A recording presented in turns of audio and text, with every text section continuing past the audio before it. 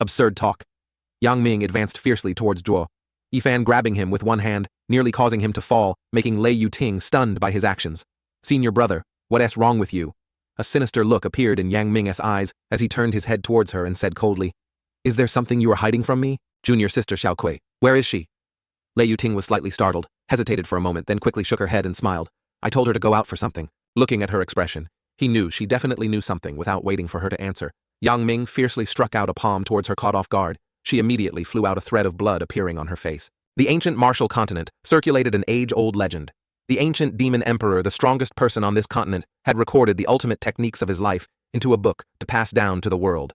It was called the 9 Serene Secrets Manual. Folk tales say that those who cultivate this book can reach the ability to understand the heavens and the earth, the highest realm on earth. The power of heaven and earth is in their hearts on this continent. Who dares to swear that they do not want to possess it? Ultimately, the power of this ultimate technique is too great. This continent will once again rise up in a storm. But who would have thought that this ultimate technique had fallen into the hands of the demon emperor Zhuo Yifan, a man famous for his cruelty and arrogance? Whether it is true or false, those righteous cultivators will not give any chance for this mental cultivation technique to fall into the hands of the demon emperor, regardless of its authenticity. The siege and attack on Heavenly Demon Peak is only a matter of time. But in the end is the main purpose of the righteous path to prevent this cultivation technique from falling into the hands of the cruel demon emperor. Or do they have other sinister intentions? No one in the world knows. Heavenly Demon Peak. The base of the demon emperor, Zhuo Yifan, is a place that no one has ever dared to encroach upon out of fear of him. It is a place of layer upon layer of dangers. Those who enter may not leave alive. Zhuo Yifan knew that the information about the 9 Serene Secrets Manual being in his hands had been leaked. He knew that his Heavenly Demon Peak was now coveted by everyone, but so what? This was his territory. Why should he fear their siege? Moreover, he had the strength. But in the end, Zhuo Yifan did not know that he would pay a heavy price for this arrogance and contempt. At this moment he was sitting on the main hall seat, leisurely fiddling with the cultivation technique in his hand, when suddenly, Zhao Cheng, his direct disciple, ran in panic-stricken and reported, Master, something bad has happened. The mountain protecting Grand Formation has been broken. They are about to attack. I am afraid that before long the 7 sovereigns will. Zhuo Yifan didn't pay it any mind. He interrupted. What panic? Even if the 7 sovereigns join forces, they are no match for me. But what surprises me is that they could break my formation. Haha. Not bad. I have to go out and see who dares to court death by breaking my formation. Having said that, he leisurely stepped outside. This kingly aura of his was the strength he had cultivated throughout his life. The arrogance of a king on this entire continent who dared to claim to be stronger than him. Outside the entrance to the Heavenly Demon Peak's lair, hundreds of thousands of people were surrounding it, wanting to attack and destroy his territory. He glanced around at the crowd, a bunch of evil soldiers with low cultivation levels also imitating others to act on behalf of heaven. Foolish. He cast a contemptuous look. Seeing him come out, the righteous cultivator seemed eager to die and loudly shouted, Demon Emperor, you are surrounded. Quickly. Hand over the 9 Serene Secrets Manual. Otherwise the only path left for you is death. The righteous path always considers themselves to be right, benevolent, and righteous. Yet here they were acting arrogantly towards him, a bunch of damned people. He was too lazy to argue with this group of low-level cultivators and directly made a move. One of them shouted loudly, Everyone be careful, he's coming! He gathered magic in his hand and began to attack. It was too late for fear. Now his strength was what he was most proud of today. Even if the 7 sovereigns came, the outcome was still unknown. These people were no match for him. In an instant, the magic in his hand raged towards the crowd, and one by one, they began to fall. The sky was gloomy, and the dead lay like a curtain. A rain of blood had washed over, but he still stood there proudly, a supreme ruler looking down at all living beings. Another moment passed, and more than half of the righteous cultivators were dead. Finally, the 7 sovereigns could no longer bear it and appeared sword sovereign. The most influential among the 7 sovereigns spoke with a Taoist demeanor. Zhuo Yifan, hand over the 9 Serene Secrets Manual and surrender. We guarantee you one to die. Zhuo Yifan raised his eyes to the sky, looking at the 7 figures with their hypocritical Taoist appearances, eager to act on behalf of heaven and kill him. He was arrogant and conceited because he possessed the strength of a ruler. 10,000 people feared him. He was the 8th sovereign recognized by the Holy Domain. How could they be qualified to question him? Here, he spoke with disdain. Finally, you've arrived, sword sovereign old man. I am the leader of the 8 sovereigns recognized by the Holy Domain. Even if you 7 sovereigns attack together, you are no match for me. You are simply courting death. Lol. His laughter echoed through the sky. Arrogant and conceited, he was a born ruler. Sword sovereign angrily replied Zhuo Yifan, don't be too arrogant. Do you think no one in the Holy Domain is stronger than you? You are going against the entire Holy Domain. So what if you are strong? We also have ways to kill you. As soon as Sword Sovereign finished speaking, another figure appeared. He also wore the Taoist robes of those righteous people. In the end, they still wanted to force Zhuo Yifan to his death for that cultivation technique. Yet they acted with false compassion. This venerable one represents the holy domain to retrieve the demon emperor FYS relics, the person said. Zhao Cheng behind him said worriedly in a low voice. Master. He is the strongest sage in the holy domain. He has also joined this battle. I am afraid we. Zhuo Yifan impatiently interrupted. What Taoist? What sage? They are just a bunch of villains wearing the skin of the righteous, greedy for treasures. He knew they were greedy for the cultivation technique, greedy for the so-called supreme power of heaven and earth. And that was why they came. Yet here they were talking about righteousness and acting on behalf of heaven, disgustingly hypocritical. But unfortunately he had guarded against everything but the people closest to him. Suddenly, a thwack sound rang out, and a sword pierced him from behind, right in his most vulnerable spot, without the slightest deviation after making the move. Zhao Cheng behind him said sinisterly, Master, surrender. Only a wise man knows better than to fight when the odds are against him. You can escape, my good Master Zhuo. Yifan laughed angrily. Zhao Cheng, so you actually betrayed me. Haha, so it was you leaked the information, and at the same time you coordinated from within and without breaking the mountain, protecting Grand Formation and leading them in to destroy me, wanting to seize the 9 Serene Secrets manual.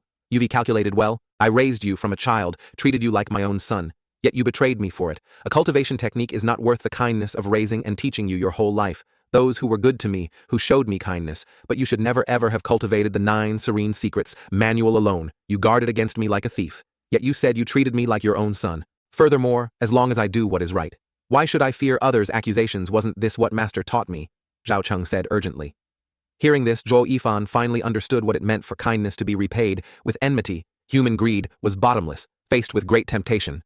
The kindness of raising and nurturing was worth nothing. It was a pity. He realized it too late, raising a viper in his bosom. In the end, it was still his fault. He had trusted people too much. Trusted too much in the so-called master-disciple relationship, leading to his defeat at the hands of the disciple he had painstakingly raised. He laughed bitterly. Zhao Cheng, oh Zhao Cheng, I originally intended to pass on my lifelong ultimate techniques to you, but in the end your heart was too greedy, and you couldn't await. Well then today, I will let you die together with this group of hypocritical righteous people. Even if I destroy the 9 Serene Secrets manual, I will not let you succeed. Die. How could a man as arrogant as he was allow himself to be defeated so easily? If they wanted the 9 Serene Secrets manual in his hands, they would have to exchange their lives for it. Today, he was determined to die here, and would not let this group of hypocritical villains and wolves in sheep's clothing succeed. One of the 7 sovereigns exclaimed, Not good, he wants to self-destruct. Run. The self-detonation of a great demon emperor was no small force exploding. Those who didn't run fast enough would face a bloody storm and lose their lives. Thunder and lightning struck down from the sky in torrents, as if venting their anger for the death of the demon emperor Zhuo Yifan. Another lightning bolt struck down, hitting a child lying weakly in the rainforest. Thump! The child suddenly woke up and opened his eyes, but this gaze was not the innocent gaze of a child.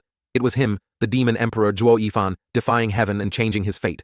Borrowing a corpse to return his soul to a child, on the verge of life and death. He sneered. A dignified demon emperor had actually seized the soul of a child.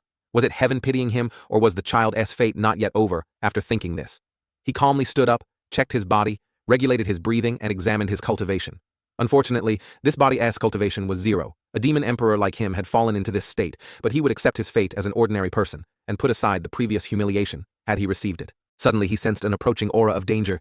He checked his surroundings. A pack of wolves was stirring, preparing to attack him for their meal. A great demon emperor like him, even without cultivation, could kill this pack of wolves. He glanced at them and roared, "Scram!" The frightened wolves fled. His roar startled all the creatures living in the forest. He was about to step away when he heard a faint cry for help. Save me, Zhuo Fan, save me." He was an acquaintance of this body's original owner, seeing that his strength was not bad. Zhuo Yifan stepped forward, raising his hand to absorb the cultivation in the other person's body, seeing his sinister gaze and actions. The other person panicked and exclaimed, "You? Who are you? You are not Zhuo Fan." Although his dark secret had been guessed correctly, he showed no fear. He continued his actions as if bestowing a favor before death. He viciously opened his mouth and said the truth. "You were right. I am not Zhuo Fan, but I am the demon emperor, Zhuo Yifan." The other person's eyes widened in surprise, but unfortunately, how could Zhuo Yifan let him go? He was absorbed to death among the 9 Serene Secrets, Manual S. Highest techniques was the heavenly demon grand transformation art, allows the user to siphon another's cultivation to enhance their own. However, the energy of others is naturally repelled by the body, so it must first be demonized before it can be fully absorbed without causing backlash after completing the absorption. He calmly sat down and began refining the cultivation power of Spirit Venerable. This refinement process took the entire night. The next morning, Zhuo Yifan opened his eyes. He had successfully absorbed all of the other person's cultivation, transforming this body from 0 to a leap, reaching the 5th level of the foundation establishment stage. Seeing this, he secretly rejoiced, looking into the distance. His eyes turned fierce. "Sword Sovereign, Zhao Cheng. The day I return from rebirth is the day of your death. Old grudges and new hatreds, I will settle them all with you." Having the initial step of the 5th level of the foundation establishment stage, what he needed now was to find a place to improve his strength, waiting for the day of his return. After thinking this, he immediately used light body technique and flew away, but on the way, he encountered a group of people causing trouble blocking his path. Seeing this, he twisted his body and hid in a tree listening to the voices of the people below you. Sun Guanjia are a traitor. Danti bully people too much. Pang Tongling the Luo's family guard leader spoke out. The person opposite sneered upon hearing this and replied, Commander Pang, out of respect for our past camaraderie, I advise you to surrender. Then he ordered his men to prepare to advance. This person was Sun Guanjia, the Luo's family steward. At this moment, the young woman, sensing the danger, suddenly spoke steward. Son, the returning dragon palm is the Luo's family martial art passed down through generations today. Even if I die here, I will not hand it over to you. The child standing beside her interjected, Sister, Danti, stop me. I must beat this traitor to death. The people of the Luo's family. So the Luo's family misfortune was due to a traitor. Another ingrate, the Luo's family raised a viper in their bosom, destroying the family's lifelong efforts. Human greed always prioritizes immediate benefits, disregarding past kindness. They can even repay kindness with hatred. Trust is the cheapest thing in this world. Zhuo Yifan thought the mountain bandits of the Luo's family had grudges with this body's previous owner. But what did the grudges of the secular world have to do with him? He still needed to take care of himself first. After calculating, he decided to fly in another direction to avoid trouble. But for some reason, a sharp pain suddenly appeared in his body. Chapter 2. Inner Demon. Not long after moving, he felt something was wrong with his body. His heart felt like it was being squeezed suffocatingly tight. He thought he was experiencing ki deviation during cultivation. But how could he inherited cultivation technique like the 9 Serene Secrets, Manuel's Heavenly Demon Grand Transformation Art, have a backlash so early? He considered the possibility that this body might not be able to cultivate immediately. He found a place to regulate his ki and examine his body. His inner ki heart meridian and the circulation of ki throughout his body were all normal. Every check showed no errors, so where exactly was the problem? Suddenly an idea flashed through his mind. To be certain, he immediately flew back in the opposite direction, towards the place where the Luo's family was besieged. Sure enough, the pain in his body disappeared. This confirmed his thought. This body had an inner demon, and the person who caused this body to have an inner demon was the Luo's family eldest daughter. For a cultivator, the birth of an inner demon meant that the boundary of chi deviation was near. He was a little annoyed and began to absorb this body's memories to find the cause. The young man named Zhuo Fan was brought to the Luo's family manor because his father had done a favor for the Luo's family. He became a servant protected by the Luo's family. His life was supposed to be peaceful and without any suffering. However, the Luo's family did not think so. They always looked down on him and used excuses to bully and beat him. Fortunately, the Luo's family eldest daughter protected him many times, saving him from being beaten. In a situation where he was bullied by others, the Luo's family eldest daughter was like a life-saving straw to him. Unintentionally, he developed an inner demon wanting to protect her for the rest of his life. He worked hard to study and cultivate. He wanted to protect the life-saving straw of his life. But unfortunately, the Luo family was betrayed. A wave of mountain bandits wiped out the Luo family manor. Hundreds of lives of the Luo family were destroyed. In one night, he desperately protected the Luo family. Before his death, he still regretted not being strong enough to protect the Luo family. A trace of obsession remained so. When Zhuo Yifan decided to abandon the lives of the remaining members of the Luo family, it stirred his inner demon. Accepting the 2 sets of memories, Zhuo Yifan began to loathe this body. It had actually developed this kind of inner demon, which would make him a slave to others for the rest of his life. He was the demon emperor, the leader of the 8 sovereigns of the holy domain, a supreme ruler arrogant and conceited. How could he possibly endure being subdued under the feet of a secular family after so many years? He was extremely angry. In a moment of rage, he punched a tree by the roadside, revealing a fierce look in his eyes. He cursed loudly. Damn it. He retracted his hand for the sake of revenge, and to one day become as powerful as before he would endure. His movements alerted the group of people on the other side. The leader shouted, "Who is there? Show yourself!" Upon hearing the commotion, the Luo's family eldest daughter, Luo Yunshang, initially thought their reinforcements had arrived. She whispered to Pang Tongling, "Our reinforcements have arrived." Right? Pang Tongling immediately dismissed her young lady as thought no. The timing isn't right. They couldn't have arrived so quickly. While the Luo's family mistress and servant were whispering about reinforcements, Zhuo Yifan silently stepped out from behind a large tree. He walked towards them and said loudly, "Young miss, it's just a spirit rank cultivation technique. It is nothing important. Life is precious. Quickly give it to them. I can get you another one." Seeing that it was him who had emerged, the people of the Luo family were somewhat surprised. Everyone thought he had died last night, yet now he appeared here, making them a little suspicious. Moreover, he said words that seemed to betray the Luo family. Was he really the one who had desperately protected the Luo family yesterday? Knowing the Luo eldest daughter's thoughts, he said, "My life is tough. I haven't died yet." After speaking, he considered the current situation. These mountain bandits' cultivation levels were all above the initial foundation establishment stage. With the highest being at the 7th level, he had only just reached the 5th level of the foundation establishment stage, and his foundation was insufficient if he recklessly charged forward. Now it would be a path to death. He glanced at the two Lak siblings, thinking that he had to protect these two lives, which was a bit troublesome, while Zhuo Yifan was engrossed in his thoughts. Steward's son sneered, I thought it was someone important. A low-level brat like you still wants to ruin my good plans. Hearing Steward's son's words, the eldest daughter and Pang Tongling became a little worried for him. They had thought that he was a bit foolish but very loyal before, but now Hayes Pang Tongling sighed.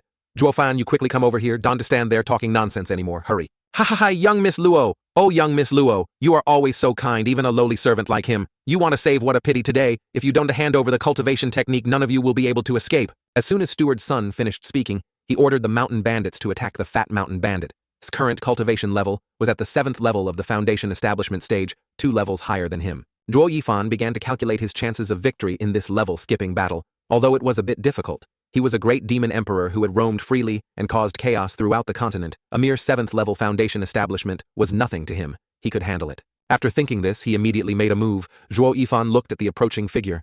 The inner strength in his body began to condense towards his arm. A resolute glint flashed in his eyes.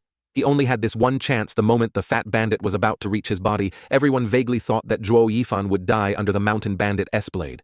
But suddenly a loud noise rang out, reaching everyone's ears. It was the sound of bones shattering, followed by the other person's sharp scream.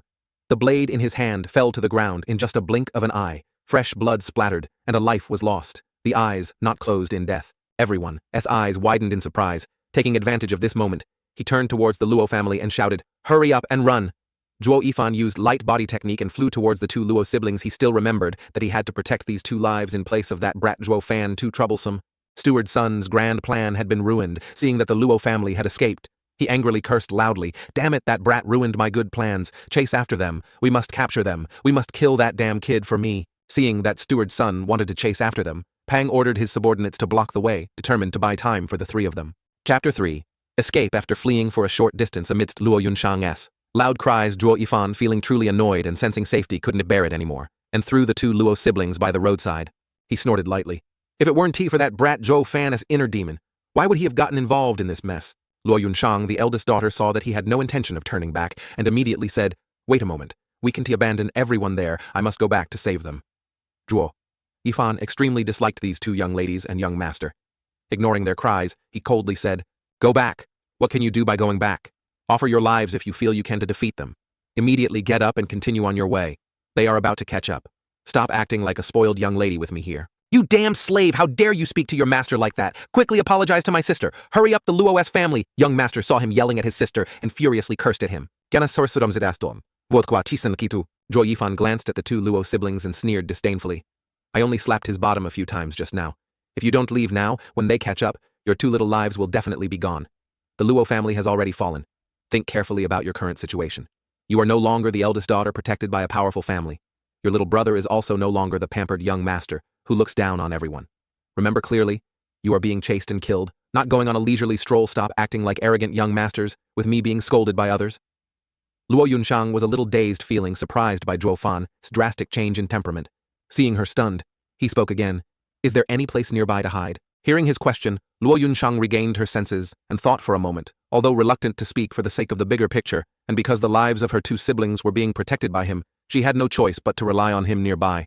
"There's a farm, there's nowhere else. West of Blackwind Mountain, there's a dense fog forest, perhaps the mountain bandits in Blackwind Mountain. Don't fully understand the terrain there either." Hearing her words, Zhuo Yifan pondered for a long time, feeling that this place was quite safe. He decided to go there to take temporary refuge. "Let us go there. Carry your younger brother and lead the way." Luo Yunshang's anger had not dissipated, but she had no choice but to obey him. She decided not to look at him anymore and walked straight ahead. She secretly resolved that once they escaped danger, this young lady would definitely settle accounts with him. You just wait. After 2 to 3 hours, the three arrived at a fog-shrouded forest, gloomy and indescribable, a vast expanse of white. They chose a corner of the forest within the boundary. Zhuo Yifan looked at the scene before him as if in thought. Zhuo Yifan saw him standing still and silent, thinking he was afraid of this scene. "My father once said that the Black Wind Mountain Lord is very strong, no weaker than him. This is the misty forest surrounded by fog for many years. No one who has ever entered has been able to come out. Hiding inside is safe. But perhaps we will never be able to escape. You take my younger brother in first. I will block the mountain bandits." Zhuo Yifan basically didn't listen to her. He quietly looked around. This was a good place to hide. Hearing Luo Yunshang's intention, he turned to her and said, I refuse. I am not familiar with the terrain here. I need a guide if you dare to go. I will definitely strangle this little devil. It doesn't matter if you die, but it's not worth it for me to die with you. Why don't we just finish off Steward's son and his people here? How could she? The young lady have heard such words. She was shocked and took a few steps back. What on earth had triggered him to become like this? She angrily shouted at him. With just you, someone who hasn't even gathered ki, you want to kill a 6th-level foundation establishment like Sun Guanjia. Even if I and the guard join forces, we can to defeat him Danti court death. He was too lazy to argue with this young lady. He looked around. Finally, he found a way to survive in this desperate situation and continued to speak to Luo Yunshang as the eldest daughter. Do you dare to gamble if we win? We will bury Steward's son and his people here. Zhuo Yifan looked at him in shock. What exactly did he want to do? Seeing her hesitate and waver, he knew she could only rely on him. He smiled faintly and smugly. Give me the spirit stone on your body. The Luo's family last hope lies in your hands. Luo Yunshang weighed the pros and cons in the end. This was the only path left for her. She took off the ring on her finger, her last remaining family asset, and handed it to him, hoping that he would keep his word if he dared to deceive her. She would never forgive him, even as a ghost. Holding the spirit stone in his hand, Zhuo Yifan was a little excited. He turned around and disappeared into the vast fog, leaving behind only one sentence before leaving wait for me here. The Luo's family young master saw him leave and hurriedly said to his sister, Sister, do you believe that damned slave Luo Yunshang? Slightly shook her head, a little embarrassed, and said, Although he is rude, what he has done is helping us. It's better than those who have honeyed words, but stab us in the back, leaving us caught off guard. Zhuo Fan slowly entered the dense fog forest. He assessed his surroundings. East azure dragon west, white tiger south, vermilion bird north black, tortoise with killin soaring straight up in the middle, piercing the sky and shattering the firmament. This was absolutely a great formation. It was a pity that no one knew. However, this time he came to turn this place into his second heavenly demon stronghold. He held the spirit stone in his hand, and a ray of light flashed. He passed through the forest, recited the incantation. 9 nether underworld kneel and open 4 directions. Slaughter enter the formation, activate the formation. In just a short while, the fog around the forest disappeared without a trace. Miserable cries constantly echoed from within the forest. The 2 Luo siblings on this side were greatly frightened. After a long while, she saw Zhuo Yifan walking over with a pale face and asked, What exactly just happened? Did you play some trick? Zhuo Yifan did not answer her question but waved his hand, signaling her to follow him. Although Luo Yunshang was suspicious, she still followed behind. Very quickly, the 3 arrived at a 1,000-year-old tree. He spoke. I will teach you the hand seals when Steward's son and his people arrive. You control the formation to destroy them. Hearing this, Luo Yunshang was both surprised and frightened, and replied, What you were saying? This is a formation. How could you know how to activate a formation? Luo Yunshang doubted this formations were more precious than cultivation techniques. How could a mere guard like him know? Zhuo Yifan became impatient with her, and replied a little angrily, You don't need to worry about why I know, you just need to kill that group of people done to talk too much. Half an hour later, Steward's son finally arrived. Pang Yuan was ultimately no match for him and had been captured hoping to threaten Luo Yunshang, knowing his intentions. Pang Yuan said, You son, quickly kill me. Otherwise, if I escape, I will tear you limb from limb. Don't even think about using me to threaten the young miss. Steward's son looked around, assessing his surroundings. Hearing Pang Yuan's words, he smiled lightly. Wait until I get what I need and I will quickly grant your wish. As for that brat Zhuo Fan, he ran well. Knowing I am not familiar with the terrain hiding in this remote and dangerous place, suddenly the person next to him noticed something unusual ahead and said, Steward's son, there is someone lying there ahead. Getting closer, they recognized him, Zhuo Yifan, seeing that Steward's son's group had finally come to seek their own deaths. Zhuo Yifan smiled leisurely. Great Steward's son, I've been waiting for you for a long time. Steward's son frowned, looking at him, sensing that something was wrong. However, his face remained calm. Zhuofan, you are quite bold, actually daring to appear before this old man. Go kill him for me. Chapter 4. Annihilation. A mountain bandit came with the momentum to split the void. But the person sitting there did not move at all when the sword blade was only an inch away from him. He suddenly raised his head and revealed a cunning smile. Great Steward's son, the 2 Luo siblings, Zhuo Fan. Oh, Zhuo Fan, since when did you become so scheming? Or were you pretending all along? Steward's son sneered. Zhuo Yifan ignored Steward Sun's taunts and continued, How about we make a deal? Steward's son ordered his subordinates to stop. He stared intently at the opposite side, a hint of suspicion and a bit of caution in his eyes. He wanted to find falsehood on his face, but there was none. He replied, A deal.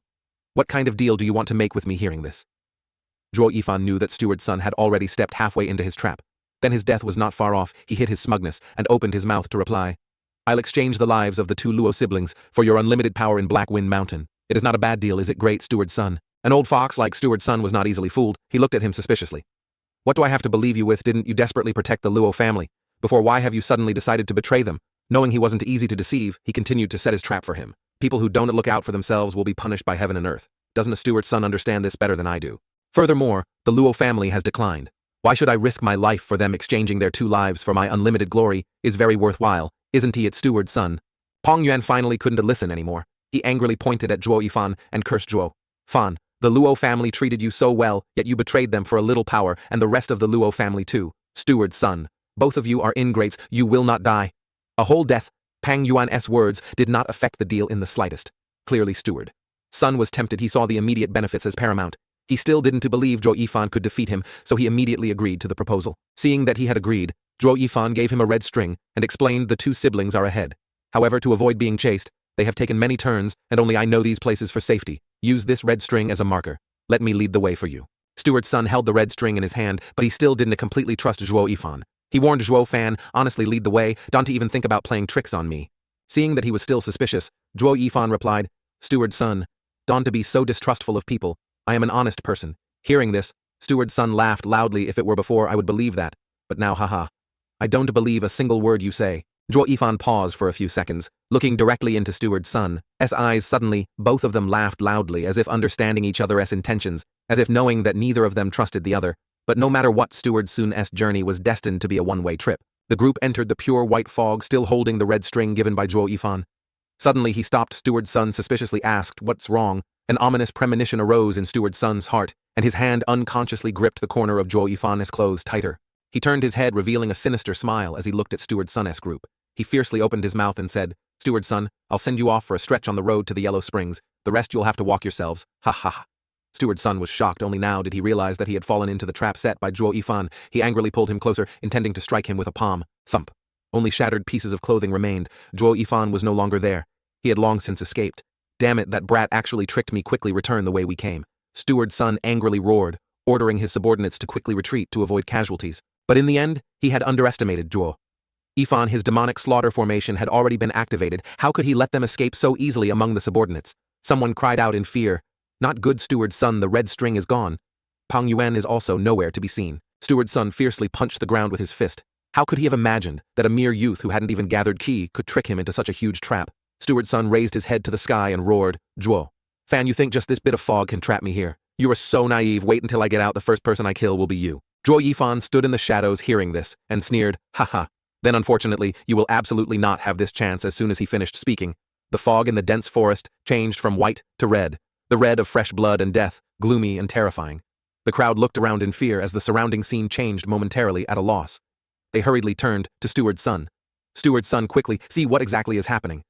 Why can the fog change color? Be vigilant, he must still be around here. Steward's son looked around and said, he actually has such a bold plan. Could this be a living formation, having lived for more than half his life? He knew that formations were extremely powerful because they borrowed the power of heaven and earth, and could annihilate a group of people in an instant. At this moment he finally felt fear towards Zhuo Fan. He was definitely not an ordinary person. Who exactly was he? On the other side, Luo Yunshang was following Zhuo Yifan's orders to control the slaughter formation. She turned to Zhuo Yifan. They are trapped in the formation. What should we do next? Young miss, this last step depends on you. After saying this, he stepped behind her, took her hand, and taught her the incantation.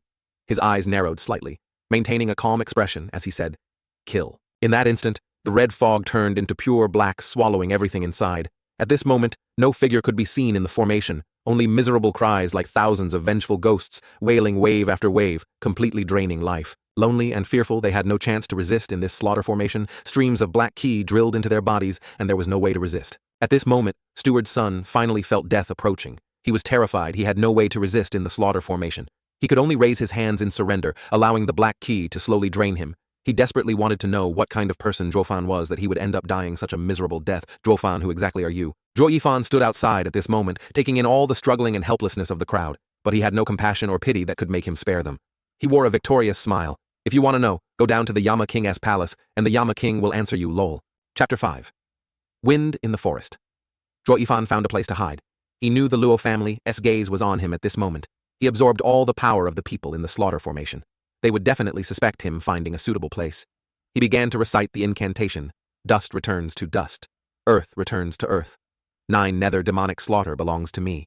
Return. As soon as the incantation was spoken, the slaughter formation immediately lost control on this side. The Luo's family group looked at the scene before them, somewhat surprised, not knowing why the formation had lost control. On the other side, Zhuo Yifan continued to absorb power. He sat in the fog, and those black shadows like gusts of wind all rushed towards him. He accepted them just like that. his expression not changing in the slightest. He continued to change the incantation, circulating the heavenly demon grand transformation art. In just an instant, the black original force within his body began to surge rapidly, circulating through his meridians and then moving to his dantian. In the blink of an eye, his cultivation level began to rise sharply. Foundation. Establishment stage. 6. Foundation. Establishment stage. 7. Foundation. Establishment stage 8. Before he had time to adapt to the original Kai in his body, it continued to rise. Foundation establishment stage. 9. Foundation establishment peak, until his original force settled at the QE gathering realm before showing signs of stopping. The slaughter formation he activated this time ultimately brought him a considerable amount of original force. After absorbing all of it, he slowly opened his eyes.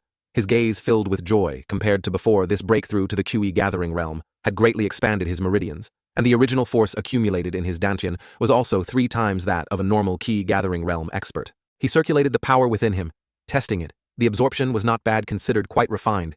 Now he could control the formation without needing that Luo Yunshang. Ultimately relying on oneself was still better. Letting out a breath, he murmured the incantation, causing the yin slaughter within his body to begin to recede. As the yin slaughter dissipated, he gently moved and the fog immediately vanished as if it had never existed. He raised his head to look at the sky. Finally, I've broken through to the Qi gathering realm. I should still practice some martial arts. The Luo's family group finally found their way to him.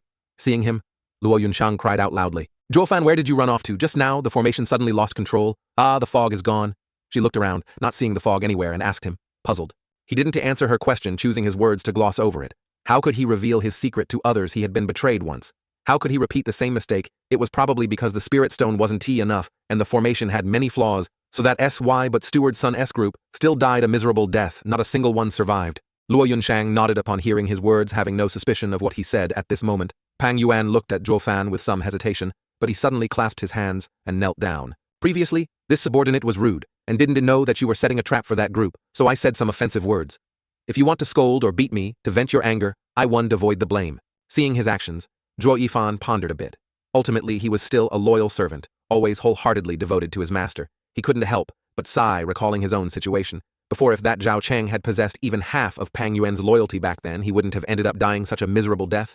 Realizing that he had been dwelling on the past again and had left Commander Pang kneeling there, he felt a pang of guilt and said, "Commander Pang, you are a guard. Commander, I am just a lowly servant. How could I dare to blame you moreover?"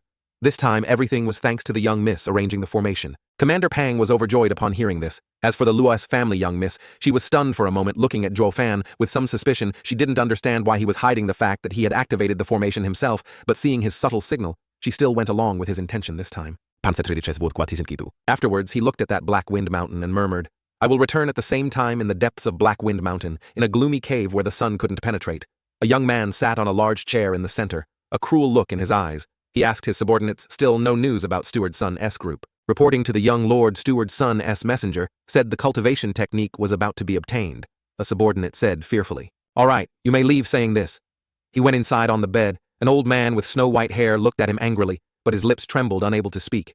Seeing this, he gently patted the person lying on the bed and said smugly, "Master, rest assured that old friend of yours has already gone over there to wait for you. Once I have the returning dragon palm in my hands, I will send you over to reunite with him, Loel." 5 days later, Zhuo Yifan and the Luo S family group finally set foot in Fenglin City. The bustling and prosperous inner city caused all the burdens of their previous pursuit to be lifted, instantly vanishing like smoke. Looking at the bustling scene as if regaining her former joy, Zhuo Yifan revealed a smile. Yunhai, look over there. She pulled her younger brother towards a stall, her face as bright as a flower.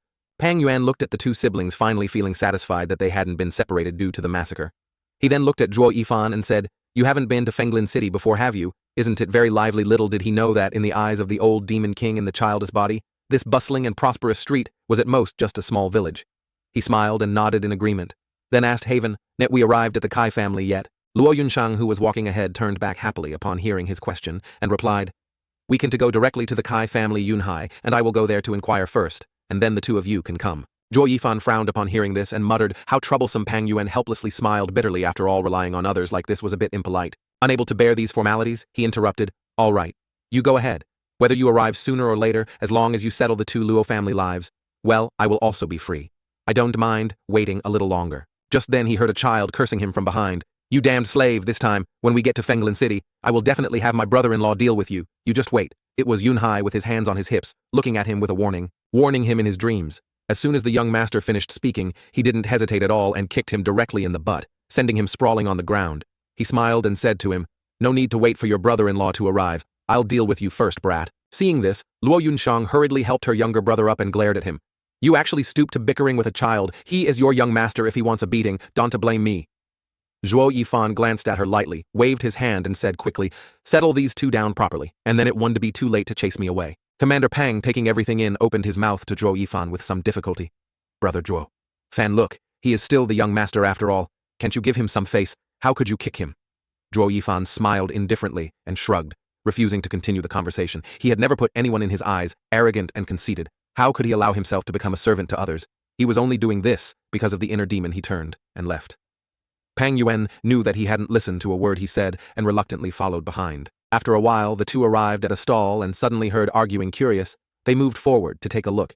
He saw a woman standing in front of the stall arguing with the vendor. The woman was dressed in white, her eyebrows curved like a bright moon, looking extremely gentle-faced with the stall owner. As loud words, she steadfastly maintained her calm smile, not being vulgar, and gently persisted with her opinion. This jade of yours is not real jade. The stall owner, whose stall was being questioned, couldn't bear it anymore, and loudly scolded the woman in front of him. Which of your eyes saw that it's not real jade? What do you know about jade? You little brat, go play somewhere else and don to hinder my business. The woman smiled but still firmly stated her opinion. I really don't understand jade, but I saw pure Mo Yu once, and know that this of yours is fake. This woman used such a strange reason to deny the value of the Mo Yu. It was unclear whether she was stupid or pretending to be stupid. But looking at her smile, he still couldn't help but step in to help. This piece of jade of yours, just like this young lady said, is definitely fake. I have a way to prove it. Chapter 6. Strange Woman. The woman was stunned for a moment, looking at Zhuo Yifan as if in thought. Finally, she nodded lightly and smiled. He looked at everyone and said, Everyone, please help me find some sulfur and a basin of water. I can completely prove it. Fake. Hearing this, everyone wanted to see if they had been deceived by that unscrupulous merchant, so they immediately went to prepare. The stall owner still tried to salvage some of his reputation. Where did this damn brat come from? Everything I sell is genuine. Hearing this, he smiled lightly. In his previous life, living in the city, the most common items were all kinds of jade. He would definitely make him lose convincingly in front of everyone. He placed the prepared items in the water, then opened his mouth to challenge the stall owner. Put your Mo Yu in the water, and you can immediately prove whether it's real or fake. If it's fake, it's fake.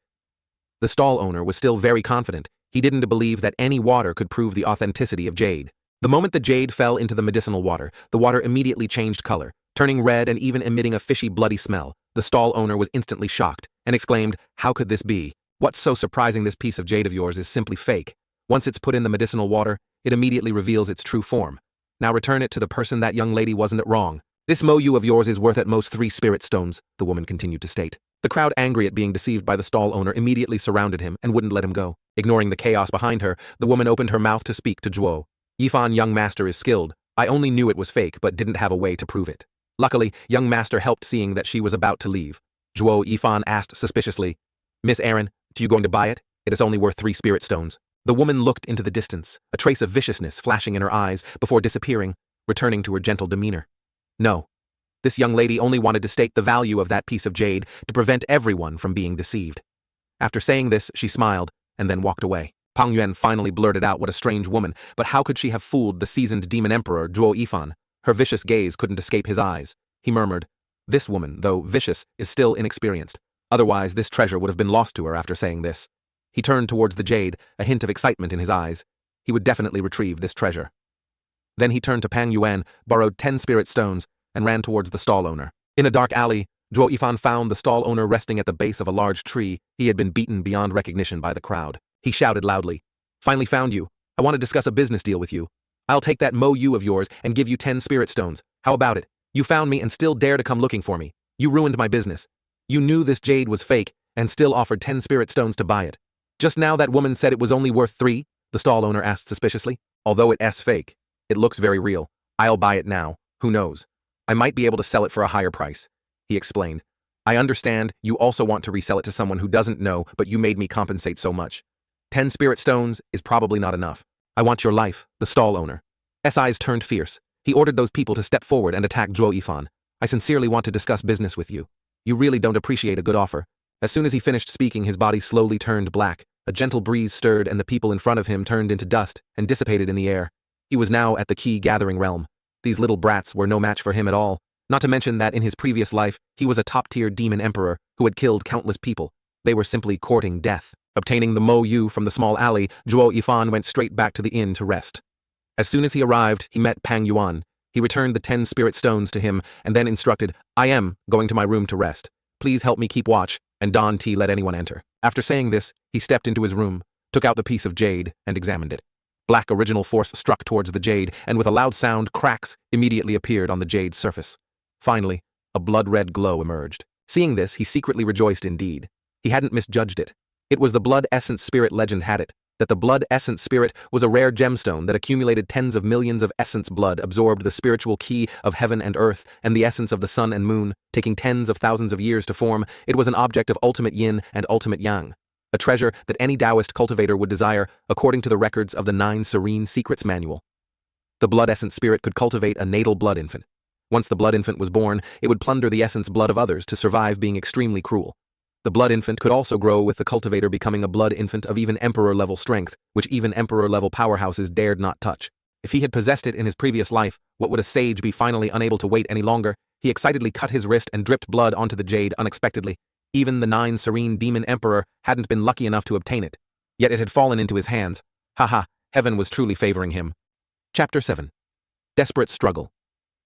Zhuo Yifan slowly dripped blood onto the Mo Yu. With each drop of blood that fell, the jade disappeared without a trace, seeing everything. A sinister smile appeared at the corner of his mouth as he continued to feed blood to the jade, but ultimately he underestimated the amount of blood needed to nurture the blood infant. He could lose too much blood and die while refining the blood infant. When refining the blood infant, one had to continuously release blood until the blood essence formed the heart meridian. Once it began, it couldn't be stopped, otherwise it would be considered a failure. Second by second, minute by minute passed. The blood in Zhuo Yifan. His body was almost completely drained. His lips turned pale and his vision suddenly became dizzy. He spat out a mouthful of blood. Could it be that he still couldn't overcome fate?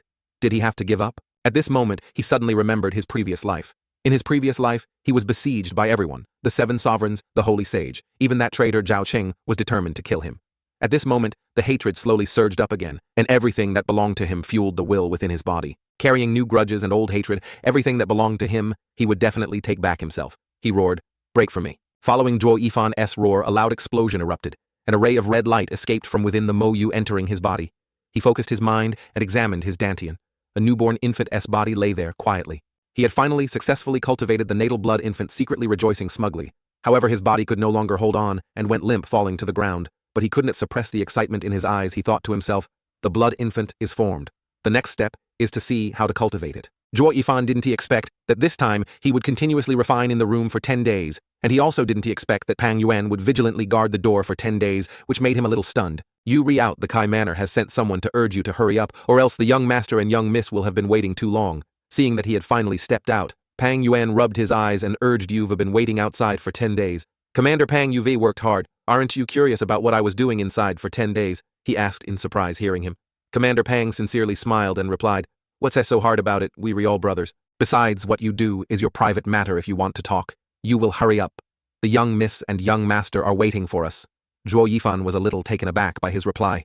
He trusted him unconditionally in his previous life, and this life cultivating all the way to the Demon Emperor realm. What kind of people hadn't he met? But ultimately, he had never met anyone who could so readily trust others like him. Was it because he hadn't seen enough types of people? Or was it because he didn't have the fate to meet such a person? Commander Pang and Zhuo Yifan arrived at the Kai Manor half an hour later. But as soon as they reached the gate, they were stopped by 2 guards who shouted, "Who are you two? How dare you barge into the Kai Manor?" With the mentality of seeking refuge, Commander Pang smiled softly and replied, "This subordinate is from the Luo family, and this is the Luo's family steward.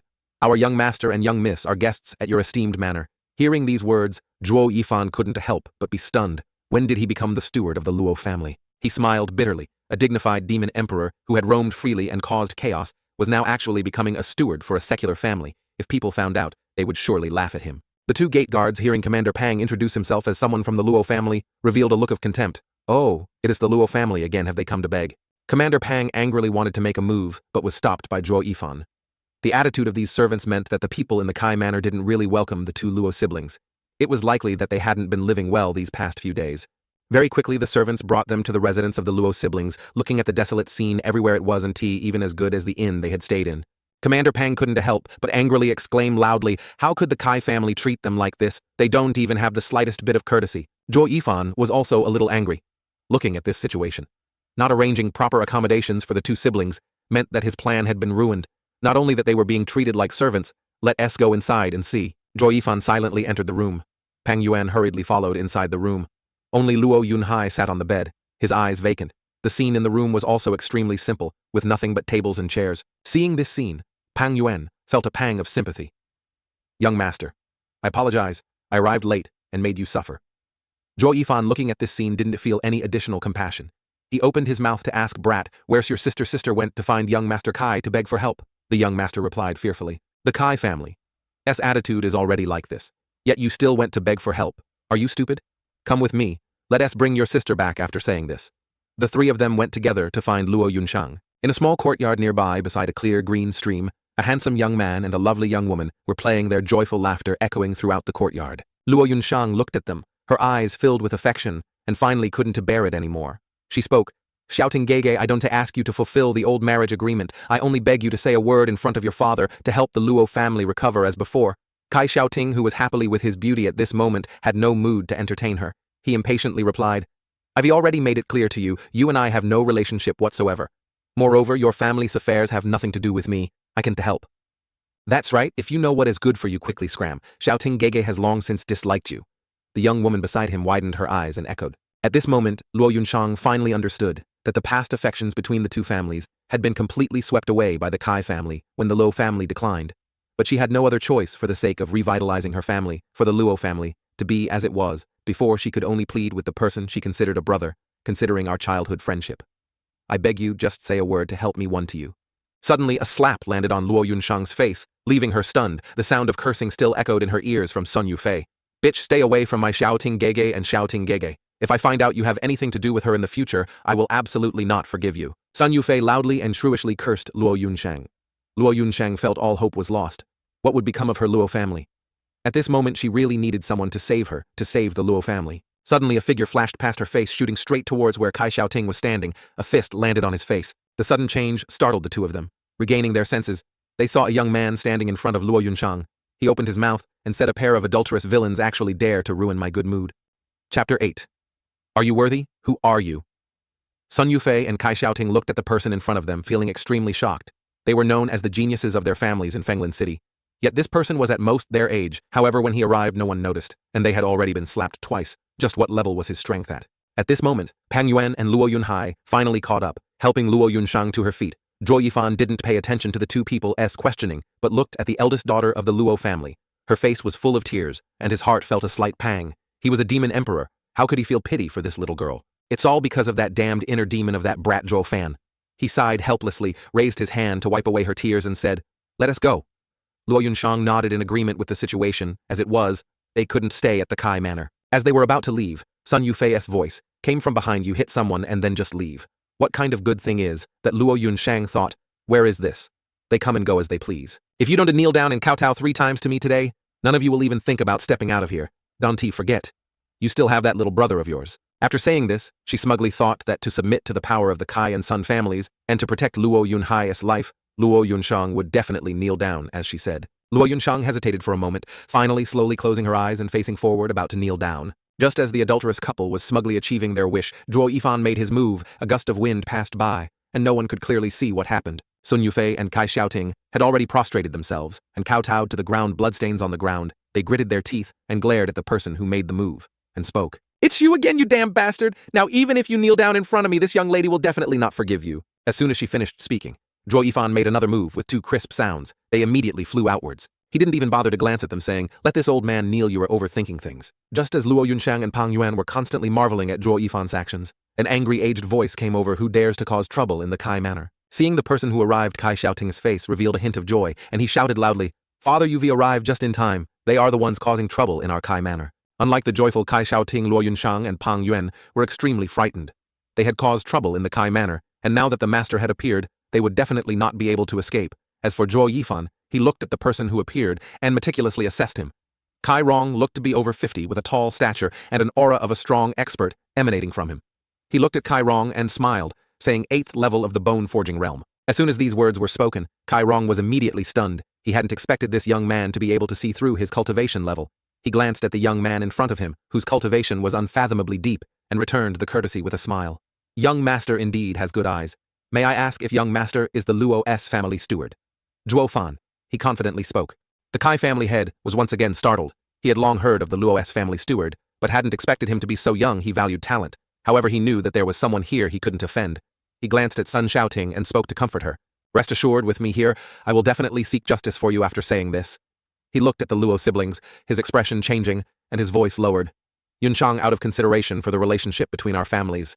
I took you siblings in, yet you are causing trouble here. Zhuofan didn't he wait for Luo Yunchang to speak and instead replied, an elder like you is actually bullying a young girl here. If there is anything you can speak directly to me. If you insist on turning hostile, then dawn to blame me for being impolite. If you can withstand 2/10 of my strength right here, I will let you leave. How about it?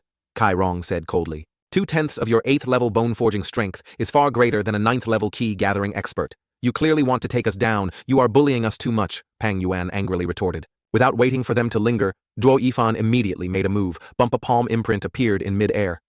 Kai Rong never in a million years expected that he would actually dare to attack first, and even withstand 2/10 of his strength. This young man was indeed extraordinary. A 2nd level key gathering realm expert can actually withstand 2/10 of my strength. Not bad, but unfortunately, while you might have been lucky enough to escape death like others, that might not be the case this time. Zhuo Yifan revealed a sinister smile and pointed at Kai Rong. I have survived in this world by never believing in luck. What I believe in is my strength. Moreover, looking at your son, I can take his life anytime I want. Kai Rong lowered his head in alarm to examine his son, his eyes involuntarily contracting. There was indeed blood on his hand. How could a key-gathering realm expert have injured him? He looked at his son and discovered that Kai Xiaoting had actually suddenly spat out a large mouthful of blood. He couldn't help but panic and feel pain, questioning Zhuofan. What exactly did you do? I was just giving Kai family head a little warning. Your son's life is at my whim, so don't be rash. Moreover, since you showed us no courtesy today, you definitely won. To reach us in the future, we might meet again. Farewell.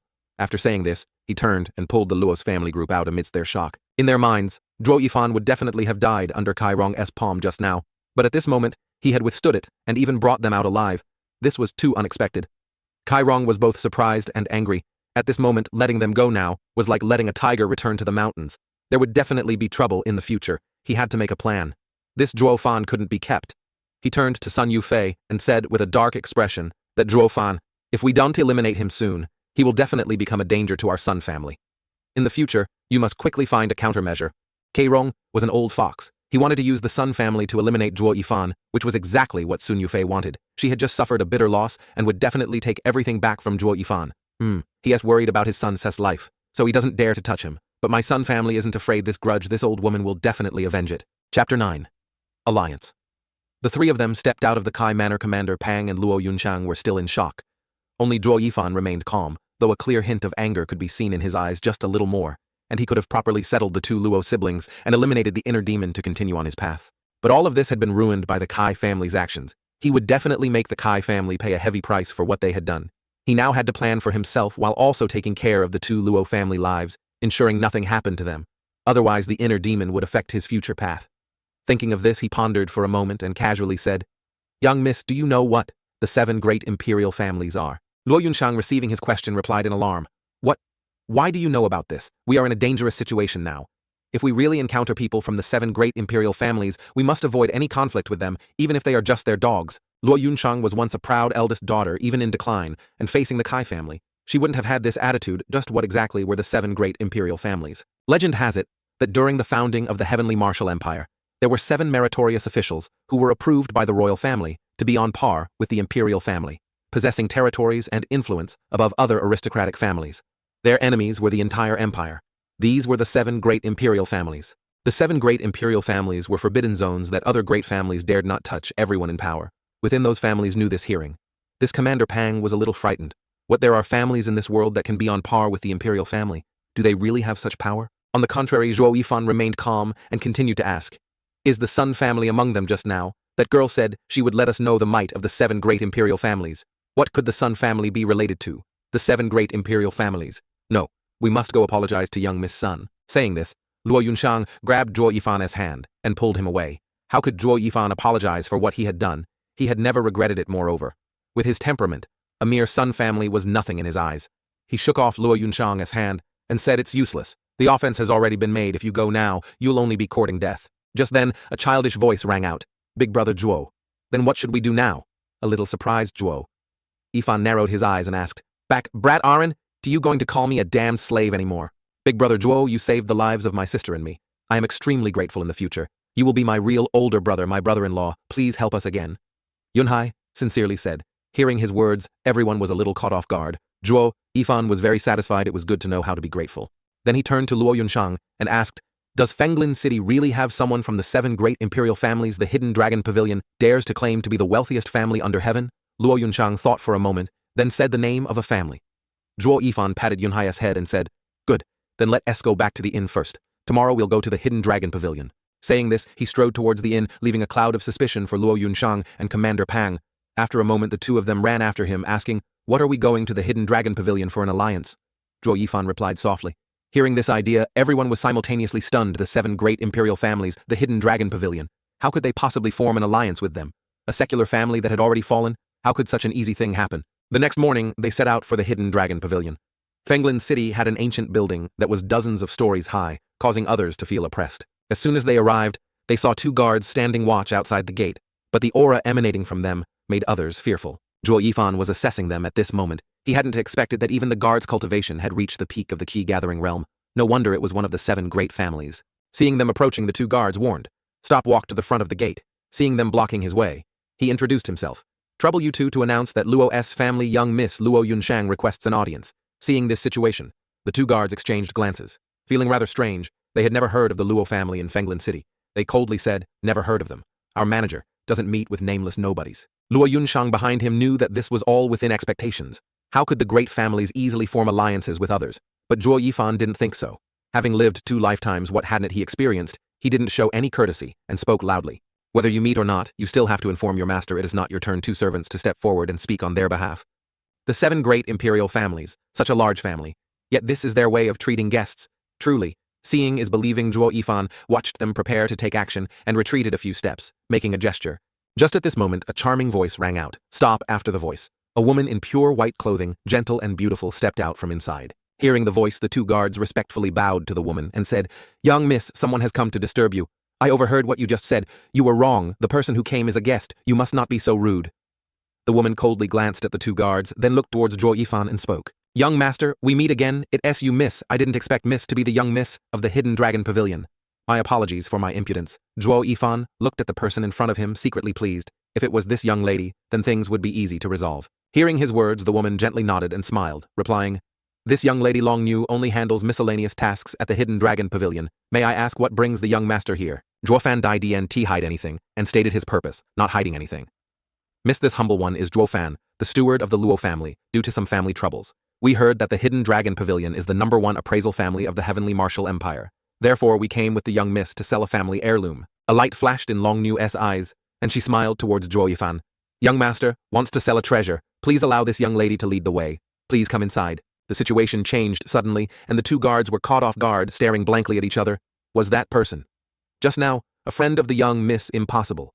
How could the young miss have such a poor friend? He said he wanted to sell a treasure with his appearance. What valuable treasure could he possibly produce? Wait until they are chased out and we'll teach them a lesson, lol. Zhuo Yifan's group followed Long Niu into a room. The 4 of them sat down, and Long Niu smiled and said, may I ask what treasure the young master has? Please take it out for this young lady to have a look. Zhuofan looked towards her, the corner of his mouth curving up. This little girl looked inexperienced but was extremely shrewd. Just now she clearly knew everything that happened outside, but she wanted to use the 2 guards to test them before intending to negotiate a deal. But the person opposite her was a demon emperor who had roamed freely for decades, holding the power of life and death in his hands. In front of him, she was still too green. Zhuo Yifan took out a painting from his body and laid it out in front of her. At first glance, the painting looked like a fake object. However, when Long Niu saw it, she was immediately a little surprised. Luo Yunshang and Commander Pang on this side were also extremely puzzled. This was just a painting that Zhuo Yifan had drawn last night. What was so valuable about it that it could be considered a treasure? After examining it carefully for a while, hiding the excitement in her eyes, Long Niu slowly spoke. May I ask what price young Master Zhuo Fan wants to sell it for? Young Miss Long is an expert in this field. Please give me a price. Zhuo Yifan replied with a smile and a calm demeanor. 200,000 spirit stones.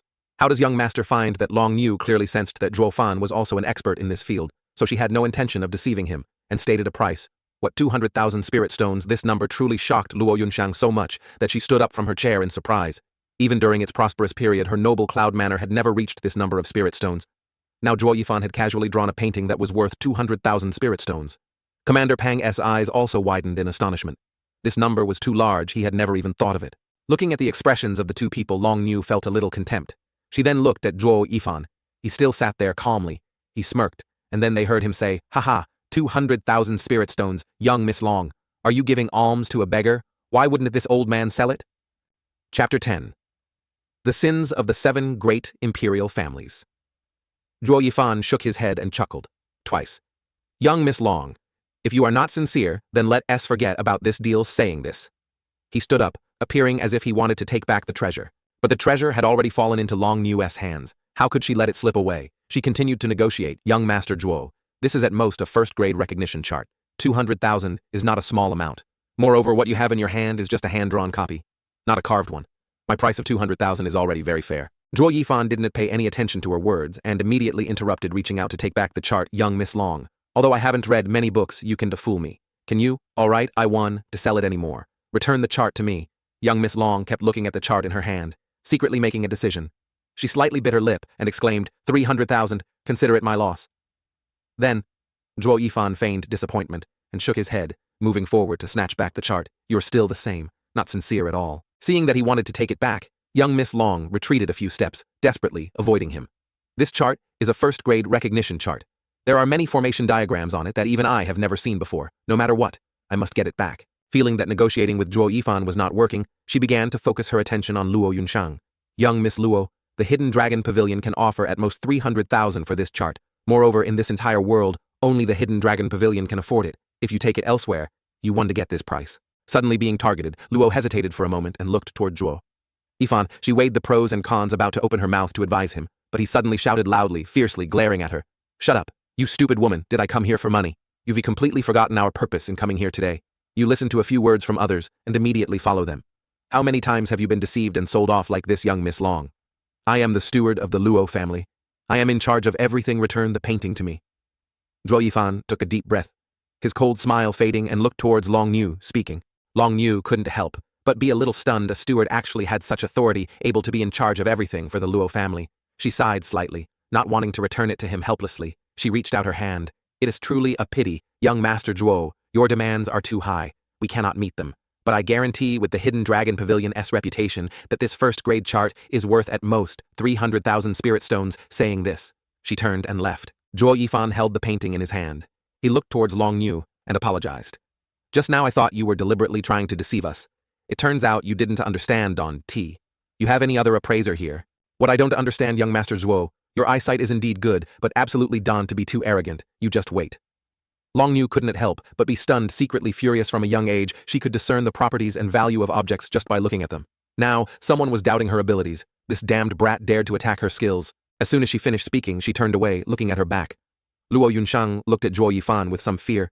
Could we have offended the Hidden Dragon Pavilion?"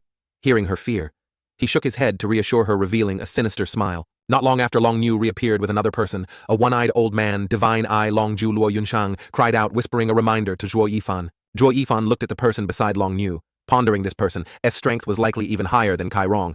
The difference between their strength and his was too great. He couldn't see through his cultivation level at present. Long Zhou's eye swept over Zhuo Yifan, assessing him. "You were the new steward of the Luo family. Not bad as long as you were not that old man's son.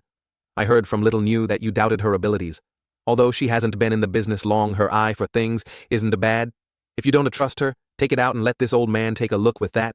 He slowly sat down. "Yes, then please take a look." Saying this, he placed the painting on the table. As soon as the painting was revealed, Long Ju froze, his one eye fixed straight on it. Long Niu, seeing him silent, quickly said, "Ninth uncle, didn't I tell you a first-grade formation chart, worth 300,000? Long Ju remained silent, staring intently at the painting.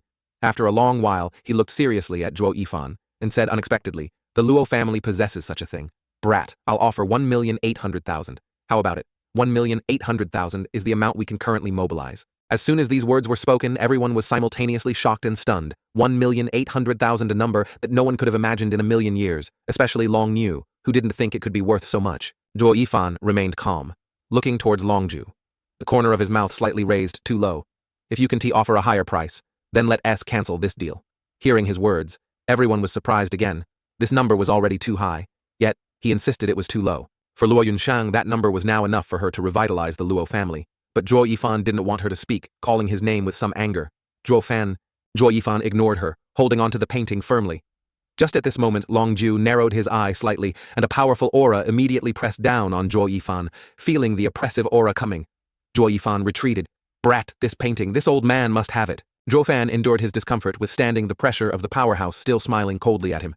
Ninth Master, doing this will damage the reputation of the Hidden Dragon Pavilion. Brat, aren't you afraid? Longju increased his pressure again. Zhuo Fan chuckled and retorted, Ninth Master, aren't you afraid? Ren, slightly stunned. Longzhou suddenly withdrew his aura and laughed loudly. Good, brat, with you supporting them, the Luo family will quickly be able to return to its former glory. All right, you didn't come here just for money. Speak. What are your conditions? The corner of Zhuo Yifan's mouth lifted. He had won betting his life and the Hidden Dragon Pavilion's reputation, and succeeded as expected of an old fox. His purpose in coming here had also been seen through by him. However, whether he knew or not no longer mattered. Thinking this, he frankly replied, 10 million. You can pay 1 million now and the rest can be paid off slowly. Consider it a debt you owe us. Longzhou considered for a moment, then reached out and took the painting calmly, saying, all right, deal. Consider the Hidden Dragon Pavilion owing you little new. Give them 1 million and see them off with that. He immediately turned and his figure vanished. Longnu hesitated for a moment, then followed Longnu's instructions, giving the group the spirit stones. At the same time, Longnu and the still suspicious Luo Yunshang and Pang Yuan looked at him in disbelief. In this negotiation battle, Zhuo Yifan had actually won. He had casually drawn a painting and managed to obtain 1 million spirit stones plus a debt of gratitude from the Hidden Dragon Pavilion. How exactly did he do it? But they didn't understand that the battle just now was a contest of wills between powerhouses. Whoever had the stronger will would win. On another side, Longnu gave the spirit stones to Zhuo Yifan's group and then went to see Longju. She asked puzzled ninth uncle, wasn't that just a first-grade formation chart? Why did you offer such a high price? Take a closer look, that's an ancient formation chart. It has been lost for a long time. I'm afraid this is the only one in the entire heavenly martial empire. 1 million and a debt of gratitude isn't a loss at all. Longju calmly explained her doubts, remembering something. He continued, find Jai and have him send 4 Earth Realm experts to protect them. They just offended the Sun family. Longnu was overjoyed, hearing Longzhou say it was an ancient formation chart, and even the only copy. Just how precious was this? Jolted awake from her astonishment, Longnu looked at Longju and replied, why do we need to protect them? Didn't you hear we owe them? Longju sighed in response. Chapter 11, The Battle of the Demonic Path Cultivator. After achieving his goal for this trip, Zhuo Yifan returned to the inn with a joyful mood.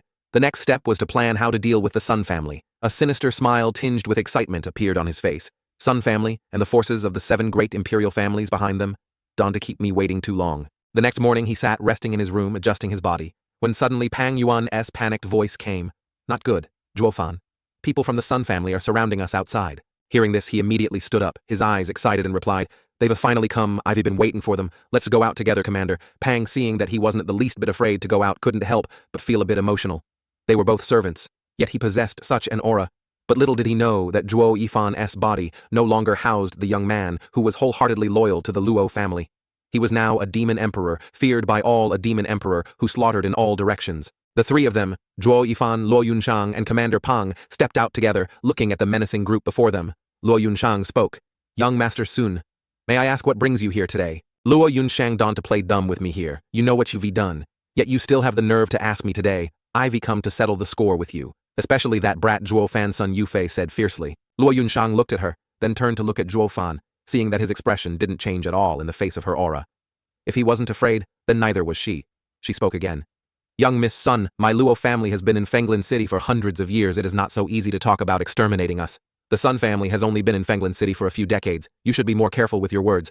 Hearing Luo Yunshang's words, she became angry fiercely, glaring at Luo Yunshang, and began to gather original force in her hand, intending to attack Luo Yunshang. Today, this young lady will let you know what it means for a broken-winged phoenix to be inferior to a chicken. As soon as she finished speaking, she made a move towards Luo Yunshang, but before she could strike, someone stepped forward to block her cousin. What are you doing? Sun Yufei looked at her cousin in confusion, only to see that young master smile faintly. He didn't look at her but turned his gaze towards Luo Yunshang, returning her greeting. Young Miss Luo, please forgive my impudent cousin. We have come here today only to seek justice for her. As long as you hand over Zhuo Fan to me today, I guarantee the Luo family's safety. Moreover, if the young miss is willing, I am willing to help the Luo family rise again, as before. No need. Zhuo Fan is the steward of my Luo family. Offending him is the same as offending my Luo family, without hesitation. Luo Yunshang immediately spoke. That young master laughed out loud, smiling helplessly. Young Miss Luo, I advise you not to act impulsively and offend others. Let me introduce myself. Xixia Yuquan, disciple of Yuming Valley. Hearing this name, Luo Yunshang was startled and took a step back.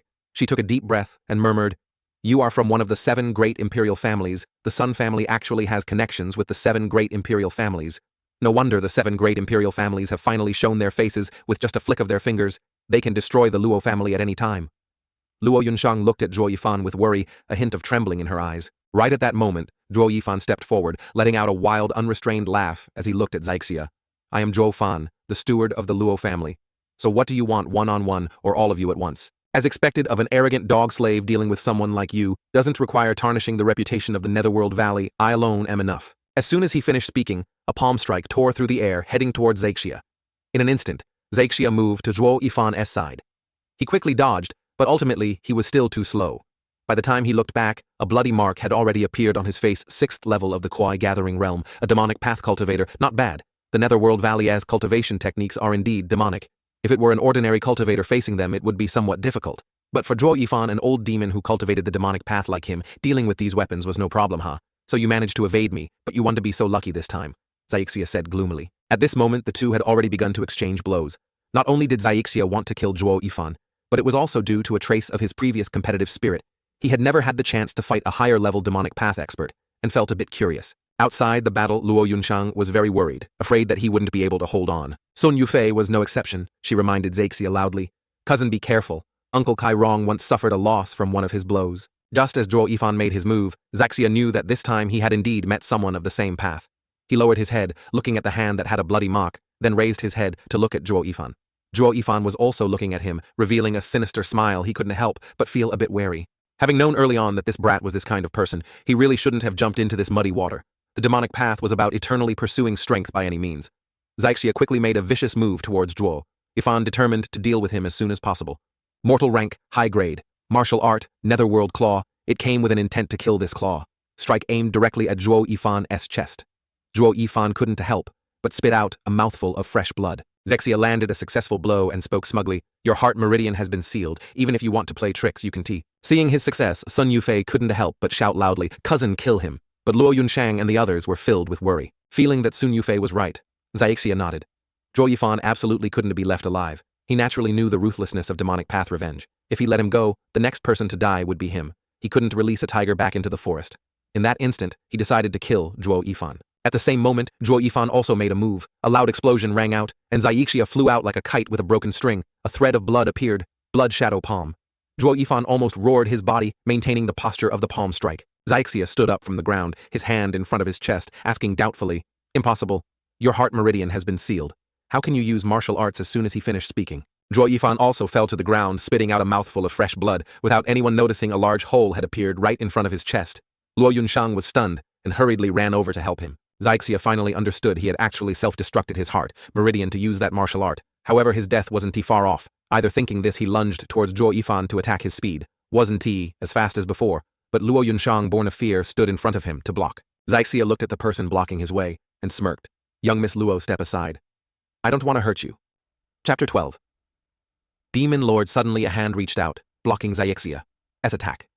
Xiexia, his pupils slightly contracted, he saw a warm, youthful face. Long Ji is here, don't ruin my good deed. Sun Yufei, hearing this name, also muttered, Hidden Dragon Pavilion. Xiexia, as a person you should be magnanimous, and not pursue someone to their death. I am acting under 9th Uncle's orders to guarantee their lives. Long Ji said nonchalantly. Hearing this, Sun Yufei felt her hope vanish in an instant. The Luo family, protected by the Hidden Dragon Pavilion, would from now on be on equal footing with her Sun family. At this moment, she hated Luo Yunshang even more. Xiexia looked at the half-dead Zhuo Yifan, reluctant to give up. He said seriously and coldly, Long Jadon, to forget that our strengths are equal. Do you think you alone can fully protect all 4 of them? Xiexia, you are seriously injured in your current state. Can you still be my opponent? A powerful demonic path expert can unleash 120% of their strength at a critical moment. But if you and I fight to the death, leading to a great battle between our 2 sides, can you bear this responsibility? Long Jai withdrew his smile and coldly retorted to Xiexia. The feud between the Netherworld Valley and the Hidden Dragon Pavilion, starting a war, was only a matter of time, but now was not the moment. Just as Long Jai said, if Xiexia made a move now and ruined the family's grand plan, he indeed couldn't bear the responsibility. After careful consideration, he decided to reconcile as Long Ji said, but at this moment, a figure rushed over a palm, tearing through Xiexia chest. Master, didn't tell you that hesitation leads to foolish death during a demonic path. Cultivator battle. A sinister yet familiar voice echoed in Xiexia ears. Zaixia looked at him in shock. You were not. This person was clearly on the verge of death. Where did he get such great strength? Moreover, it was even stronger than before, and the speed was also faster, could it be? Finally, in the moment before death, Zaixia understood that this person had actually laid a trap, waiting for him to lure him into it. Unfortunately, he understood too late. His life was already gone. Zhuo Yifan at this moment was like a life-reaping asura. His hand ruthlessly exerted force, pulling Zaixia's entire heart out. Fresh blood flowed like a gushing spring. Dying, Zaixia instantly fell shocking. The situation had turned around too quickly. No one could have imagined that the person who was still in a superior position a moment ago would now fall dead, his eyes wide open in death. Sun Yufei saw Zaixia's corpse, let out a cry, and fainted. The people from the Sun family also quickly retreated. The hidden dragon pavilion's power was something their Sun family couldn't contend with. Long Jai at this moment was stiff. A person who always had a cold expression like him now showed a hint of fear. Zaixia had actually died in front of him, and Zhuo Yifan still held Zaixia's heart in his hand. He couldn't help but feel a chill down his spine. He had always known that demonic path cultivators were indeed ruthless, but to this extent was something he was seeing for the first time. At the same time, he assessed Zhuo Yifan. Zhuo Yifan was also looking at Long Ji. After a moment, he casually threw the heart away, then made a gesture towards Long Ji. You are the person Ninth Uncle sent to protect us. Thank you for your assistance, but please convey my words to Ninth Uncle there. There's no need to send anyone else in the future saying this. He turned and entered the inn. At the Hidden Dragon Pavilion after hearing the news, Longju angrily slammed the table. Damn it. I Longju have lived my life scheming, yet I was actually plotted against by a brat ruining the family's plans. Longnu and Longju were bowing their heads, not daring to speak. Finally, Longnu couldn't help but hesitate and ask in confusion, Ninth Uncle, I don't understand. Zhuo Fan killing Zaixia. What does it have to do with our Hidden Dragon Pavilion? Hearing this, Longzhou angrily cursed Longji was also present at that time, and even made a move against Zaixia. Everyone saw this. That brat killed a disciple of the Netherworld Valley in front of Longjai. Do you think this debt one to be counted on our heads? Little knew. Would you believe that a person from a small family dared to kill a disciple of one of the 7 great imperial families? Even you don't believe it. So how could the Netherworld Valley believe it? They will definitely hold us accountable for this. Longji helplessly explained to Longnu. Hearing Longji's explanation, Longnu sighed. We were so unlucky, or rather that brat had already planned everything from the beginning. He took advantage of Longji's attempt to mediate and attacked with even greater strength than before. Clearly he was waiting for them to fall into his trap. He was plotting to make our Hidden Dragon Pavilion and the Netherworld Valley fight so that his Luo family could escape. Longju said heavily, how could he not be afraid of offending 2 great families? He had already thought of this when he sold the painting. He knew we valued our reputation, so if we made a move or abandoned the Luo family, it would show our weakness compared to the Netherworld Valley, damaging the Hidden Dragon Pavilion's prestige. Therefore, there was only one path to protect the Luo family. From the moment he stepped into the Hidden Dragon Pavilion, that brat had already started plotting against me.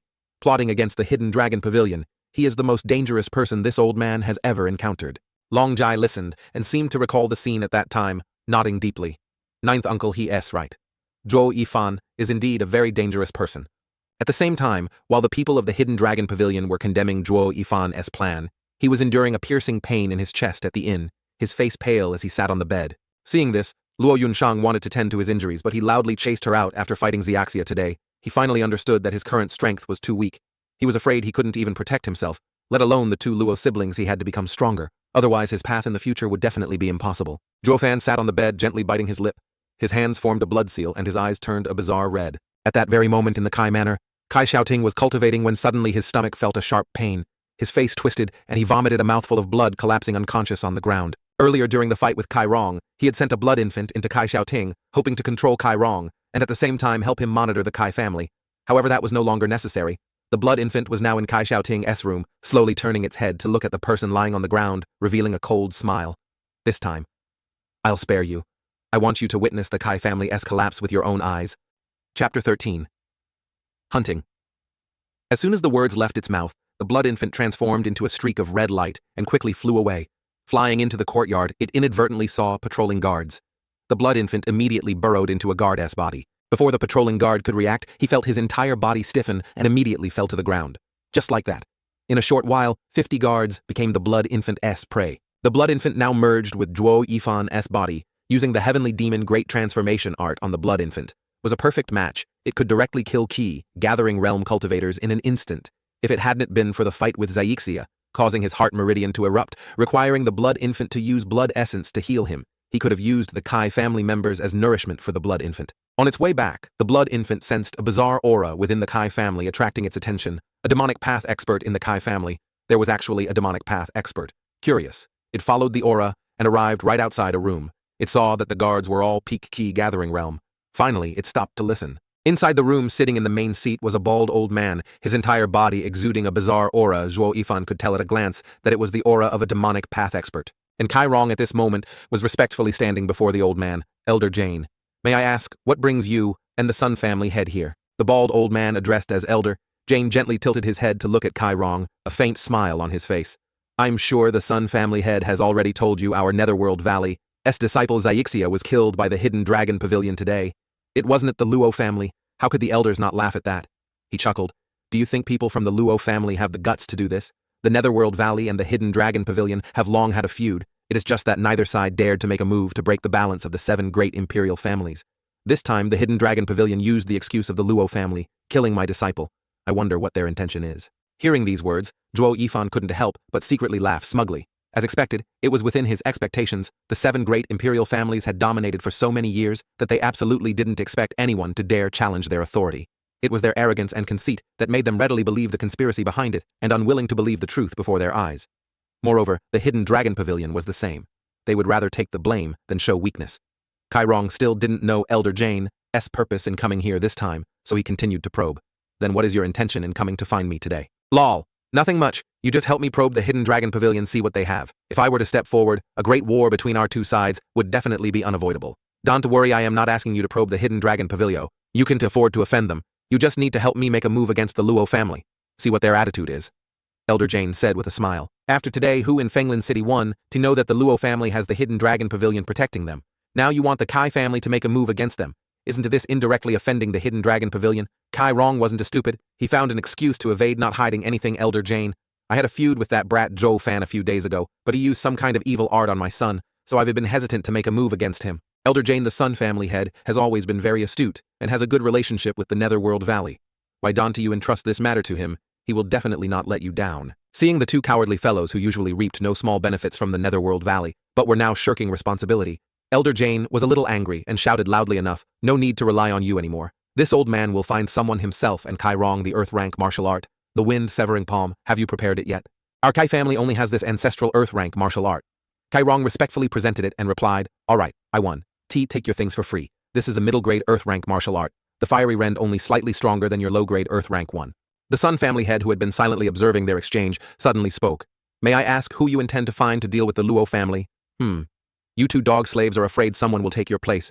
Don't worry, they are all people from the Netherworld Valley. He is a pawn Ivy set up long ago. He is in Blackwind Mountain. Using a middle grade Earth rank to exchange for a low grade one, what exactly was the Netherworld Valley planning? Hearing the name Blackwind Mountain, he was a little stunned and inadvertently revealed his aura, immediately being discovered by the 3 people in the room. Zhuo Yifan immediately recalled the blood infant and quickly returned.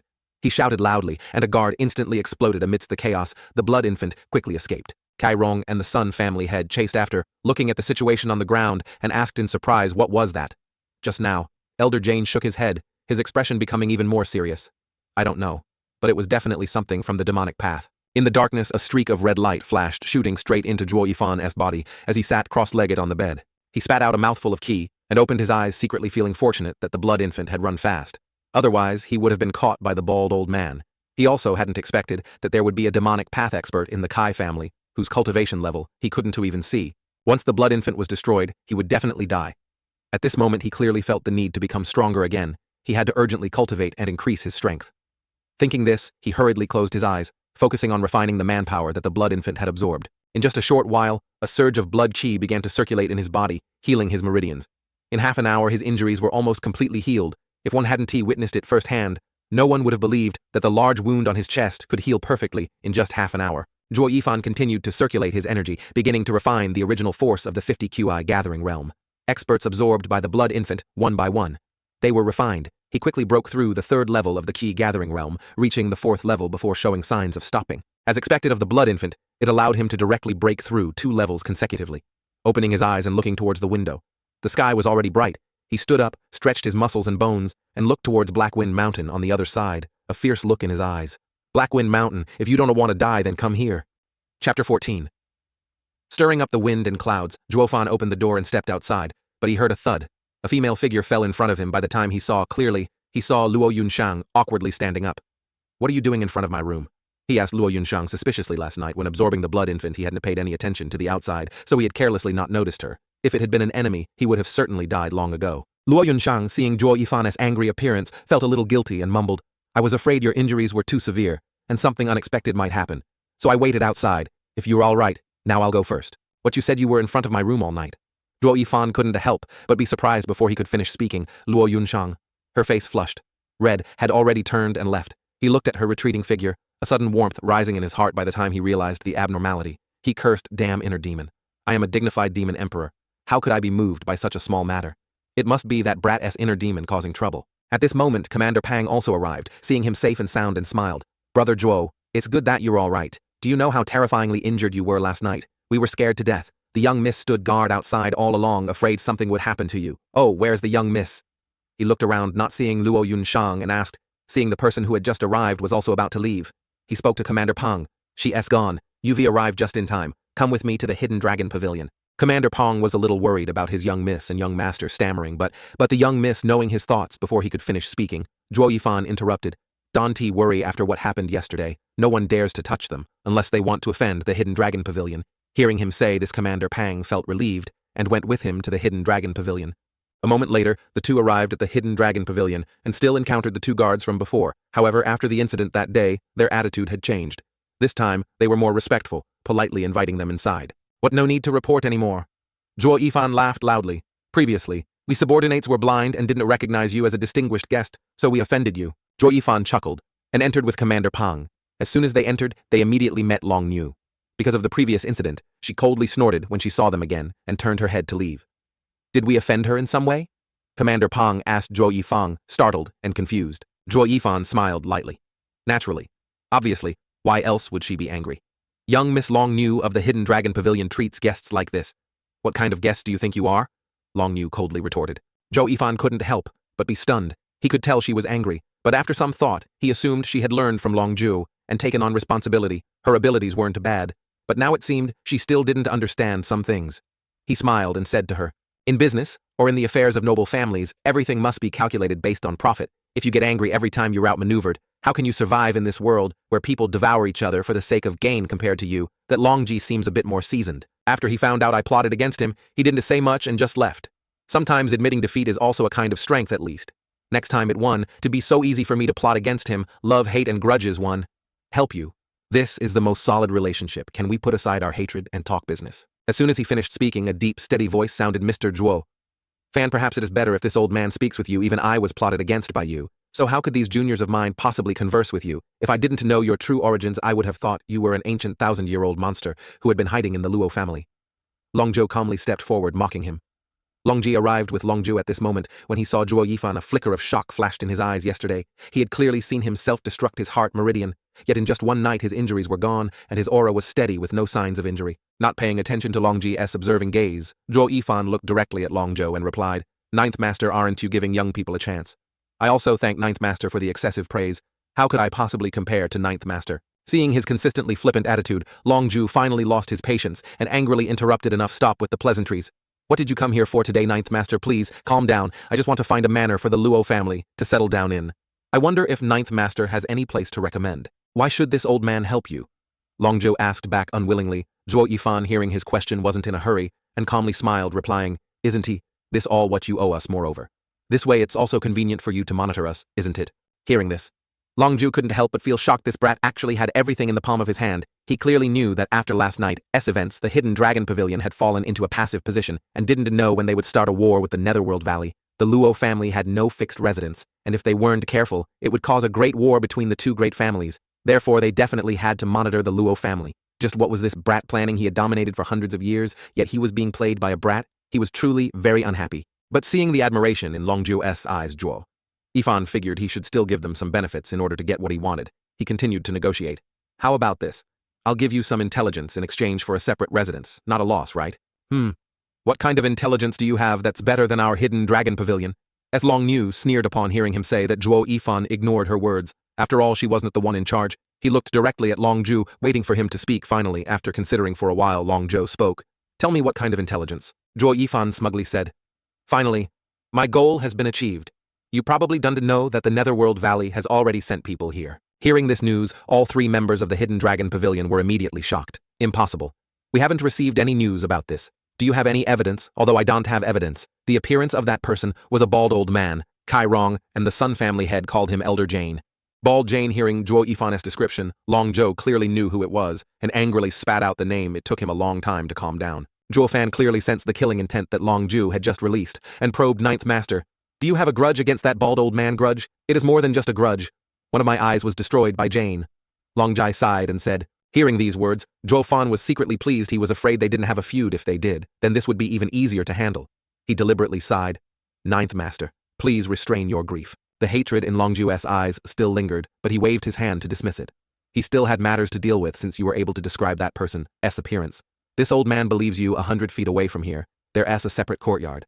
You can go there also. Where did you see that old ghost? Having achieved his goal, Zhuo Yifan curled his lips into a smile and replied, Thank you very much, Ninth Master.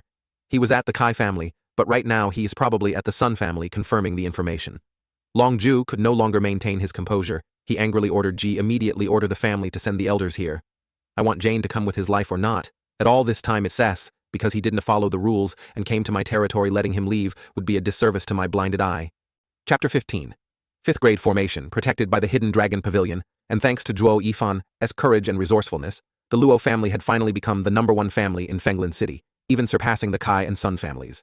However, there were only 4 of them stepping into the courtyard. Luo Yunshang looked at the scenery before her and finally couldn't help but sigh with emotion. We'll be living here from now on. This place has magnificent architecture, a vast garden, and guards patrolling at all times, all of them high-level key gathering realm experts. Even during the Luo family's heyday, we couldn't afford such treatment. Commander Pang looked at the team of guards before him with some admiration, seeing their curious expressions. Zhuo Yifan said, When the Luo family prospers again in the future, I will definitely give you a team like this. All right, here, every single guard is stronger than me. It would be great if I could become one of them, let alone command such experts, Pang Yuan replied shyly. Mr. Zhuo Fan, it turns out you not only mock others, but also underestimate yourself. The position of steward, isn't he worthy of Commander Pang's aptitude? At most, someone who has cultivated to the 6th level of the QE gathering realm, in your place, is only worthy of being a low-level guard here, not a commander. I advise you small families not to dream of becoming great families. Everyone looked up. It turned out that Long Keat and Long Niu were approaching. Ever since she found out that Zhuo Yifan had plotted against the Hidden Dragon Pavilion, Long Niu had given him nothing but cold looks. This time she was even more contemptuous, saying hearing her words Luo Yunshang and Commander Pang only lowered their heads, but Zhuo Yifan, who had never suffered a loss at the hands of others, immediately frowned and said, Young Miss Long, have you ever heard the saying, don't to bully the poor youth? Your words are a bit excessive. What done to bully the poor youth? That's just to comfort those daydreamers who console themselves. To be a great family, you must have profound potential accumulated generation after generation. Do you think relying on your little bit of cleverness to have the Hidden Dragon Pavilion protect you makes you very capable, even if you call yourself king or hegemon? Here you were just a frog at the bottom of a well. Hearing Long Niu's incessant criticism, Zhuo Yifan finally couldn't bear it anymore. She called him a frog at the bottom of a well. He was a dignified demon emperor from the holy domain of the heavenly martial empire. In his eyes, they were at most a speck of dust, let alone the Hidden Dragon Pavilion. He gloomily turned to Luo Yunshang. Young miss, lend me some spirit stones. Receiving the spirit stones in his hand, Zhuo Yifan lightly leaped onto the roof, observing the surroundings. Coiling dragon formation, 3rd grade defensive formation. As soon as he said these words, Long Ji and Long Niu couldn't he help but be surprised he actually knew the formation set up by Long Ju. Before the two of them could recover from their shock, Zhuo Yifan jumped down, forming a seal with his hands. In just a moment, the entire small courtyard began to tremble. Following this, 9 golden-headed dragons suddenly emerged from the ground, their roars echoing throughout Fenglin City, causing no small commotion. In the Sun family, secret chamber, Jane suddenly opened his eyes, looking at the scene before him in shock. Someone is setting up a formation. Could it be that old ghost? No, he shouldn't have the ability to set up such a large formation. At the same time, at the Hidden Dragon Pavilion, Long Ju also saw the strange phenomenon, and was extremely shocked. He recognized that this wasn't the formation chart he had set up. The power of his formation chart wasn't this strong. On the Blackwind mountainside, a young man standing before a mountain cave also looked towards Fenglin City, wondering what's happening in the city. Could the plan have started early? It shouldn't be Elder Jane. He wouldn't be so rash. Just what is this? Everyone was startled by this strange phenomenon. But Zhuo Yifan remained calm, changing hand seals. The 9 golden dragons returned to the small courtyard, descending into the ground. Golden light slowly appeared. The formation complete. Long Yu, still in shock, stammered, "What do you intend to do? Zhuo Fan, you are not allowed to underestimate me." Zhuo Yifan completely ignored her, respectfully turning towards Luo Yunshang. "Young miss, just now, I saw that the coiling dragon formation was only a 3rd-grade defensive formation. I am afraid it wouldn't be safe enough for you. Therefore, I upgraded the formation to the 5th grade, 9 Heavens Coiling Dragon Formation. It cost quite a few spirit stones. Please punish me, young miss." Hearing Zhuo Fan's words, the 2 members of the Long family couldn't remain calm any longer. A 5th-grade formation. A family in a remote place actually had someone who could set up a 5th-grade formation. Could he be a 5th-grade formation master? There weren't many 5th-grade formation masters in the entire Heavenly Martial Empire. Even the 7 great imperial families didn't have many who could do it. Yet he could upgrade a formation in an instant. Seeing the shocked expressions of the 2, Luo Yunshang knew that Zhuo Yifan was deliberately humiliating them, so she went along with his intention and replied, "Steward Zhuo, this time, you used so many spirit stones without my permission. You deserve to be punished. But considering your good intentions, it is not worth blaming you. Let us go." Having said that, she left Long Jie and Long Niu in shock. Zhuo Yifan and the Luo family group then turned and left. As soon as they left, Long Ju arrived. He immediately asked who set up the formation just now. The 2 exchanged glances. Long Jie finally calmed down and replied, "It was Steward Zhuo Fan. Only a Grand Master of formations would be so proficient in each level of understanding. Moreover, one must cultivate to comprehend the key points in the formations of heaven and earth. It took me my whole life to set up a 3rd-grade recognition formation. He is so young, yet he can already set up a 5th-grade formation. He is indeed a talent. Please invite him here. I have something I want to discuss with him." In a small pavilion within the courtyard, Longju brewed a pot of tea and placed it on the stone table. A moment later, Zhuo Yifan arrived with Longju and Longjie. Longju spoke, "Brother Zhuo Fan, please, sit down, sit down." Longju was a senior figure, yet he addressed Zhuo Yifan as a brother. It was evident that he truly valued talent. However, Zhuo Yifan didn't seem to care. He valued strength above all else. Age was irrelevant. "May I ask what 9th brother seeks me for?" Shameless Long Niu angrily exclaimed. However, Long Ju was overjoyed to hear him call him 9th brother, and excitedly replied, "Since you've called me 9th brother, I won to beat around the bush. Your ability to set up a 5th-grade formation shouldn't be wasted in the hands of a small family, like the Luo family. How about coming to my place?" Chapter 16. Female Thief. After a slight pause, Long Ju continued, "Brother Zhuo, if you come to our hidden dragon pavilion, this older brother guarantees you'll be well provided, for even the family head will treat you with courtesy." Hearing Long Ju's words, Long Jie and Long Niu were utterly shocked. The position of venerated guardian comes with the highest privileges in Veiled Dragon Pavilion, even ranking above the elders.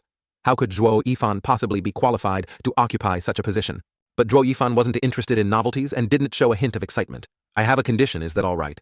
As expected, this was within his expectations while setting up the formation he had anticipated. This anyone in the Empire who could set up a 5th-grade formation was someone everyone wanted to snatch for their family. Even the Emperor would have to be wary. "Of course, no problem. As long as the Hidden Dragon Pavilion can do it, you can name any condition. Then I want her to pour tea and water and wash my feet. Is that all right too?" Zhuo Yifan deliberately teased, pointing at Long Niu. "Haha, I was just joking. Don't worry. Doesn't the Luo family already have a great young lady? I have no desire to become a venerated guardian, just to gain more privileges. What I truly want is for the siblings of the Luo family to live in peace for the rest of their lives." Hearing his condition, the 3 members of Veiled Dragon Pavilion were momentarily stunned with his strength. All the great clans would fight to bring him over whatever treatment or status he wanted. He could easily obtain, but he didn't ask for anything for himself. He asked for the well-being of the Luo siblings. That was quite unexpected. Long Ju, hearing this, didn't hesitate and replied, "All right, I agree. As long as the Hidden Dragon Pavilion exists, the Luo family will not only be safe, but their descendants will also be safe for generations to come. Rest assured, from now on, you are the honored guest of our Hidden Dragon Pavilion. I will report this to the family 3 days later. Jai will take you to the family headquarters." Zhuo Fan picked up the teacup, took a sip, and suddenly waved his hand, saying, "I haven't agreed to be any honored guest or anything." Long Ju's heart skipped a beat, and he suddenly stood up angrily, looking at Zhuo Yifan. "Weren't you just joking?" Zhuo Yifan chuckled lightly, and then looked at Long Ju, seriously replying, "If it were before with this offer, I would definitely agree without hesitation. And the condition would only be as I said. But young Miss Long, do you remember what you said before? 10 years? Give me 10 years, and I will definitely bring the Luo family to surpass the ranks of the 7 great imperial families." As soon as he finished speaking, Zhuo Yifan drained the tea in his cup in one gulp, then turned and left. Sepet Vuoquad Sesakitu. At the same time, after leaving, Zhuo Fan went directly towards Luo Yongshang. On the way, he pondered many things. Such a good opportunity. The Luo family would be protected by the Hidden Dragon Pavilion for life, and the Luo family would be safe. His inner demon would also be resolved. However, Long Niu's words stirred up his competitive spirit. He had never succumbed to fate. The demonic path defied the heavens and changed destiny, all by one's own efforts. Now he wanted to help the Luo family, not only to resolve his inner demon, but also for his demonic path. If the heavens wanted to stop him, he would defy the heavens and change fate. His fate was his own, not the heavens. At this moment, he decided to turn that declining family into the strongest great family under the heavens. Zhuo Yifan pushed open the door and entered, his face full of killing intent. Seeing him return, Luo Yunshang and Pang Yuan couldn't help but be startled, gathering her courage. Luo Yunshang asked Zhuo Yifan, "What did Ninth Master want from you?" "He invited me to the Hidden Dragon Pavilion to be an honored guest." Zhuo Yifan replied calmly, hearing his words. Luo Yunshang was a little flustered. She knew that with his strength he could go much further, and shouldn't bury himself in the small Luo family. But she was also a little reluctant. She forced a smile and said, "Then, congratulations, you will surely have a bright future there," looking at their faces full of sorrow. He snorted lightly and sighed. What I refused him? Why, hearing these words everyone couldn't help but be startled, but they were extremely happy in their hearts. "For nothing. I'm going back to my room also. From now on, I am the chief steward of the Luo family. I will be in charge of everything. Don't interfere within 10 years. I will definitely make the Luo family a stronger family than the Hidden Dragon Pavilion." As soon as he finished speaking, he quickly disappeared, leaving Luo Yunshang and the others standing stunned in place for a long time because of his words. For 10 days, no one saw Zhuo Yifan's figure. He diligently cultivated releasing the blood infant at night to absorb original force, and his target was the Kai family. Therefore, for these 10 days, the Kai family was constantly troubled, and the number of guards in the manor dwindled day by day. Zhuo Yifan had tried to send the blood infant to the Sun family to absorb original force, but there was a demonic path expert there, Elder Jane, and he nearly got discovered several times, so he didn't go there anymore. Today, as usual, Zhuo Yifan released the blood infant to absorb original force, unexpectedly encountering an unexpected person on the rooftop of the Hidden Dragon Pavilion. Spying, he immediately had the blood infant follow the figure to scout the situation. After a while, the figure stopped right at an inn. The blood infant gently flew to the window, probing inside. Inside the room, a group of burly men looked towards the person in black. A young girl beside them opened her mouth. "Young Miss Hao." As the investigation going, Zhuo Yifan was surprised that it was a woman. He hadn't expected Blackwind Mountain to look down on the Luo family to this extent, actually sending a woman to deal with them. Suddenly he heard the woman shout loudly, "Xiaokui, bring the brush here." The woman intently sketched on the paper. In just a moment, the entire layout of the Hidden Dragon Pavilion appeared before her. "Take a good look. This is the structure of the main courtyard. This area is heavily guarded. These 4 corners have core realm experts stationed." The woman quickly pointed at the sketch, instructing her subordinates. "Young miss, this is the Hidden Dragon Pavilion. How can we attack? I am afraid we'll die outside before even reaching the gate. Don't worry, we have the Netherworld Valley as support. We just need to take advantage of the opportunity to create chaos rush, capture Luo Yunshang, and kill the Luo family." The young woman spoke fiercely again. Hearing this, Zhuo Yifan couldn't help but be surprised. What capture the young miss? She's a woman. What do they want to do with the young miss? Chapter 17. Interrogation. "Young miss, there are some things I don't want to hear, but this matter concerns the lives of our brothers, so I must speak." After hesitating for a moment, the person continued. "Young miss, although Deputy Chieftain has a relationship with the Netherworld Valley, this is the Hidden Dragon Pavilion. If we offend them, we will definitely encounter trouble. If the Netherworld Valley abandons us, we will only have death. Are you still afraid of death? Do you think you are worthy of the chieftain to treat and avenge the chieftain? Even 10 lives would be worth it. Retreat, everyone, follow the old plan. No one is to object." Hearing her subordinate's words, the woman snorted angrily and said the subordinates retreated in unison. At this moment, Xiaokui beside her spoke. "Young miss, you are truly powerful, possessing the demeanor of the Mountain Lord. If the foster father were still healthy, his aura would be many times greater than yours. No one in Blackwind Mountain would dare to disobey, and there wouldn't be so many questioners. Don't comfort me anymore. I only hope that after this trip I can obtain the returning dragon palm to cure the foster father's illness." Zhuo Yifan, listening to them outside, admired her somewhat. With just a few words, she could suppress the morale of the troops. Not bad, but they had come to harm the Luo family, so he definitely had to deal with them. Saying this, he immediately took action. Filial piety towards the foster father and reality were 2 different things also, who told her that the returning dragon palm could cure anyone's illness. Don't panic. I have no malicious intent. I just want to invite the 2 of you to come with me for a trip to clarify some things. The black-clad woman standing guard in front of the young girl looked fiercely at Zhuo Yifan. She hadn't noticed or known when this person had appeared. If he were an enemy, she would probably already be dead. "Just who are you?" Zhuo Yifan smiled and saluted, replying, "This humble one is Zhuo Fan, the steward of the Luo family." Hearing his words, the woman immediately gritted her teeth without a word. She immediately attacked. "Since you are from the Luo family, then die." Seeing her attack, Zhuo Yifan was slightly startled. He hadn't expected her to be at the 9th level of the QE gathering realm, wielding a spirit rank weapon with such strength she could completely fight someone in the core formation realm. But unfortunately, the person before her was him, his life-bound blood infant. Without saying much, he formed a blood seal in his hand, and a crimson blade flew towards the woman. The 2 of them froze at this moment, and taking advantage of this, he swept both women into his arms and returned. As soon as dawn broke, the 2 guards saw Zhuo Yifan's figure flash past carrying 2 women with him, and they exchanged knowing smiles, teasing loudly. "Steward Zhuo, you had a hard night last night. At the same time, Long Nu also saw him and sneered. Men are all the same. Zhuo Yifan carried the two women back into his room and roughly threw them onto the ground. Casually closing the door, he then sat down on a chair. Xiao Kui, having fallen on the ground, turned to ask her young miss, are you all right? The black-clad woman lying on the ground remained motionless as before she couldn't answer. Zhuo Yifan saw her situation and chuckled lightly, flicking his finger, restoring her freedom. She wasn't a one to stay put. As soon as she could move, she drew a dagger and stabbed towards Zhuo Yifan. However, how could she succeed? All her movements were within his grasp. Not bad for your skills, but useless before me.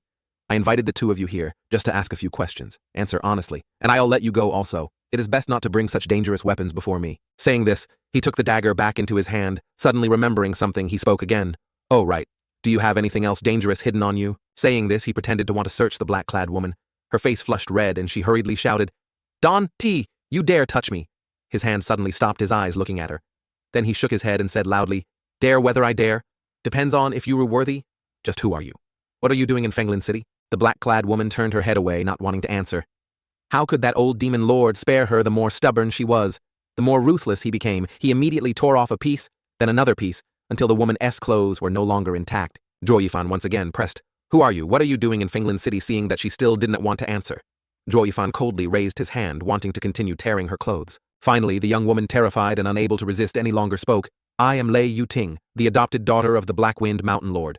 This time I came here to take advantage of the Netherworld Valley's attack on the Hidden Dragon Pavilion to capture Luo Yunshang and destroy the Luo family. Zhuo Yifan's face remained impassive, as if this was within his expectations. But what he wanted was the key point, the relationship between the Netherworld Valley and Black-Wind Mountain, and who was pulling the strings at Black-Wind Mountain. He continued to press the woman. What relationship do you have with the Netherworld Valley? What benefits did they give you? How do you and the Netherworld Valley contact each other? Who is pulling the strings? Lei Yuting's eyes flickered slightly, but she remained silent. Zhuo Yifan immediately became fierce again, tearing her clothes until she was only left with a pink undergarment covering her. Lei Yuting began to feel fear tears welling up in her eyes, but she remained silent, biting her lip without speaking. Zhuo Yifan looked at her beautiful face, but it didn't affect him. He slowly reached towards her chest, wanting to remove the last piece of clothing covering her. He said coldly, This is your last chance to maintain your dignity. If you still don't speak, there are still dozens of lustful men outside. I'll count to 3, 1, 2. Saying this, he reached out towards her. Don Xiao Kui beside her finally cried out in fear. Chapter 18. Old Huangzhong. The demon emperor, finally Xiao Kui beside her, couldn't bear to see her young miss being humiliated like this, and spoke up. It has nothing to do with the Netherworld Valley. It was senior brother Yang Ming who orchestrated everything. Seeing the girl beside her about to reveal everything, Lei Yuting tried to stop her, but before she could speak, Zhuo Yifan interrupted her. She could only watch helplessly as Xiao Kui revealed all the secrets of the Netherworld Valley and Black-Wind Mountain. Who is senior brother Yang? Zhuo Yifan slowly asked. He is Yang Ming, the Mountain Lord's personal disciple, and also the young Miss' fiancé. But the Mountain Lord was assassinated by Luo Zhenan. His body is incapacitated and he can T-speak, so we coordinated with Steward's son to attack the Luo family to avenge the Mountain Lord. But unfortunately, Luo Yunshang escaped.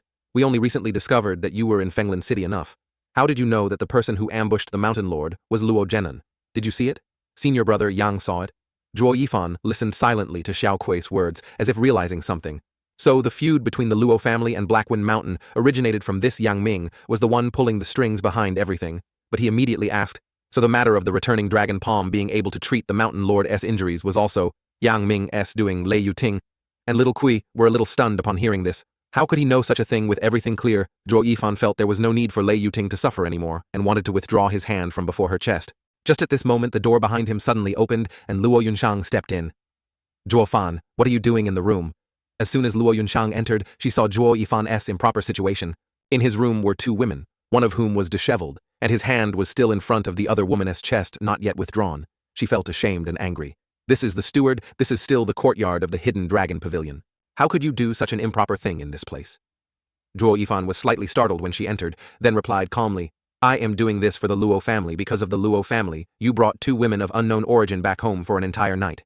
Yet you say it's for the Luo family. Didn't you say you wanted to become strong? Didn't you want the Luo family to surpass the 7 great imperial families? So what are you doing? Hearing her angry scolding, Zhuo Yifan was taken aback from the beginning. Luo Yunshang had always maintained the image of a refined, virtuous, and gentle young lady, yet now she was speaking so loudly. Seeing this, he explained to her, they are people from Black-Wind Mountain. I just finished interrogating them. Hearing the 3 words, Black-Wind Mountain, the anger within Luo Yunshang instantly surged. She quickly gathered energy in her palm and struck towards Lei Yuting, shouting loudly, pay for my father, as life. Seeing the situation before them, ready to fight Zhuo Yifan immediately stopped Luo Yunshang, saying, "Wait, the feud between the Luo family and Blackwind Mountain isn't as simple as that. It is possible that everything was caused by the 7 great imperial families." As soon as he finished speaking, Luo Yunshang was immediately stunned, looking at him. Lei Yuting and little Kui also looked at him in the same way they all knew. Towards the 7 great imperial families, whether it was the Luo family or Blackwind Mountain, they were at most insignificant dust not worth mentioning, and could be destroyed at any time. If it was truly, as he said, they were pawns used by the 7 great imperial families as expendable pieces to achieve their goals. Seeing them pondering, Zhuo Yifan continued. "Young Miss Lei, I want you to take me to Blackwind Mountain for a trip. I want to clarify the cause of this matter. You want me to take you to Blackwind Mountain's camp. You were dreaming." Lei Yuting snorted coldly, speaking angrily. Seeing her unwillingness, Zhuo Yifan turned to Luo Yunshang. "Young miss, please lend me the returning dragon palm. What do you want to do?" Although doubtful, Luo Yunshang still followed his wishes and gave it to him. She knew he had the strength to go and didn't need this weapon. He was also a 5th grade formation master. He must have something he needed to do. "You're returning dragon palm, but it can cure your mountain lord's illness. I just need you to take me to Blackwind Mountain to investigate the matter thoroughly. It is possible that this Yang Ming of yours." Yang Ming could easily instigate the Luo family as steward to rebel, and could also have connections with the Netherworld Valley. "So, young Miss Lei, do you understand him well?" Zhuo Yifan maliciously speculated, handing the returning dragon palm to Lei Yuting to show his sincerity. After hesitating for a moment, Lei Yuting finally agreed. The other party had already given her the family treasure. There was no reason for them to deceive her thinking. This she nodded towards Zhuo Yifan, seeing her agree.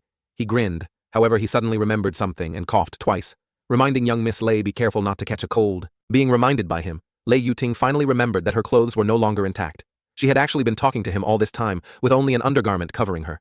Her face immediately flushed red, and she turned away, scolding him. "Get out." Luo Yunshang and little Kui also realized this and pushed him out. Zhuo Yifan, being pushed out, teased young Miss Lei, "Wear a little more in the future. It might offer a bit more protection." In a small forest in the middle of nowhere, a black-clad woman and an old man walked side by side. The woman was tall and slender, with a beautiful face like a flower. The old man's hair was already graying, and he had a long beard on his chin. His eyes looked old, but a sharp light constantly flickered within them. The two arrived at the foot of a mountain. The woman looked at the distant mountain peak, glanced at the old man and said, "Zhuo Fan, you better know your place. If I find out you have any ill intentions towards Blackwind Mountain, I will definitely not spare you." The old man looked up at the sky and laughed, shaking his head. "Young Miss Lei, rest assured, I am only here to investigate the situation, not for revenge. Moreover, what can you do to me?" Lei Yuting coldly snorted and walked straight ahead. "Also, if little Kui loses even a strand of hair, you'd better watch out. Don't worry, I am keeping little Kui alive to save your life." Zhuo Fan glanced at her meaningfully for a long time and said mysteriously, "That's also for your own good." Lei Yuting looked at Zhuo Yifan suspiciously, seeing him shake his head and say nothing. She didn't ask any further questions for the time being. Just like that, the two walked side by side up the mountain. When they reached the middle of the mountain, they encountered the gatekeepers of Blackwind Mountain. "Who goes there?" "Arun Lai, young miss, is back. Weren't you in Fenglin City?" Lei Yuting, hearing his question, immediately glared at the person replying arrogantly, "I returned, because of some business." Saying this, she went straight towards the upper part of the mountain. Zhuo Yifan looked at the person who had just blocked their path, then looked at her meaningfully, and said that "Es Yang Ming, man, your arrival in Fenglin City was a secret, yet a gatekeeper at the foot of the mountain knows about it. Just wait. When we reach the mountaintop, Yang Ming will definitely welcome you." Lei Yuting was slightly startled, pondering his words. Her eyebrows furrowed. She had extreme trust in Yang Ming, but Zhuo Yifan had been by her side for the past few days, pointing out unusual things, and she was starting to have doubts. Very quickly, the two passed through several gates. Finally, the gate of Blackwind Mountain's camp appeared before them at the mountain top. Just as the two were about to enter, a figure appeared. It was a handsome young man with a hint of sinister charm. As soon as he looked at Zhuo Yifan, he recognized him as Yang Ming. He turned to Lei Yuting and whispered smugly, "Look, someone has always been reporting your movements to me," but Lei Yuting didn't look happy at all. She was finally starting to believe Zhuo Yifan's words. There was a high possibility that Yang Ming was the one pulling the strings behind the feud between the Luo family and Blackwind Mountain. Gently biting her lip, she walked towards him with a somewhat complicated expression. "Yuting, weren't you in Fenglin City? Why did you suddenly return?" Chapter 19. Old Huangjong, the Demon Emperor. Part 2. This is Yang Ming cast his gaze towards Zhuo Yifan, smiling as he asked Lei Yuting. Lei Yuting hesitated for a moment. Probing senior brother, the Hidden Dragon Pavilion isn't easy to deal with. And the Netherworld Valley SS people aren't trustworthy. This operation is truly too dangerous. So I ordered them to temporarily hold back and observe the situation. Hearing these words, Yang Ming's expression suddenly changed, even revealing a hint of killing intent. "Junior sister Yuting, Master's kindness to me is as heavy as a mountain for the old man. What if we sacrifice our lives? We aren't people who cling to life and fear death. Moreover, how can Master S grudge go unavenged? Of course I understand this, but Lei Yuting frowned and bit her lip, saying enough. Who is this? He is a second-grade alchemist I invited over. Who knows, he might be able to save foster father. At this moment, Zhuo Yifan stepped forward and interjected between the two of them.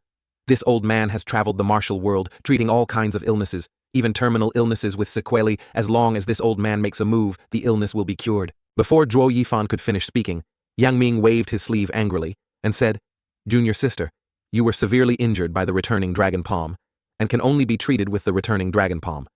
Could it be that you don't trust me? Hearing this, Lei Yuting thought of the time she spent with Yang Ming, and a hint of hesitation arose in her heart. Zhuo Yifan once again stood between the two and said, Little brother, give me a chance, I really can get lost. Yang Ming, furious in his heart, couldn't help but attack, sending a palm strike towards Zhuo Yifan. Zhuo Yifan sensed the force of that palm, but for the sake of the act, gritted his teeth and received it. He flew out, but still stubbornly spoke, If you don't want to give it, then don't why hit people? This old man is already this old. I can withstand one of your strikes. Young lady, I dare not treat it. Indeed, doing business with mountain bandits isn't easy. What are you saying? This gentleman is my guest. If you want to hit someone, then hit me. Luo Yunshang hurriedly stepped in to stop them. All right, if you want him to treat him, then treat him. If he does anything to master, I will definitely not spare you saying this. Yang Ming waved his sleeve and left, not even glancing at Lei Yuting.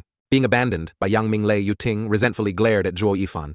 It is all your fault, senior brother one, to even talk to me anymore. I shouldn't have trusted you. Young Miss Lei, didn't your foster father teach you how to judge people? When judging people, you have to look at what they do, not just listen to what they say. Just now, he deliberately didn't let me treat him because he wasn't clear about my strength. But when he made a move to test me and saw that my strength was ordinary, he then agreed to let me treat the illness. Tell me, isn't he suspicious in every way? Lei Yuting was startled once again, recalling Yang Ming's actions.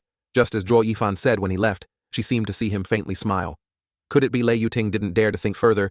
She could only control herself, not to make any rash moves, keeping his expressions in Zhuo Yifan's sight. Zhuo Yifan stood up and patted her shoulder. Let us go, let us go. See your foster father's illness. What? Treating the illness. You're just a swindler putting on an act. If you were going to act, then act it out completely. Moreover, the play hasn't ended yet. As soon as he finished speaking, Zhuo Yifan walked directly in. Lei Yuting followed closely behind. The two of them went in and saw Yang Ming sitting beside the mountain lord's bed, pretending to be a well-behaved junior. Unfortunately, at this moment, Lei Yuting didn't dare to trust him anymore. You swindler. If anything happens to my master, I won't despair you seeing the two of them enter.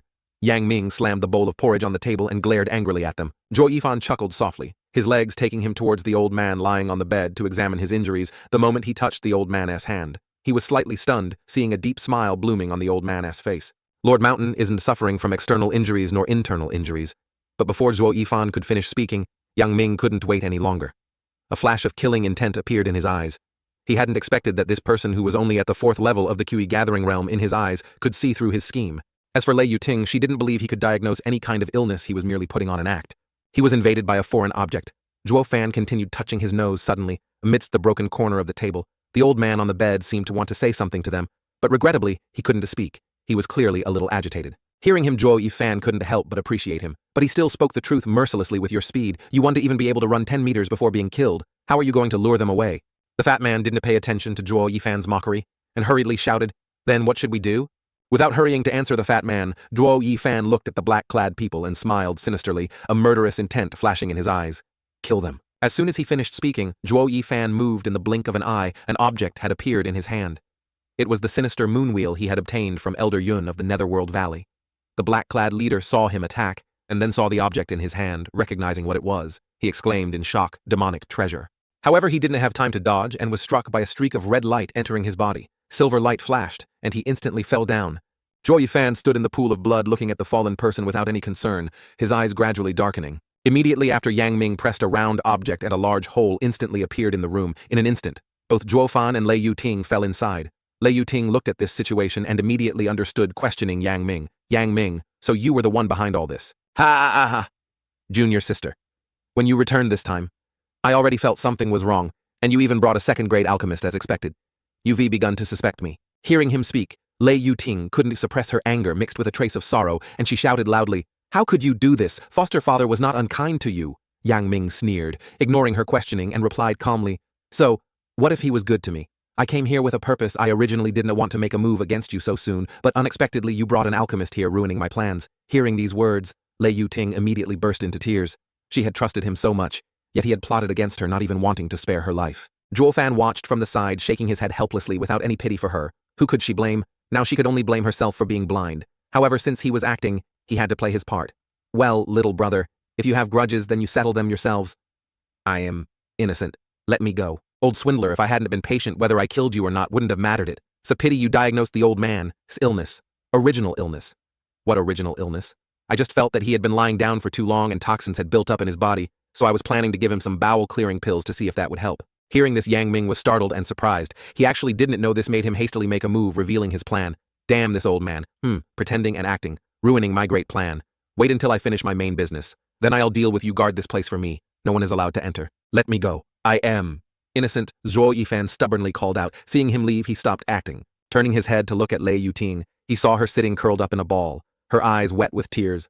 Women were all like this, always putting their whole heart into the person they thought loved them, only to have their lives plotted against, causing them heart-wrenching pain. He stroked his chin and smiled. You're in the same boat as my young miss. You can communicate more in the future to learn survival skills. Whether we can get out is still a question. Where will there be a future? Lei Yuting glanced at him coldly. Zhuo Fan chuckled softly, his face full of confidence. Everything is within my plan. I'll let you out tonight. If you want to die, you can kill yourself right now. Even if I die, I'll drag you down with me. Lei Yuting shouted loudly. After a period of commotion in the pitch-black cave, Zhuo Fan, who had been resting with his eyes closed, suddenly opened them and looked at Lei Yuting, who was quietly sleeping on the ground, and felt relieved. Luckily, she didn't cause any trouble, otherwise he would have had to deal with her.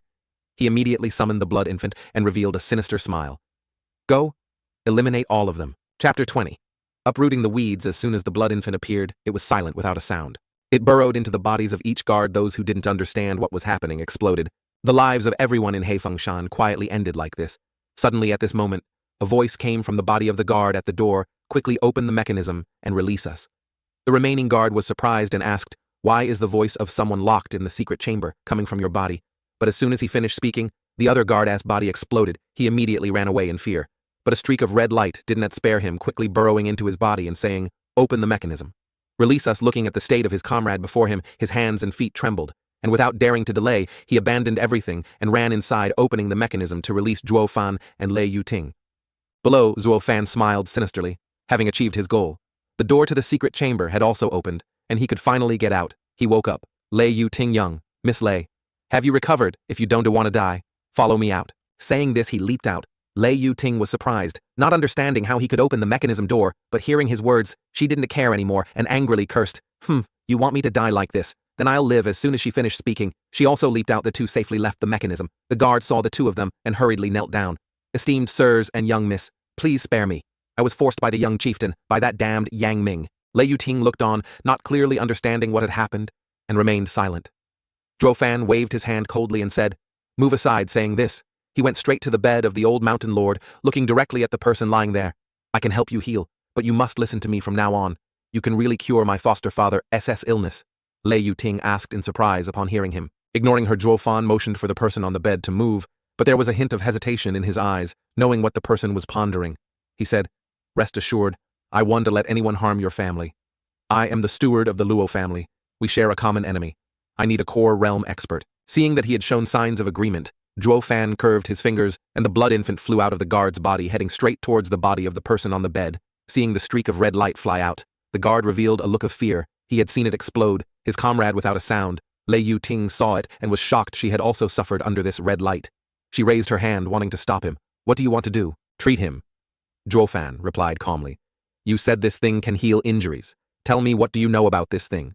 She had only seen it fight her, and moreover, she clearly knew its power and influence. She had suffered because of this thing. Now he was telling her he wanted to use it to heal her foster father. Of course, she wouldn't believe him. Knowing what she wanted to hear, Zhuo Fan explained, demonic objects are what demonic path cultivators often refine. Whether for attack or defense, demonic objects are extremely important. Do you know why I said earlier that he had a foreign object in his body, and why Yang Ming attacked us? Didn't you say you were just guessing? Now I know why you were deceived. Truly foolish. If I hadn't said that, how could I have fooled him? He attacked us because I hit his sore spot. This old man can't move because of a demonic object invasion. Therefore, I have to use a demonic object to eliminate it. Just at this moment, the person on the bed stirred and spoke. Tinger.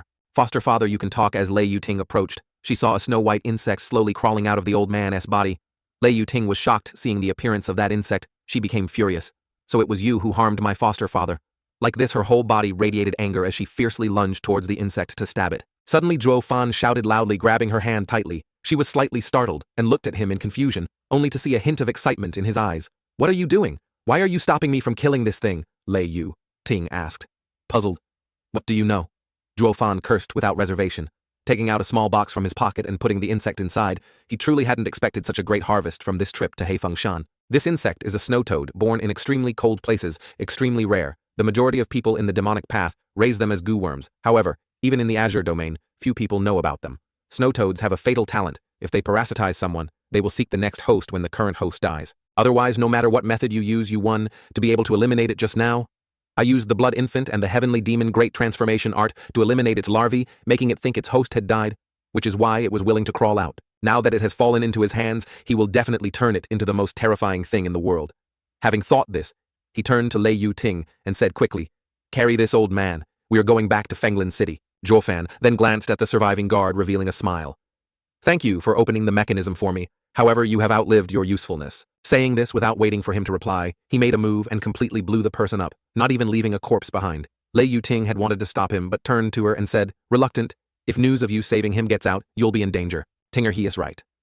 The old man on Lei Yu Ting's back spoke at this moment. "Steward Zhuo, thank you at this moment." Lei Yu Ting was completely in awe of him, who could have thought that he was such a ruthless and terrifying killer. Moreover, along the way, she had clearly seen over 300 or 400 people die without a sound. No one knew how or when they died. No one knew, except for that man. She didn't know if cooperating with him would ultimately be beneficial. But she truly understood that opposing him meant a complete and utter death. Chapter 21. Elder of the Hidden Dragon Pavilion. After 10 days, Zhuo Fan, Lei Yu Ting, and the old man had secretly sneaked into the Luo family's courtyard at the Hidden Dragon Pavilion. Their journey had taken 10 days to half a month, but fortunately before leaving, Zhuo Fan had made proper arrangements. The Heifengshan side hadn't made any moves and the Luo family was still safe. A while later, in a small room, Xiao Kui's scream was heard as the door opened. Xiao Kui, her face full of tears, rushed forward and hugged Lei Yu Ting tightly. Young miss, seeing her cry. Lei Yu Ting wiped the tears from her face and comforted her silly girl. "Did they make things difficult for you?" Young miss, rest assured everyone in the Luo family, except for that bad man. Zhuo Fan is very kind. Xiao Kui shook her head and replied. Hearing his name mentioned, Zhuo Yifan spoke up. "At this moment, little girl, you're not allowed to badmouth people behind their backs. Be careful, or I'll deal with you right now." Following behind Zhuo Yifan were Luo Yunshang, Commander Pang Yuan, and Luo Yunhai. The three of them chuckled secretly upon hearing Xiao Kui's words, but Luo Yunhai innocently said, "Little girl, you're done for my big brother Zhuo loves spanking people the most. You dare to badmouth him, be careful of your behind." Hearing these words, Xiao Kui couldn't help but be startled, remembering his ruthlessness when interrogating her young miss, coupled with Luo Yunhai's words she hurriedly hid behind Lei Yu Ting. Zhuo Yifan hearing this also widened his eyes, so in their hearts he was such a fierce person. Luo Yunshang and Commander Pang Yuan exchanged glances. They knew this man had a sharp tongue and cruel actions, but he had always protected them wholeheartedly. He also had a warm side to him. Amidst the commotion, an excited voice suddenly rang out. "This is Yunshang. Then you must be Yunhai. Heaven bless both of Jenin's children are safe and sound. Senior, may I ask who you are?" Luo Yunshang looked at the old man and asked in surprise, "This is the Mountain Lord of Heifeng. Shan, also the leader who spearheaded the destruction of the Luo family." Zhuo Yifan hurriedly introduced. Hearing these words, Luo Yunshang was shocked, her face darkening, her eyes filled with intense killing intent. Seeing this, Lei Yu Ting hurriedly stepped in front of her foster father, fearing that this young miss would harm him. But at this moment, the old man slowly pulled Lei Yu Ting aside and said, "Ting, step back. The Luo family's matter is my fault. If you want to kill or chop, do as you please. This old man has no complaints." "Foster Father Mountain," Lord Lei Yu Ting and Xiao Kui cried out in unison. The old man ignored them and continued, "This is what I owe the Luo family, don't interfere." Luo Yunshang looked in surprise at the inconveniently moving figure kneeling before her hands and feet stiff, not knowing what to do. At this moment, Zhuo Yifan immediately stepped in to mediate. This old man was deceived by Yang Ming, made to lie still. He only just recovered the massacre of the Luo family, has nothing to do with him. Then why didn't you say so earlier?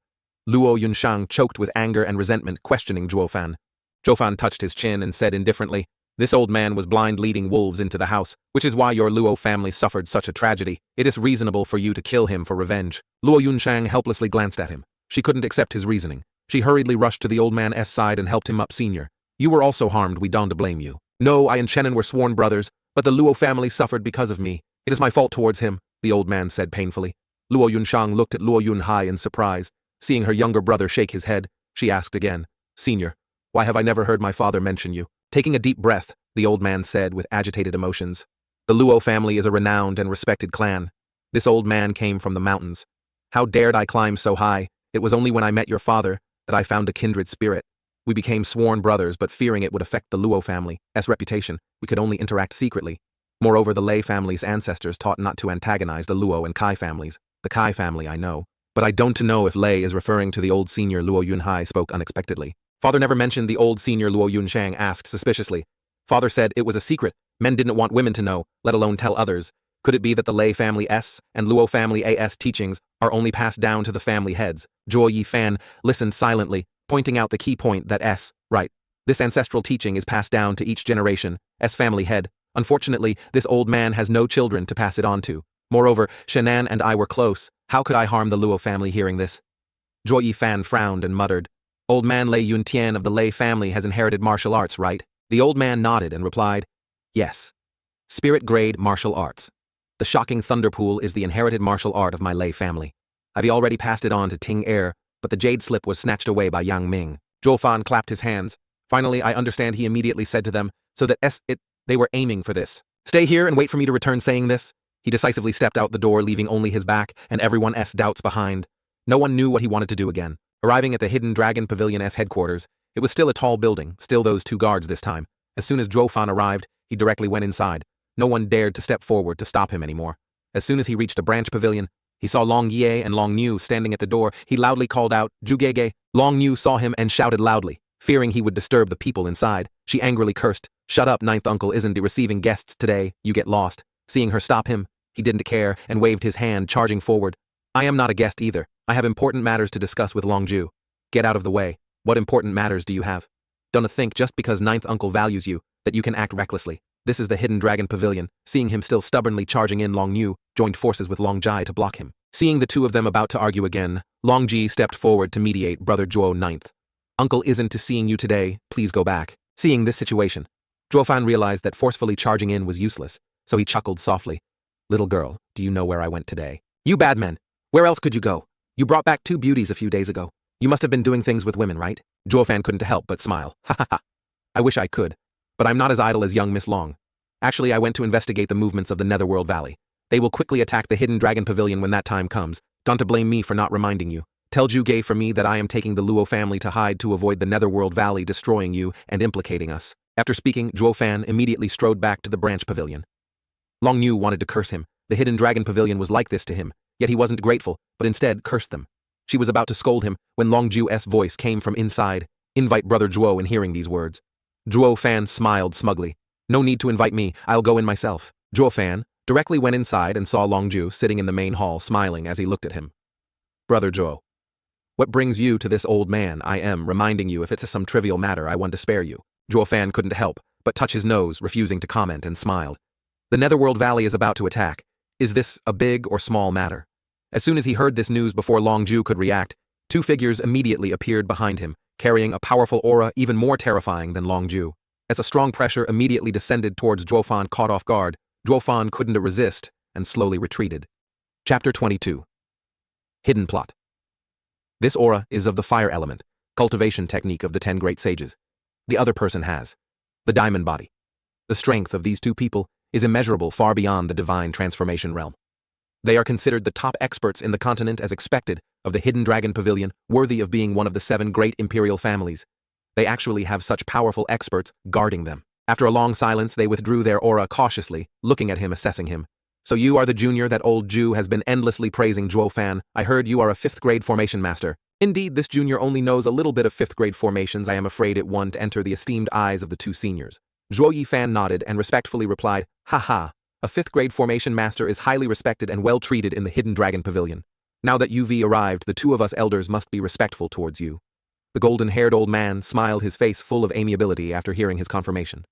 At this moment, the red-haired old man spoke, Hey kid, old Jew said you are very arrogant. You said you would bring a small clan up to the level of the 7 great imperial families within 10 years. Yet the moment you met him, you called him 9th brother once, then 9th brother twice. You are indeed very arrogant, but why do you seem so weak and submissive when you meet us? Hearing these words, Zhuo Fan smiled faintly and said, 9th brother and I have met many times, so I know him well, but this is my first time meeting the two seniors. How could I possibly use the same attitude I have with 9th brother to greet the two of you? Hearing this, the two old men couldn't help but be startled, looking at him with different eyes. Long Ju, however, was so angry that he trembled. Good kid, very good. So you measure your words and actions. I thought you were arrogant with everyone, but it turns out you only act that way with this old man, and you shrink back when you meet someone powerful. The reason I am arrogant with Ju Ge is because I consider him one of my own. Ju Ge is a senior with a broad mind, and one to hold it against me. If I were to encounter someone narrow-minded, wouldn't being arrogant with them be asking for death? That's just foolish. The two old men beside him continuously glanced at and assessed Zhuo Yifan. He was indeed as old, Ju had said, understanding people as hearts, and flattering without leaving a trace, hearing his words. Even if old Ju was angry that a junior was on equal footing with him, he wouldn't hold it against him. Indeed clever this kid, I like him, ha ha ha. After hearing him speak, the red-haired old man heartily laughed a few times in admiration. If I didn't know your intentions towards the Hidden Dragon Pavilion, this old man would have taken you as a disciple. The golden-haired old man also nodded in agreement, smiling faintly as he looked at him. Hearing this, Zhuo Yifan sneered inwardly. He was the dignified demon emperor of the Saint Realm. Even if he had fallen to the mortal realm, he wouldn't bother with such things, taking those in the profound heaven realm as his masters. That was impossible. It would be more reasonable for them to seek his guidance. It wasn't their turn to act superior to him. Oh right. You just said that people from the Netherworld Valley have arrived. Is there such a thing? While he was still pondering, the golden-haired old man spoke again. Seeing that they had gotten to the main point, Zhuo Yifan nodded slightly in affirmation. Half a month ago, I discovered that besides Elder Jane, the Sun family had two more very strong auras. It's just that I went out for something these past few days and didn't have time to monitor. I don't know if they've brought more people since then. Humph. The more the merrier. I'll make sure they go but never return. As soon as he finished speaking, Longju slammed his hand fiercely on the table. His eyes filled with killing intent as he angrily spoke. The golden-haired old man looked at Longju. As actions suddenly frowned and coldly shouted, then looked towards Zhuo Yifan. Old Ju Danti act rashly. Little brother, how did you know? I have my ways which cannot be revealed. Hearing his question, Zhuo Fan wasn't willing to let them know and shook his head with a smile. Having received reliable information from Zhuo Fan earlier, Longju clearly trusted him much more. He nodded firmly towards the golden-haired old man and said, Third brother, his information is very trustworthy. He was the one who informed me about Elder Jane's arrival earlier, and I personally went to verify it. It was exactly as he said. The golden-haired old man frowned, and the red-haired old man exchanged a glance with him, looking at Zhuo Fan in surprise.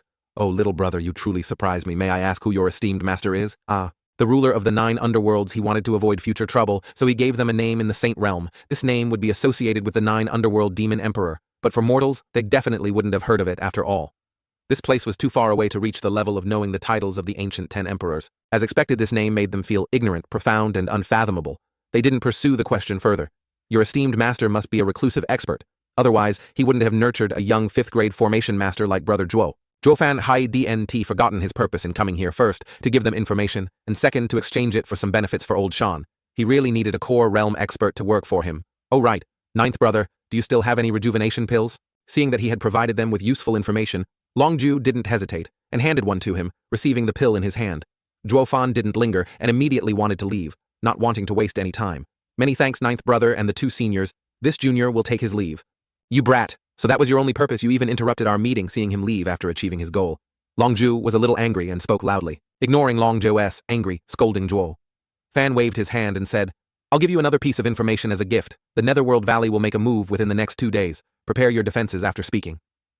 Zhuo Fan laughed loudly and walked towards the door, leaving only his back for the 2 astonished old men to endlessly assess.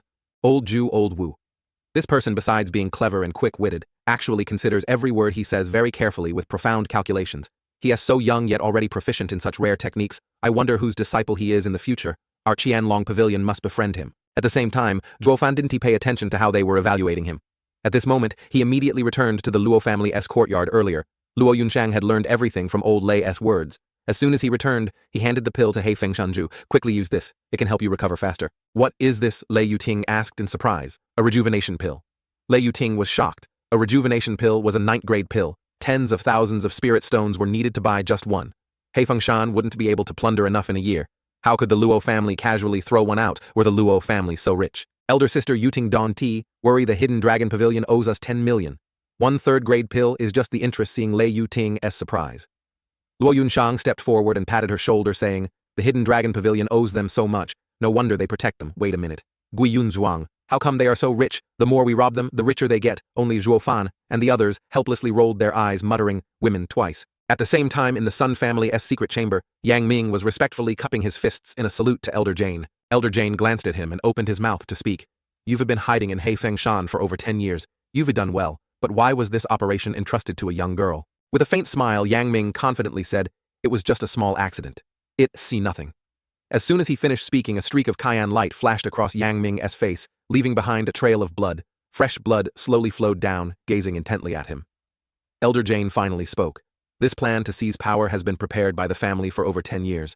If it fails, because of you ruining our great undertaking, I will not spare you. All right, step down. 3 days later, the operation will begin. No one in the Luo family can be spared, especially that Zhuo Fan. Even though the Hidden Dragon Pavilion is using his hands, he is indeed stained with your junior brother's blood. His crime is unforgivable. Yang Ming awoke in elation after Elder Jane made his move. He bit his lip and bowed deeply, saying yes. Chapter 23. Great Battle in Zhuo Fan, a small courtyard.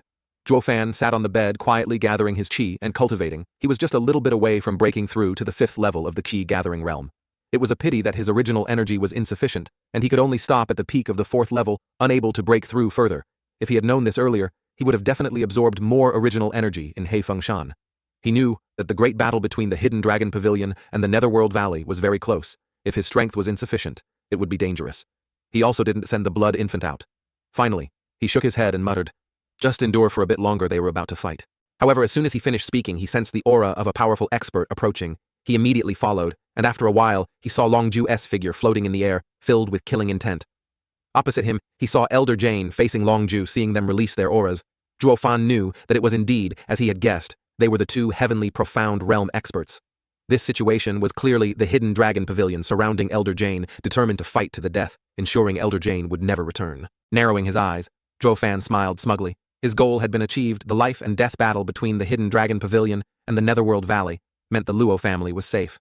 Now he just needed to watch the show. While he was thinking, Zhuo Fan sensed someone approaching. Turning around, he saw Luo Yunshang and Pang Yuan behind him. He immediately shouted at them to go back. "What are you doing coming out? Go back. Their 2 lives are nothing. Those heavenly profound realm experts up there could kill them with a casual wave of their hands at this moment. With that old lay in the room, they can temporarily be safe. Coming out here is just seeking death." Seeing his anger, Luo Yunshang immediately retreated, not forgetting to instruct him. "Zhuo Fan, you be careful too." Zhuo Fan said nothing, only nodded slightly, then ignored her and looked up at the sky. At this moment, Longju stared at Elder Jane with a sinister gaze, releasing a cold killing intent, and coldly shouted, "Elder Jane, you are truly bold to dare cause trouble in my territory. Longzhou, the Hidden Dragon Pavilion, killed the disciples of my Netherworld Valley. Am I not allowed to come and demand justice?" Jane Fan retorted, not agreeing with Longju's questioning. "Justice? What do you people of the Netherworld Valley know about justice? Who was it that plotted against this old man in Luoye City in the first place? Who was it that set a trap 3 against 1, killing my purple thunder golden eyes?" Hearing these words, Zhuo Fan finally understood their grievances, and hatred stemmed from this. And to think the purple thunder golden eyes actually remained in the mortal realm. Legend has it that the purple thunder golden eyes were one of the 3 strongest among the 10 ancient emperors. Divine eyes lost by the heavenly emperor, it could emit golden light that could destroy heavenly deities, and thunder experts below a certain level would have their souls burned to ashes just by looking at it. Unexpectedly, such an ancient artifact remained in the human realm, allowing a mortal to cultivate it. Such a precious item was destroyed. Longju's hatred, wanting to kill Jane Fan, was very reasonable. Jane Fan listened to Longju without the slightest embarrassment, laughing smugly. "Ha ha, who can be blamed but the foolish? Initially, you relied on the purple thunder golden eyes, and were also one of the top experts in the Hidden Dragon Pavilion. Now that you have lost your support and retreated into seclusion, even as the Grand Elder, you can only guard a remote border region." Longzhou bit his lip lightly, his entire body erupting with intense aura and thick killing intent, shouting loudly, "Ridiculous, Jane Fan, this feud, this old man will never rest until you are dead." As soon as he finished speaking, he charged straight towards Jane Fan, his hands forming a seal. A golden dragoness head appeared, a middle-grade spirit rank martial skill ascending dragon claw. A dragoness roar echoed through the heavens and earth, baring its fangs and brandishing its claws as it attacked Jane Fan. With a mere flick of his hand, a black ruler shot out from his sleeve, binding the imposing dragoness head, and squeezing in an instant, the dragoness head vanished. Seeing this scene, Jane Fan smiled lightly, speaking disdainfully. "You used to be a dragon with the purple thunder golden eyes, but now the title of Divine Eye Dragon Ju is gone forever." As soon as his words fell, a palm appeared before his eyes. Hidden Dragon Claw, a spirit rank martial skill. What can it do to me? Moreover, Jane Fan's skill. The corner of Jane Fan's mouth curled up strangely, and he sent Longju flying, crashing to the ground. At the same time, a golden-haired old man and a red-haired old man appeared, looking at the newcomer. Jane Fan revealed a look of horror. He had actually fallen into their trap. Longju's hidden dragon claw wasn't meant to kill him, but to trap him within an encirclement so he couldn't escape. At this moment, Longju desperately charged forward again, determined to kill Jane Fan even if it cost him his life. As long as he could avenge himself, he wouldn't regret it. A sword light appeared in his hand. The golden-haired and red-haired old men below were shocked to see him like this, and quickly joined the battle. Suddenly, just as the golden-haired old man was one step away from taking Jane Fan's life, a purple light suddenly appeared, meeting the old man's attack. Caught off guard, the old man was sent flying, spitting out a mouthful of blood. The red-haired old man was startled and hurriedly went to support him. The golden-haired old man's eyes narrowed slightly as he stared ahead, looking at the creature on Jane Fan's shoulder. It was the devouring Chunky. Zhuo Yifan below watched this scene and couldn't help but be startled, his brows furrowing. He hadn't expected that Jane Fan cultivated the refinement of demonic objects. The devouring Chunky, it wasn't particularly powerful, but it could devour all things depending on the attributes of those things. Its strength depended on its master. It was a pity that such a demonic object had fallen into Jane Fan's hands. He looked at it again, and when he saw the object in its eyes, he couldn't help but be overjoyed. The object in its eyes was the triple heaven purple thunder divine eye, finally unable to restrain himself. Zhuo Yifan laughed excitedly. Interesting, heaven was helping him. He had something to do now. Chapter 24. Sneak attack. That's my purple thunder golden eyes impossible. Long Ju looked at the familiar object in the crow. His eye stunned. He had once roamed freely with it, but now it had been snatched by Jane Fan and used on a demonic object, becoming a weapon against him. Weapon fury surged, and the killing intent radiating from Long Ju's body grew even thicker, his desire to kill Jane Fan even stronger. Seeing Long Ju's grim face, Jane Fan laughed smugly. Long Ju, you didn't expect this? Did you? Your purple thunder golden eyes have actually been refined by me onto this demonic object today. If you want to kill me, you must first get past my divine eye. As soon as he finished speaking, he formed a hand seal, and the demonic crow immediately attacked Long Ju. Old Ju, be careful! The golden-haired old man shouted with a metallic clang. He wielded his proud dragon sword to block, but with a loud bang in the sky, Long Ju was struck by bolts of lightning, instantly flying out and spitting out a large mouthful of blood. Seeing him injured, the golden-haired and red-haired old men simultaneously became anxious and worried. Rushing towards him, the two of them understood that as long as Jane Fan was dealt with, the demonic crow would lose its power without anyone controlling it. Having thought this, they charged towards Jane Fan, continuing their attack. Jane Fan was confident in the demonic object on his shoulder, seeing them charge over. He wasn't worried and coldly smiled, continuing to form hand seals. Boom! The three great experts' clash created a loud noise in the sky. But unexpectedly, the golden-haired and red-haired old men were sent flying back, blood flowing from the corners of their mouths. Zhuo Yifan below was equally shocked. The purple thunder golden eyes were indeed powerful, actually making three great, heavenly profound realm experts unable to resist seeing this situation. The hidden dragon pavilion's chances of failure were too high. The Luo family would definitely be finished. He had spent so much effort plotting, he couldn't allow failure at this crucial moment. After a moment of thought, he decided to take a risk and send out the blood infant. He would wait for a favorable situation to make his move. At this moment, Jane Fan looked at the heavily injured people of the hidden dragon pavilion and couldn't help but laugh smugly. The purple thunder golden eyes are indeed good. Even the three of you can touch a single hair on this old man. Two other figures appeared before Jane Fan, at this moment revealing sinister expressions. Long Ju and the other two had grim faces. The three grand elders of the hidden dragon pavilion had rarely been looked down upon like this. If they didn't succeed, today they would no longer have a foothold in Feng City in the future. The golden-haired old man then stepped forward, sighed, and revealed a murderous intent in his voice. Just a demonic object plus stolen purple thunder golden eyes. And you dare to challenge the three of us old men. You are too confident, old Ju. Old Wu, don't move. This old man only needs one breath to take all three of their heads. Today, this old man will let you know what my golden serpent, descending dragon heaven, shaking earth, shattering palm is like saying this. The old man roared again. High-grade spirit rank, martial skill, dragon devouring palm. Hearing these words, the red-haired old man and Long Ju trembled inwardly. They knew the golden-haired old man had begun to get angry. They retreated to his side among the 9 grand elders of the hidden dragon pavilion. The golden-haired old man was the strongest. At this moment, Jane Fan, who was fully dealing with the golden-haired old man, finally sensed the danger and ordered everyone to charge forward netherworld locking formation. He had actually underestimated this person's strength. His power was indeed very strong. The three of them combined were only evenly matched with him, but at this moment Jane Fan suddenly thought of something and suddenly shouted, "Third elder of the hidden dragon pavilion, go to hell." Saying this, he ordered the demonic crow to continue attacking the third elder. Right at this moment, Zhuo Yifan saw the opportune moment and secretly sent the blood infant behind the battle. A killing intent flashed in his eyes. He would definitely not let the hidden dragon pavilion lose, taking advantage of this moment to take your life. This old man will definitely not let the hidden dragon pavilion fail in this battle. Jane Fan was laughing wildly in the sky as the demonic crow fiercely attacked the 3 people of the hidden dragon pavilion. Suddenly a streak of red light arrived and burrowed into his body. By the time he noticed and wanted to circulate his energy to force it out, it was too late. In an instant, he fell into a disadvantageous position against the hidden dragon pavilion's attacking momentum. He thought it was someone from the hidden dragon pavilion launching a sneak attack. Seeing the situation was bad, he cursed inwardly and took the initiative to retreat. But the 3 old men of the hidden dragon pavilion wouldn't easily let him go. They quickly chased after him after succeeding. Zhuo Yifan recalled the blood infant, smiling smugly. His feud can be counted on, The hidden dragon pavilion S head anyway. Your grudges aren't, to few one more one, to hurt. Zhuo Yifan thought to himself, remembering the purple thunder golden eyes on the demonic crow. He really liked it, and would definitely find a way to snatch it. The opening act was just the beginning. The main part was next. Chapter 25. The fate of trash is death. At the same time, a series of black-clad figures suddenly appeared heading towards the hidden dragon pavilion. The leader had several core realm experts. However, the hidden dragon pavilion was already prepared. They were just seeking their own deaths. On this side, Longji led people to engage in battle. The two sides clashed in an instant. Then Long Niu led a group of people in an ambush waiting for the Netherworld Valley S people, so they couldn't return alive. "Get kill them all!" Long Niu shouted loudly. The Netherworld Valley finally realized something was wrong and immediately retreated.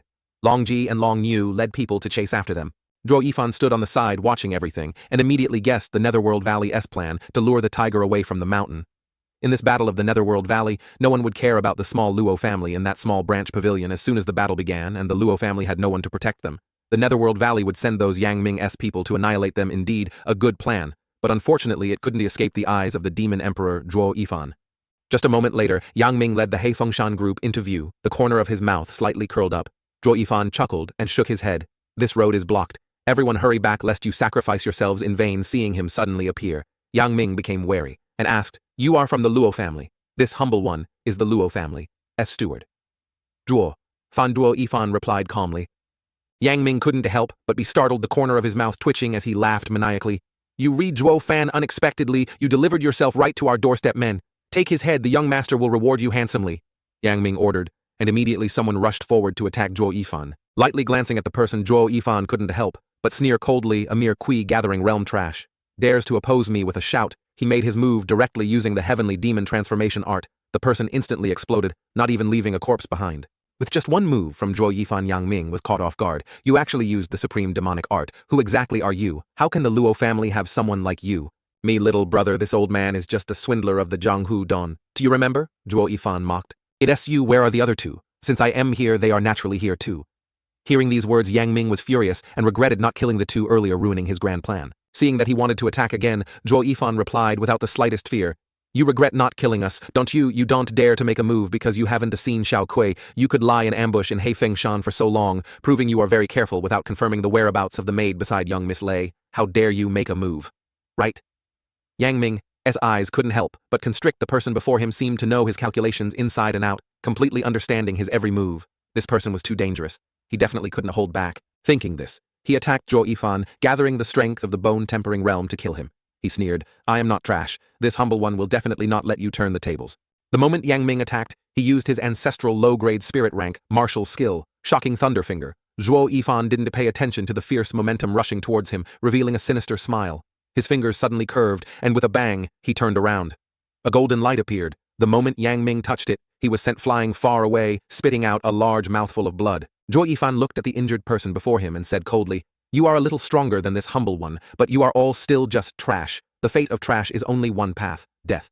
As soon as he finished speaking, Zhuo Yifan immediately formed a hand seal, and a golden dragon appeared fiercely attacking Yang Ming. At this moment, Lei Yu Ting's sharp cry rang out.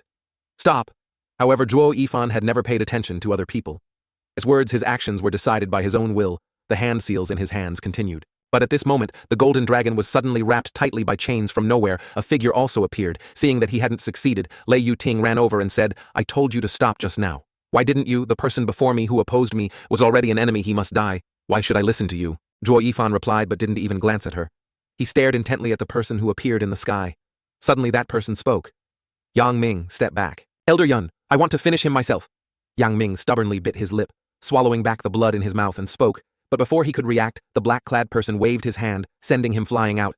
"You also deserve this. Earlier, I saw that your schemes and talent were superior, but compared to this little brat, you are not even an ant. Get back to the Netherworld Valley." After speaking, he turned to Zhuo Yifan and said, "Zhuo Fan, I'll give you a chance to join the Netherworld Valley. Our grudges will be considered dropped." Hearing this, Zhuo Yifan couldn't help but sneer, "You also deserve this." Chapter 26. Confronting the Netherworld Valley Elder. Seeing Zhuo Yifan's unwilling attitude, the black-clad person attacked the Heifengshan group behind him. A black light appeared, and the group was instantly bound tightly. With a miserable cry, the entire group perished, just like that. He threatened, "If you don't want to be like them, then follow me." As soon as he finished speaking, Zhuo Yifan touched his chin and chuckled, "Netherworld Valley, weren't you all relying on Heifengshan to show their faces? Why do you want to kill them now?" Hearing his question, The black-clad person thought he had agreed to his proposal and chuckled hoarsely. You are so smart, you must know why. Now that things have been exposed, they no longer have any value. We can't leave any future trouble for them to find evidence. Zhuo Yifan frowned them. Who are them? The black-clad person smiled indifferently. You all know, once you join the Netherworld Valley. Zhuo Yifan couldn't help but laugh loudly, shaking his head and pointing at Yang Ming behind him, maliciously mocking, "Ha ha. Netherworld Valley in my eyes. You are just like him in your eyes, no better than a bunch of ants." Hearing his words, the black-clad person couldn't help but be furious. Since you are not afraid of death, then I will grant your wish. As soon as he finished speaking, he attacked Zhuo Yifan, even though he was on the defensive. Zhuo Yifan didn't panic, calmly forming a hand seal. A golden light instantly appeared, blocking the palm strike. Yang Ming behind him couldn't help but be jealous upon seeing this scene. Yang Ming, he in the Netherworld Valley, was hailed as a genius, highly valued in major plans, but now he was being abandoned, just because of Zhuo Yifan's appearance. He wiped the blood from his eyes, glanced at Zhuo Yifan, revealing a murderous intent. "Zhuo Fan, you wait." Saying this, he turned and ran. Lei Yuting behind the battle saw his fleeing figure and immediately chased after him very quickly. The figures of the two disappeared without a trace. Zhuo Yifan stood in the battle defending against the other person's attacks, while also paying attention to her actions, helplessly shaking his head and sighing, "Silly girl," unable to bear seeing her encounter. Danger. He sent the blood infant out to follow her. After carefully considering everything for Lei Yuting, he focused on the battle outside the protective barrier. The black-clad old man was still relentlessly attacking him. He couldn't be careless. The black-clad person continuously launched 3 palm strikes towards Zhuo Yifan, but they were all blocked by the hand seals in Zhuo Yifan's hands. After a while, unable to find an advantageous position, he was finally a little surprised and opened his mouth. "So young, yet you can already skillfully use a third-grade formation. The coiling dragon formation. Not bad talent. It's a pity you encountered me today. The strength of a heavenly profound realm expert is not something a newly key-gathering realm brat like you can imagine." Finishing his words, the black-clad person continued to strike his palm towards Zhuo Yifan. Zhuo Yifan successively received the strikes. A series of golden lights appeared. The 5th grade 9 Heaven's Coiling Dragon formation officially activated, launching its attack. Finally, the black-clad old man no longer dared to be careless. This was fundamentally not an ordinary coiling dragon formation. With just a slight carelessness, he would lose at Zhuo Yifan's hands. Very good. You can actually create a 5th grade formation. I'll ask you one last time. Do you want to join the Netherworld Valley? Your shabby place can't contain me, Zhuo Yifan mocked, seeing him still being stubborn. Fine. In that case today, this old man will definitely not let you continue to exist. Finishing his words, a murderous intent finally rose in the black-clad person's eyes as he attacked Zhuo Yifan. Seeing his murderous intent, Zhuo Yifan didn't panic as the demon emperor of the Saint Realm. He had experienced countless storms. The murderous intent of others was nothing to him.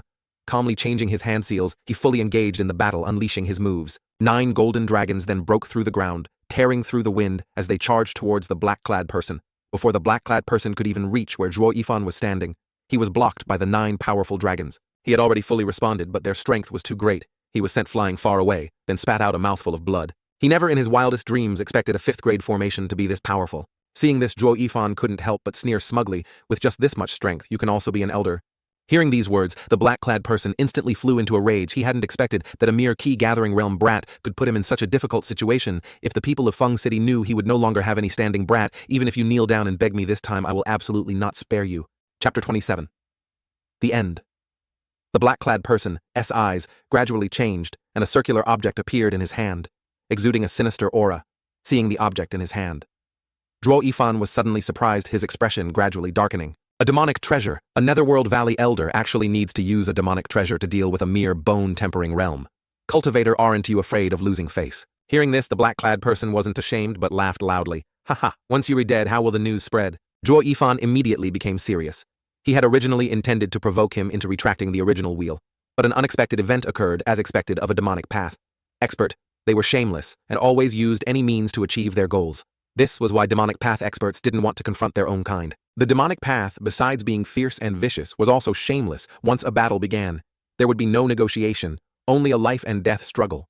However, he knew he was also on the demonic path, so he knew if it were him, he would do the same. Right at this moment, the black-clad person launched a palm strike towards Zhuo Yifan, shouting loudly, "Brat, die!" Seeing that the situation was bad, Zhuo Yifan once again formed hand seals, and the 9 golden dragons charged towards the black-clad person. But the black-clad person had a treasure in his hand, and his speed this time was much faster. In an instant, he passed through the golden dragons with a whoosh. The 9 dragon heads were severed. Zhuo Yifan looked on slightly stunned. He was too fast. When the 9 golden dragons, the assassins, arrived, even a shadow of him couldn't be seen. He clearly had the assistance of a demonic treasure. A silver light once again approached, appearing before his eyes. The black-clad person revealed a smug and sinister smile as he looked at him. "Brat, this time, You wanted to escape. Fiercely biting his lip, Zhuo Yifan finally clearly saw the sharpness on that demonic treasure and chuckled. A third-grade demonic treasure. Not bad eyes. The black-clad person nodded, saying, being able to die under a third-grade demonic treasure is your good fortune. Seeing this situation, Zhuo Yifan's mind raced. He waved his hand and said, wait a minute, if I agree to join the Netherworld Valley right now. Too late, the black-clad person laughed loudly and sent the sinister moon wheel towards Zhuo Yifan. A trace of unwillingness appeared in Zhuo Yifan's eyes. He was actually going to die in this place. Right at this moment, a bolt of lightning arrived. He opened his eyes and saw old Lei standing in front of him, a stream of fresh blood flowing down his arm. The black-clad person opposite him was a little surprised and coldly said, who are you, Heifengshan Lei Yuntian? Anyone who dares to oppose the Luo family is my enemy. The old man roared loudly, his whole body crackling with lightning. Zhuo Yifan looked at the person blocking him, a little doubtful, and asked, you've recovered your strength thanks to Steward Zhuo's blessing. This old man has not only recovered, but also broken through to the heavenly profound realm. Lei Yuntian replied calmly. Hearing this, Zhuo Yifan was overjoyed at this moment. He needed a powerful expert to assist him.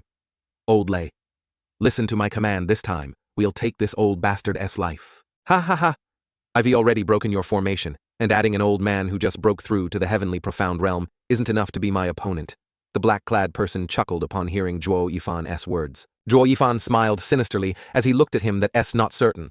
This old man always uses people unpredictably, never accurately like this time old Lei charge. As soon as he finished speaking, Lei Yuntian quickly attacked, using the shocking thunder finger towards the black-clad person on the other side. Zhuo Yifan formed hand seals again, reactivating the formation.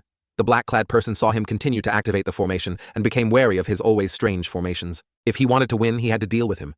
First, having thought this, he attacked Zhuo Yifan, but Lei Yuntian persistently blocked him. The clash of heavenly profound realm experts shook the heavens just as Lei Yuntian was at a disadvantage.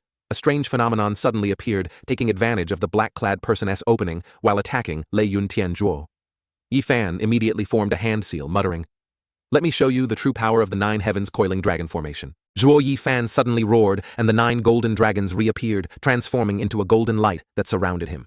After a moment, a heaven-shaking roar echoed directly attacking the black-clad person. By the time the black-clad person realized the danger, it was too late. He was surrounded by the giant dragons, along with his scream and the dragoness roar. The sky exploded, illuminating the entire region.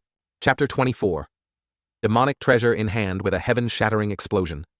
The giant dragons detonated golden light, illuminating the vast sky. The black-clad person's body didn't even remain, turning into dust and vanishing.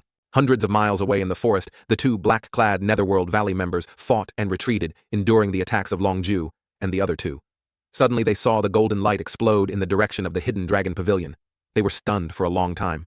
The 3rd elder of the Hidden Dragon Pavilion spoke. What's happening? Could there be another expert fighting? But who could unleash such a terrifying move?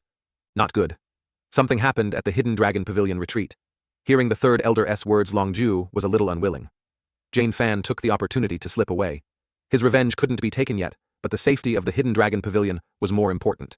He followed and retreated. The 2 black-clad individuals who had just escaped the pursuit of Longju and the other 2 looked towards Fenglin City for a long time. Finally, after some thought, they decided to retreat, abandoning the person named Elder Yun there, leaving him to his fate. On this side, Lei Yuntian directly witnessed the terrifying scene. Stunned and horrified, he had originally thought he would have to trade his life for theirs. But unexpectedly, Zhuo Yifan only wanted him to stall for time.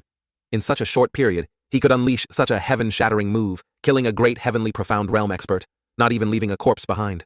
At this moment, he finally understood how terrifying Zhuo Yifan was. Just as Lei Yuntian was still astonished, Zhuo Yifan thought of Lei Yuting and turned to him saying, Old Lei, please take care of the Luo family. I am going to find Miss Lei. Hearing that he wanted to find Lei Yuting, Lei Yuntian nodded in agreement. All right, as long as this old man has a breath left, I want to let anyone touch the Luo family, rest assured. Seeing him like this, Zhuo Yifan felt relieved and smiled. Going to find Lei Yuting, only 4 people had appeared for so long, there probably wouldn't be anyone else coming. He left Lei Yuntian, a heavenly profound realm expert here, so the Luo family should be safe. Now he had to go find that silly girl. Lei Yuting, afraid that she would suffer at Yang Ming's hands, thinking of something, Zhuo Yifan tried to turn towards the black-clad person earlier, taking the demonic treasure into his hand. A 3rd-grade demonic treasure was right in front of him. It would be a pity not to take it. At the same time, in the forest, not far from Fenglin City, Yang Ming, after escaping the battle in that small courtyard, ran all the way here. His injured body couldn't take it anymore, so he stopped to rest. Lei Yuting finally caught up, seeing that he wanted to escape. She ran to stop him, halt Yang Ming, who was resting. Immediately, became alert, and turned his head, but only saw Lei Yuting alone. He said smugly, Junior sister, you dare to come here alone to stop me. Seeing him smile, Lei Yuting immediately became angry and shouted loudly, Today, I will avenge my foster father and clean up the sect by killing you, this traitor, even if it costs me my life. I will drag you down with me. I want to know, did you ever like me? Me, a dignified genius disciple of the Netherworld Valley, even if I were to marry it would have to be within the 7 great imperial families. A woman like you is worthy of me. Hearing his words, Lei Yuting curled her lip into a smile, a few drops of tears appearing on her face. All right then, let us end everything completely today. Finishing her words, Lei Yuting unleashed her original energy, quickly attacking Yang Ming bolt after bolt of lightning shot towards him. But the difference in strength between her and him was ultimately too great. After only a few moves, she was at a disadvantage. Just as Yang Ming wanted to make a move against her, a streak of red light suddenly appeared, attacking Yang Ming. By the time he noticed, he had already been sent flying, his internal injuries worsening as he spat out a mouthful of blood. Waiting until Yang Ming was injured, Lei Yuting finally saw what had saved her. Seeing it, she was a little surprised. It was Zhuo Yifan as Natal Blood Infant. She hadn't thought that he would take out his own treasure to save her life. At this moment, she finally understood a few things. Seeing that the situation was bad, Yang Ming couldn't be smug anymore, and began to beg her, Yuting, junior sister, please show mercy. Have you forgotten our beautiful times together? Have you forgotten how I usually treated you? How could you? Seeing him mention the past, Lei Yuting slowly smiled. Just a moment ago he had discarded their past, and now he was using it to beg her. How much shame did he have because of this? She had to kill him even more now. But at this moment an explosion rang out, blocking Lei Yuting's attack. After the smoke cleared, a figure appeared. It was Elder Jane of the Netherworld Valley. As soon as he appeared, he asked Yang Ming, you've become this miserable, what about the plan? The plan, Yang Ming thought of something, and stammered in reply. Seeing him hesitate, Elder Jane guessed that the plan had probably failed. But right now nothing else matters. Let us retreat safely first. Let us retreat first.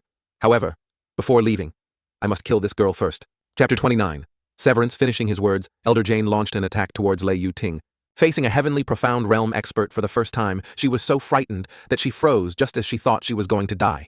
Here, a silver light flashed past. Seeing it, Elder Jane wisely withdrew his attack and retreated.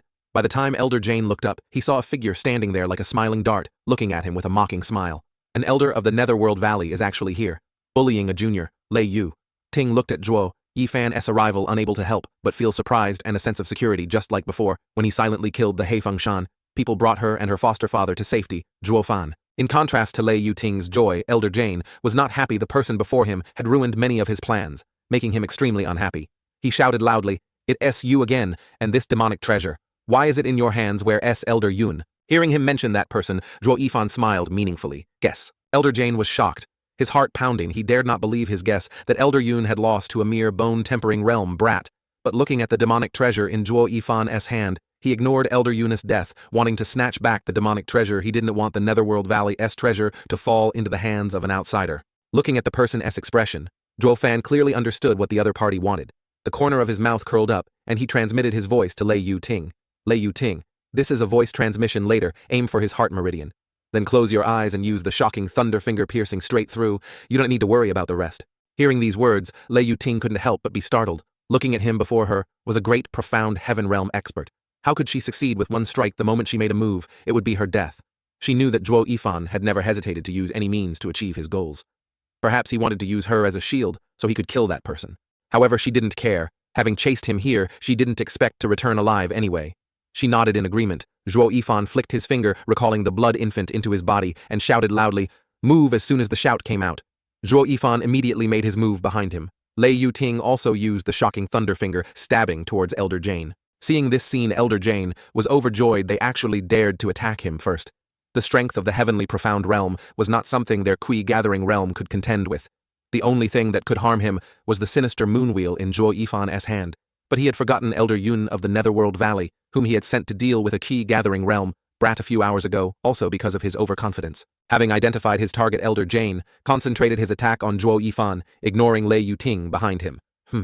This diversion tactic might work on others, but it's useless against this old man. Don't play petty tricks with me. I want to fall for them. Hearing him speak, Zhuo Yifan said disdainfully, "But didn't you still fall for it?" As soon as he finished speaking, Jane Fan was endlessly shocked. He had always been wary of Zhuo Yifan, so how could he have been caught off guard? But at this moment, a streak of red light shot towards his body, causing him to immediately shout, stopping the movements in his hands. "Last time it was also you, very good brat. You caused me to lose an arm. Wait until I force it out, and I'll settle both old and new scores with you." While speaking to Zhuo Yifan, Elder Jane had already gathered his original energy, aiming to force the blood infant out. Zhuo Yifan saw his actions and revealed a sinister smile. "Elder Jane, you've been fooled by me again. As soon as he finished speaking, Lei Yuting behind him also rushed forward with the shocking thunder finger stabbing straight towards Jane Fan's heart. He looked at Zhuo Yifan in horror, unwillingly looking at him as blood continuously flowed from his mouth. Zhuo Yifan chuckled softly, not much different from Jane Fan. He was also heavily injured, but a sinister smile still remained on his lips. Elder Jane. You guessed wrong. The main attacker this time wasn't me. Did you think only the sinister moon wheel in my hand could injure you? But unfortunately, you forgot that your heavily injured body is no longer what it used to be yet. You gathered all the original energy in your body. Haha. Hearing him finish speaking, Elder Jane, before dying, finally understood how deep and unpredictable the mind of the person before him was. He was truly terrifying. However, if Zhuo Yifan hadn't been ruthless, the one who died would have been him. Just one wrong step would have led to eternal damnation. Fate forced him to use any means necessary. Zhuo Yifan, unable to bear his internal injuries, immediately leaned against a tree to rest. Lei Yuting looked at him, finally understanding how wrong she had been. He was using himself to exchange for a chance for her to live. Thinking this, she sat down beside him and earnestly apologized. Zhuo Fan, I am sorry.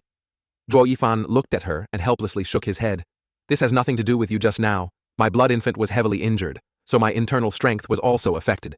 Take a look at what you can get from his body. A Netherworld Valley elder definitely has many good things. Hearing Zhuo Yifan's words, Lei Yuting was surprised. She thought it was just his treasure, but unexpectedly, it was also related to his life force.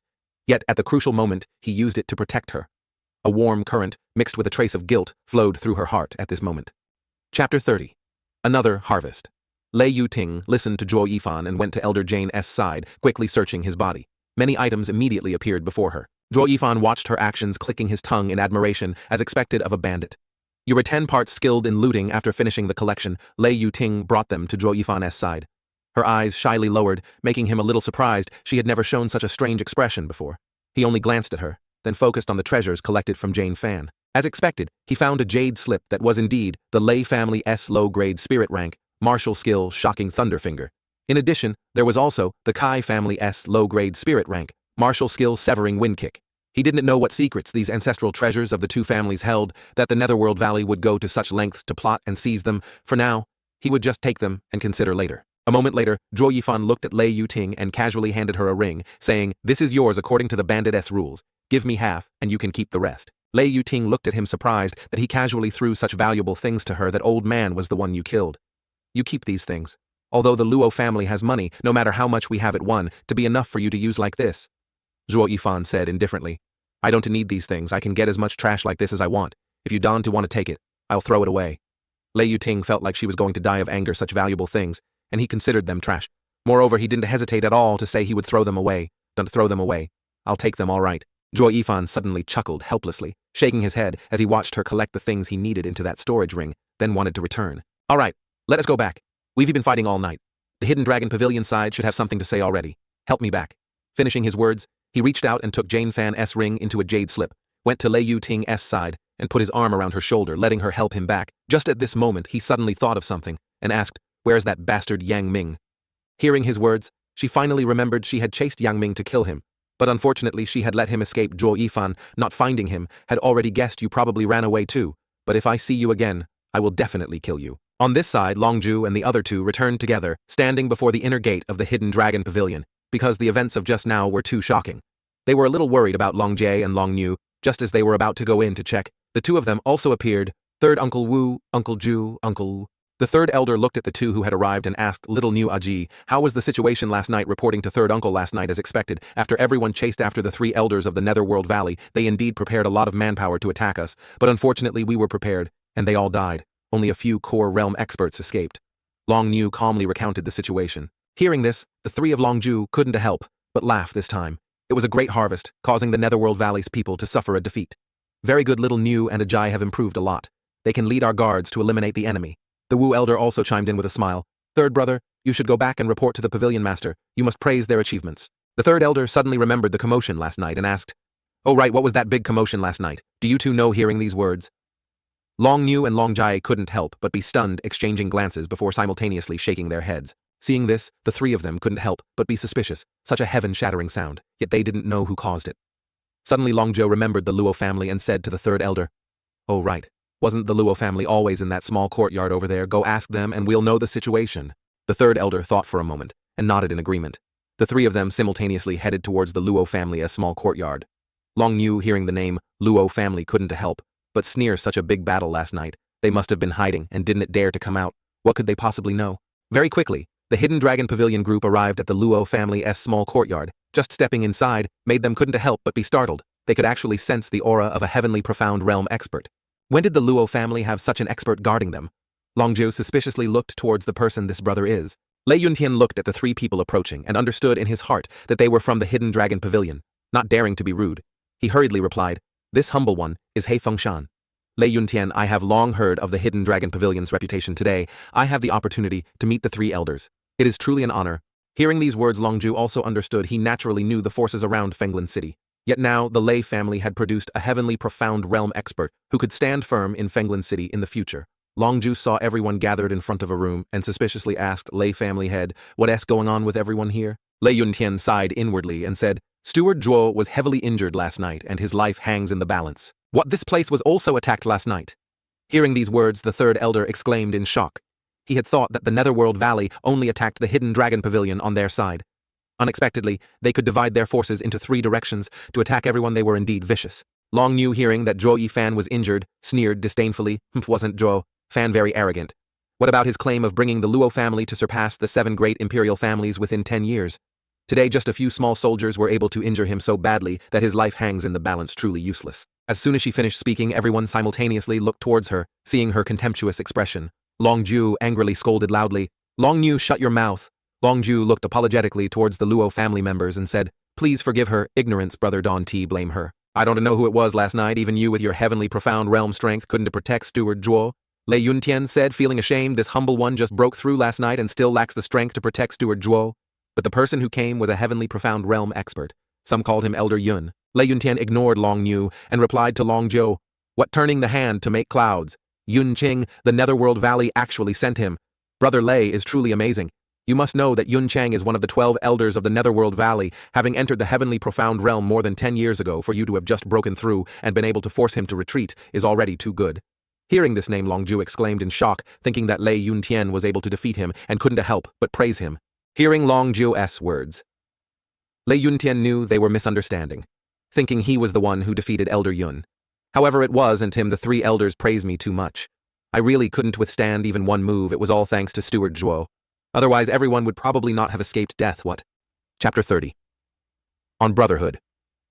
As soon as he finished speaking, everyone simultaneously exclaimed in shock, seemingly unable to believe what they were hearing. No one there could believe that a bone-tempering realm cultivator could actually defeat a heavenly profound realm expert. It was too unbelievable. But they didn't know that the person currently in Zhuo Fan's body wasn't the real Zhuo Fan, but the demon emperor Zhuo Yifan, who had traversed realms, grasped the 9 nether secret records, and possessed the treasures of the 9 nether demon emperor. What did you say? The person who resisted Yun Qing and protected everyone was Zhuo Fan. How is that possible? He's only in the bone-tempering realm. Lei Yuntian knew they wouldn't believe him. If he hadn't personally witnessed it that day, he wouldn't have believed such a thing either. I know it's hard to believe, but so what? It's a fact that he was able to safely protect the Luo family from a heavenly profound realm expert. The third elder was still in shock. He desperately wanted to know how Zhuo Yifan with his bone-tempering realm cultivation was able to withstand Yun Qing's attack.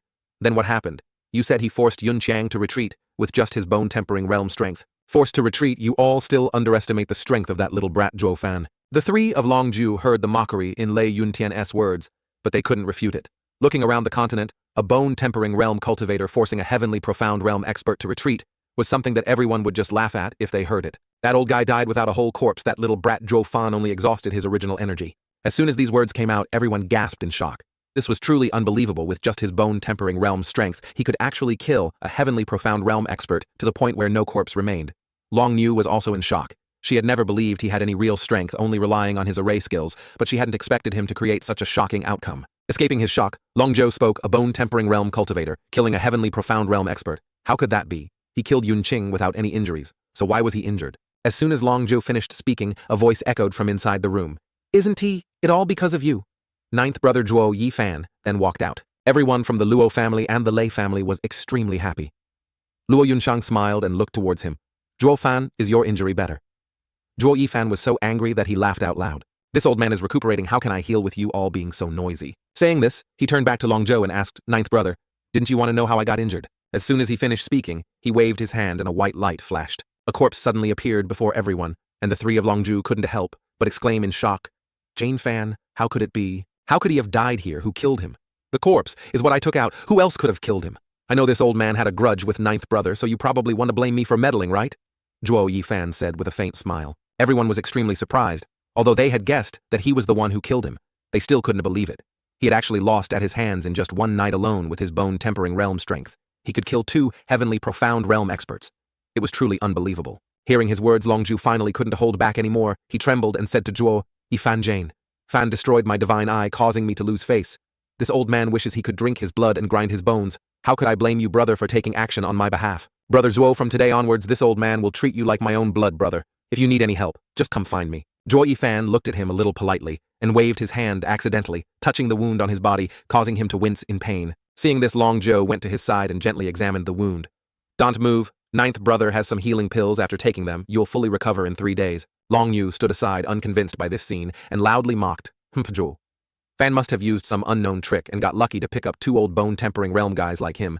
How could he kill a heavenly profound realm expert? The third elder and the Wu elder exchanged a deep glance, with her helplessly shaking their heads. Her temperament was truly beyond saving. Zhuo Yifan looked towards her and said loudly to everyone, I was indeed very lucky to meet Elder Dekai and take his head. But it wasn't luck, it was bad luck if it weren't for the fact that this old man exhausted his original energy killing a profound heaven expert at that time. How could I have been heavily injured by Jane Fan? If it were normal times, wouldn't a killing that old guy be very easy? As yesterday, luck was really bad, unlike someone who took a whole group of people and suddenly got guaranteed safety, regardless of whether they had luck or not. Lei Yuting beside him laughed out loud upon hearing him speak. She was the one who understood the situation yesterday. The most he was deep and unpredictable, plotting against Jane Fan until his death without even blinking. But it wasn't as bad as he made it out to be. He was just trying to humiliate Long Yu. The 3 of Long Ju heard him speak, and also smiled and shook their heads. They knew he definitely had his own methods, but the fact that he killed 2 heavenly profound realm experts clearly showed his strength. Ninth brother temporarily stay here and treat brother Zhou's injuries, also have a few hundred guards protect this small courtyard. Wu brother and I will go back first and report the situation here to the headquarters. We must inform the pavilion master. Hearing this, Long Ju also nodded, but Long Yu and Long Ji were stunned. The 3 elders of their hidden dragon pavilion were actually addressing Zhuo Yifan as a brother. At this moment, Zhuo Yifan was also clever and quick-witted, saying, Third brother Wu brother, take your time. The 3rd elder and the Wu elder, hearing him call them brother, so smoothly stumbled slightly, not knowing whether to laugh or cry, and shook their heads. Indeed, this person had great ability, knowing how to climb high by seizing opportunities. After seeing off the 2 elders of the hidden dragon pavilion, Zhuo Yifan returned to his room, followed by Longju and the Luo family and Lei family members. At this moment, he sat on the bed, his expression serious, and said to everyone, You all go out, I still have some things to discuss with Ju brother. Chapter 32. The secret of the purple thunder golden eyes. Everyone exchanged glances, understanding and nodding, then tactfully left. Only Longju looked at Zhuo Yifan in surprise, not knowing what he wanted to say. Zhou brother, I have a gift for you. Zhuo Yifan said, looking at Longju. Hearing that he wanted to give him a gift, Longju couldn't help but frown. Brother, it's not that Zhu brother looks down on you, but right now, what good things could the Luo family possibly have? Could it be that the storage ring still has the ancient formation diagrams? Chuckling, Zhuo Yifan slowly shook his head. You think too highly of it. That thing would at least cost me 10 million. Do you think I'd give it away for free? However, you will definitely like this gift, he said.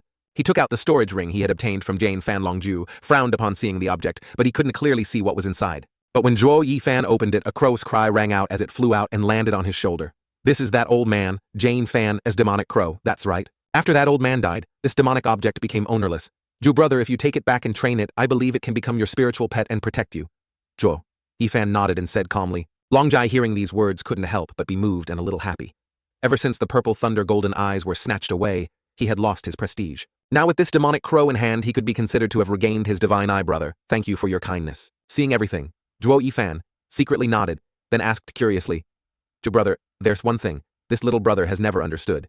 If you have already refined one purple thunder golden eye, why can't you refine a second one? Longju sighed helplessly, recalling the past. He couldn't help but tell Zhuo Yifan, for at this moment Longju truly regarded Zhuo Yifan as a brother. This secret buried deep in his heart should also be revealed. Hayes brother, do you know this divine eye of mine came about due to a certain fate? Once lost, it can never be found again, because it is not a cultivation method created by the Hidden Dragon Pavilion, but something I obtained by chance when I went out. Brother, do you know the 3 great perilous lands of the continent? Zhuo Yifan thought for a moment and shook his head. He really wasn't sure where that was. Longzhou smiled and explained, Then let me tell you. On this continent you can go anywhere, but there are 3 places you absolutely must not step into, no matter how strong you are. These 3 places are the Shattered Lightning Wasteland, the Glacial Jade Mountain, and the Thousand Illusion Cave. But it's alright. Even if you want to go, you want to find them, unless you were extremely lucky. Why, Zhuo Yifan hurriedly asked. Because these 3 places only appear with danger and have no fixed location, and where they appear there will be a vortex. Anyone caught in it will never be able to get out. Zhuo Yifan understood that the place Longzhou mentioned must be a barrier left behind by a great expert. Only by knowing the array formulas could one find the entrance and exit. And how did you get out? Slightly stunned, Longzhou glanced at him and nodded. Brother, you are indeed clever. This old man naturally encountered the shattered lightning wasteland by chance once caught in the vortex. It was full of purple lightning. The experts beside this old man instantly died as soon as they were struck by the purple lightning. But strangely, when the purple lightning struck my eyes, this old man was fine. Only my eyes felt unusually painful, as if they were burning. Even now, remembering it still makes me break out in a cold sweat. Hearing this, Zhuo Yifan seemed to be pondering something. Understanding the reason why Longzhou was able to obtain the purple thunder golden eyes, according to the records of the 9 nether secret records of the 9 nether demon emperor, the purple thunder divine eyes of the heavenly emperor were formed by refining the pupils. All things would be destroyed within the pupils, so the purple lightning attacking the eyes would not cause any fatal damage to him. After a moment of silence, Longzhou sighed again. At that time, perhaps it was instinct for survival. This old man used all his strength to strike wildly everywhere. I clearly knew the power of the purple lightning, but I still wanted to resist. At that moment, a man's voice suddenly appeared in my ears. That person recited a passage of incantation in a daze. I circulated my energy accordingly, and unexpectedly it caused the eye that was struck to generate purple lightning. Perhaps it was related to that eye, so the purple lightning no longer attacked me after the vortex passed.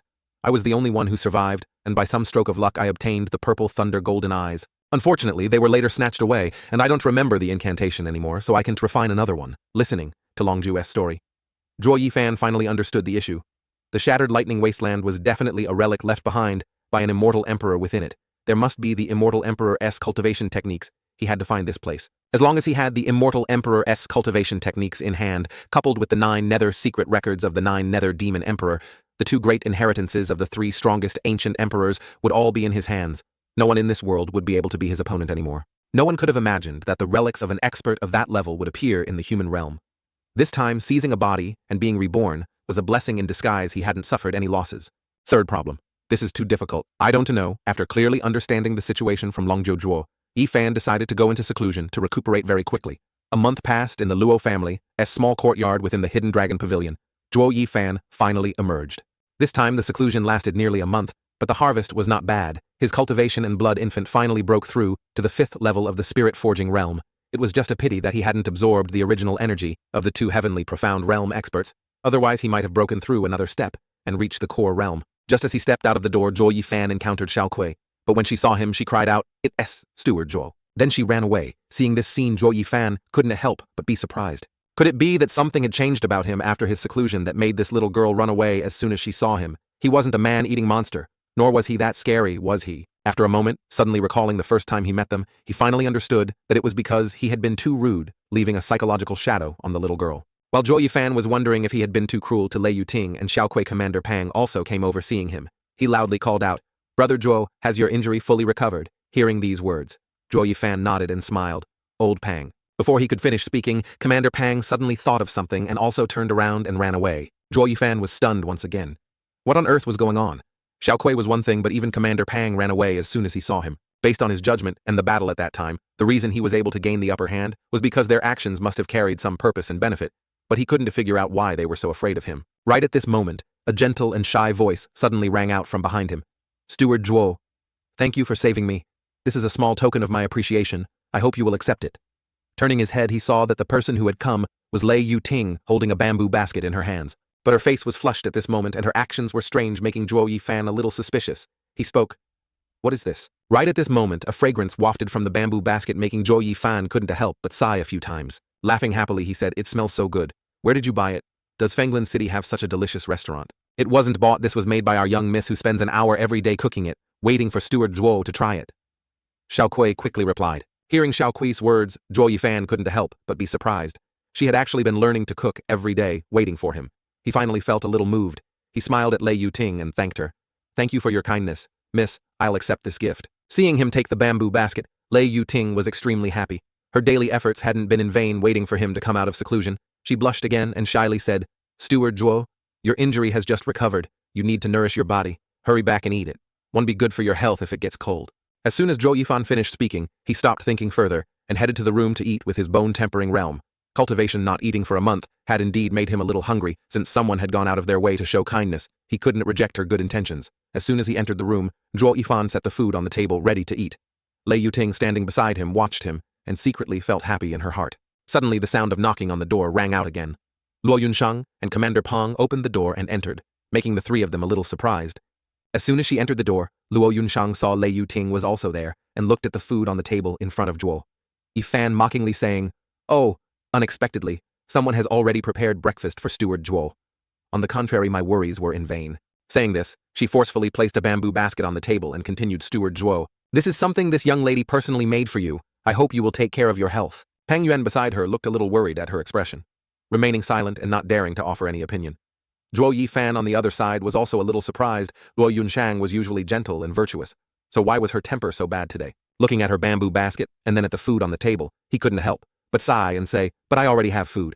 I am not a rice bucket. Why would I eat so much?" As soon as he finished speaking, he suddenly saw anger appear on Luo Yunsheng's face. His intuition told him that she was about to get angry, and if he didn't agree, his life would be in danger. So he reluctantly said, all right, I'll eat both, is that okay?" He carefully opened Luo Yunsheng's bamboo basket, but looking at the food inside, he swallowed hard, his expression stiffening. Stuttering and pointing to the other food, he said, I think I should eat this one instead." As soon as he finished speaking, Luo Yunsheng became furious. "You just said you'd eat both." Saying this, her face drooped again, a hint of grievance appearing in contrast to her anger. Lei Yuting was extremely excited. Zhuo Yifan looked at Luo Yunsheng's expression and suddenly felt guilty.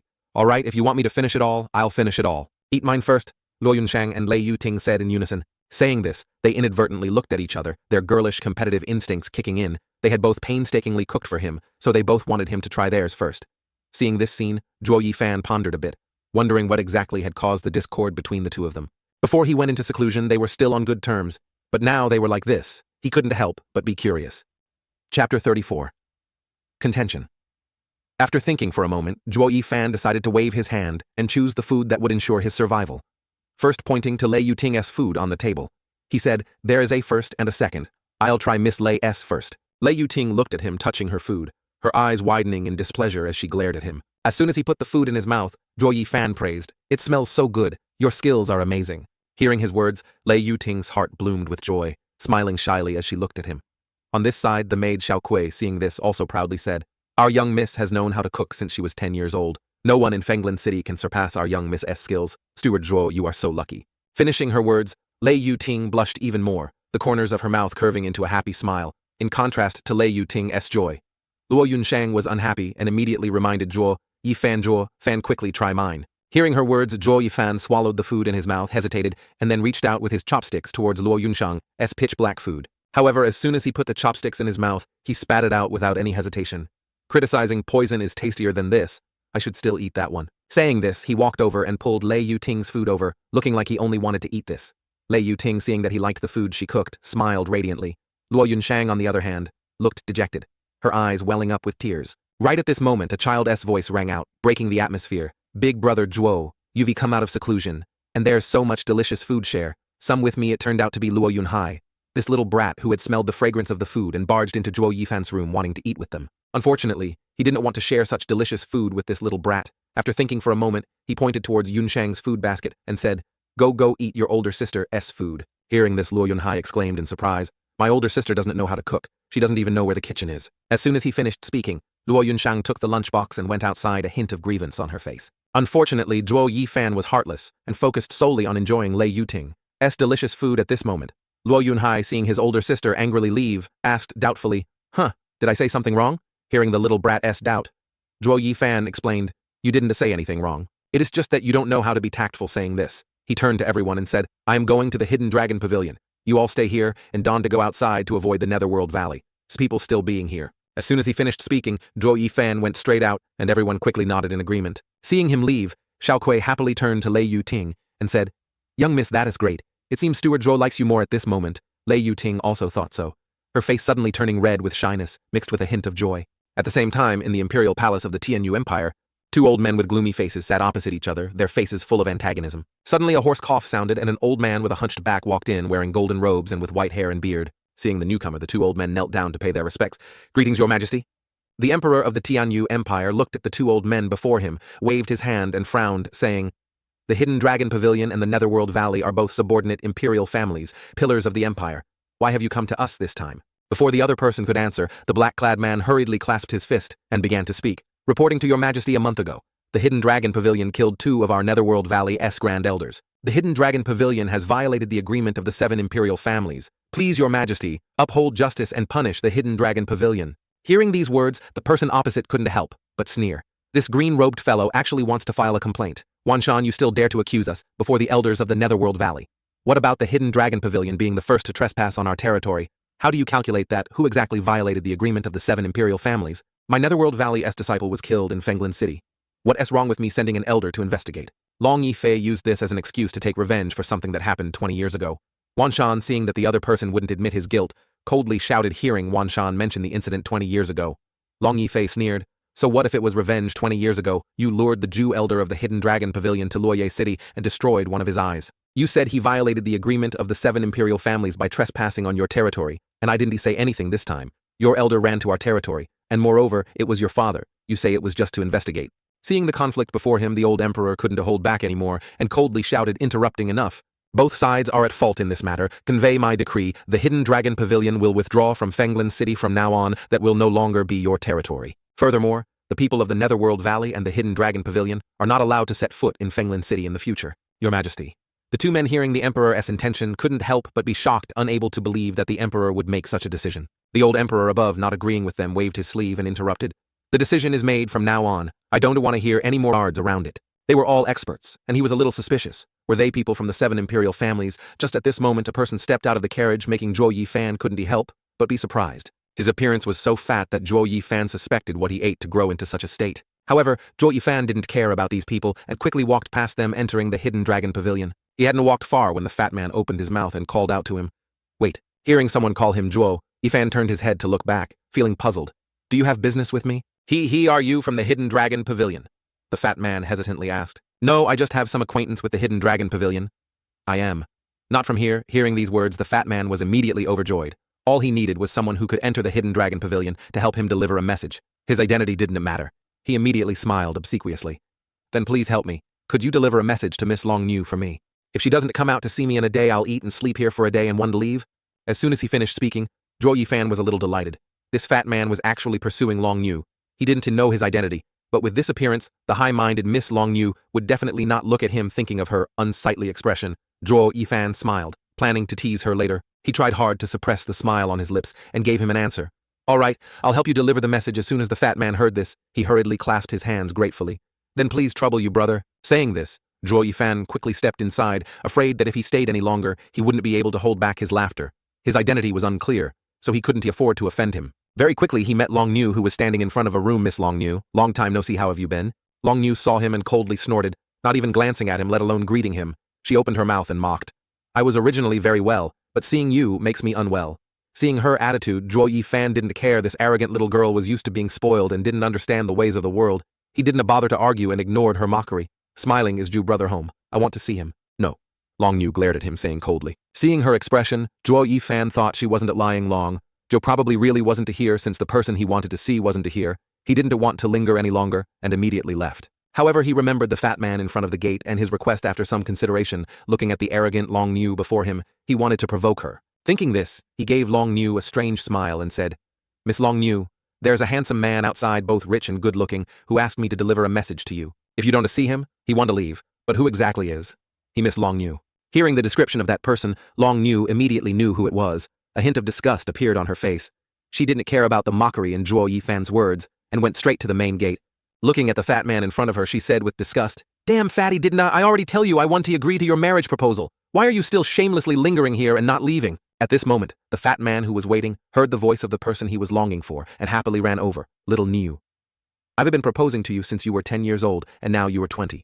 I've proposed 1,000 times, aren't you even a little moved? As soon as he finished speaking, Zhuo Yifan, who had just caught up, went over and patted him on the shoulder, pretending to be sympathetic, and said to Long Niu, Moved, of course moved, Miss Long Niu. Look how sincere this person is. You won. Did find anyone better, just agree. Long Niu looked at the two of them, one singing and one harmonizing, one looking disgusting and the other with an unbearable temper. She finally couldn't hold back her anger anymore. But suddenly an idea flashed through her mind. Suddenly she revealed a charming smile and said to the fat man, Brother Kong, you've been so good to me since we were little. How could I not know? But but my heart already belongs to someone else. The fat man's expression instantly changed upon hearing that her heart belonged to someone else, revealing a hint of murderous intent. Who is that person? On this side, from the moment Long Niu finished speaking, Zhuo Fan had a bad premonition she wanted to pin this reputation on him. He thought of running, but unfortunately it was too late. Long Niu and the fat man had already exchanged a look. The fat man immediately rushed towards him, loudly scolding, "Very good. I was wondering why you could freely enter and exit the Hidden Dragon Pavilion. So it's you and little Long Zhou." Fan hurriedly waved his hands. "Brother, you've misunderstood." But the fat man didn't listen to him. His eyes were red with anger. There were two things a man couldn't tolerate: killing his father and stealing his wife and Zhuo. Yi Fan was now becoming the fat man's enemy who stole his wife. If he didn't explain this, it would definitely cause trouble later. The fat man looked at himself, then at Zhuo. Yi Fan and angrily turned to Long Niu. "Little Niu, what's wrong with me? What am I inferior to this brat?" Hearing these words, Long Niu glared disdainfully, secretly sneering in her heart. Zhuo Yi Fan was no exception, almost bursting out laughing, looking at the fat man. He said, "Brother, I finally understand why you've proposed 1,000 times. I've seen many arrogant and conceited people. But someone as clueless as you is a first for me." With his chubby figure, no matter how high his status was, he couldn't possibly catch Long Niu's eye. Long Niu finally couldn't bear it anymore and spoke, chasing him away. "Brother Kong, you came to Fenglin City for business, didn't you? Otherwise you couldn't leave the capital casually like this. You should do what you need to do and not waste your time in vain." "How can that be? Little Niu will be my wife properly married. This time I accepted the task to come here to visit you." Unexpectedly saying this, the fat man looked at Zhuo Yi Fan with a pained expression, pointing directly at him and saying, "Let's duel." Hearing these words, Zhuo Yi Fan was immediately startled, looking at the fat man. He nodded deeply in his heart. This was the first time he had seen someone like this. This little brat didn't even announce his family background before him, yet he actually valued him. The bodyguard beside him saw that his master wanted to step forward for a duel and immediately tried to stop him. "Young master, your body is precious. How can you casually compete? If you want to teach him a lesson, let this subordinate." Before the bodyguard could finish speaking, the fat man had already roared, "Shut up. This old man wants to marry little Niu. This duel is the dignity of a man. If you interfere, where will my face be? Little Niu will look down on me." Long Niu, hearing these words, really wanted to curse, but out of consideration for his face, she could only secretly despise him in her heart. "I never valued you highly in the first place. You are still a man with backbone, but with someone as high-minded as little Niu, she will definitely never value a fat man like you." Zhuo Yi Fan silently looked at him, then nodded. "All right, I accept the challenge. However, your guards are all stronger than me. If they interfere, I want to be able to fight back." Hearing Zhuo Yi Fan's suspicion, anger began to appear on the fat man's face. This old man said, "A one-on-one duel. A gentleman's word is worth 1,000 pieces of gold. Don't you trust me?" Slightly shaking his head, Zhuo Yi Fan said calmly, "Of course I trust you, but if the master is beaten, wouldn't their subordinates come to help by then? I'm afraid even your orders wouldn't work." The fat man thought he was still very angry at Zhuo Yi Fan's suspicion. He quickly turned to his guards. "You all stand there and don't move. Whoever dares to move, I'll kill him immediately." Saying this, he turned back to Zhuo Yi Fan. "You choose the location, we'll fight one-on-one without anyone bothering us." Seeing him agree, Zhuo Yi Fan slowly smiled and nodded as expected, still a stubborn idiot with ambition. But Long Niu, knowing Zhuo Yi Fan's strength and schemes, frowned worriedly and followed behind. "Do you really want to fight? Let me tell you, if he gets hurt, even the Hidden Dragon Pavilion won't be able to protect you." Zhuo Yi Fan heard her and didn't offer any opinion, as if he still wanted to say something to her. Actually, he's a very good person. Long Niu heard his words and was slightly startled, not understanding the meaning behind them. But on this side, the fat man saw the two of them walking side by side intimately, and his heart couldn't help but fill with anger. "Brat, you wait for me, I'll beat your head flat." But Zhuo Yi Fan laughed loudly, not paying much attention compared to an old demon emperor like him. If he wanted to kill this idiot, he didn't know how many times he would have died. A moment later, Zhuo Yi Fan, Long Niu, and the fat man entered a deserted forest. Long Niu kindly reminded him, but he didn't listen, feeling uneasy. She decided to follow on the way. Zhuo Yi Fan let his blood infant scout the situation. Although he said he trusted this idiot, being careful was never excessive feeling. They had gone far enough, the three stopped. Zhuo Yi Fan turned to the fat man and said, "Little brat, you were not bad. You actually didn't bring any guards." The fat man pouted arrogantly and raised his head, saying, "I do what I say. Moreover, this matter concerns little Niu's lifelong happiness. I must make you lose convincingly." A sinister smile appeared at the corner of Zhuo Yi Fan's mouth as he looked at him. "Aren't you afraid that I've set an ambush for you here?" Hearing these words, the fat man unconsciously became fearful and looked around vigilantly. However, he then roared, "This old man came alone. If you dare to do such a despicable thing, will little Niu still value you? Even if I get beaten up, I'll still be the winner." "Haha, little brat, you're very bold. I like that. Let's begin to determine the winner." Zhuo Fan laughed loudly, but as soon as his laughter stopped, the fat man threw a punch attacking him. He was a little surprised, but he still managed to dodge. Retreating a few steps, he raised his head to look at the fat man and said, "Little brat, I thought you were so upright, yet you play sneak attacks." Seeing his anger, the fat man didn't feel like he had done anything wrong and pouted. "Didn't you say begin? That doesn't count as a sneak attack." Hearing what he said, Zhuo Yifan glanced at him, secretly appreciating him. This guy looked stupid on the outside but was quite cunning on the inside. However, the demonic path's principle was to use any means to achieve one's goals. His attack within the bounds of the duel was exactly to his liking. He liked it very much. Seeing Zhuo Yifan remain silent, the fat man became a little smug. Rotten brat, are you scared yet? With just this little bit of skill, you dare to steal this old man's little new. At this moment, Zhuo Yifan not only wasn't angry, but also laughed heartily. Ha ha, that's right, you are absolutely right. Saying this, his expression suddenly changed, and he pointed towards Long Niu, shouting, Long Niu, what are you doing? Taking off your clothes. Hearing Zhuo Yifan's loud shout, the fat man, although knowing he might be tricking him, still couldn't help but turn his head back. The result was that he was indeed tricked, taking advantage of his inattention. Zhuo Yifan attacked him, caught off guard. He was forced to retreat backwards. Long Niu, upon hearing these words, gritted her teeth so hard, her whole face flushed red. She looked at him and cursed twice. Shameless. Zhuo Yifan smirked and returned the greeting, too kind, too kind. In an instant, the fat man, seeing Zhuo Yifan's actions, immediately became furious. He was angry, not only because Zhuo Yifan had launched a sneak attack, but also because he had used Long Niu to deceive him. He loudly cursed, You damned little brat. You dare to insult my little Niu. I must teach you a lesson. Seeing his anger, Zhuo Yifan didn't care and shook his head with a smile. I was just exaggerating a bit. You shook your head at my words, but what were you thinking at that moment? Weren't you also insulting your precious Miss Long? Hearing Zhuo Yifan's words, the fat man was immediately stunned. He was right. Although his intention just now was indeed disrespectful to Long Niu, he also had improper thoughts in his mind at that moment. If Zhuo Yifan insulted Long Niu, then he was no exception, only differing in that Zhuo Yifan used words while he used thoughts. The two of them were the same, neither had the right to blame the other. Thinking this, the fat man turned to Zhuo Yifan and said, Brat, I want to pursue what happened just now. Now I'll get serious saying this. The fat man immediately circulated his original energy and attacked Zhuo Yifan with a high-grade mortal martial skill, Mount-I crushing fist. Brat, move aside if you don't want to get hurt. But if you dodge, it means you admit defeat this punch. If you don't block it, you will definitely die. However, facing him was Zhuo Yifan, a person who could kill two great heavenly profound realm experts in his eyes. This fat man was just trash. Seeing the fierce momentum rushing towards him, Zhuo Yifan wasn't afraid, not even slightly frowning. Original energy gathered in his palm, and a red light quickly appeared. He revealed a sinister smile towards the person charging at him. But at this moment, the fat man saw Zhuo Yifan standing still, without moving, and broke out in a sweat, angrily cursing, You damned brat, courting death. This old man is at the 7th level of the bone-tempering realm and has high-grade martial skills. What's so great about you? A 5th-level bone-tempering realm with mid-grade martial skills. Move aside. If you don't want to die, he thought that with his 7th-level bone-tempering realm strength, he would definitely not lose to Zhuo Yifan's 5th-level bone-tempering realm strength. He was that confident. But unfortunately for him, the person facing him was Zhuo Yifan. He could completely win in a battle that crossed 2 levels of difference with the ease of flipping his hand. Suddenly, a loud bang erupted, and the fat man was violently sent flying out, the original energy surrounding him, completely shattered. Waiting for him to stand up, his face was full of shock and disbelief. How could this be? I am clearly stronger than you. How could I be so easily blown away? Long Niu, standing beside wasn't too surprised by this scene. The fat man's defeat was within her expectations. Honestly, she really hated Zhuo Yifan for the many times she had suffered at his hands. But putting aside those grievances, he was a capable person. He was the first person on the continent to use his bone-tempering realm strength to kill 2 heavenly profound realm experts. The fat man was only 2 levels higher than him. Definitely not his opponent. Zhuo Yifan slowly walked towards the fat man, reaching out to help him up, and smiled as he looked at him. Fatty, you held back just now, didn't you? I know you didn't use your full strength. Hearing what he said, the fat man couldn't help but be surprised. However, he was a man of principle and wouldn't excuse himself. Although he had indeed softened his attack before making a move, defeat was defeat. He waved his hand and said, Defeat is defeat. Using full strength at the 7th level of bone-tempering realm to deal with the 5th level is still a defeat. Hearing what he said, Zhuo Yifan couldn't help but become serious. Perhaps in your eyes, it's justice, but in my eyes, it's kindness. The fatty heard him and stared blankly at him for a moment.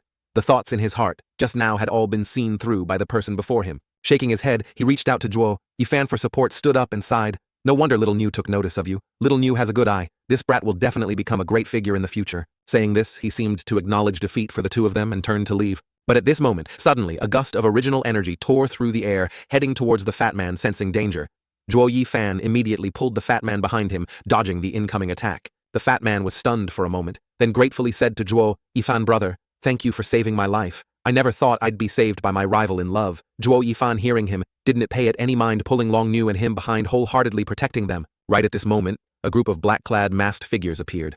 Their auras causing Zhuo Yifan to be a little surprised. They were all core realm experts. Seeing the newcomers, Long Niu's brows furrowed tightly as she looked ahead solemnly. Zhuo Yifan, what do we do now? At this moment, she clearly understood the current situation. They could only rely on Zhuo Yifan, this place was too far from the hidden dragon pavilion and reinforcements couldn't arrive immediately. The fat man's guards weren't here.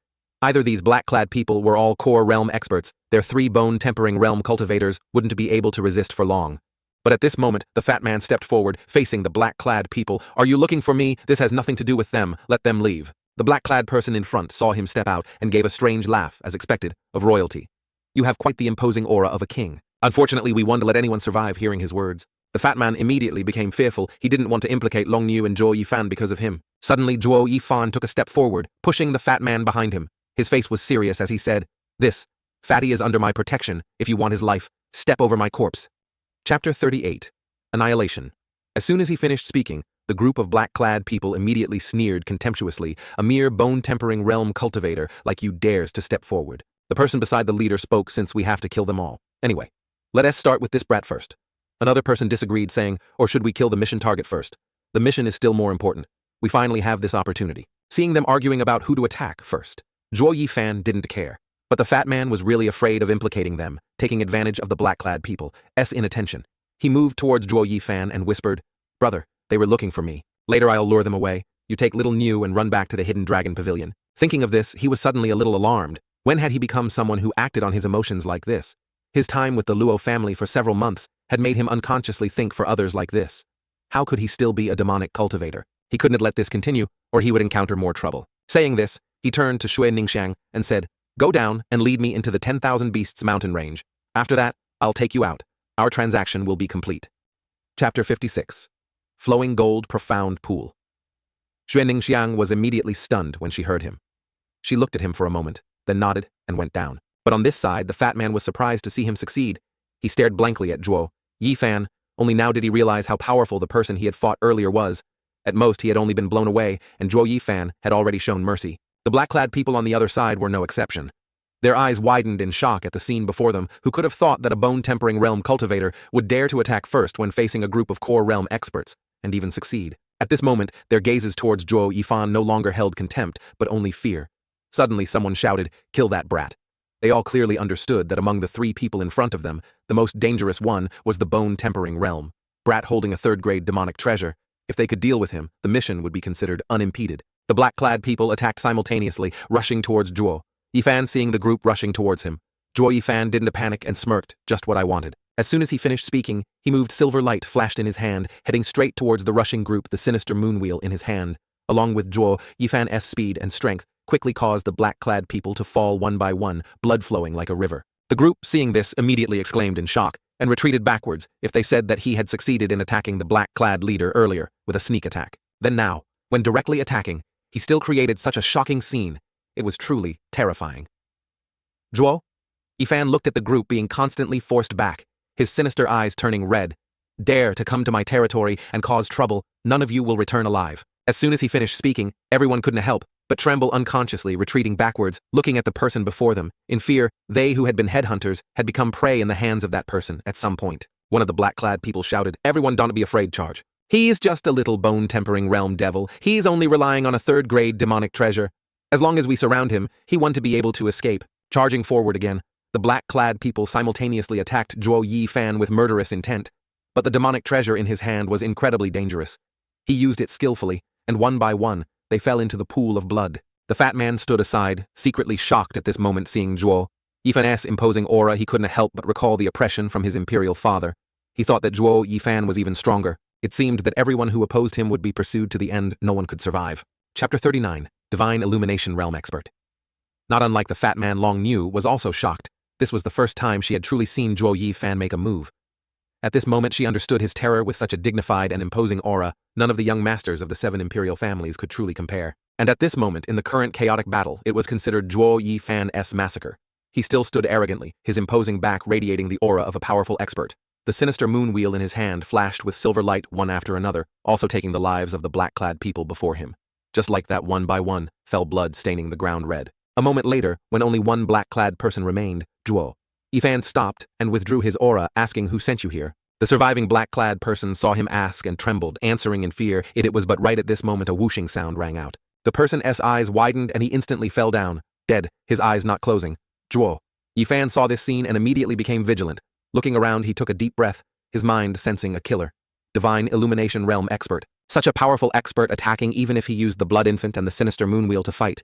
He wouldn't be his opponent. Just as everyone was in shock, a sound came from behind. A figure in white robes appeared holding a flute in his hand. He was the one who had used his mind to kill the black-clad person. Earlier that Right, the fat man saw the person arrive and happily shouted, "Teacher, why are you here?" Zhuo Yifan looked at the approaching person thoughtfully, secretly observing him. The man wore a long white robe, had sharp features, and held a jade flute as a weapon.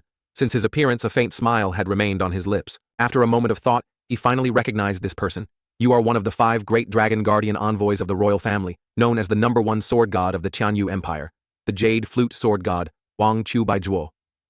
Yifan had previously heard Longju mention the current powers of the 7 imperial families and the royal family, as well as the dragon guardian envoys who protected the royal family and reduced the influence of the 7 imperial families over time. Indeed, it wasn't too surprising that the royal family had such a powerful expert to suppress the 7 imperial families. As soon as he finished speaking, hearty laughter rang out, and at the same time Longju appeared from behind a tree. "Didn't he? I tell you, this brat has very sharp eyes. I only mentioned you once and he recognized you right away." Longju saw Longzhou appear and happily ran over, calling out twice, "Zhou Uncle Elder Fang, when did you arrive? Why didn't you come sooner?" Hearing Longju's question, Longju couldn't help but laugh.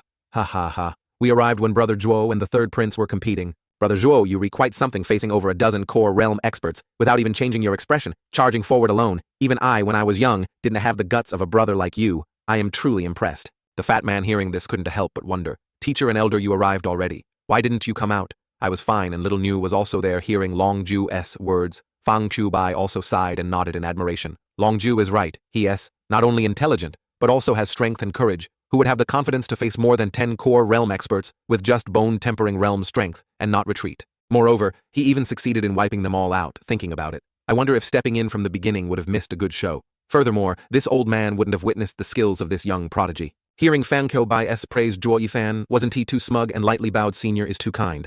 It is just, why did Senior kill that person? Could it be?" Before he could finish speaking, Fang Qiubai immediately cast a sharp gaze towards him, his face darkening slightly with a hint of warning.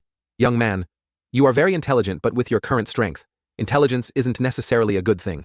Hearing him, Zhuo Yifan understood the warning in his words. He was warning him not to interfere in the royal family's power struggles. It wasn't something he could get involved in right now. Killing that person was also to protect him. He hurriedly nodded in understanding and said to Fang, "Qiubai Jr. understands Jr. will forget about today's events immediately." As soon as he finished speaking, Fang Qiubai clearly saw that he understood his meaning. He was indeed, as Longju had said, saying little but understanding much. Using retreat as an advance, he was truly very intelligent. He looked at Zhuo Yifan and smiled unexpectedly. Besides the secular 7 imperial families there, as someone as formidable as you, if you didn't belong to the demonic path, you would be very suitable for this old man. This old man would definitely take you back and teach you for 2 years, and your future would definitely be boundless. As soon as these words came out, they caused a shock to the fat man. And Long knew, the people of the 7 imperial families all knew Fang Qiubai's bad temper, not putting anyone in his eyes, not even showing respect to the emperor. In the past, the fatty only learned a few techniques from him because he persistently clung to him for 3 years before the man finally agreed. Even so, he firmly refused to accept him as a disciple. That's why Fatty calls him teacher instead of master. But now Zhuo Yifan had only met him once, and he already wanted to take him as a disciple, if their cultivation methods weren't different.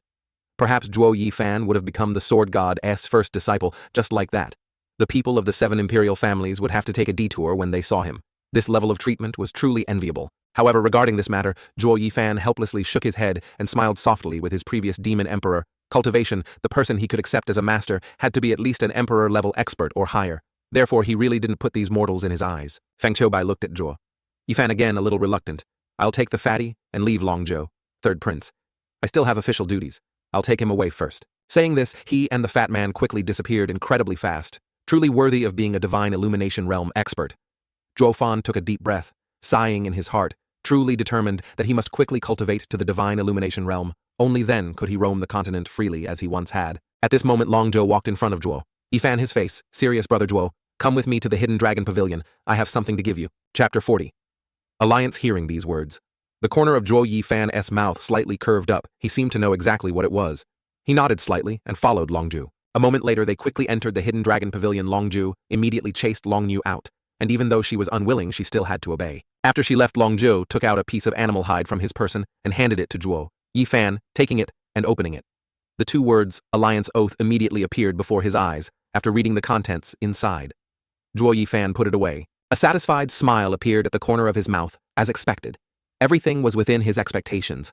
What he wanted was for the Hidden Dragon Pavilion to form an alliance with the Luo family, becoming their support, and unconditionally helping them with this. No one would dare to touch the Luo family. With his inner demon resolved, he could now focus on developing his own power.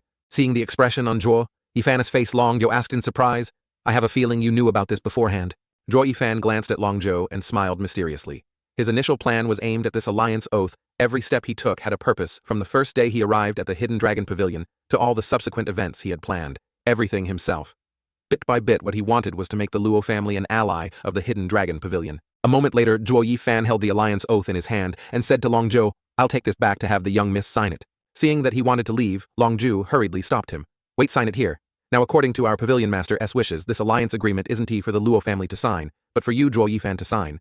Zhuo Fan is the ally of the Hidden Dragon Pavilion. This is the pavilion master's exact wording." Hearing these words, Zhuo Yifan couldn't help but be surprised. But then again, their pavilion master indeed had remarkable insight. He smiled. "Your pavilion master is truly a peerless hero? Haha." Late at night, Zhuo Yifan returned to the Luo family's small courtyard. As soon as he entered the door, he met Commander Pang, and he immediately asked, "Old Pang, where's Yunshang? I have something to talk to her about."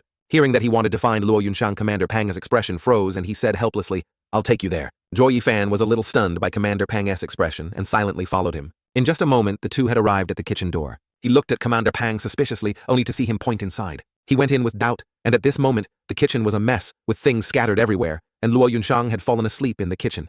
Commander Pang sighed upon seeing this haze. The young miss has been here from morning till night. She even asked the kitchen staff for guidance. Now she is exhausted. "I know, Steward Zhuo, you are capable, so you don't to put the young miss and young master in your eyes. But the young miss, wanting you to have a good meal when you came out of seclusion, has been painstakingly practicing in the kitchen for a whole month, only to receive a few harsh words from you. Any girl would be heartbroken." Zhuo Yifan DDNT listened to his rambling and went straight to Luo Yunshang, looking at the burnt food on the stove. He couldn't help but shake his head. She really has no talent, but even as he said this, his hand still picked up a piece and put it in his mouth. Hearing him, Commander Pang disagreed and stepped forward, picking up a piece of food and putting it in his mouth. "Even if the skills aren't there, you should still show some respect to the young miss. Like me, I'll just swallow it down. It is not that hard." However, as soon as he swallowed a piece, he spat it out, looking apologetically at Zhuo Yifan's steward. "Zhuo, maybe it is better not to. It is really hard to eat. I blamed you wrongly." But Zhuo Yifan didn't care, and continued to put piece after piece into his mouth and swallow. Commander Pang, seeing his face immediately turn unsightly, said, "Don't eat any more, Steward Zhuo. What I ate just now was really hard to eat." A smile appeared at the corner of Zhuo Fan's mouth as he ate every piece of food Luo Yunshang had made. "It is nothing, I am just hungry." Early the next morning, warm rays of sunlight shone into the quiet kitchen. Luo Yunshang's eyelashes fluttered, and she woke up looking around. She realized she had actually slept in the kitchen last night. She helplessly smiled bitterly. She felt a little dejected, and looked up at the stove wanting to find the food she had made yesterday. But at this moment, it had disappeared. Then she noticed she was wearing a piece of clothing that wasn't hers. She slowly turned her head and saw Zhuo Yifan sleeping peacefully below. She covered her mouth in surprise. Last night, she had actually slept in the same place as him. She couldn't help but feel a little shy. She unconsciously moved closer to him, her face gradually turning red with embarrassment. Chapter 41. The Demon Emperor's Dilemma. Young Miss Steward, Zhuo. Right at this moment, Commander Pang's voice suddenly rang out, startling Luo Yunshang. She hurriedly leaned against Zhuo Yifan, pretending to be asleep. Just at that moment, Zhuo Yifan also woke up from his dream, hearing Commander Pang's call. He opened his mouth and said, "Old Pang, what's the rush?" Commander Pang had just stepped into the kitchen when his eyes fell upon his young miss, leaning against Zhuo Yifan's shoulder. Sleeping peacefully, he looked at her slightly flushed face, a little unusually, and asked, Brother Zhuo, young miss." Hearing this, Zhuo Yifan immediately turned his head to look. Luo Yunshang saw him turn around, her face even more flushed. Her body trembled, and she couldn't help but press her head against his forehead. Suddenly a hot temperature radiated from her body, surprising him originally. Last night he had intended to carry her back to her room, but fearing he would wake her, he had temporarily slept here for the night, not expecting her to fall ill overnight. "Old Pang, whatever it is, let us talk later. I'll take the young miss back to her room to rest." Saying this, Zhuo Yifan horizontally carried Luo Yunshang, heading directly towards her room. But Commander Pang hurriedly stopped him. "No, Brother Zhuo.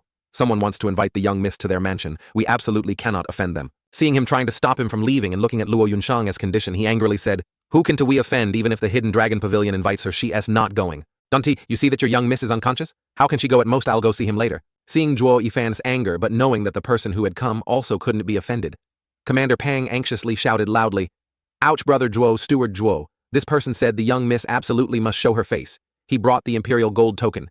Zhuo Fan couldn't help but be startled.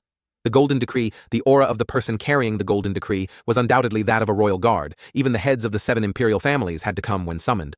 Otherwise, it would be a crime of disobeying an imperial decree, punishable by death for light offenses and extermination of 9 generations for heavy offenses. However, thinking of what happened last night, he dared not do anything rash. His eyes narrowed slightly as he pondered for a moment. Then he coldly said to old Pang, "Tell him the young miss isn't feeling well and to come back tomorrow." Hearing this, Commander Pang was shocked and couldn't help but take a deep breath. The other party had come with the Phoenix Decree to send them away like this. He was afraid. Seeing him hesitate and not leave, Zhuo Yifan was certain that the person who had come was definitely someone from the fatty S side. He definitely wouldn't indiscriminately kill innocent people. Knowing Commander Pang's thoughts, Zhuo Yifan shouted again, "Just do as I say, hurry up." Suddenly Luo Yunshang cried out and broke free from Zhuo Yifan's embrace seriously, saying, "Wait, Commander Pang, tell that person to wait a moment, I'll get ready and go right away." "Yes, your command," Commander Pang replied, feeling fortunate. If Luo Yunshang hadn't woken up in time with Zhuo Yifan's temper, he would have definitely offended that person, and they would have had no way to resist. Zhuo Yifan looked deeply at Luo Yunshang. Pondering her appearance just now was of someone unconscious, yet in an instant she had become so clear-headed, he couldn't help but feel strange once again. Zhuo Yifan understood that he couldn't fathom a woman's temperament. Luo Yunshang glared at him and said, "Steward, Zhuo, don't be too impulsive, we can't afford to offend the royal family." As soon as she finished speaking, she hurriedly disappeared, leaving only Zhuo Yifan standing there, helplessly shaking his head and heading directly towards the reception hall. Entering the reception hall, Zhuo Fan saw the person who had come to invite them. He was wearing the clothes of a servant, but his strength was at the peak of the bone-tempering realm. As expected, his guess was correct. It was someone from the fatty S side. The person saw Zhuo Yifan approach, stood up, clasped his fist and put on an arrogant demeanor. A clear disdain flashed in his eyes. Whether intentionally or unintentionally, he revealed the imperial golden token in his hand and said, "You must be Steward Zhuo. My master invites you and Miss Luo to his mansion for a matter." Seeing his attitude, Zhuo Yifan couldn't help but coldly snort. A mere servant dared to be arrogant in front of him, back in his days of rampant dominance. This person probably hadn't even been born yet. Without even glancing at the person, Zhuo Yifan went straight to the head seat, crossed his legs and said, "Is the fatty injured?" Just as the person was about to get angry, he heard Zhuo Yifan's words, and his eyes widened in surprise.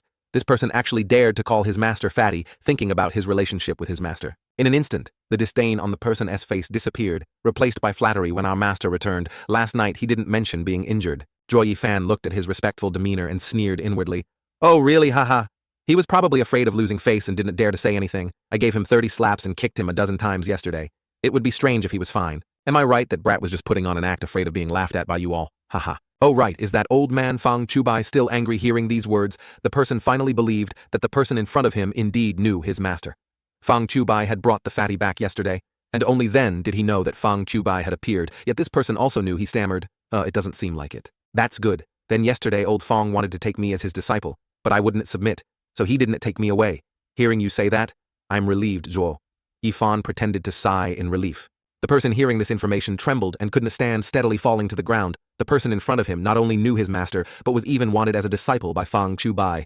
No matter who he was, with this status alone, he couldn't afford to offend him even with 10 lives, seeing the person's fearful appearance. Zhuo Yifan revealed a smug and satisfied look. This person still wasn't qualified to be arrogant in front of him. Chapter 42. Millennium rules. Outside Fenglin City, in a secluded mountainous area, there was a small, quiet courtyard that exuded an elegant tranquility. Outside, the guards were all core realm experts. The person who had brought Zhuo Yifan's group of 4, the 2 Luo siblings and Commander Pang, to this place, bowed respectfully and said, "Steward Zhuo, Miss Luo, please come inside."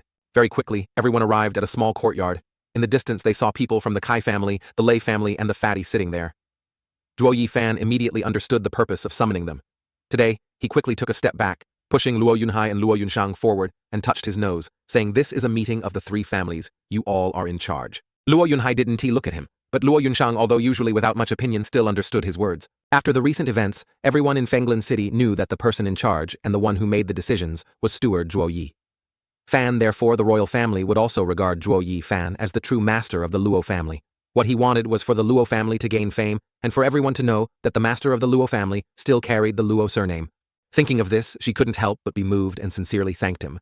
The person who led the 3 of them to the front of the small courtyard respectfully bowed, gesturing for them to enter. His attitude was as respectful as it would be towards a master, but seeing this scene, the fatty and everyone else couldn't help but be stunned.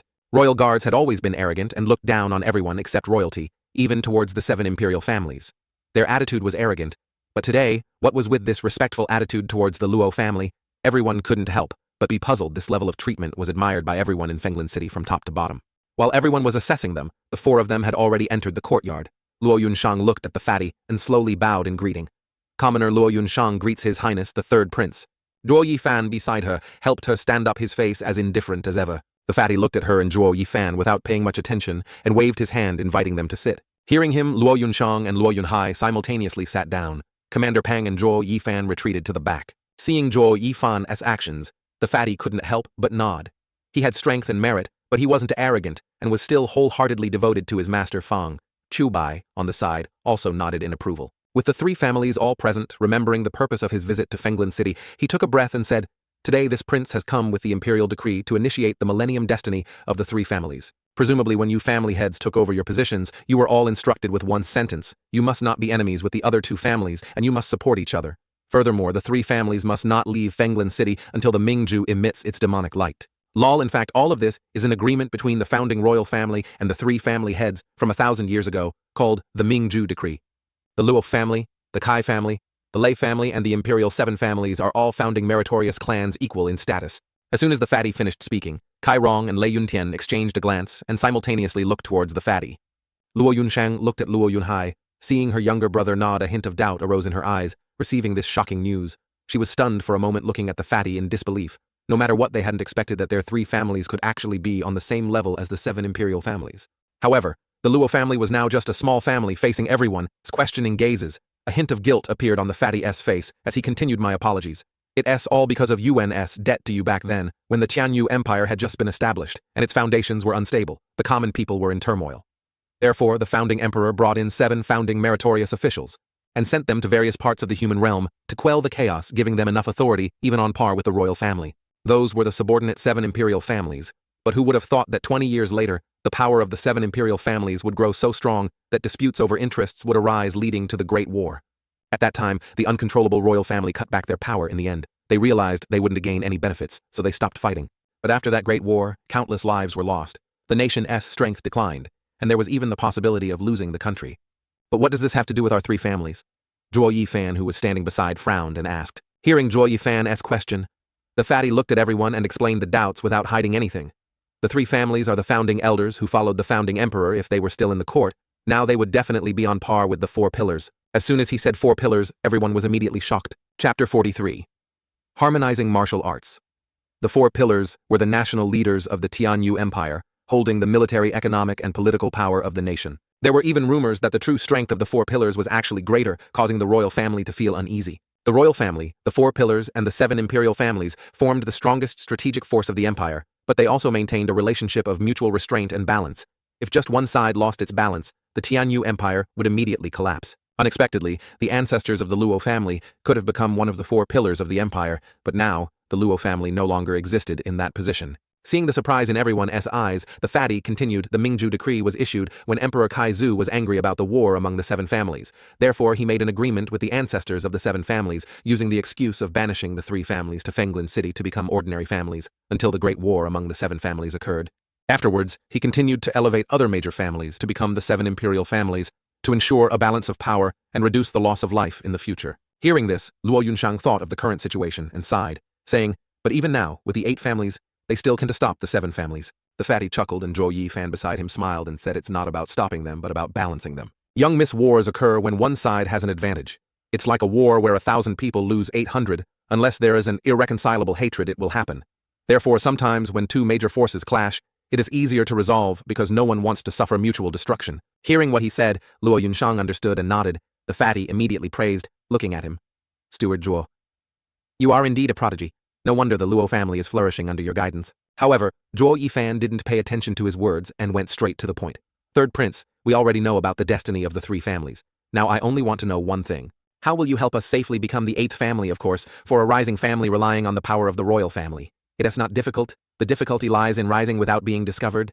The 7 imperial families will definitely not stand by and watch us gradually sit in the same position as them." As soon as he finished speaking, the fatty's eyes widened in surprise as he looked at him.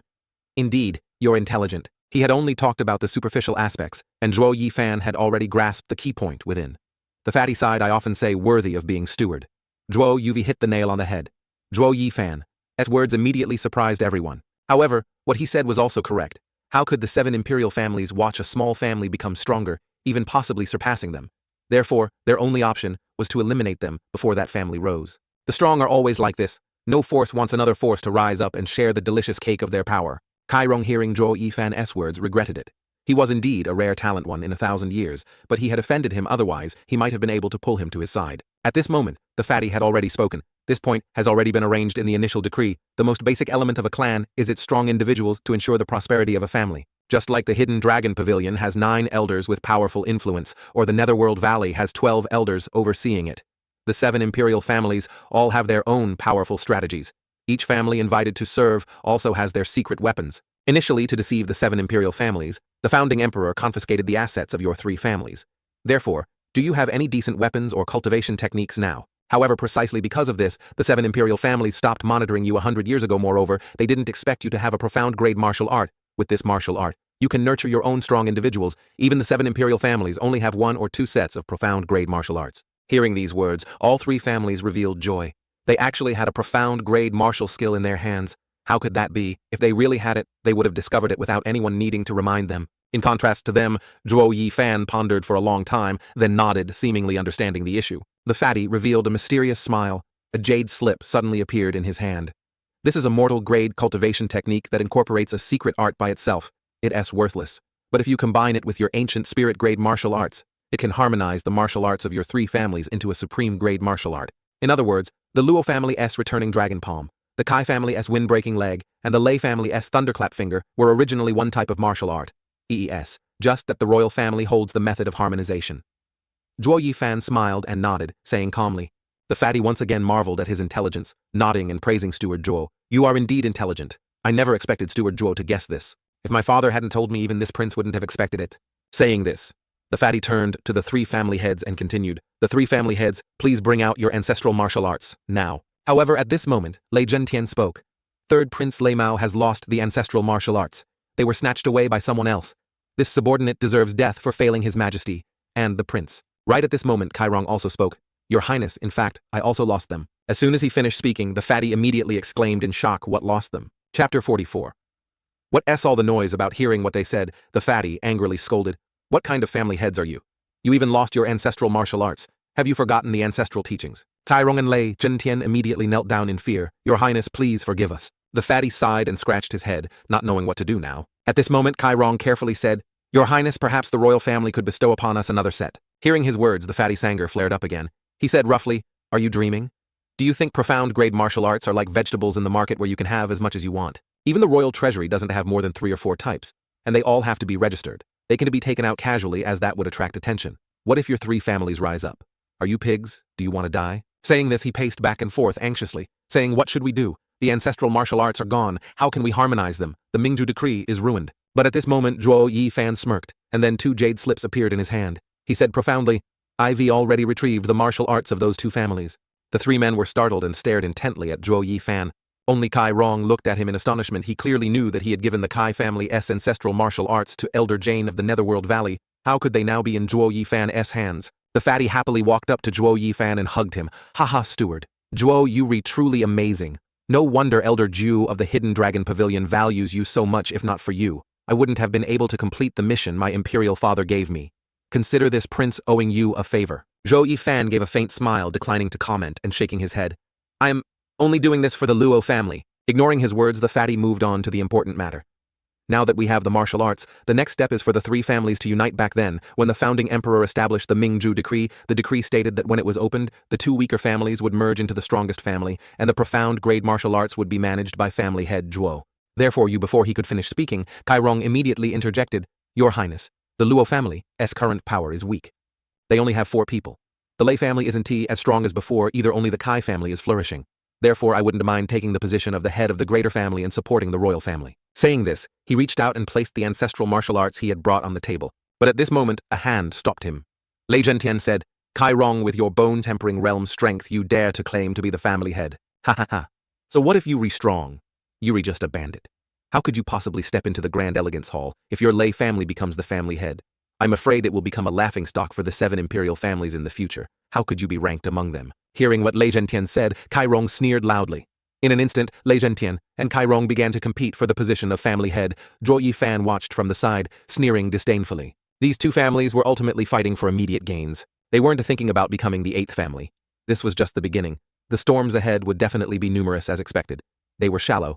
The fatty and Fang Chubai quietly watched them argue, similarly, showing disdain as expected of small families.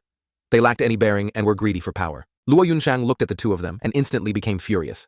Although the Luo family was now in decline, she couldn't stand the two of them pushing the Luo family aside. They clearly didn't put the Luo family in their eyes. It was truly too insulting. Suddenly, a loud bang erupted, silencing the arguing. Everyone was stunned and looked towards the source of the sound. They only saw a child's head trying hard to stand up on the table, his face full of seriousness. He said, "What all the noise about the 3 families will merge into one. Only one family has the right to be the head, and that is the Luo family." Chapter 45. Uniting the 3 families. Luo Yunhai's words were very spirited, shocking everyone. Kei Xiaoting, standing beside Kei Rong, looked at the insignificant brat and sneered. "What does this little punk understand among the 3 families? Your Luo family is the weakest. How could you possibly be the head?" Hearing this, Luo Yunhai coldly laughed, revealing a sinister smile seeing this scene. Everyone was slightly startled. They were too familiar with this arrogant expression. But unconsciously they hadn't recognized who it was. However, when they looked towards Zhuo Fan, they understood this brat was again imitating Zhuo Yifan's arrogance. Zhuo Yifan, standing beside, couldn't help but raise an eyebrow, watching the drama with amusement as he looked at Luo Yunhai. At this moment, Luo Yunhai continued. "Our Luo family now has no people, no money, no elixirs. Only 4 of us relying on each other. But we are the strongest among the 3 families, because we have Zhuo Fan, steward Zhuo." As soon as he finished speaking, the little brat turned to look at Zhuo Yifan with a respectful gaze. Everyone followed his gaze and looked at him with serious expressions. What this little brat said wasn't wrong. The only thing the declining Luo family could compare with the Kai and Lei families was that Zhuo Yifan. As long as they had him, the Luo family's future glory was only a matter of time. But Kai Rong immediately spoke up disdainfully. "A mere servant. How can we let him support the guards and assets of the Kai family? Little brat, the unification of the 3 families is a matter for adults, you shouldn't he?" Before he could finish speaking, Zhuo Yifan took out the alliance oath and slammed it heavily on the table. If he hadn't wanted to avoid Luo Yunhai's disappointment in him, he wouldn't have taken it out so early. Zhuo Yifan coldly glanced at everyone and said, "The alliance oath between the Luo family and the Hidden Dragon Pavilion." As soon as these words were spoken, everyone was shocked. The Hidden Dragon Pavilion had actually signed an equal treaty with the Luo family. With this treaty, even if the 7 imperial families wanted to touch the Luo family, they would have to be wary of the Hidden Dragon Pavilion. This news was truly earth-shattering. Fang Choubei, who had been silent behind the fatty for a while, couldn't help but speak. "Little brat, how did you manage to do that? Heroes cherish heroes, that's all." Zhuo Yifan nodded slightly towards Fang Chubai. Then he looked at the Kai and Lei families and said, "Let me tell you, even without the Mingju decree, the unification of the 3 families with me, Zhuo Fan will make the Luo family rank among the 7 imperial families sooner or later. You have no strength to help the Luo family. You are just a hindrance." Still not recovered from the shock of the alliance oath, the Kai and Lei families remained silent, unable to voice any opinions. Seeing this, Luo Yunshang also raised her head proudly, feeling an added weight of Zhuo Yifan in her heart. Luo Yunhai on the side also looked at him with admiration, his respect growing even more at this moment. The fatty, who had been staring intently at the Hidden Dragon Pavilion's alliance oath, looked at Zhuo Yifan in admiration. He was indeed incredibly resourceful, actually obtaining this alliance oath with the Hidden Dragon Pavilion. He knew Longju favored him, but this alliance oath wasn't something an elder could just produce. He must have been able to move the pavilion master of the Hidden Dragon Pavilion to achieve this treatment once again. He turned to Zhuo Yifan and said, "Steward, Zhuo staying in a secular family truly belittles you. Why not come help me?" Hearing these words, everyone was once again shocked. Even the royal family wanted to recruit him. Just how powerful could he be that all forces desired him? Luo Yunshang became anxious and fearful, afraid that the 3rd prince would poach him and her Luo family, and her feelings would be in vain. But fortunately, unlike everyone else, Zhuo Yifan didn't pay attention to this recruitment offer. Even if it wasn't for his inner demon, he wouldn't become a stepping stone for others. He had greater ambitions. What he wanted was to control his own power. He couldn't help but chuckle softly. "3rd prince, you flatter me, isn't staying in the Luo family, also contributing to the royal family." The fatty didn't expect him to refuse, but he smiled and nodded. "All right, if you were not willing, then so be it. Let us decide then, from now on, the Luo family will be the head, and the Kai and Lei families will assist the Luo family in completing the Mingju decree." Your Highness Kai Xiaoting was unconvinced. How could he want to be led by the Luo family whom he had once driven away? He immediately spoke up to object, but Kai Rong, standing beside him, saw the murderous intent in the fatty's eyes. Understanding the situation, he immediately pulled him back and slowly shook his head. Kai Rong knew that with just that alliance oath, Zhuo Yifan had successfully gained the trust of the royal family. This plan was extremely important, and the alliance oath with the Hidden Dragon Pavilion was the key. Lei Zhentian on the side also immediately nodded. "Your Highness, rest assured, this old man will definitely assist Yunshang and Yunhai in the future. The Luo family's Guiyun manor was lost because of this old man. This old man is willing to dedicate his entire life to serving as atonement." Seeing that everyone had submitted, his task was considered complete. He nodded and waved his hand, saying, "All right, If there are no other objections, then let S proceed like this. Seeing the fatty S gesture to see them off, everyone immediately bowed and took their leave. At this moment, the fatty turned to Zhuo Yifan again. Steward Zhuo, please stay behind for a moment. Chapter 46, State of Mind. After everyone had left, the fatty and Zhuo Yifan walked to a nearby forest. Zhuo Yifan was extremely puzzled, not knowing why he had called him out here. Unable to guess, he finally spoke. Third Prince, what do you intend to? Before he could finish speaking, the fatty, who was walking ahead, turned around and interrupted. No need to talk, just follow my lead. Saying this, he pointed to the sky and said loudly, I, Yuan, Kong, the third prince of the Tianyu Empire, hereby swear to the heavens, from this day forward, I will become sworn brothers with steward Zhuo Fan of the Luo family. We will live and die together, without regret. Zhuo Yifan, standing beside him, looked at him with a bit of surprise. He actually wanted to become sworn brothers with him, without saying a word. However, this wasn't tea without its benefits. He glanced at Yuan Kong and immediately pointed to the sky, swearing, I, Zhuo Fan, steward of the Luo family, hereby swear to the heavens today. I become sworn brothers with Yuan Kong, the third prince of the Tianyu Empire. If he betrays me, I will betray him. As soon as he finished speaking, Yuan Kong frowned and looked at him. He had actually made such a vow, being overly cautious. Brother, you were too careful. Hearing Yuan Kong's words, Zhuo Yifan didn't care and chuckled. Fatty, it's not that I don't trust you, but the martial world is treacherous. Yuan Kong didn't mind his words and let out a soft breath. Call me whatever you want anyway. Becoming sworn brothers with you makes me feel good. Do you still remember our agreement from yesterday? Whoever loses will no longer pursue new heir, but I can do it. After becoming sworn brothers with you, I can bully my brother's wife in the future, so I'll completely lose hope with her. Zhuo Yifan frowned and helplessly shook his head. He actually thought he and that long new girl had a real relationship. Truly. Seeing how concerned he was about this matter, he spoke up to remind him, Fatty, actually there is nothing between me and that girl. She was just making excuses. Hearing these words, Yuan Kong was overjoyed, his eyes widening with excitement. What, are you serious? That means I can still pursue her great brother? You truly are my brother. LOL. Zhuo Yifan looked at his excited appearance and revealed a sinister smile. Go, you do better annoy that girl to death. But brother, what is the real content of the Mingju decree? Still excited, Yuan Kong suddenly stopped smiling and looked at Zhuo Yifan warily. Brother, didn't I just tell you? Zhuo Yifan didn't want to speak sinisterly. The plan was very meticulous, and the goal was very legitimate. However, the grandeur of this plan was too small. So small that it didn't seem like something the founding emperor would have set. Zhuo Yifan clearly understood that only a founding emperor with the ambition and heroic spirit to bind the 7 imperial families and harmonize their power would set such a hidden 1,000-year plan. No matter what, he didn't believe that such a good plan couldn't escape the eyes of someone who used schemes and held the power of life and death in his hands like him. Yuan Kong smiled awkwardly and helplessly shook his head. I don't know the specifics either. In short, I received an imperial decree to complete this rule. Zhuo Yifan still stared intently at him, wanting to see through the falsehood in his eyes, but there wasn't even a hint. Perhaps he genuinely didn't know, or perhaps he was acting too well able to deceive his sharp perception. He chuckled softly again and continued. If the decree has been hidden for 1,000 years, how did the Netherworld Valley know about it? Now thinking back, the Netherworld Valley has been doing things to obstruct this decree, which can't help but make people suspicious. Perhaps they are afraid of the royal family's investigation. Yuan Kong listened and also pretended to frown suspiciously, saying logically that right. However, there are too many ears and eyes in the imperial city. The decree might have been leaked. Zhuo Yifan's eyebrows furrowed and he laughed, shaking his head, hidden for 1,000 years without being revealed. And now it's suddenly revealed. Moreover, only a part of the content is revealed. Yuan Kong, facing his questioning, couldn't help but tremble. He blinked repeatedly, not knowing how to answer. However, Zhuo Yifan had already seen through him as expected. His guess was correct, but he didn't expose him. He already had a plan in mind. He turned to the fatty and said, forget it, as long as this matter benefits the Luo family. Why should I think too much? Not knowing will save me a headache. Ha ha. Fatty, I'll have a chance to see you again. I am leaving now. As soon as he left, the fatty's expression immediately changed and he let out a soft breath of relief. This person is too terrifying, truly very intelligent.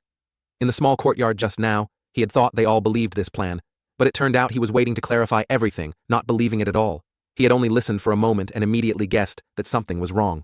This person was indeed a prodigy. At the same time, Fang Qiubai also emerged from hiding, looking in the direction of Zhuo Yifan and saying, the more I look, the more I feel. This little brat resembles someone. Yuan Kong immediately went along, or perhaps he really doesn't look like anyone. Teacher, who do you think he resembles? Looking at Zhuo Yifan's departing back, Fang Qiubai frowned for a long time before saying a name.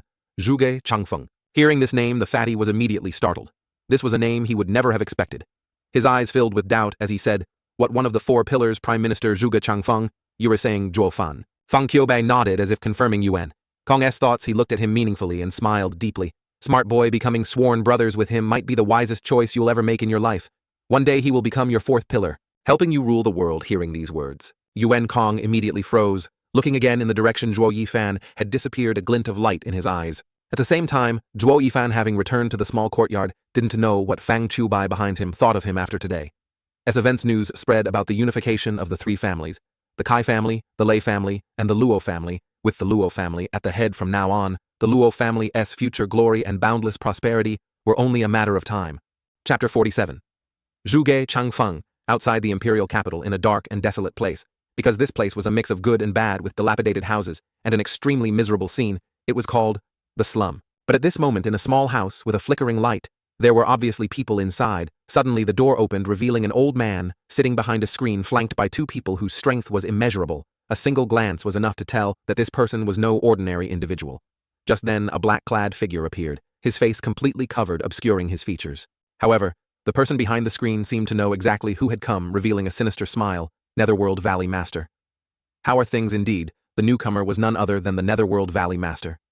Wan Shan, hearing the question, he sighed helplessly and replied, over a decade of effort has all gone down the drain. The Emperor ordered the Netherworld Valley to withdraw from Fenglin City permanently, and also restricted the other 6 families. It seems he's become aware. Hearing this, the old man behind the screen let out a soft ah, and immediately chuckled.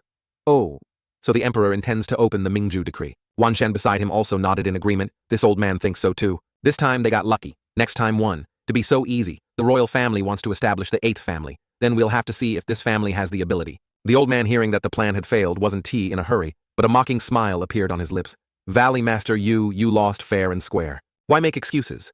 The Netherworld Valley is a subordinate of the 7 imperial families, yet you couldn't even handle 3 secular families. So it is only natural that your title will be taken away later. Hearing his words, Wan Shan immediately became furious. Murderous aura erupted, shattering the door of the room, as he turned towards the old man and said, "What did you say? You were the one who told me the initial content of the Mingju decree. You were also the one who said the royal family intended to establish an 8th family to replace my Netherworld Valley. Over a decade of planning all ruined by your hand. What do you mean by saying that now? Family head Zhuge Changfang, you will die for me." As soon as he finished speaking, Wan Shan attacked the old man behind the screen, but the other person didn't panic. Giving a faint smile, he casually waved his hand, creating a loud explosion. Unleashing oppressive force towards Wan Shan, the clash of 3 great experts shook the quiet slum. A moment later, Wan Shan no match for the 2 people beside family Fade. Changfang was forced back. A sweet taste rose in his throat, which he secretly swallowed. He looked up ahead in disbelief and said, "Yin-Yang elders." Family head Fang secretly nodded. Valley Master Yu is indeed more knowledgeable than others. These 2 seniors haven't shown themselves for nearly 100 years. Unexpectedly, you still recognize them. Wan Shan fiercely suppressed his anger, panting, as he looked at the 2 people beside family head Changfang, with fear, as expected, of the most intelligent person in Tianyu, the leader of the 4 pillars. You actually managed to invite these 2 old monsters. Even Fang Qiubai's 5 great dragon guardian envoys wouldn't be able to defeat them. Family head Changfang shook his head and chuckled softly, but a hint of confidence appeared on his face. Valley Master Yu overpraises me. This humble one dares not claim to be the most intelligent person in Tianyu, and even less dares to turn against the royal family now. How could Wan Shan not see through the person in front of him? He coldly laughed and muttered, "Prime Minister Zhuge is too modest, which is just arrogance with your current strength. Who else in the Tianyu Empire is your opponent? Even your defeat in Fenglin City by the royal family was not in vain. True strength in this world cannot be judged by outward appearances alone. Moreover, I am not the most intelligent person in Tianyu." Family head Changfang sighed helplessly and looked up at the sky, saying, hearing these words, Wan Shan was shocked. Family head Changfang. He was the leader of the 4 pillars, skilled in both civil and military affairs in terms of strength or scheming. No one in the Tianyu Empire could compare to him. Yet he said he wasn't the most intelligent. Was there really someone above him, or was he being arrogantly humble? "It is not you but who, family?" Head Changfang pointed upwards, his eyes solemn, and replied, "The person above me." Hearing that person, Wan Shan knew who he was referring to. He said in surprise, "You were referring to that useless old emperor family head." Changfang glanced at him upon hearing this. A smile appeared in his eyes. "Useless? I've served in the court for 40 years, and even now I still don't fully understand him. If he's useless, then there's no one intelligent in this world. Valley Master, you go back, don't cause any more trouble recently. Be careful not to let that old man seize an opportunity to make you suffer eternal damnation." Wan Shan curled his lip in a cold smile, but seeing family head Changfang's cold expression, he fell silent and immediately retreated, disappearing into the darkness. Only after Wan Shan left did family head Changfang take a deep breath, his thoughts profound as he looked up at the sky and muttered, "My emperor, what exactly are you planning?" At the same time, in the Black Wind Ridge, Zhuo Yifan was holding a gourd in his hand. Inside, a worm was wriggling and crawling, looking at the ceaseless movement. Zhuo Yifan revealed a satisfied smile. For 3 months, he had been raising the Hantan snow silkworm he had taken from Lei Zhen Tian's body. However, he now called it the Hantan blood silkworm, so now was a very suitable time to leave.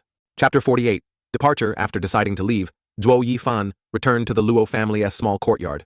He immediately wanted to meet Luo Yunshang to explain everything. Coincidentally, just as he reached the door he saw her, he opened his mouth and called out, "Young miss, please come in here with me, I have something to tell you." Hearing him call her, Luo Yunshang was startled and turned around, replying with delight, "Zhuofan, you're back, ah!" Saying this, she followed him into the room carrying a hint of doubt. As soon as they entered the room, Zhuo Yifan closed the door. The matter he was about to discuss was very important, and it was better to be careful to avoid eavesdroppers. But Luo Yunshang, seeing him close the door, suddenly had a thought that made her blush with embarrassment. She looked at him. "Zhuofan, what are you going to do?" Zhuo Yifan ignored her words, secretly sighed and said, "I have to go." As soon as he finished speaking, Luo Yunshang was astonished. She immediately widened her eyes and loudly questioned him why the Luo family is progressing every day. Why choose to leave? Zhuo Yifan knew that his decision to leave now would be very difficult for Luo Yunshang and the Luo family to accept. Although they had become a prominent family in Fenglin City, they lacked manpower and strong cultivators. Now that he was leaving, they would definitely not accept it. However, his departure would benefit them in the future. Therefore, he chose to disregard Luo Yunshang's emotions and calmly said, for the safety of the Luo family, "The Luo family will temporarily not be in danger in the short term, and no other family here can compare to the Luo family. But don't forget what we traded for it? We agreed with the royal family to carry out the Mingju decree, offending the subordinate 7 imperial families, including the Netherworld Valley and the Hidden Dragon Pavilion. If we can to become an equal to the 7 imperial families, they won to spare us either." Listening to Zhuo Yifan's words, Luo Yunshang understood the Luo family's current situation. However, the Luo family truly needed him, and she also didn't want to be separated from him. Tears appeared in her eyes, and she softly said, "Then, we really need you. If you leave, what will we do now?" Seeing her cry, Zhuo Yifan helplessly shook his head. His departure was a matter of time, choosing. This moment was good for him, and also good for the Luo family. He reached out and wiped away her tears helplessly, saying, "The fatty was right. The foundation of a family is its strong cultivators. This time I am going out to recruit strong cultivators for the Luo family to ensure their future safety." Saying this, a jade slip appeared in his hand, which he gave to her. He continued, "This is the Black Wind Mountain S4, Great Formations Array Formula. Only, you should learn it. Don't let anyone else know. If I am not here and the Luo family encounters trouble, you can activate the formation. The 4 5th grade formations plus the Yinsha formation previously set up in the demonic realm can ensure safety for a short period of time." At this moment, she finally understood that she couldn't stop him from leaving. She could only sigh and reply, "How long will you be gone?" This time, Zhuo Yifan also didn't know when he would return. This departure was not only to recruit manpower for the Luo family, but he also wanted to search for the Heavenly Emperor Luole Canyon's ruins that Long Ju had mentioned, because he wanted to quickly raise his strength only by relying on himself. Could he be safe forever? Knowing her anticipation, he didn't want to dampen her spirits, so he chose a vague answer. "I don't know, but it will be quick. All right, go on, call Commander Pang and Yunhai in here." Just then, Luo Yunshang mustered up all her courage and called out to him, then ran to him and placed a kiss on his lips. Zhuo Yifan was instantly stunned and glanced at her, but she had already quickly left, leaving behind the words, "Come back soon." A moment later, Commander Pang and Luo Yunhai arrived in the room to meet Zhuo Yifan, but upon hearing that he was leaving, they were immediately surprised. Luo Yunhai looked at him, his eyes welling up, and said, "Big brother Zhuo, are you leaving?" Although Zhuo Yifan initially didn't like the Luo family siblings after living together for a while, he couldn't help but develop some feelings for them. Unfortunately, his great ambitions weren't here. He couldn't stay with them forever. He looked at Luo Yunhai in front of him and instructed, "Little brat, you are the only male of the Luo family in the future. You must take care of your elder sister and manage the Luo family as a family head and steward. Understand?" Saying this, he quickly turned his gaze to Commander Pang. "Old Pang, do you still remember what Long Yu said? She wasn't wrong with your aptitude. You will only reach the bone-tempering realm at most. But there is nothing absolute in this world now. I have a way to help you undergo a fundamental transformation and gain powerful strength. However, you will have to endure pain worse than death. Are you willing?" Chapter 49, Departure. As he finished speaking, Zhuo Yifan once again looked at Commander Pang. A jade slip appeared in his hand. He said, "This is a profound grade, intermediate demonic art. The demonic shifting technique.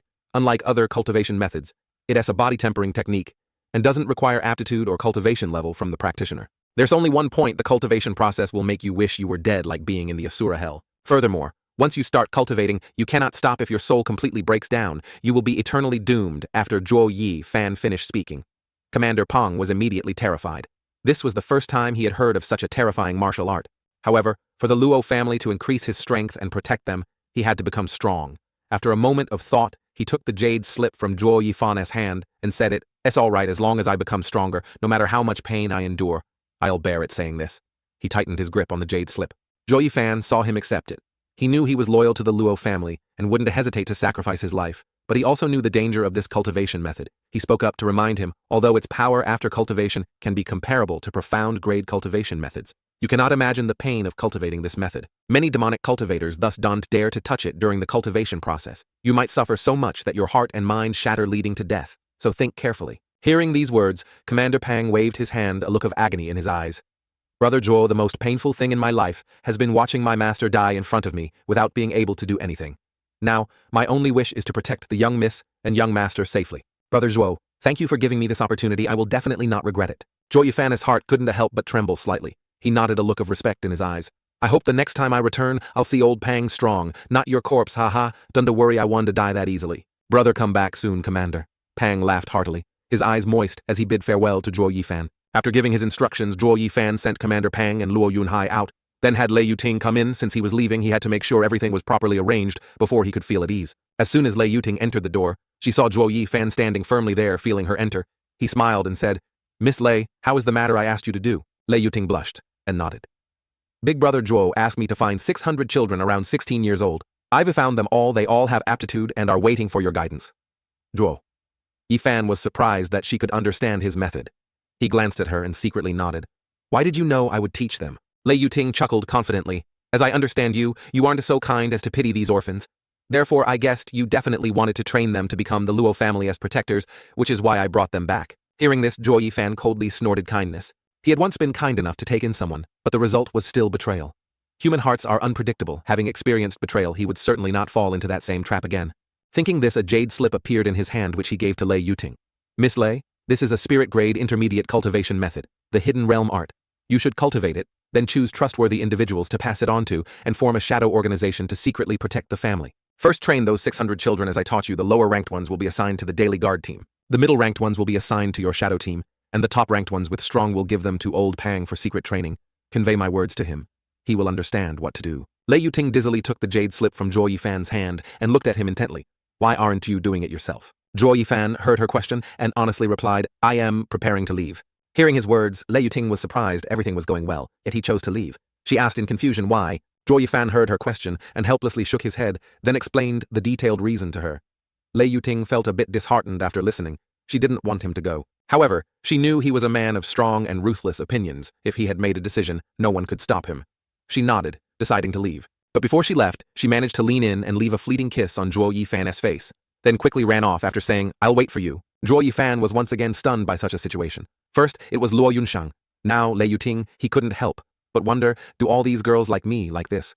Chapter 50. 10,000 Beasts Mountain Range. After making all the necessary arrangements, Zhuo Yifan finally left. With peace of mind, the next step was to determine his route from ancient times. Spirit beasts have been indispensable for cultivators to improve their cultivation. Righteous cultivators used them as spirit pets, while demonic cultivators refined them into demonic artifacts. Therefore, the first place Zhuo Yifan decided to visit was the 10,000 Beasts Mountain Range. However, this place required passing through the territory of the Netherworld Valley, so he had to be careful at this moment.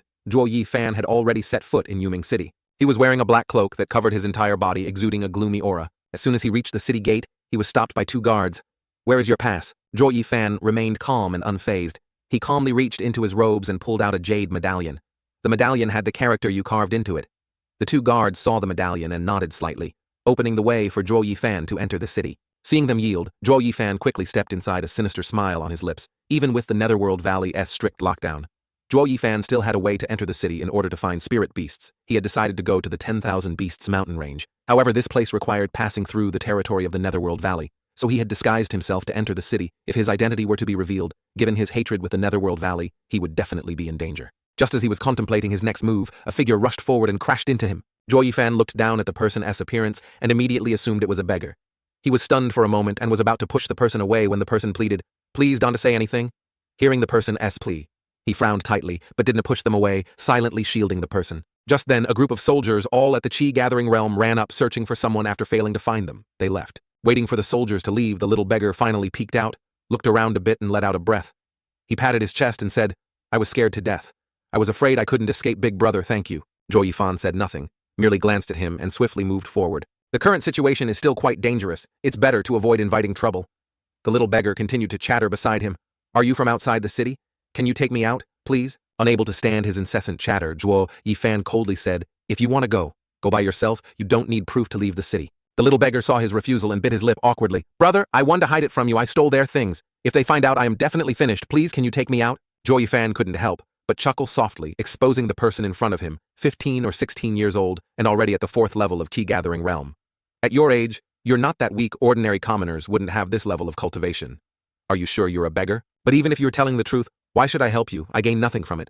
Saying this, he walked straight ahead. Hearing this, the little beggar felt he could no longer deceive him.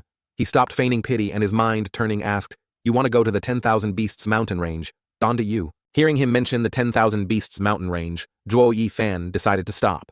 He turned to look at him, waiting for him to continue. Seeing Zhuo Yifan finally stop, the little beggar was faintly delighted and immediately smiled. He continued, "If you want to go to the mountain range, you will have to wait another 3 months. You can go now." Zhuo Yifan heard him say he had to wait 3 months to enter the 10,000 Beasts mountain range. He asked in confusion why. The little beggar raised his eyebrows proudly and excitedly approached Zhuo Yifan. "Let me tell you, the 10,000 Beasts mountain range is about to have diamond quicksand appear therefore. For these 3 months, the Netherworld Valley will blockade the 10,000 Beasts mountain range and not allow anyone in. Let us make a deal. If you're willing to take me out of the city, I'll lead you into the 10,000 Beasts mountain range through a small path. When the diamond quicksand appears, we can take the opportunity to steal some." Hearing him mention diamond quicksand, Zhuo Yifan couldn't help but be startled. Diamond quicksand was known as a rare and important material for forging 5th-grade artifacts. More importantly, it was very compatible with his blood infant. If used to temper his body, he wouldn't even have to fear attacks from heavenly profound realm experts. Such an important item would surely be heavily guarded by the Netherworld Valley, preventing anyone from touching it. If someone led the way, his success rate would be higher. Therefore, he could make a deal with this little beggar, using him to get into the 10,000 Beasts mountain range. Thinking of this, Zhuo Yifan decided to cooperate with the little beggar in front of him. He nodded and said, "Deal." The little beggar, seeing that he had agreed, was overjoyed and jumped in front of him, laughing excitedly. "Haha, great! I can finally get out." "Oh right, big brother, my name is Xiao Ning, what is yours?" Zhuo Yifan saw him ask, and answered gravely, "Zhuo Fan," as he said the name. He was slightly worried the Netherworld Valley, and that Yang Ming knew his name, given his hatred with the Netherworld Valley. If they knew he had set foot here, they would definitely come to kill him. However, who would believe it if he said it? Chapter 51, He is My Man. Just as the little beggar was leading Zhuo Yifan into an alley, a group of people suddenly appeared. The leader shouted at the little beggar, "Ning, have you caused enough trouble? Let us go home." Hearing the voices, the little beggar unconsciously recoiled, bowed his head and mumbled, "Big brother Zhuo, save me." Seeing the little beggar not retreat and hide behind Zhuo Yifan, the leader loudly said, "This is a matter of the Sui family. If you don't want trouble, please step aside." Zhuo Yifan looked at the group of people in front of him. They were all gathering realm experts, and their clothes were neat, indicating they were definitely not from an ordinary family. However, he had said he was from the Shui family.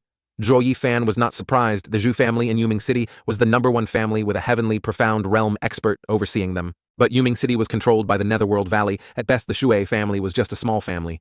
Zhuo Yifan didn't pay much attention. He looked down at the pleading little beggar and couldn't help but chuckle softly. He reached out and pulled him into his embrace. The person from the Zhu family saw him hug the little beggar and cried out in fear, "Little brat, what are you doing?" Zhuo Yifan saw his anger and calmly said, "From now on, he is my man. If you want to touch him, you will have to get past me." Hearing this, the Zhu family member's expression became even more enraged, his eyes blazing with fury. "How unreasonable! Before coming to Yuming City, did you not investigate who our Zhu family is? How dare you offend us?" Zhuo Yifan sneered. "Of course I investigated, but the Zhu family is just a dog of the Netherworld Valley in Yuming City. Would I, this old man, come to the 10,000 Beasts mountain range, not care about the rare spirit beasts there, and instead pay attention to a dog?" But the little beggar in his arms suddenly flared up, pushing Zhuo Yifan away and shouting, "You can talk about the Zhu family like that?" Zhuo Yifan was stunned, blinking as he watched the boy get angry. He didn't understand. He was clearly venting his anger on his behalf, yet the boy had the nerve to scold him. Just as Zhuo Yifan was feeling annoyed, the Zhui family leader shouted, "Guards, seize him." As soon as he finished speaking, a group of guards behind him immediately stepped forward, also attacking Zhuo Yifan. Looking at this scene, he didn't care in the slightest and gave a cold chuckle. At most, they were at the 6th level of the Qi-gathering realm and couldn't harm him at all. He looked at them with disdain, pouted, and didn't retreat or advance. Towards the guards, he unleashed a streak of red light, the Blood Shadow Palm, a mortal-grade intermediate martial skill. This move, once unleashed, immediately struck a guard standing closest to him. The guard immediately fell to the ground, his blood surging and exploding as he spat out a mouthful of fresh blood. Then palm after palm struck, and a group of guards immediately fell, losing consciousness. At this moment, the Zhu family leader was finally terrified, his eyes wide, as he looked at the person in front of him. He himself was at most at the 8th level of the Qi-gathering realm, but facing a group of Qi-gathering realm experts, he showed no fear and even wiped them all out. He just didn't understand that Zhuo Yifan cultivated the Blood Shadow Palm, which directly attacked the bloodline. One palm could shatter the opponent's internal organs. The Zhu family leader's face became solemn as he watched this scene. Not only him, but the little beggar behind Zhuo Yifan was also equally astonished. He hadn't expected Zhuo Yifan to be this powerful. On the other side, the young master bit his lip and took a step forward, addressing Zhuo Yifan. "Well done, brat. You have some skill and speak arrogantly. Let me Gong experience your high-level moves today. Zhuo Yifan frowned and calmly said it. It's a pity Gong that you are the eldest young master of the Shu family. Gong's eyebrows furrowed as he heard Zhuo Yifan reveal his identity. He said, so what if it is true? Are you afraid? Zhuo Yifan chuckled at his words. No, not afraid, just bothered by the trouble. Since I've already offended you, then I'll make all of you permanently silent here. Saying this, Zhuo Yifan immediately took a step forward, his eyes flashing with murderous intent, and carrying an oppressive aura towards Gong, making him somewhat tense.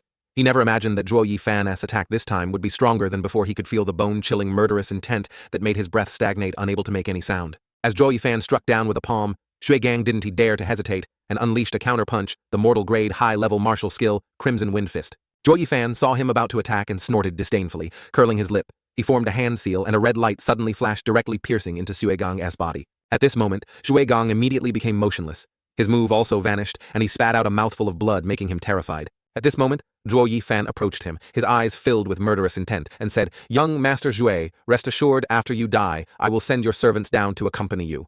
No one will survive. At least for the next 3 months, I don't want to be chased all over the mountains by the Shu family, so let this incident become a cold case. Saying this, Zhuo Yifan tightened his grip around Gong's neck. As if intending to crush his bones, he heard a cracking sound, as Gong at this moment vaguely felt death very close to him, a mix of fear and bewilderment. Chapter 52. Peak Bone Forging Realm Expert. Just as Zhuo Yifan was about to crush Gong's neck, the little beggar behind him, fear in his eyes, tearfully cried out, Stop, don't kill him. I don't want them to die. But Zhuo Yifan ignored him and coldly chuckled. Too late, they are now not only your enemies but also my enemies. I will definitely not let him live. As he finished speaking, Zhuo Yifan's hand on Gong's neck immediately tightened, making him let out a loud cry, his eyes wide with fear, seeing that he still didn't stop. The little beggar was almost frantically anxious, tears streaming down his face. He shouted towards Zhuo Yifan, if you don't release him, I want to lead you to the 10,000 Beasts mountain range. Zhuo Yifan immediately frowned. He almost didn't understand with his way of doing things. If they were enemies, there was only one path. Death. He wouldn't let them survive. But this person in front of him was so kind that he not only pleaded for them, but also cried for them. Was he too vicious, or was the little beggar too kind, unable to figure it out? He was too lazy to think. He immediately released Gong, who fell to the ground with a hand seal. He recalled the blood infant. He shrugged indifferently, and turning to the little beggar, wiped the remaining tears from his face. Since you don't care, why should I care? Lead the way for me, and then I will take you out of the city and away from the Shui family. Looking at the terrifying person in front of him, the little beggar seemed to understand what kind of person he had encountered. He cried out in fear, You are a bad person. Zhuo Yifan heard this and simply smiled, without comment. Yes, I am a bad person in this world. Good people all go to hell. Only bad people have the right to survive. Little Ning saw him admit it but had no way to refute. He wiped away the remaining tears on his face and led him to the 10,000 Beasts mountain range. A moment later, an elderly figure walked into the alley and was horrified to see the tragedy before him. He then looked at the terrified Gong and immediately went to him, asking what happened to you, who harmed you to this extent. However, no matter how he questioned him, Gong just remained trembling and fearful, his soul seemingly lost, unable to utter a sound. The old man's heart immediately tensed in his memory. Gong was usually brave and could even defeat an 8th-level Qi-gathering realm cultivator. To be so terrified, what kind of expert had Gong encountered? But no matter who it was, offending the Zhui family in Yuming City meant there was no way to survive. At the same time, Zhuo Yifan and Xiaoning had already reached the forest. They saw a group of guards, all of whom were experts at or above the bone-forging realm. With his current strength, even with his demonic artifact, the evil moon wheel and his blood infant, breaking in wouldn't be difficult, but he wanted to break in without anyone knowing at this moment. Zhuo Yifan remembered the little beggar beside him and asked Xiaoning, where is that secret path you mentioned? Little Ning was still trembling with fear and stammered, You follow me. Zhuo Yifan saw that little Ning was still trembling incessantly and was surprised, how can this person be so timid? So much time has passed, and there are still tears in his eyes. However, he wasn't one to meddle in others' affairs and just focused on his own task. A moment later, Xiaoning led Zhuo Yifan along a small path until they reached a hidden tunnel behind a tree. This is the place. When I was little, I used to sneak away from my dad and go up the mountain with my brother. Zhuo Yifan looked at the tunnel in front of him thoughtfully. This place was very well hidden. Without a local guide, it would be impossible to find. He nodded to Xiaoning and said, You go down first, I'll follow. Xiaoning was stunned to hear Zhuo Yifan wanted him to go along. He was a little scared, but remembering Zhuo Yifan's terrifying presence, he reluctantly stepped inside. But just then a low voice echoed from behind them. Ning stop. Zhuo Yifan turned around in surprise, looking towards the source of the voice. An old man was approaching. He was instantly surprised the newcomer was a peak bone forging realm expert. Chapter 53. Zhu Family Patriarch Zhuo. Yifan looked at the newcomer and immediately understood his identity. He addressed the man. Could it be that you are the Zhu Family Patriarch, Shui Yanlong? Shui Yanlong nodded in appreciation when Zhuo Yifan spoke his name, but remembering Shui Gang's condition, he said, Your eyesight isn't bad, so my son Shui Gang was harmed by you, brat. Zhuo Yifan understood the situation when he heard Zhui Gang's name, having anticipated this outcome when he decided to let him go. Nevertheless, he calmly smiled and replied that, right. He wanted to take my person. I was being very polite by not taking his life. As soon as he finished speaking, Zhui Yanlong immediately erupted in anger, his eyes filled with murderous intent as he looked at Zhuo Yifan, then at the little beggar behind him. The little beggar flinched when the man looked at him, pulling on Zhuo Yifan's arm and hiding behind him. Just then, a shout rang out from behind Shui Yanlong, followed by the figure of a young man rushing forward. Seeing the little beggar, he laughed loudly. What did father say? Ninger is definitely here, let me bring her back. The young man laughed and joked, oblivious to anyone else being there, and ran straight towards the little beggar. But just as he lunged forward, Zhuo Yifan reached out and squeezed his neck, making him unable to breathe. Only then did the young man realize someone else was there, but it was too late. He had already been captured. Shui Yanlong stood there horrified at the sight. He didn't want this young man to suffer the same fate as Shui Gang. What do you want? At this moment, Shui Yanlong finally understood how could a mere 5th-level chi-gathering realm brat injure his son. He had trained his son in the family as perfected techniques, but this person at a glance clearly had experienced fierce and cruel battles, so his son was no match for him. Zhuo Yifan heard his question and looked at the young man in his hand, a sinister smile appearing on his face. 5th-level chi-gathering realm. This must be the second young master Shuilin, right? Zhui Yanlong roared furiously. What do you want to do? Let him go, otherwise I will definitely not spare you. Hearing these words, Zhuo Yifan laughed loudly, tightening his grip even further. You want to spare me, or I want to spare you. Patriarch Shui, no matter what enmity you have with Xiaoning, he is my person. Now I hope you can stop otherwise. You'll be picking up your son's corpse before Shui Yanlong could speak. The little beggar behind Zhuo Yifan frantically pleaded, Don't he kill him too? Zhuo Yifan looked at him once again, pleading for an enemy. He finally felt annoyed. What kind of person had he picked up? This person was always merciful to enemies. It was a miracle he had survived until now. Zhui Yanlong watched this scene, his eyes grave, but he was still determined to avenge Zhui Gang. He asked Zhuo Yifan, brat, what is your name? Zhuo Yifan smiled. He naturally wasn't afraid of being retaliated against by the person in front of him. Currently, he was alone and had no one to burden him, so revealing his name was fine. He then replied, I am alone. I am not afraid of revenge, and I am not afraid of letting people know, Zhuo Fan. Shui Yanlong heard the name, then pointed at the little beggar and said, All right, Zhuo Fan. Today you must protect her right.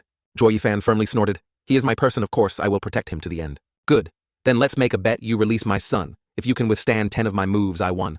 To pursue her anymore. How about that? Zhuo Yifan's eyes narrowed slightly as he calculated. The person in front of him was only at the peak bone-forging realm with his demonic artifact, the evil moon wheel, and the blood infant. He could even deal with a heavenly profound realm expert, let alone a mere bone-forging realm cultivator. Thinking this, he released his grip and tossed Shuilin towards Shui Yanlong. Brat, aren't he? You afraid I'll go back on my word? Shui Yanlong looked at him casually, releasing Shuilin, and couldn't help but ask in surprise, Zhuo. Yifan scoffed. I want to kill him. You can stop me. Shui Yanlong immediately snorted in anger. Arrogant words, take this, as he finished speaking. Shui Yanlong immediately lunged towards Zhuo Yifan, his powerful aura creating immense pressure. However, Zhuo Yifan wasn't panicked. He also charged forward, the evil moon wheel appearing in his hand as he attacked Shui Yanlong. Shui Yanlong looked at the object in Zhuo Yifan's hand, his fear unending. He naturally knew this was a demonic artifact, but he never imagined it could unleash such power in the hands of a chi-gathering realm cultivator. Zhuo Yifan saw his brief daze and gave a sinister chuckle. Next he released the blood infant. It burrowed into Shui Yanlong's body and he immediately flew backward. Zhuo Yifan immediately smirked, I win. Chapter 54, 2nd grade, defensive demonic artifact. But at this moment, an anomaly occurred. A faint golden glow enveloped Shui Yanlong's body, and the blood infant was immediately repelled. Zhuo Yifan was startled. He observed Shui Yanlong and immediately recognized what it was, muttering a 2nd grade defensive demonic artifact. He now understood why he couldn't succeed. A moment ago, the opponent had a 2nd grade demonic artifact protecting his body. His chi-gathering realm blood shadow couldn't harm him. Therefore, next, he could only use the evil moon wheel using a demonic artifact against a demonic artifact. At the same time, Shui Yanlong facing him was also continuously shocked. He never imagined that his bone-forging realm strength would almost be at a disadvantage when fighting a 5th-level chi-gathering realm cultivator. This was the first time he had witnessed someone with only chi-gathering realm strength facing a peak bone-forging realm expert without any fear calmly engaging in battle. He couldn't help but curse and exclaim, Is this brat a monster? Shui Yanlong, as a dignified bone-forging realm expert, absolutely could not lose to a mere chi-gathering realm cultivator, otherwise his reputation would be ruined. He had to strike first to gain the upper hand. Thinking this, he began to gather his Yuan force in his hand, a faint golden light radiating around him. After a brief pause, Zhuo Yifan finally sensed that Shui Yanlong was about to make a move. He quickly advanced and shouted, Second move. Shui Yanlong was startled and shocked to see Zhuo Yifan attack again, but he quickly calmed down. Zhuo Yifan only had the evil moon wheel that could pose a threat, so as long as he eliminated it, Zhuo Yifan would definitely not be able to withstand his 10 moves. Thinking this, he swiftly took action, striking towards the evil moon wheel. However, he never imagined the person in front of him was incredibly fast. He couldn't get close to Zhuo Yifan at all and was forced to retreat. Shui Yanlong was almost astonished by the opponent's strength, Zhuo Yifan, with only qi. Gathering realm cultivation could actually push him. To this extent, it was still unclear who was the stronger and weaker party in this battle. Just then, Shui Lin on the other side had regained his breath, but the battle was far from over. He shouted loudly towards Shui Yanlong, "Dad, earlier, you said he would block your 10 moves. Not that he would make 10 moves quickly. Strike him down. Come on, Dad." Shui Lin's words almost shattered Shui Yanlong's calm expression. He wished he could kill his son if he didn't speak. No one would think he was mute. Shui Yanlong was being restrained by the evil moonwheel in Zhuo Yifan's hand, unable to strike. Zhuo Yifan's mouth curved into a strange smile as he advanced again. This time, however, he didn't use the evil moonwheel, which made Shui Yanlong a little wary. Zhuo Yifan shouted low-grade spirit tier martial art phantom steps. His speed instantly increased, nearing Shui Yanlong. But Shui Yanlong couldn't clearly see the figure in front of him. A streak of light instantly shot past, cutting across Shui Yanlong's ear. He felt the light tear through the air as it passed. Zhe Yanlong stiffened on the spot, then sighed and said, "I lose." Chapter 55. Young Miss Shui Ningxiang of the Shui family. Shui Yanlong never expected that he, a bone-forging realm expert, would be at a disadvantage when fighting against a qi-gathering realm cultivator. But Zhuilin, seeing his father lose to a mere qi-gathering realm brat, exclaimed in shock, "How can this be? Dad must have gone easy on him, right?" Hearing Shui Lin's words, Zhuo Yifan didn't mind, and admitted Patriarch Shui did not use his full strength. Each move was just a test without any murderous intent. As soon as he finished speaking, Shui Lin almost cheered loudly. "See, if my dad hadn't gone easy, you'd be dead long ago." Zhuo Yifan chuckled coldly. "Your dad didn't use his full strength, but if he had, I would have cut him down already." Compared to a heavenly profound realm expert, a bone-forging realm cultivator lacks speed with the assistance of the evil moon wheel. Zhuo Yifan's speed was no less than that of a bone-forging realm expert. Thus he only needed to unleash a killing blow to kill a bone-forging realm expert. At that time, his use of the phantom steps was indeed a killing move. Earlier, Shui Yanlong's attention was controlled by the phantom, allowing Zhuo Yifan to approach him from behind. Therefore, if Shui Yanlong had shown even a hint of murderous intent, then Zhuo Yifan would have definitely killed his Shui Yanlong saw through this point, which was why he admitted defeat wholeheartedly. At this moment, Shui Yanlong sighed and said, "Zhuo Fan, you are the most trustworthy person I have ever seen. I entrust Ning Er to you. I hope you treat her well, otherwise I will definitely not spare you." Saying this, he went to Xiaoning and hugged her. "Ning Er, go live the life you want, never come back here." Little Ning, embraced by him, finally couldn't hold back and cried out, "Father." Zhuo Yifan saw this scene and was immediately stunned. What is this? As far as he knew, Shui Yanlong, the Zhuo family patriarch, had 2 sons and 1 daughter. Where did he get a 3rd son? No, that is not. Right, he looked at little Ning and finally understood. "You are the 3rd young miss of the Shui family, Shui Ningxiang." Shui Yanlong, despite his reluctance, could only turn and leave. "Liner, let's go, we re-going back." Zhuilin saw his father wanting to leave without bringing his little sister back and immediately spoke up. "Father, if we go back, how will we explain it to the Netherworld Valley?" Shui Yanlong glared at him angrily. "Shut up, I have my own way." After the 2 of them left, Zhuo Yifan finally became angry. All this time, he had been wasting his time uselessly. He had spent another day here fighting with Xiao Ning's father and older brother and had almost killed them. He turned towards Shui Ningxiang and coldly said, "Shui Ningxiang, what exactly is your purpose? I fought dozens of rounds thinking I was getting revenge for you. In the end, I am the miserable one." Shui Ningxiang, seeing the anger in Zhuo Yifan's heart, said, "Big brother Zhuo, don't be angry. Anyway, I wanted to go out too. You're going to the 10,000 Beast mountain range and you were not at a disadvantage." After a moment of thought, he realized she wasn't wrong. His goal was to reach the 10,000 Beasts mountain range, and she was the one leading him there. At most, he was just using her as a pawn. Why should he be angry? She turned her head to look at Zhuo Yifan and the other, smiling brightly as she said, "Look, as long as I guard this place, none of them can get inside. Fool, these things charging in are just sacrifices. The Wolf King won to care about their lives or deaths, but you'll be dragged to your death by them, Zhuo." Yifan looked at her smile, feeling a bit annoyed, and angrily cursed loudly. However, Shui Ningxiang ignored his words, shaking her head and saying, "The Wolf King is a wild beast, so it doesn't care about the lives of its subordinates. But since I was born, you 2 are my most important friends. So I want to abandon you." With that, she once again unleashed her spiritual energy, wielding her sword technique in her hand, fiercely attacking the wolf pack with each sword strike. The blood of those wolves immediately splattered everywhere. Zhuo Yifan quickly changed his attitude and followed her down into the vast 10,000 Beasts mountain range forest, which obscured the sky. In an unnoticed spot, there was a small cave. At this moment, a slender figure crawled out, then suddenly shouted as if someone had hit her, "Hurry up, you old man." Zhuo Yifan frowned, then climbed out. His body was now covered in mud.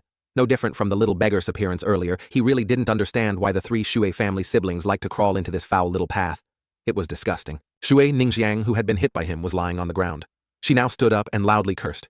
"Yuri, a bad person." Hearing her scold him, he didn't care and calmly admitted that right, I am a bad person. So what? Zhuo Yifan had never cared about the title of bad person in his previous life. He was a demon emperor who dominated all and everyone feared him. He never cared about their curses, let alone now that he cultivated the demonic path. If the demonic path wasn't evil, then what awaited him was a complete demise. Smelling himself and seeing his appearance, Zhuo Yifan was a bit disgusted. He snorted and asked, "Shui Ningxiang, is there anywhere to bathe nearby?" She heard his question and glared at him. "Go ahead.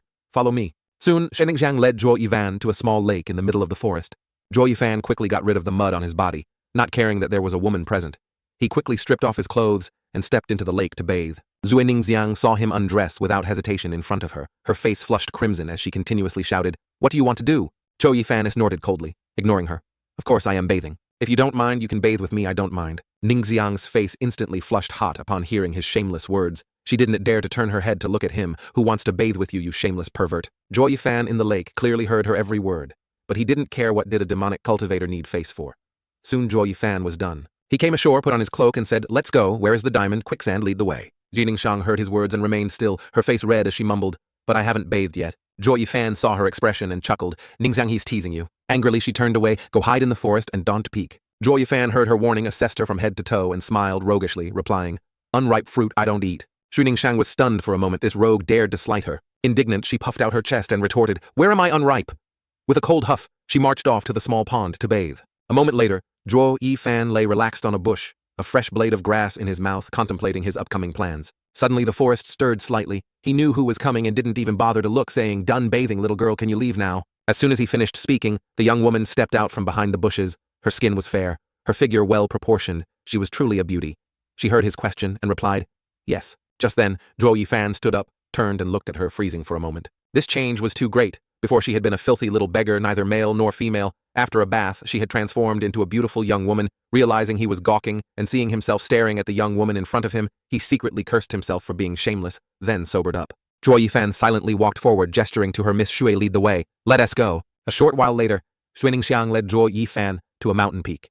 Zhuo Yifan couldn't help but be stunned by the sight before him. Diamond Quicksand's appearance should have attracted many people. Why isn't it there a single soul? Zhui Ningxiang heard his question and quickly replied, "If we went directly there, they would discover us, so I brought you here." As she spoke, she pointed in a direction, drawing Zhuo Yifan's attention. "Look, that's where the diamond quicksand appears."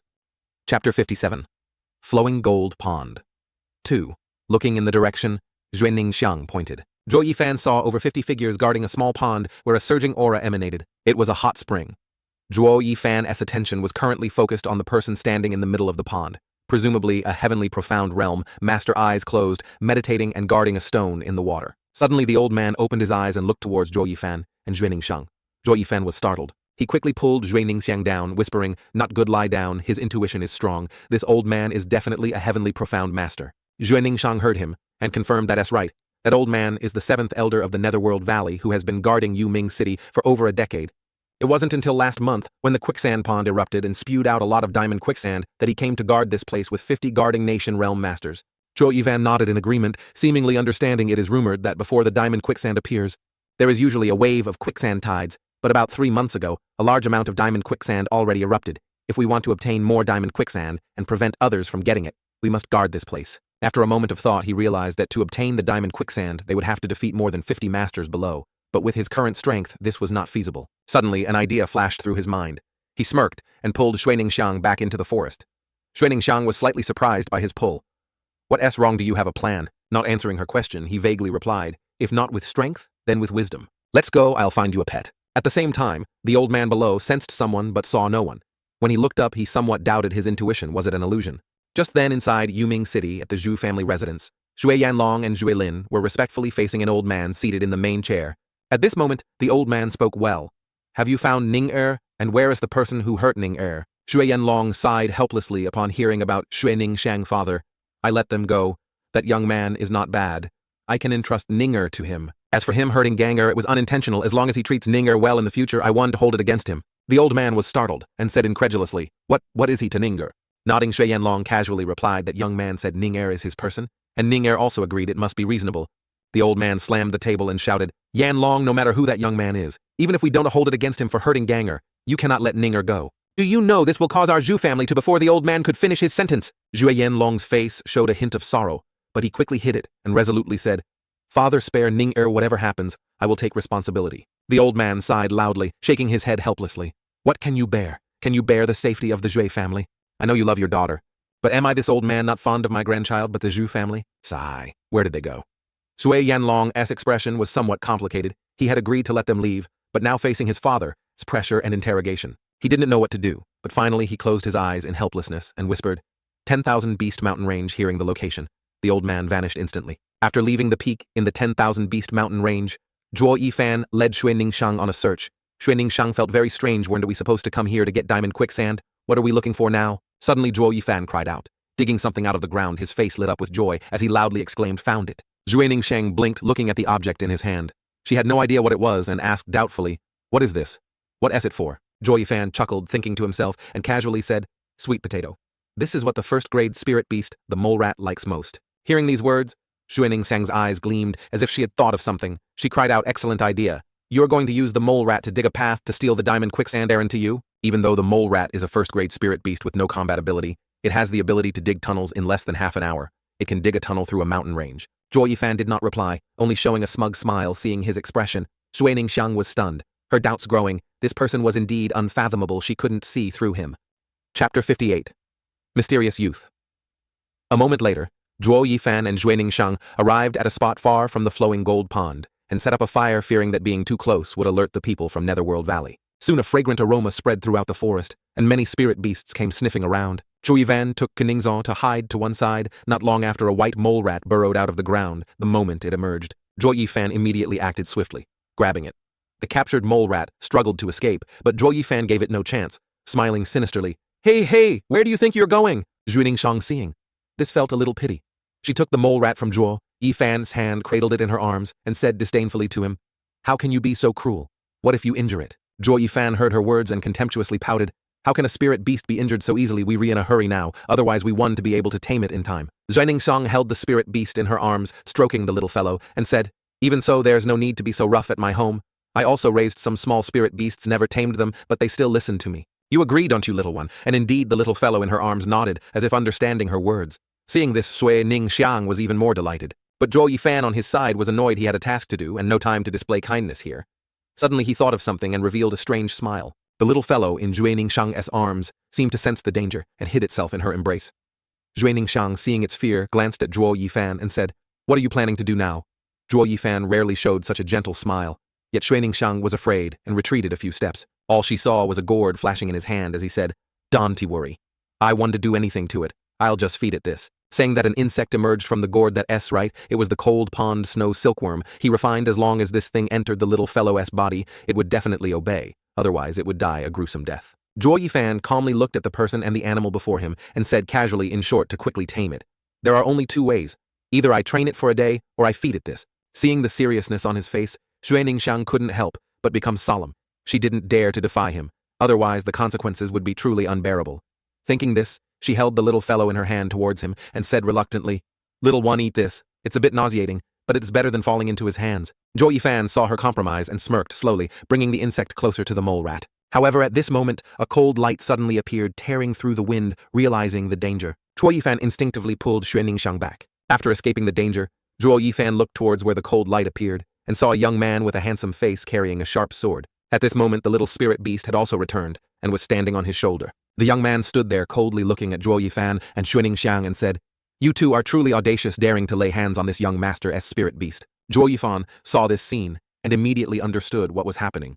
Muttering to himself, this thing already has an owner. Ji Ningsong, seeing the unfavorable situation, quickly apologized. We didn't mean to. But before she could finish, Zhuo Yifan had already pulled her back. His sharp gaze fixed on the young man, he sneered, whether it has an owner or not, we must have it today. The young man heard him and scoffed big words, a mere 5th level chi gathering realm. And a 4th level chi gathering realm daring to touch this young master's pet. Very well, today I shall end you both. Without further delay, Zhuo Yifan immediately attacked. A silver light flashed in his hand, and as soon as the move was unleashed, he struck with the demonic evil moon wheel. The young man, seeing the object in Zhuo Yifan's hand, was immediately terrified. He cautiously prepared to deal with it. A 3rd-grade demonic artifact was extremely dangerous, even in the hands of someone weaker than him. Its power was still immense. If he was careless, he would not survive. Then a bright light flashed in his eyes as he charged towards Zhuo Yifan, a long sword appearing in his hand. As soon as the sword was unleashed, the world seemed to fall silent, causing Zhuo Yifan to slow down. Zhuo Yifan's eyes slightly constricted as he looked at the sword strike. He was deeply solemn for a moment. This person was using a profound grade martial art, the bone severing. 7th level, a subgrade spirit weapon he must be. He Shin, a disciple of the underworld, 7 great clans, perhaps even their heirs even. Offending him today would surely bring trouble later, so he absolutely had to take his life after careful consideration for a moment. Zhuo Yifan's killing intent. Rose.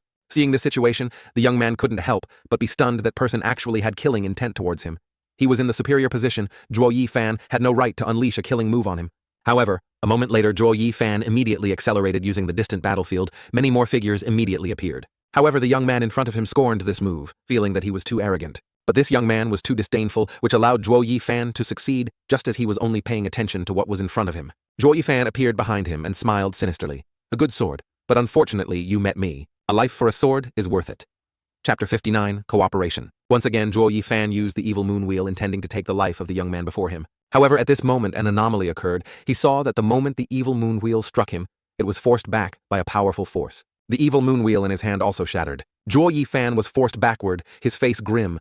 The young man had protective spirit armor on him this time. Zhuo Yifan had miscalculated. He hadn't expected such a young man to possess so many treasures. Even the elders of Netherworld Valley didn't have as many as him. He had one on him and was wearing another. Who exactly was he? The opponent was a 7th level bone-severing realm master, wearing spirit armor, holding a spirit weapon and possessing profound grade martial arts. There was no way to break through his defenses, leaving Zhuo Yifan to passively endure the blows. The most terrifying thing was that the opponent was using full force, regardless of their strength, leaving him with no opening. How was he supposed to fight? At the same moment, Zhuo Yifan was pushed back. The young man before him also retreated a few steps, his face full of shock as he looked at Zhuo Yifan. He was a genius among geniuses, since he first wielded a sword he had never lost yet. Now facing someone in the chi-gathering realm, he was forced to use all his strength and almost died by his hand. If he hadn't had the spirit armor to assist him just now, he would surely be dead. He was the family heir and had even defeated peak-guarding nation realm cultivators across ranks. Yet now, he found himself in this situation. Raising his head to look at Zhuo Yifan, he asked, "Brother, what is your name?" Zhuo Yifan heard his question and knew this person no longer wanted to fight. He answered Zhuo Fan. Hearing the answer, the young man opposite put away the sword in his hand and turned to leave. "Good. I remember your name. We'll spar again next time." Seeing him about to leave, Zhuo Yifan opened his mouth and asked, "Wait, may I ask, brother, are you also here for the diamond quicksand?" Hearing Zhuo Yifan mention the diamond quicksand, the young man was a little surprised, but quickly regained his composure. "What if I am? What if I am not?" As soon as he finished speaking, Zhuo Yifan knew he was very likely there for the diamond quicksand. He wanted to use the young man's mole rat spirit beast to do his work, so he honestly said, "If not, then we bid farewell. But if so, would you like to cooperate with me?" Hearing these words, the young man was surprised. "Cooperate? How do you want to cooperate? Even if the 3 of us join forces, we might not even get a single piece of diamond quicksand." Zhuo Yifan smirked, pointing at the spirit beast on the young man. "As shoulder brother Dondi, you have a mole rat. I am sure you don't want to risk your life fighting them, do you?" The young man in front of him did not expect Zhuo Yifan to have a similar approach, using the mole rat for action. However, he did not know that while their starting points were the same, their processes would be different, and thus the results would also differ. He asked, "So we were thinking alike. No wonder you were looking for it, but it's mine. What will you use to cooperate with me, Zhuo?" Yifan smiled at him. "The best way to use a mole rat. I wonder, brother, how do you plan to use your mole rat to get the diamond quicksand?" Zhuo Yifan was right. This young man had a method like his, but he couldn't tell them, only asking, "Back, what do you two think?" Zhuo Yifan was about to speak when Zhui Ningsang, standing beside him, presumed herself clever and interrupted. "Let the mole rat dig a tunnel while they recollecting the diamond quicksand. We can take the opportunity to steal some." As soon as she finished speaking, both of them burst into laughter. Zhui Ningsang, seeing this, asked doubtfully, "What are you laughing at? Am I wrong?" The young man looked at the innocent girl in front of him and didn't hesitate to explain to her, "The opponent is a heavenly profound realm master. It's not that easy. You'll probably be caught before you even make a move." Zhuo Yifan, standing beside them, also agreed. This foolish girl thinks she's smart, yet she speaks such a foolish idea. He chuckled, taking advantage of the situation to rest his arm on her head, and said to the young man, "What's your plan?" Perhaps the young man in front of them had already planned to cooperate with them. He didn't hesitate to state his plan. "My method is very simple. The diamond quicksand is being pressured by the electrical current and flows into the lake. As long as the lake water flows out, I'll have the mole rat dig a branch tunnel and we can get it." After hearing the man's plan, Zhui Ningsang couldn't help but exclaim, "What a good idea." However, Zhuo Yifan didn't care for this method. He gave a strange smile and said, "Unfortunately, that's only part of it. I want all of it." His words immediately frightened the young man in front of him. The ones guarding the flowing gold pond are over 50, guarding nation realm masters, and even a heavenly profound master with the cultivation of the 3 of them. Getting even a part would be lucky. But this person in front of him arrogantly says he wants all of it. This is impossible. Even if there was a way, those masters wouldn't let him succeed. Chapter 61. Arranging the formation.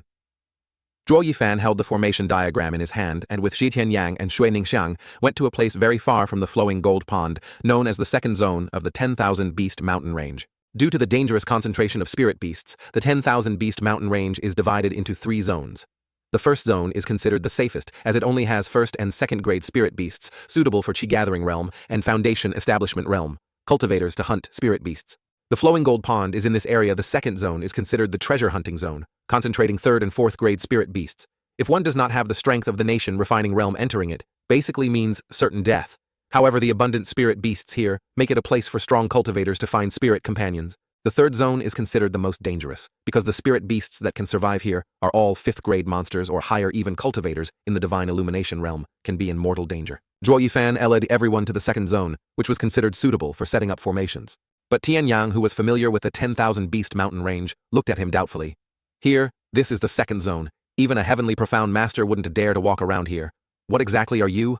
Knowing Zhe Tianyang's thoughts, Zhuo Yifan interrupted him before he could finish pointing at the formation diagram. Brother Tianyang, have your mole rat dig a tunnel from here to the flowing gold pond, then arrange the formation according to this map. This is the flowing gold pond.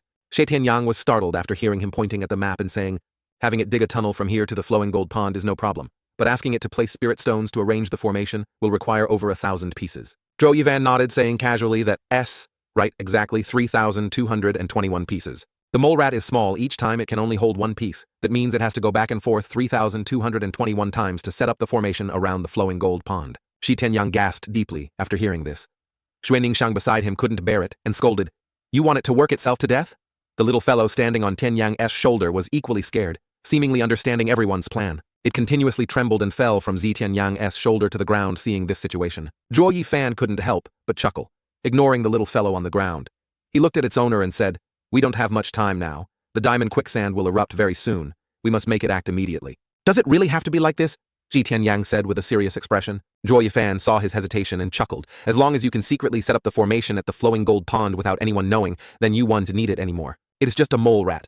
We can find another one later, but not the diamond quicksand. As long as you do as I say, I guarantee you will earn a lot." Shi Tianyang looked at the pet on the ground, his eyes contemplating for a moment. A short while later, he was swayed by Zhuo Yifan and nodded. "All right, it's just a 1st grade spirit companion. At worst, this old man won't need it anymore." The mole rat, having no way to resist, had to reluctantly dig the tunnel. By the time it completed its task and returned, it looked as if it were dying, burrowing into Shui Ningxiang's arms for comfort. Zhuo Yifan looked at its appearance and chuckled smugly.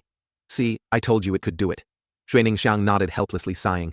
"Yes, but it will definitely hate me, its owner, from now on." Shui Ningxiang looked at the two of them teasing, then looked down at the little fellow. In her heart, she immediately complained, "You two are too much, it is already. This tired. It is so pitiful." Zhuo Yifan heard her complaints but didn't mind. He shrugged. "There's no other way. We need to set up the formation within 3 days. We have no choice but to push it. Otherwise, it will be lazy. If it dies of exhaustion because of this, then it's not a 1st grade spirit beast." As he finished speaking, Zhuo Yifan pressed a hand seal activating the formation. All of Chapter 62, Universe Shifting Formation. With the formation properly set up, the 3 of them entered a period of waiting for the right moment, just like the people from Netherworld Valley. A month passed. In a flash, the 10,000 Beast Mountain Range remained as silent as ever. Zhuo Yifan and Shui Ningxiang were both waiting for their chance while practicing martial arts, only. Shui Ningxiang seemed carefree, spending her days playing with Shi Tianyang's spirit companion, as if she had forgotten all about the diamond quicksand. Shi Tianyang couldn't help but feel displeased, looking at Shui Ningxiang. His spirit companion had grown close to her, following her around all day, treating her like its owner. Then he looked at Zhuo Yifan, who was sitting cross-legged cultivating. He couldn't help but sigh.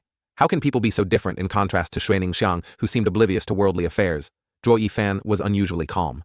Shi Tianyang's initial assessment of Zhuo Yifan was that he was an enigma with mysterious strength and background. He claimed to be from a small family, but Zhi Tianyang didn't believe it. In this past month, Zhuo Yifan was the most clear-headed of the 3. While waiting for the diamond quicksand to emerge, he could still cultivate peacefully.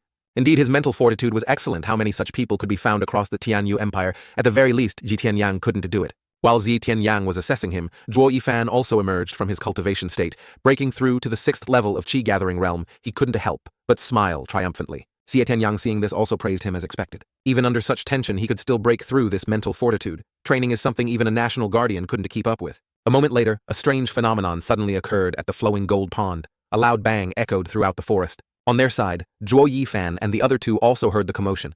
The time for the diamond quicksand to emerge had arrived.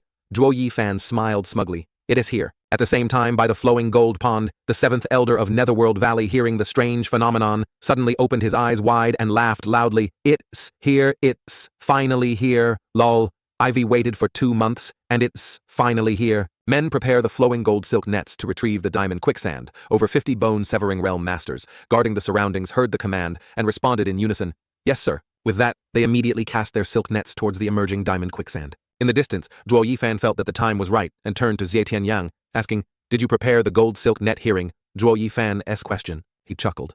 Of course, how could I come here for the diamond quicksand and not bring a diamond silk net? Brother Zhuo, what should I do next? Saying this, he raised his hand, took out the silk net, and handed it to Zhuo Yifan. Zhuo Yifan took it and smiled sinisterly, replying, "Just watch me." With that, he tossed the silk net into the air, pressed a hand seal, and mumbled, "Universe inverted. Karmic silk shifting yin and yang, exchanging dual formations arrayed." As soon as he finished speaking, the spirit stones buried underground earlier emitted brilliant light and burrowed out of the earth, soaring straight towards the sky. The flowing gold pond on the other side was no exception. 321 rays of light suddenly shot into the sky. 0. Discovering the strange phenomenon, the seventh elder was immediately startled and vigilantly looked around. What's happening? Where did the cold water come from? Not good. Someone's playing tricks. The seventh elder had been guarding the flowing gold pond for so long and had waited for the diamond quicksand to emerge, he couldn't let anyone else claim it. So upon discovering someone playing tricks, he immediately became furious, scanning for the person, then flew off. At the same time, on Zhuo Yifan's side, after he activated the formation, a stream immediately flowed towards them, then spewed out scorching lava. Seeing this, Xie Tianyang excitedly shouted, "Diamond quicksand, Brother Zhuo, you are too amazing. Why is the diamond quicksand suddenly flowing here?" Looking at the scene before him, Zhuo Yifan smiled like a dart. This formation is called the universe shifting formation. Although it's a low-grade formation, it can invert the universe and traverse mountains. I merely redirected the flow of the diamond quicksand from the flowing gold pond here. Hearing these words, Xie Tianyang was again shocked. Invert the universe and traverse mountains. How is that possible? Chapter 63. The scene of the evidence. Xie Tianyang, who prided himself as a genius among geniuses and had read countless books, recognized a 5th-grade formation. However, he had never heard of a low-grade formation that could shift the universe. It must be a lost formation. But not only did Zhuo Yifan activate a lost formation, it was only a 1st-grade formation. Who exactly was this Zhuo Yifan? Finally, Xie Tianyang understood. Zhuo Yifan's words about signing an alliance contract with the Hidden Dragon Pavilion were true. How could a talent of this caliber be overlooked by a place that valued talent like the Hidden Dragon Pavilion? Looking at Zhuo, Yifan Xie Tianyang quickly turned his attention. Brother Zhuo, do you have aspirations to become an honored guest at the Marquis' mansion? Xu Ningxiang was surprised to hear Xie Tianyang. Zhuo Yifan looks so young, yet he's already been invited to be an honored guest for one of the 7 great families. Zhuo Yifan heard these words and let out a cold chuckle. Forget it. The Hidden Dragon Pavilion already offered me that, but I refused them that when they shifted to signing my contract. Xu Ningxiang thought he was boasting and mocked. Brother Zhuo, you're exaggerating a bit. But having witnessed his strength just now, Xie Tianyang fully believed that what he said earlier was true. He nodded and said, "All right, when I return, I'll have someone send you an alliance agreement, but where should I send it?" Zhuo Yifan hadn't forgotten his goal of revitalizing the Luo family, and also Mingju's orders this alliance would benefit the Luo family, so he smiled and said, "Send it to the Luo family in Maple Forest City. I'll be returning there." Xie Tianyang heard that Zhuo Yifan wouldn't directly sign it, and hesitated for a moment, saying, "Then, let us wait until you return. I will only ally with you personally with your capabilities if you were not in the Luo family. Later, we'll be at a disadvantage." Zhuo Yifan heard these words and felt a sense of familiarity. The Hidden Dragon Pavilion had been the same before. These 7 great families were indeed cautious and far-sighted. Zhuaningsang, listening to their conversation, took a breath, her face full of surprise. The people of the Marquis' mansion were truly too impulsive. They actually signed an alliance with someone outside the 7 great families. Moreover, this contract wasn't with a family, but a personal one. She just didn't understand that what they saw was Zhuo Yifan's strength and his value, so signing with him would bring considerable benefits. Just then, accompanied by a loud bang, another lava flow rushed towards them. Zhuo Yifan saw it and immediately stopped it, saying, "Retrieve the net." Xie Tianyang, however, ignored his words, waving his hand and laughing. "What is the hurry? The golden sand silk net is so exquisite. Even if the lava settles, we can still retrieve the diamond quicksand." Zhuo Yifan saw that he wasn't a complying, frowned and scoffed. "Do you think I don't understand that principle? It's just whether you will have the life to use what you collect. Do you think those people from Netherworld Valley are blind? The light pillar illuminates them. They can see it in a moment that heavenly profound realm expert will be here." Hearing these words, Xie Tianyang was startled and hurriedly retrieved the silk net. Following the net, the 3 simultaneously saw lava flowing out while the net caught glowing particles. Seeing this, Xie Tianyang, though excited, feigned seriousness and asked Zhuo Yifan, "What should we do now?" Zhuo Yifan's words were right their side. Thanks to the formation collected all the emerging diamond quicksand. They were essentially snatching it from under the noses of the Netherworld Valley people who wouldn't return without obtaining the diamond quicksand. Once the three of them were discovered, a major battle would ensue, and they were at a disadvantage. Therefore, they absolutely had to find a place where they could evade the pursuit of the Netherworld Valley people and safely divide the collected diamond quicksand. After some thought, Zhuo Yifan pointed to a place deep in the forest. Xie Tianyang and Shui Ningxiang looked in the direction he pointed. Shui Ningxiang suddenly exclaimed the second hunting zone. Xie Tianyang also recognized the place and nodded in agreement. Good idea. This area is vast and hard to find. But Zhuo Yifan slowly shook his head, denying wrong. I'm going to the third zone. Hearing this, Xie Tianyang and Shui Ningxiang were immediately startled. You want to go to the dangerous third zone? Are you crazy? With our strength, going to the third zone would be certain death, even if they avoid the pursuit of the Netherworld Valley. People, they'll still have to face the 5th grade spirit beasts in that area. It is too dangerous. But they didn't know that Zhuo Yifan's goal, in coming to the 10,000 beast mountain range, was the 6th grade spirit beast, Lei Yunkui, located in the third zone. But their current problem was dividing the diamond quicksand before the Netherworld Valley people found them, or all their efforts would be for naught. Thinking this, Zhuo Yifan spoke up. Let us divide the diamond quicksand first, and then talk about escaping. Xie Tianyang and Shui Ningxiang couldn't help but look at each other and give a wry smile. Ever since they met Zhuo Yifan, they had been led by him. However, they both believed that he could solve all problems. Looking at the fruits of their labor, they couldn't help but smile happily. Zhuo Yifan looked at their expressions and couldn't help but tease. You two aren't hurrying up, I'll keep it all for myself. At this moment, Xie Tianyang was truly happy and chased after Zhuo Yifan, saying, wait for me. A moment later, they reached a safe place and took out the diamond quicksand from the silk net. Seeing this abundant harvest, Xie Tianyang immediately grinned. With this golden sand refining weapons can add hundreds of catties. The harvest is even richer than I imagined. Looking at his drooling expression, Zhuo Yifan couldn't help but secretly scoff at him. He's a disciple of the Marquis's mansion, yet he's acting like he's never seen anything like it before. Thinking this, he used his spatial ring to collect his share of the golden sand, then turned to them and said, according to our agreement, I'll take my share, and the rest is yours. See. Tianyang saw that he truly only took his agreed-upon share, and secretly sighed with admiration. He truly has a strong sense of loyalty. Xie Tianyang only provided the mole rat, and did nothing else. Zhuo Yifan was the one who completed everything. Yet he only took his rightful share. This brother is worth befriending. He looked at him and said, all right, it's fine. If you take a bit more, now tell me, how do we get out of here? As soon as he finished speaking, a faint stream of light flashed in Zhuo Yifan's hand, and quickly disappeared. A small porcelain bottle immediately appeared. He handed it to Xie Tianyang and Shui Ningxiang and said, it's very simple, drink this. Chapter 64. Heavenly Profound Realm.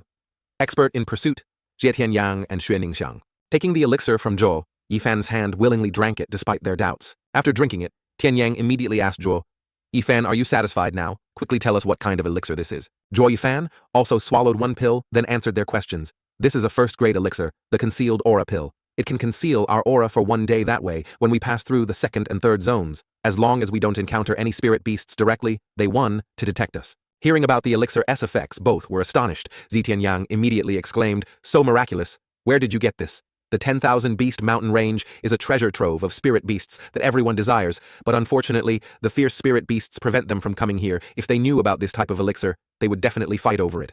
However, Xie Tianyang had never heard of it.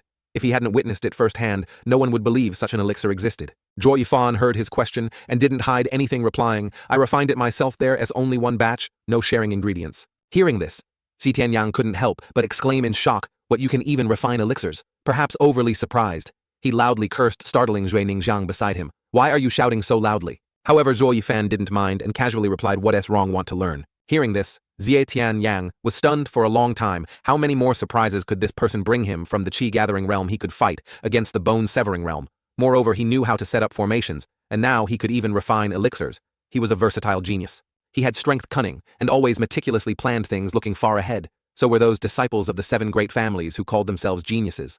Too far behind, originally, compared to people his age. Xie Tianyang thought he was superior, but he didn't expect to meet a monster like Zhuo Yifan outside. This time when he returned, he would definitely not dare to call himself a genius anymore, at least not in front of Zhuo Yifan.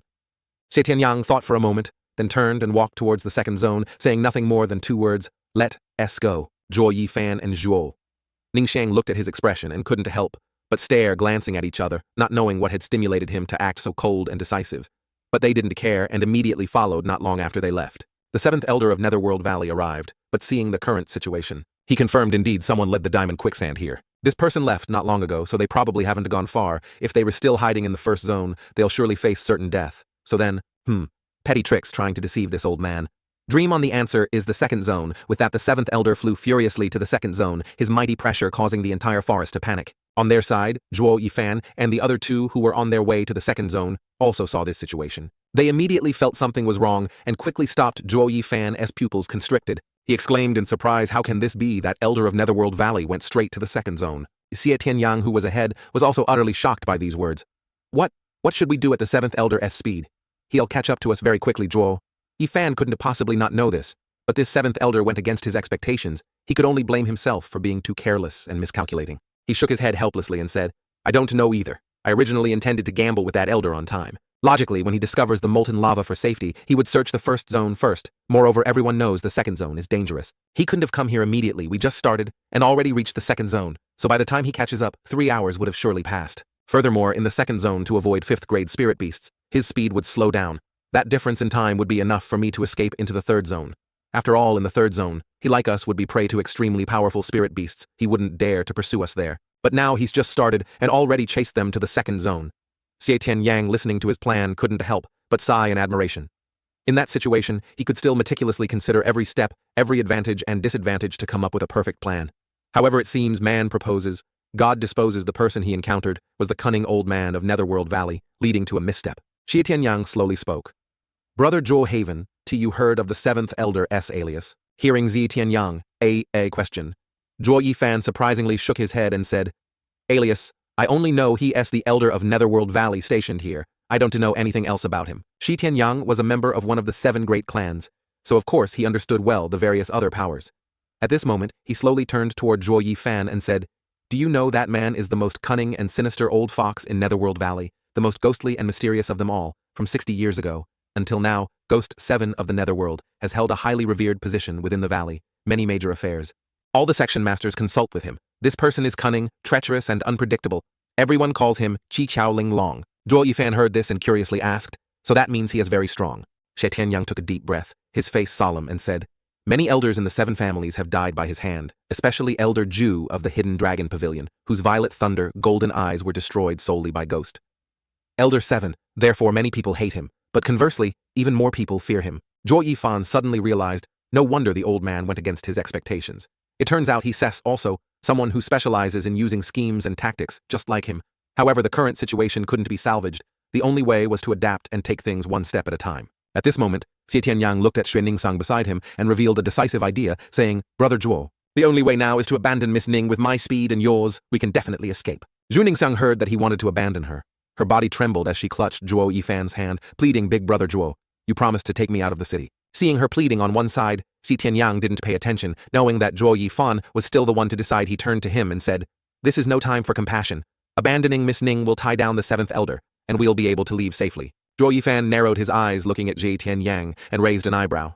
"Xie Tianyang, if I didn't have the concealed aura pill, would you have abandoned me too?" This old man won't abandon anyone. As for the 7th elder, I'll set up a formation here and fight him to the death.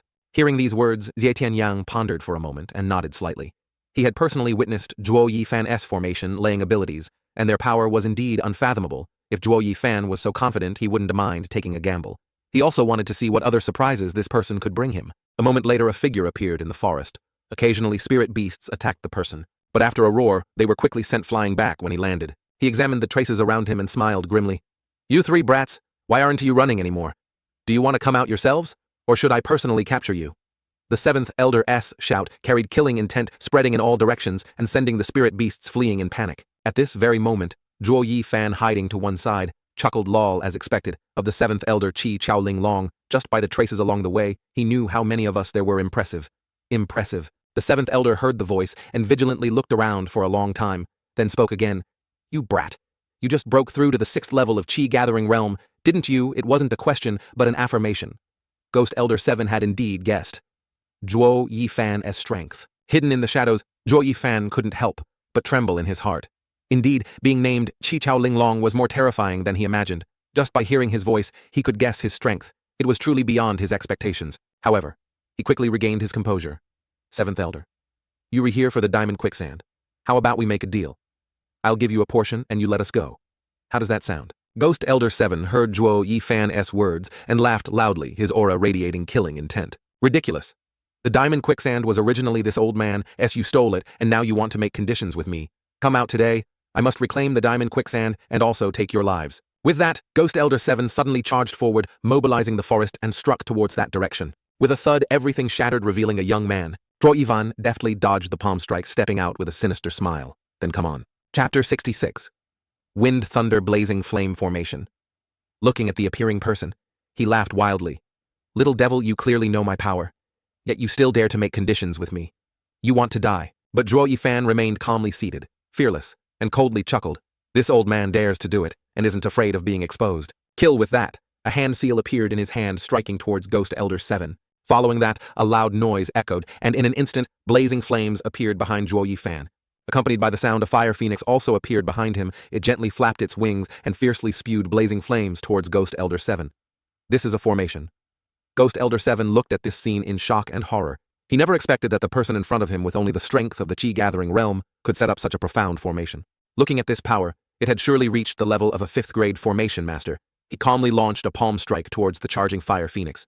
However, the moment the blazing flames were unleashed, Ghost Elder 7 was engulfed by the flames. They erupted, forcing him to retreat, but he still coldly looked at Dro Yifan. It seems this old man underestimated you. I originally thought you were a 6th level Chi-gathering realm youth, but I never expected you to be a 5th grade formation master. However, it's a pity with your strength, even if you control a 5th grade auxiliary formation. Don't even dream of defeating this old man. With that, Ghost Elder 7 once again formed a hand seal, creating a ghostly face illusion, accompanied by a mournful scream that echoed throughout the green forest. The temperature in the surroundings instantly became indescribably gloomy. Seeing this, Dro Yifan's expression turned serious. I didn't expect you to cultivate such terrifying demonic arts. Is this the inherited martial art of Netherworld Valley? Haha, you re on the verge of death. What's the point of knowing so much? Ghost Elder 7 didn't pay attention to his words. He smirked, pointing his hand seal forward, and with that, the ghostly face also attacked Dro Yifan. Dro Yifan on the opposite side dared not be careless. He changed the hand seal in his hand.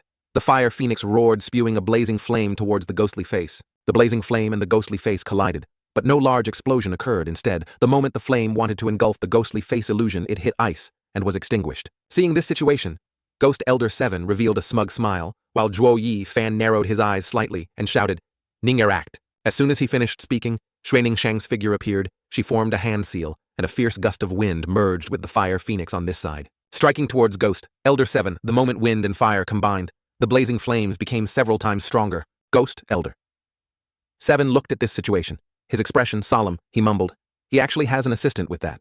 He immediately formed a hand seal, trying to resist the 2's attacks, but with the support of fire and ice, Ghost Elder 7 immediately fell into a disadvantageous position.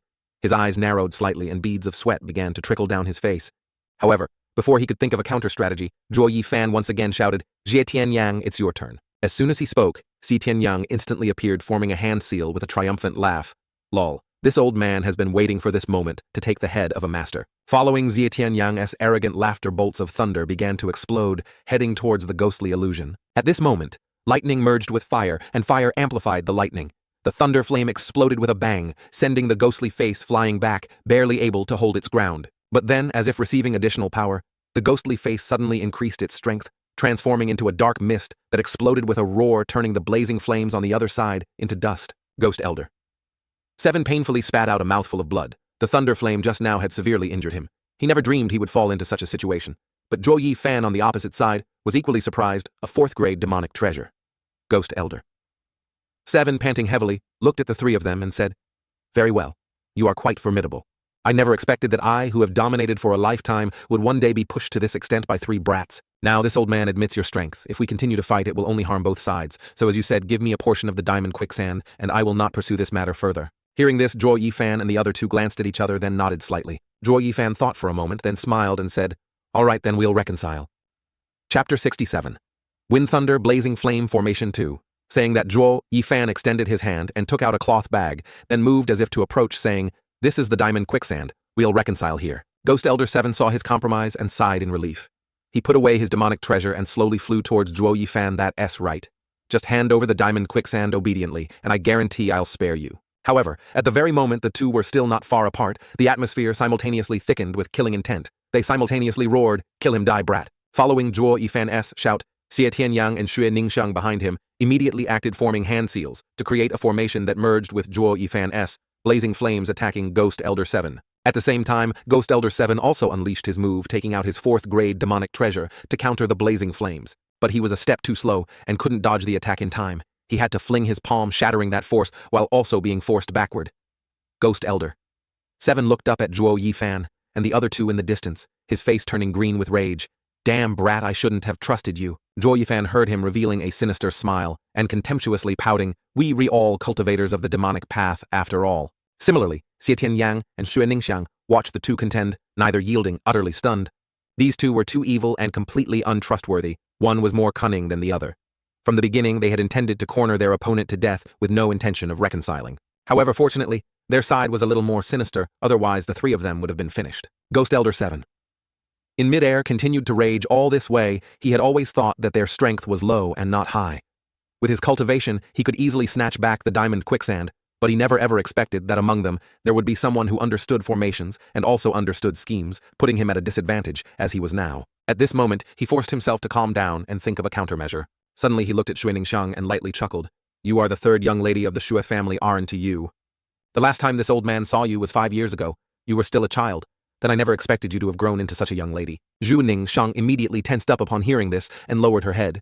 Zhuo Yifan saw the situation was not good, fearing she would be affected, and quickly turned to Ghost Elder 7, saying, Ghost Elder 7, say what you have to say to me, don't scare a little girl. However, this cunning old Ghost Elder 7 already knew their weakness was Xue Ningxiang ignoring Zhuo Yifan. He stared intently at her and said, Ning Er, if you oppose this old man, have you thought about the safety of the Zhui family? The Zhui family depends on our Netherworld Valley. We haven't treated you badly. Why are you doing this? As soon as he finished speaking, Xue Ningxiang felt the intense killing intent from him. Her body trembled continuously, and the hand seal she had formed slowly loosened. Zhuo Yifan was startled knowing that she had been threatened by Ghost Elder 7. He immediately interrupted, saying, Danger act now. With that, Zhuo Yifan and Xie Tianyang simultaneously formed hand seals, bolts of lightning and blazing flames attacked Ghost Elder 7. But unfortunately, Xue Ningxiang had been swayed without her Winda support. The flames posed no threat to him. Zhuo Yifan and the other immediately retreated. Ghost Elder 7 saw this and couldn't help, but laughed triumphantly, tilting his head back and roaring, Haha, that's right, Ninger. That's what you should do. These two brats can just wipe their butts and leave afterward. But the Zhu family wanted to have it so easy. Zhuo Fan bit his lip lightly and glanced at Xue Ningxiang. He knew that at this moment she was worried and afraid of retaliation, so she was wavering. He had to find a way to reassure her. Ning Erdonti, listen to him. If that old man recognizes you, he will definitely exterminate the Zhui family when he returns. Remember what I said before, this formation combines wind, thunder, and fire. As long as the three of us work together, even a heavenly profound realm master cannot escape. Today, if that old man returns, the Zhui family will truly be finished. Xue Ningxiang heard these words and immediately looked at Zhuo Yifan, then at Ghost Elder 7. What he said was true. By participating in this battle, she had already offended Netherworld Valley. Moreover, she had displeased them before, if he were to return. This time, the old grievances and new hatreds would be settled, and the Shu family would be doomed. Thinking this, she raised her head, killing intent appearing in her eyes. At the same time, she mumbled, he must not be allowed to leave here. He must die. With that, she formed a hand seal, activating the formation behind her. A leopard immediately appeared. Seeing this situation, Zhuo Yifan and Xie Tianyang rejoiced, both simultaneously, formed hand seals again, creating the wind, thunder, blazing flame formation once more. Wind, fire, and thunder, three elements combined, formed a destructive force that surged towards Ghost Elder 7. Seeing this, Ghost Elder 7 couldn't help but panic, hastily raising his palm to block. A loud bang erupted, and the entire second zone trembled continuously, creating a chaotic scene. Chapter 68. The lure. At this very moment, Ghost Elder 7 was sent flying far away, spitting out a mouthful of blood. He never dreamed that this thunder flame could injure his lungs so severely in his current state. If they struck him one more time, he would surely die. He couldn't believe it. Looking at Xue Ningxiang, below Ghost Elder 7's expression immediately turned serious. Just a little girl going berserk could increase the formation's power to such an extent, it was truly beyond his expectations. Similarly, Zhuo Yifan saw that Ghost Elder 7 was starting to falter. He smiled triumphantly, continued to form hand seals, and shouted to the other two, that old man is about to give out. Ning Er Xie Tianyang, are you ready? We'll give him one more blow. However, before Zhuo Yifan and Xie Tianyang could even act, they saw the lightning leopard-s figure madly charging towards Ghost Elder 7. Seeing this, Zhuo Yifan inwardly cursed. This is bad. Xue Ningxiang had just suffered a blow, and at this moment she had gone mad, intent on taking Ghost Elder 7's life. Her agitation without the combined power of the three to create wind, thunder, and fire would significantly reduce the formation's power. Similarly, Ghost Elder 7 in the air also saw this and revealed a smug smile, launching an attack towards the charging lightning leopard. In an instant, he had Xue Ningxiang in his hand. Stupid girl, you almost died by my hand just now. If you weren't still useful, I would have killed you. On this side, Zhuo Yifan and Xie Tianyang, seeing her fall into Ghost Elder 7's hands, kept shouting, Ninger Ghost Elder 7. Hearing this, coldly glanced at them. You two brats! What are you shouting about? This old man will naturally come and deal with you later. Zhuo Yifan and Ji Tianyang remained outwardly calm, but their hands clenched into fists under their robes, unable to do anything. At this moment, Sui Ningxiang and Ghost Elder 7's grasp coughed with difficulty twice, then looked at Zhuo Yifan and mumbled quickly, "Kill him. Don't let him go back and harm my father." Truly a filial daughter, even now she is still thinking of her father, but unfortunately, those two brats aren't strong enough to kill this old man. When this old man returns, the Sui family, one to have a single soul left. Hearing this, Sui Ningxiang's tears flowed ceaselessly. Shi Tianyang on the other side also angrily spoke up, "Ghost Elder 7. You, a dignified elder of Netherworld Valley, are now bullying a little girl who can even tie a chicken. Don't you feel ashamed?" Ghost Elder 7 ignored him, scoffing dismissively in my eyes. "There are no such words as shame. You little monster are quite good, actually. You were able to ignite this little girl's fighting spirit with just a few words. If you weren't an enemy today, this old man would definitely take you in. You injured my friend, I will definitely kill you." Shui Ningxiang in the old man's hands had begun to despair. Tears fell increasingly as she pleaded with Zhuo Yifan and the others, "Kill me, please kill me." Zhuo Yifan heard this and looked at her, his eyes also starting to moisten. Very quickly, he decisively said, "Si Tianyang, prepare to act, but Ning this is the outcome Ning wants." Zhuo Yifan was somewhat heavy-hearted, but very quickly, his eyes filled with intense killing intent. Xie Tianyang couldn't help but tremble, sighing and gritting his teeth, forming a hand seal. "If we can kill this old man today when he returns, the Suo family will be finished. Ning will die with her eyes open." A moment later, Zhuo Yifan and Xie Tianyang once again formed hand seals, activating the formation to attack. The fire phoenix and the lightning in Xie Tianyang's hand immediately struck, but Ghost Elder 7 stood there completely unfazed, mocking, "Humph, without the wind's assistance, no matter how strong your lightning and fire are, you can't do anything to me." As soon as he finished speaking, Zhuo Yifan revealed a sinister smile who said, "I don't have wind." What Ghost Elder 7 immediately shouted in shock, but it was too late. Zhuo Yifan had created another wind formation, which combined with the fire, phoenix and Xie Tianyang's lightning to create a violent explosion, shattering everything within its power, was several times stronger than when the three of them combined their efforts previously. This time it seemed Ghost Elder 7 truly couldn't escape from a distance. Xie Tianyang looked at Zhuo Yifan in complete stupefaction, muttering, "How is this possible?" After dealing with Ghost Elder 7, Zhuo Yifan turned his head and looked at Xie Tianyang with a wicked smile, his face devoid of any sorrow.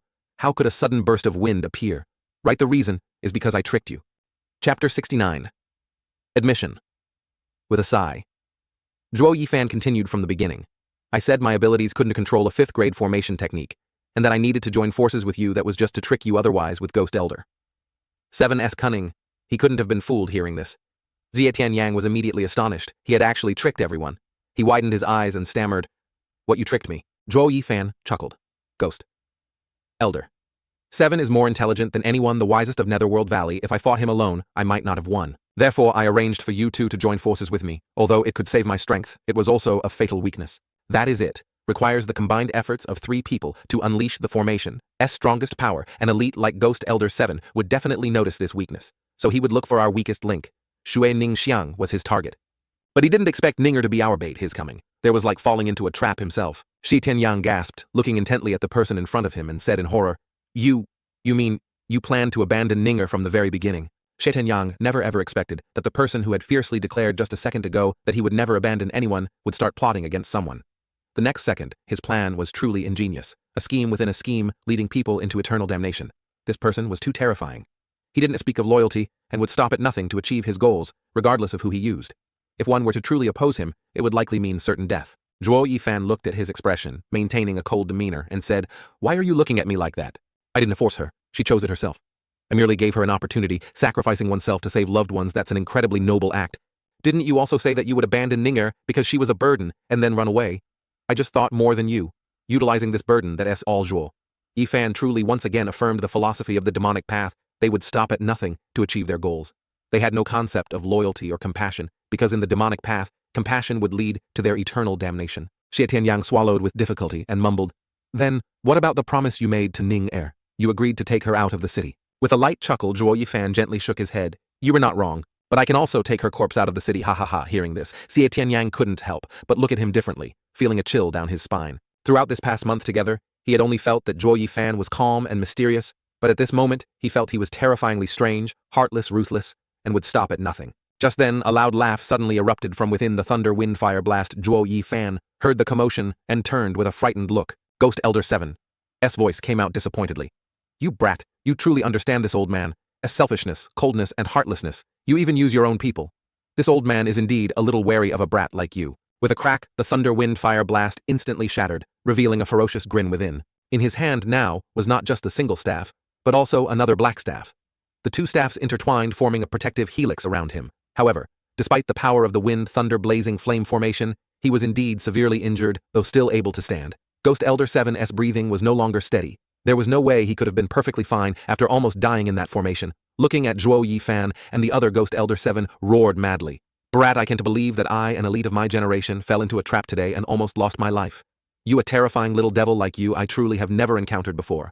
The moment the staff in Ghost Elder 7's hand loosened, Shui Ningxiang's body slowly fell to the ground. Zhuo Yifan glanced at her. She was still breathing, still alive. However, he didn't care about her life or death. His enemy was still before him, and he couldn't afford to be careless. Looking intently at Ghost Elder 7, he said, "So you have two fourth-grade demonic treasures."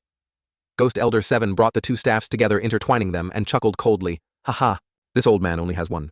However, this fourth-grade demonic treasure, the yin-yang dual lock, was originally a single entity. Normally, this old man uses the yang lock to fight, and only uses the yin lock when unleashing a killing move. Today, to protect your lives, you witness the power of the yin lock. Consider yourselves capable. Even a heavenly profound realm master would only see it in death. Zhuo Yifan narrowed his eyes slightly, almost gnashing his teeth as he spoke as expected of Chi Ling. Long, you were very skilled at enduring, willing to be injured by the combined attacks of the three of us without revealing your trump card. Of course, this world is full of schemes and tricks. This old man must also have a final trump card to protect his life. That is why this old man understands others, but others can do anything to this old man. However, this time is an exception. Ghost Elder 7 chuckled smugly, twice narrowed his eyes slightly, and swung his staff fiercely towards Zhuo Yifan, shouting, "It's a pity you've used all your moves and have nothing left to deal with this old man." Suddenly Zhuo Yifan smirked, who said as he finished speaking he formed a hand seal. A red light shot out from Zhui Ningxiang's body on the other side, heading straight for Ghost Elder 7. That's right, the blood infant was Zhuo Yifan's true final killing move. Since fighting him, he had realized that Ghost Elder 7 had no spiritual armor to protect himself. At this moment he was severely injured. The blood infant could completely unleash its power, and at the same time, Zhuo Yifan could use the heavenly demon great transformation art to make him explode. Seeing the red light approaching, Ghost Elder 7 was immediately terrified. He finally realized that the final bait Zhuo Yifan had set up was not Shui Ningxiang, but something within her he had not detected. Zhuo Yifan's scheme from beginning to end, and had fallen into the trap.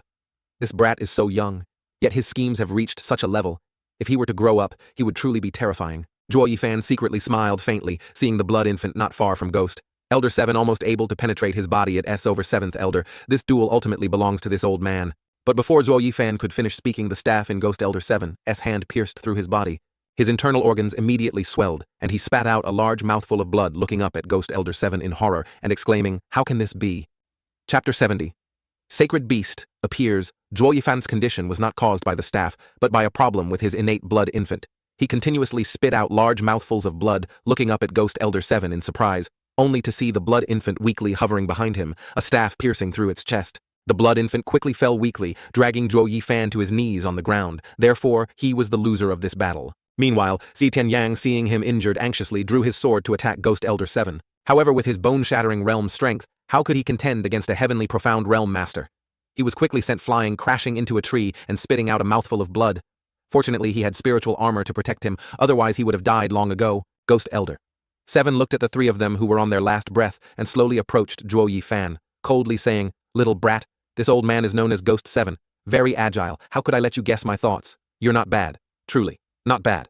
Scheming against people's hearts makes this old man feel afraid. If I give you another 10 years to grow even the smartest person in the world, the elders of the Changfeng family would not be your match. Unfortunately, this old man will not give you the chance to grow, because you are the first person to make this old man fear your development. Therefore today you must die. Before absolute power, all schemes become useless with that." Ghost Elder 7 gathered his vital energy in his hand and struck Zhuo Yifan with a palm. At this moment, Zhuo Yifan was on the verge of death, but he was unwilling. He was truly unwilling. He had not lost in terms of schemes. In fact, he was even better. But he had lost in terms of strength. It was a pity his time in this world was not long enough. He still had many things to do. His ultimate goal after rebirth had not yet been realized, yet it had to end here. Unwillingly, he closed his eyes, spat out a mouthful of blood, and completely lost consciousness. Suddenly, at this moment, a loud roar echoed throughout the entire 10,000 Beast Mountain range. Ghost Elder 7 abruptly stopped, looked up, and exclaimed in horror, "Why is this monster able to reach the second zone, damn it?" As soon as he finished speaking, he silently looked at the three unconscious people in front of him, and reluctantly fled. not even caring about the diamond quicksand. After a while, the entire sky quickly darkened, and the surrounding forest suddenly withered. A monstrous bird flew by, covering the entire sky, but it paid no attention to the three unconscious people below. This was because the three of them had consumed the concealed aura pill, so the monstrous bird could not sense their presence. Suddenly a light cough echoed. Xue Ningxiang slowly opened her eyes. After adapting to her surroundings, she saw Zhuo Yifan and Xie Tianyang lying there, and the withered trees around them surprised her slightly. Thinking this, she quickly ran to Zhuo Yifan. He was just lying there quietly, his breath faint, surrounded by blood. If he couldn't be treated in time, he would quickly die. Chapter 71. Remorse. Xue Ningxiang looked at Zhuo Yifan's tragic state immediately worried. 2 streams of tears began to fall. She continuously called out, "Big brother Zhuo, wake up quickly. Wake up quickly." Xue Ningxiang's tears continuously fell on Zhuo Yifan's face as she kept calling his name. Zhuo Yifan seemed to stir slightly, opening his eyes with difficulty. Xue Ningxiang saw him finally wake up. She was joyfully excited and said, "Big brother Zhuo, you reawake, Zhuo." Yifan's lips trembled, but he couldn't speak at all.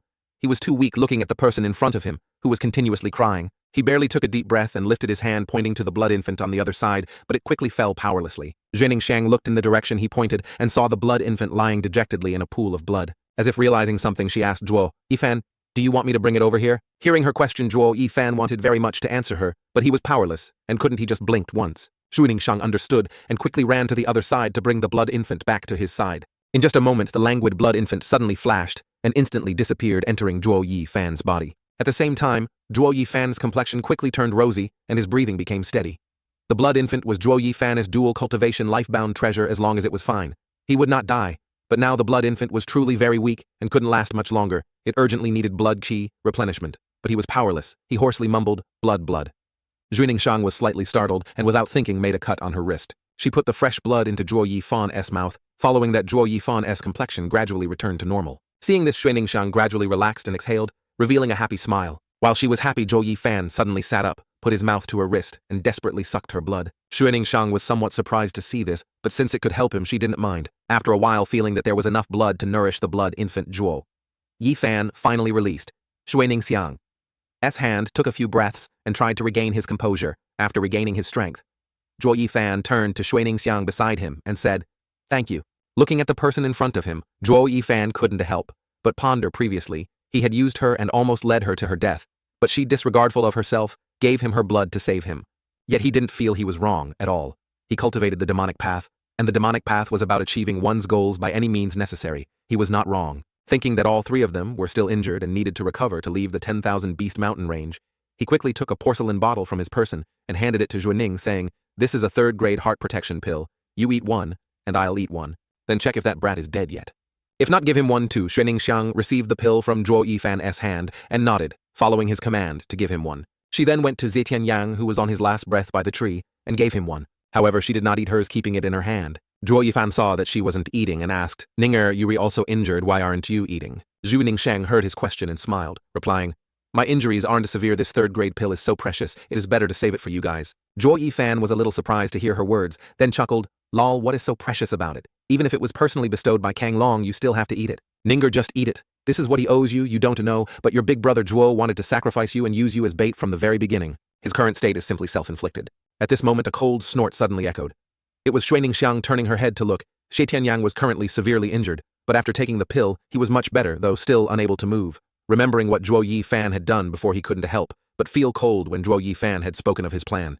Xue Ningxiang inside the thunder fire. Wind Blast was already unconscious and unaware now. Hearing Xie Tianyang mention it, she was startled and looked towards Zhuo Yifan. She hoped he would tell her it wasn't true, but he remained silently seated. A wave of sorrow suddenly welled up in her heart. Zhuo Yifan at this moment looked at her, a hint of hesitation in his eyes, saying, "Ning er I." Before he could finish, Xue Ningxiang quickly interrupted him with a bitter smile. "It's all right, brother. You don't need to say anything else. I know big brother Zhuo is both wise and courageous. He has calculated everything he does. This must be a misunderstanding. I'll go check the wood branches so you two can make a comfortable resting place. We can stay here long with that." She immediately ran towards the depths of the forest. Seeing her leave with an indifferent attitude, Xie Tianyang couldn't help but feel indignant for her, and loudly said, "Ning, are you just going to let him off like that? Now his body is injured and he can't move. You can get revenge however you want." However, Xue Ningxiang didn't respond at all. It was unclear if she didn't hear him or simply didn't want to hear. Xie Tianyang wanted to continue speaking, but Zhuo Yifan coldly barked, cutting him off. "Shut up. If you want to die, I'll grant your wish right now." "Humph, you are more seriously injured than me now." Do you think I am afraid of you? Shi Tianyang mumbled twice, but said nothing more. However, there was a hint of fear in his words because he heard the killing intent within Zhuo. Yifan's words, he was the one who witnessed the entire process of his plan, how he gradually cornered Ghost Elder 7 into his trap. He knew how terrifying Zhuo Yifan was. Although they lost this battle and his methods caused hatred, he truly could push a heavenly profound realm master to the point of revealing his final life-saving trump card, earning respect from others. Chapter 72. Very quickly, Zhuening Xiang returned, holding many dry branches woven into 2 makeshift beds. She carried Zhuo Yifan and Xie Tianyang onto them. Zhuo Yifan looked at her burdened by him and repeatedly wanted to apologize, but she intentionally avoided his gaze, and the words died on his tongue. Suddenly, the sky began to darken with a rumble, and rain poured down on the 10,000 Beast mountain range. Zhuening Xiang, despite the rain, strenuously dragged the 2 injured men to find shelter. But she herself was previously injured and had lost blood, making her extremely weak. After a few steps, she fell to the ground. She didn't care and still scrambled to her feet. She continued to drag the 2 of them. Along the way, none of the 3 spoke a word. Remaining silent the entire time, seeing her weakness, yet her utmost effort to drag them, they immediately looked at each other, feeling an indescribable emotion. Xie Tianyang was filled with remorse at this moment. Previously, he had considered Ning Er weak and wanted to abandon her to fend for herself. Zhuo Yifan was even more ruthless, saying he wouldn't abandon her, but then using her to push her to her death. Now both of them were severely injured, likely unable to move for several months, and had to rely on her help. Shi Tianyang couldn't understand why she could be so kind, not abandoning them. They could never repay this kindness in their lifetime. After walking for a while, a hole appeared in the ground in front of them, and a mole emerged from it. It ran to Zhuening Xiang, looking at the little creature. Zhuening Xiang felt a little happy she had let it run away before, but now it had returned unexpectedly. Suddenly it ran in a certain direction.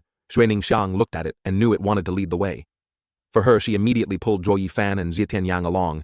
In just a moment, they saw a large mountain cave in front of them. Zhuening Xiang immediately pulled the 2 inside. She helped them lean against the cave wall to rest. A day later, Zhuo Yifan finally woke up, but looking around he saw something was wrong. His face changed color and he shouted, "We can stay here, we need to leave quickly." Zhuening Xiang was stunned to hear him shout and looked at him confused. What is wrong? Zhuo Yifan stared inside the cave, pointing at the weeds and saying, "Look quickly. The entire inside is covered in grief relief grass." Xie Tianyang also looked in the direction he pointed, frowning strangely and asked, "Grief relief?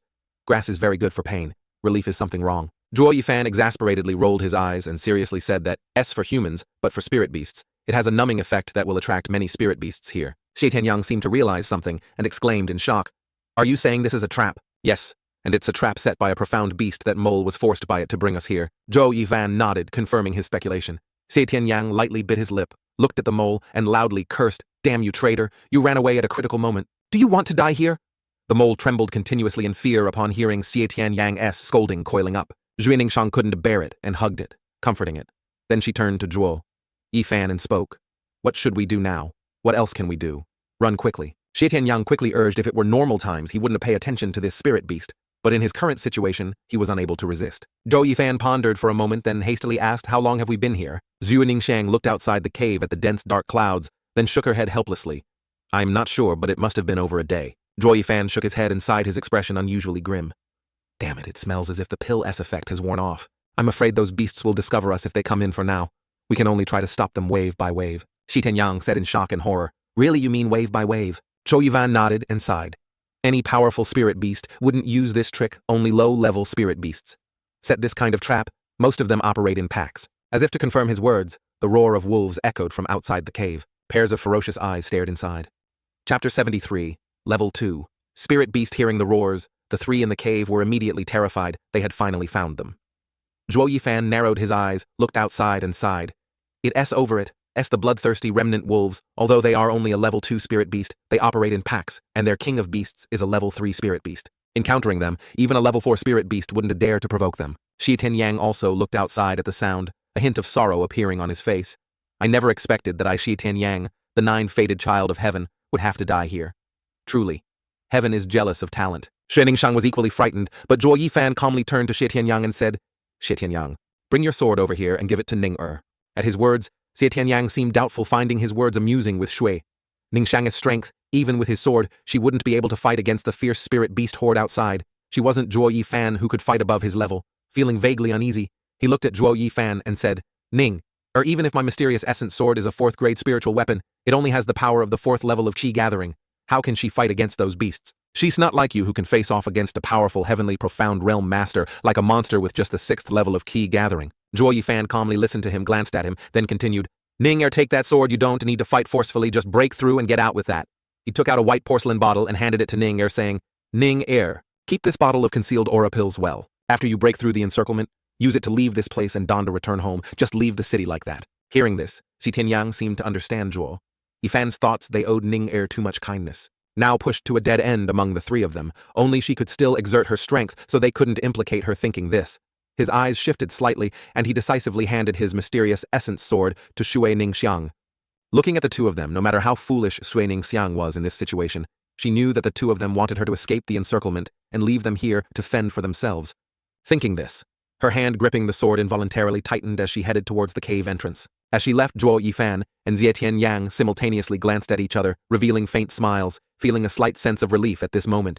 Xie Tianyang smirked and mumbled, now, we can repay this kindness even if we die, there are no more worries. Zhuo Yifan's expression was calm and indifferent as he said, I, on the other hand, don't care about repaying kindness. Even if I die now, I still have some regrets. However, I just don't want that girl to do anything for me anymore that said all. Heartless and ruthless. Xie Tianyang pouted and snorted coldly, but didn't argue with him. The two of them arranged a way out for Xuening. Xiang then stood motionless in place, seemingly just waiting for the fierce wolf pack outside to enter. However, while they were waiting for the wolves to rush in, they heard cries echoing from outside the cave, and fresh blood splattered. The two quickly looked out. They saw Shui Ningxiang, whom they thought had safely left, was defending herself at the cave entrance. The long sword in her hand fiercely slashed down, attacking the wolf pack. Zhuo Yifan, seeing this situation, couldn't help but be startled. Ninger, what are you doing? Shui Ningxiang swung her long sword, slashing and immediately beheading a wolf. But fortunately, the seventh ghost elder thought Ning was dead. Otherwise, the Shu family truly wouldn't have anyone left thinking this. He closed his eyes, awaiting the approaching death. Just as the seventh ghost, Elder Espalm, was about to strike, a loud shout echoed stop. Following the sound, they saw Xue Ningxiang standing upright, a sharp dagger in her hand. Seeing the person standing there, the seventh ghost elder couldn't help but be surprised a mere chi-gathering realm girl could escape the clutches of that monster. However, he didn't care that she had returned. It meant his cauldron was still alive, and he secretly rejoiced. You are not dead yet. Xue Ningxiang didn't look at him. Her eyes scanned the surroundings of the Shu family. At this moment, it had just suffered a massacre. Her father and elder brother were bound, and her grandfather was heavily wounded. Fresh, terrifying red blood continuously flowing from his body. Guilt flashed across her face. It was all because of her impulsiveness that the Zhue family had fallen into such a predicament. Therefore, she had to save them.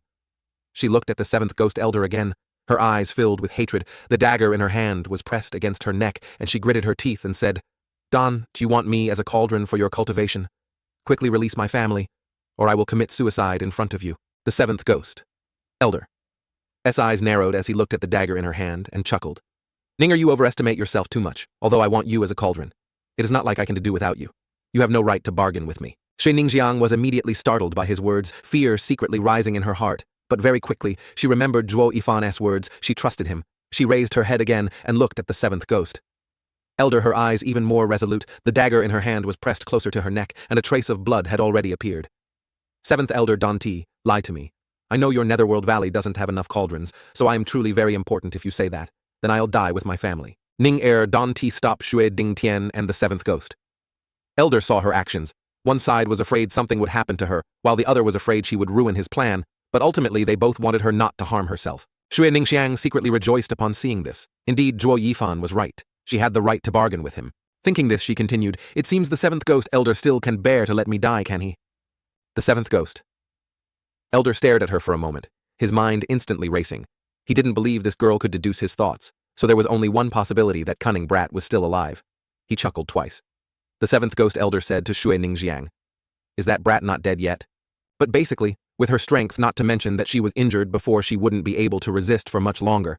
However, she didn't care. The little girl, a small body, still firmly guarded the cave entrance, facing the wolf pack, never retreating. At this moment, her small figure was deeply etched into Zhuo Yifan's eyes. He took a deep breath, his eyes already moist, his heart filled with extreme resentment. He didn't know if he was angry at himself for previously using that kind girl, or angry at her for not listening to him and risking her life here. However, it didn't matter whatever it was. From this moment on, it seemed Shui Ningxiang had resolved the small seed within his heart. Suddenly, Xie Tianyang lightly bit his lip and fiercely said, now I just realized that it turns out we two are the real bastards. Chapter 74. The mysterious person, regardless of Tianyang and Zhuo Yifan talking inside, Shui Ningxiang outside, was still facing the fierce wolf pack. Her physical strength was insufficient. She was exhausted from the past few days and was injured very quickly. She was bitten and injured by a wolf, and the long sword in her hand also fell. Afterward, another wolf attacked her other arm even if she wanted to resist. She couldn't. Fresh blood had already started to flow. Seeing this, Zhuo Yifan and Ji Tianyang were not too surprised. They didn't dare to look and tightly close their eyes. They truly couldn't bear to see that small girl being torn apart by the wolves until not even a corpse remained. But what then? They were currently powerless with no ability whatsoever to save her from the predicament of being dismembered by the wolf pack. Outside the cave, the wolf pack was still relentlessly attacking Zhuo Ningxiang, who was unconscious, as if sensing that the hunt had been successful. The wolves immediately howled loudly and then brought their sharp fangs towards her. Suddenly, a loud roar erupted from the depths of the 10,000 Beast mountain range, causing Cho Ibang and Zietenjam to both faint simultaneously. At the same time, the wolves also trembled in fear, instantly losing consciousness and falling to the ground. Only the Wolf King could still resist, fleeing in terror. Fortunately, this roar saved Zhuo Yifan and the other two from death. At most, they only fainted. Zhuo Yifan vaguely heard someone calling his name and slowly opened his eyes, looking around blankly. He didn't know where he was. But very quickly his consciousness returned. He had been severely injured and unconscious before. Why could he move now? While he was still doubtful, a green phantom suddenly appeared in front of him. Zhuo Yifan looked at it in confusion, only to see that the phantom of the person was like a green flame. He had no idea who that person was. "Are you Zhuo Fan? I heard those two little brats call you that." The person gently chuckled, speaking profoundly. Zhuo Yifan's heart was filled with doubt and he frowned, saying, "Who are you?" The green phantom slowly shook its head and indifferently said, "You don't need to know who I am. This is my territory. I should be asking you that question. Zhuo Yifan, why did you come to the 10,000 Beast mountain range?" Zhuo Yifan pondered for a moment, not concealing anything, and said to capture a spirit beast to cultivate demonic arts. "What kind of spirit beast?" "A 6th grade spirit beast, the Lei Yun Sparrow." "What do you want to capture it for?" Hearing this, Zhuo Yifan rolled his eyes and casually said, "What a redundant question. Capturing spirit beasts is naturally to enhance one's strength." Suddenly, with a loud bang, Zhuo Yifan's head ached as if it were about to explode. The other person also let out a loud laugh.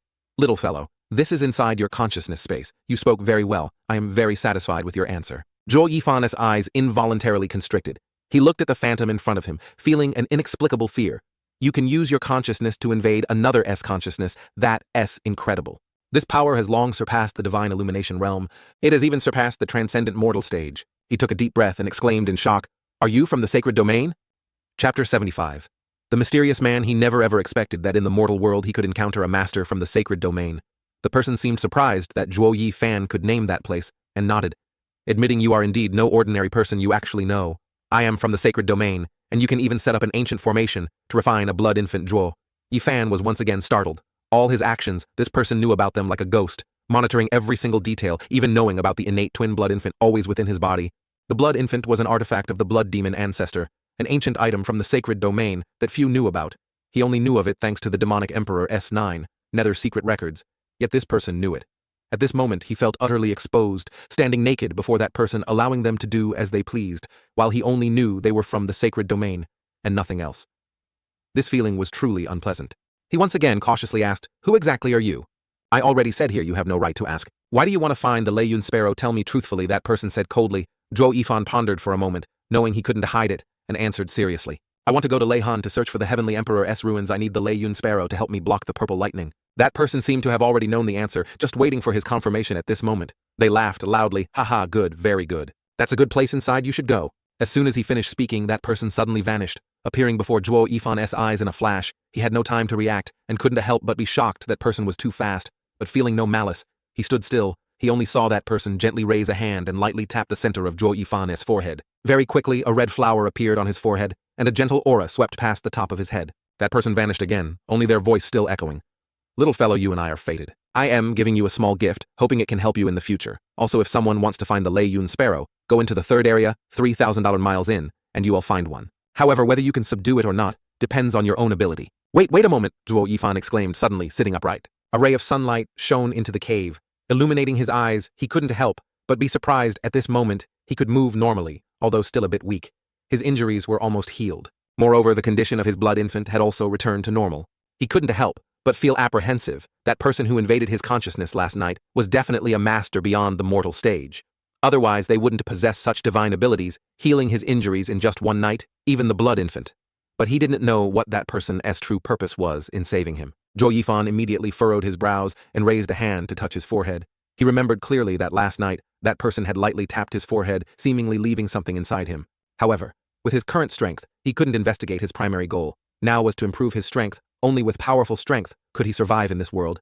Thinking this, Zhuo Yifan headed out of the cave again. Seeing Ninger lying there, her breath faint with wolf bite marks all over her body, he loudly called out, Ning, little girl! No matter how he called Shui, Ningjiang didn't stir. She was too weak. If she wasn't treated, she would die at any moment. Thinking this, Zhuo Yifan immediately gave her a heart guard pill. Her complexion instantly returned to a healthy rosy color. Fortunately, she only had superficial injuries. A few days of rest would make her fine. At this moment, Shui Ningxiang, after taking the pill, slowly opened her eyes and saw Zhuo Yifan in front of her smiling brother. Zhuo, are we dead? Zhuo. Yifan, seeing that she had woken up, smiled reassuringly and said, Don't worry, we were both alive. Shui Ningxiang shook her head in disbelief and replied, Lear, you were so heavily injured, how can you move? But it's all right. We'll both die together with that. She closed her eyes tightly and fell asleep. Zhuo Yifan looked at her sleeping in his arms, shaking his head in confusion. He truly didn't understand her. To alleviate her pain, Zhuo Yifan carried her closer to the sorrow-dispelling herb for rest, which was also good for her injuries. After settling Shui Ningxiang, Zhuo Yifan remembered another person and immediately set off to find them. After walking for a while, he saw Zitianyang lying unconscious on the ground. He shook him. How long are you going to lie there?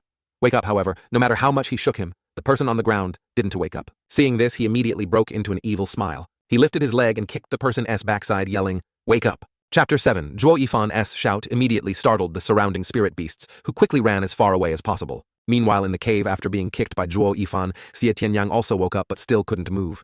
He muttered in pain. Where is this? I've never done anything bad before, so why do I have to suffer this torment after death? Zhuo Yifan glanced at Xie Tianyang.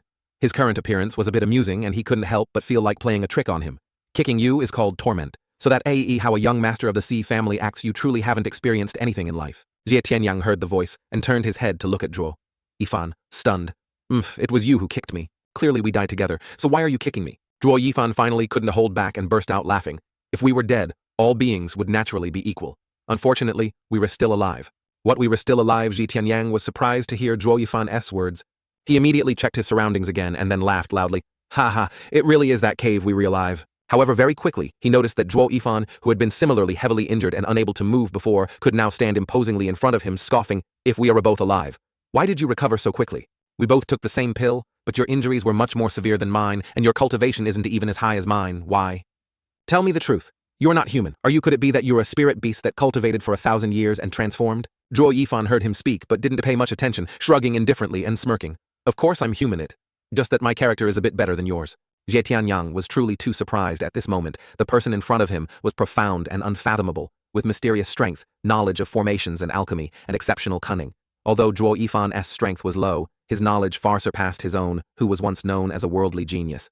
Before this person, his reputation was nothing, but he was also relieved that Zhuo Yifan had recovered.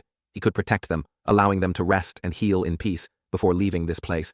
After talking with Xie Tianyang, Zhuo Yifan left the cave holding spirit stones in his hand. He immediately set up the Beast Heaven Concealment Formation.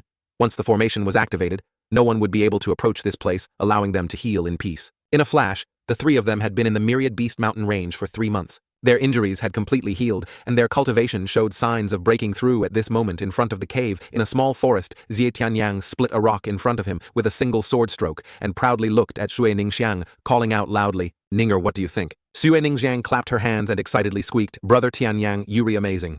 At this moment, Zhuo Yifan also walked over, smiling, a truly powerful sword form. Perhaps after you've recovered you can break through to the 8th stage of bone severing. Xie Tianyang heard him and frowned, saying discontentedly, Didn't you also break through to the 7th stage of qi gathering because of this? Zhuo Fan.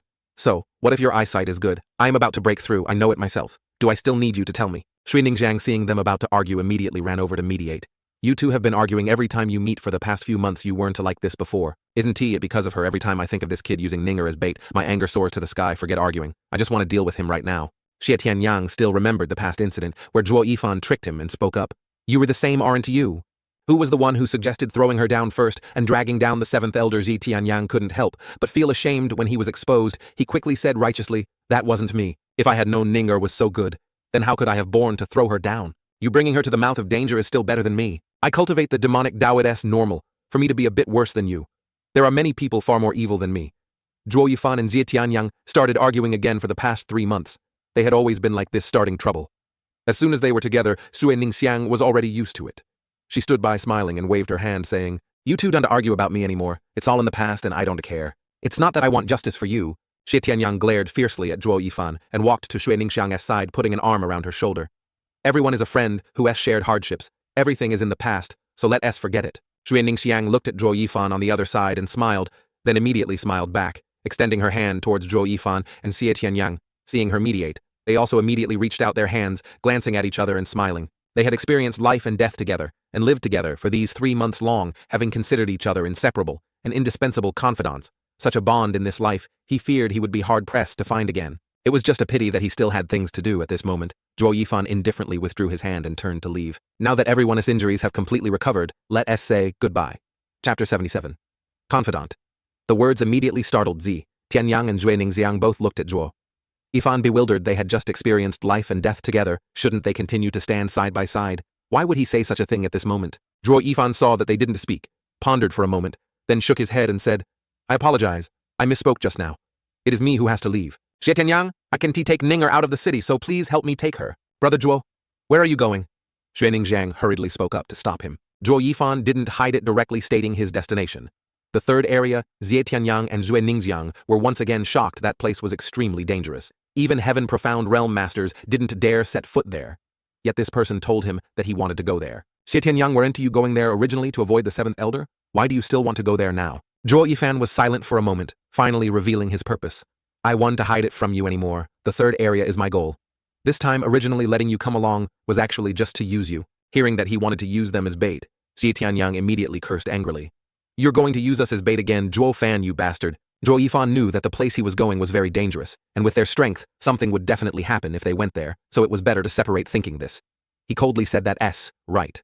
So if you don't want to die in vain, leave immediately. The farther away from me, the better. After speaking, he immediately turned to leave, however. At this moment, Xue Ningxiang held his hand and smiled, saying, wait a moment. Brother Zhuo, if you don't mind me being a bother, then take me with you. Even if I am just bait, as long as I can help you, I am willing. Xie Tianyang on this side heard and quickly came forward. Hey Ning, he's not trustworthy. But he hadn't even finished his sentence when Zhuo Yifan coldly interrupted him, turning to Xie Ningxiang and saying, even though I used you like that, you still want to help me. Zhuo Yifan was slightly startled when he heard her. He glanced at her. Was this girl truly foolish or too kind? He had used her back then, and she had almost died, but now, she still stubbornly trusted him, and even wanted to help him in his previous life, and this one he had always maintained a cold and ruthless way of working, but until now, she was the first person willing to do anything for him. Thinking of this, a warm current flowed through his heart. Xue Ningxiang looked at him with gentle eyes, holding Zhuo Yifan's hand, and sincerely said, before no one in Yuming City was willing to help me. Only Brother Zhuo agreed to help the fact that we were able to snatch the adamantine flowing sand from the 7th ghost. Elder and survive is all thanks to your formations and cunning. Brother Zhuo, didn't we say we had to stay together? Xie Tianyang, seeing Ning's sincerity, was also moved. Thinking of their past experiences of life and death together, he finally stepped forward and placed his hand on Zhuo Yifan's. Zhuo Yifan looked at their actions and helplessly shook his head. You want to come too? Xie Tianyang pouted and said that's right. However, I am going because I am afraid you all sell Ninger out. Don't misunderstand. Zhuo Yifan chuckled softly. With your mind, who knows, I might even sell you. What did you say? Haha, just kidding. The ruckus ended, meaning the 3 of them would once again journey together on the difficult path ahead. The only difference was that Zhuo Yifan had truly opened up, considering them sincere and devoted confidants, something he wouldn't even dare to hope for. Myriad Beast Mountain Range 3rd Area. The trees were dense, obscuring the sky, and savage spirit beasts were everywhere in the small swaying bushes. The 3 of them, Zhuo Yifan included, were crawling on the ground to avoid those fierce spirit beasts, although they had taken concealment pills. If the spirit beasts here discovered them, they would be done for, so they could only enter by this method. After half a day of crawling, Xie Tianyang finally couldn't take it anymore. He gave up and got off the ground, saying, how long will it take to get there if we keep crawling like this? I am not crawling anymore. It is too embarrassing. Besides, how easy is it to encounter a 5th grade spirit beast? Zhuo Yifan saw him sit up and angrily shouted, fool, get down quickly. If you encounter one, you're dead. Xie Tianyang didn't care about being scolded, scoffing and pouting. What's the big deal? The vegetation here is so dense, how can spirit beasts even see us? As soon as his voice faded, a loud roar immediately echoed from the sky. Simultaneously, the mighty imposing figure of a huge black bear appeared, as massive trees fell, shocking the 3 of them. Xie Tianyang lay down in fear. Zhuo Yifan saw this and yelled it, it's a level 4, spirit beast, the ferocious, Qin Wind Bear. But at that moment, before the black bear could attack, a giant snake appeared immediately after. Before they could even collect themselves, they heard a roaring sound, and the bear became the python's meal. Zhuo Yifan fearfully looked at the python, quickly turning to Xie Tianyang and saying, King Python, a level 5 spirit beast. Go quick with that. He took the lead and continued to slowly crawl forward. Xie Tianyang and Xue Ningxiang also hurriedly followed. At this moment, Xie Tianyang secretly regretted it. He was certain his head must have been stuck in a rock to agree to come here. He muttered, damn it, Zhuofan. I must have been tricked by you to agree to follow you to this strange place. Zhuo Yifan heard him and chuckled. I didn't need you to come, if not go back the way you crawled. Hearing this, Xie Tianyang turned and looked back. The sky was already dark, which was hunting time for spirit beasts. If he went back now, he was surely doomed. Thinking this, he glared at Zhuo Yifan.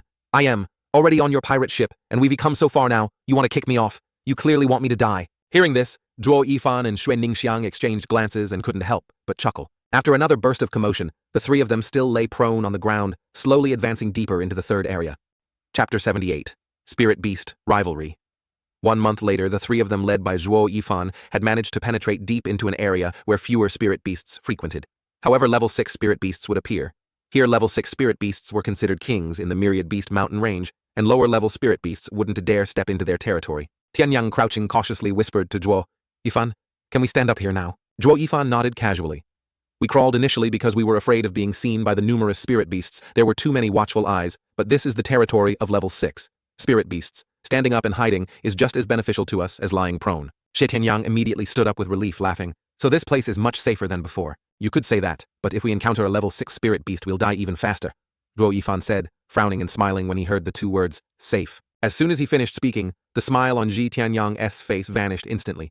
A hint of anger appeared on his face as he said, "If level 6 spirit beasts are so terrifying, then why are you still looking for one to subdue it, I suppose?" Hearing this, Zhuo Yifan could only helplessly shake his head and decline to comment. He naturally knew that level 6 spirit beasts were dangerous, but since he had decided to come here, he surely had a way to subdue a spirit beast. He had a blood silkworm in his hand. As long as he put it into the Lei Yunque's body, subduing it would only be a matter of time. However, how to actually get the blood silkworm into the Lei Yunque's body was truly a difficult problem. Suddenly, at this moment, a thunderous roar shook the forest.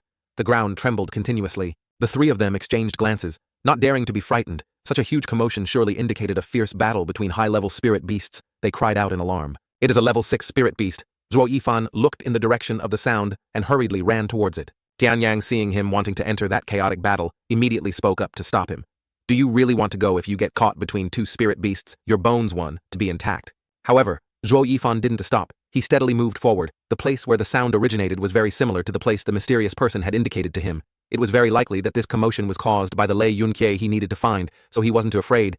Xue Ningxiang saw him run off and, disregarding the danger, chased after him. Shi Tianyang looked at the two in front of him, helplessly sighed, and then followed behind. A moment later, the three of them successfully found two great level 6 spirit beasts fighting in midair. Huge flames and lightning bolts attacked each other in waves. If they were truly unlucky enough to get caught in it, they would surely die without a whole corpse. The three of them found a safe spot where they could observe without being discovered, hiding behind and monitoring the situation. Zhuo Yifan looked at the purple bird in front of him, secretly excited. Lei Yunque. The mysterious person hadn't been wrong. The Lei Yunque's lair truly was here. He looked up at the sky again. Zhuo Yifan squinted at the muscular black spirit beast, fiercely spewing flames at the Lei Yun.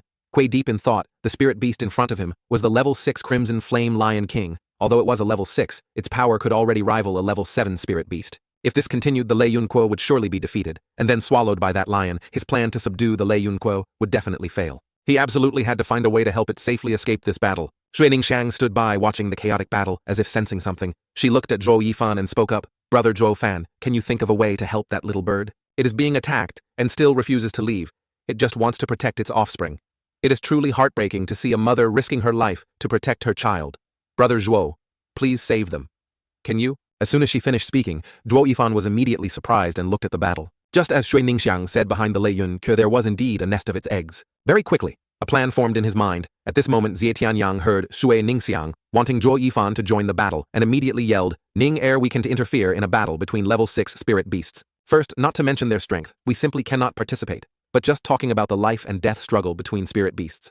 It is not just about animals devouring each other, but about vying for status and territory. In such a battle, even if it were among humans, there would be no right or wrong and no one would be truly pitiful. We don't need to risk our lives for them." Xue Ningxiang trembled upon hearing this, tears appearing on her face. Seeing it protect its children makes me unable to stop thinking about how everyone in the Zhu family always protected and pampered me. "I am sorry, Brother Zhuo, Brother Tianyang, I was being willful." Just then, the person who had been silently observing the situation, Zhuo Yifan, spoke up. "Ninger, don't worry. Watch how Brother Zhuo helps this little bird escape its predicament." Chapter 79. Stealing eggs. As soon as the words left his mouth, Xie Tianyang and Xue Ningxiang were immediately surprised. Based on his understanding of this person, he truly didn't think he would have any genuine sympathy for that bird. Xie Tianyang frowned at him and scoffed. "You hypocrite! Since when have you been so kind?" Zhuo Yifan joked with him. "Tianyang, you truly don't understand me. Then actually, I am a very loving person. Wait a moment, I'll still need your help." Shi Tianyang heard him and immediately pouted disdainfully.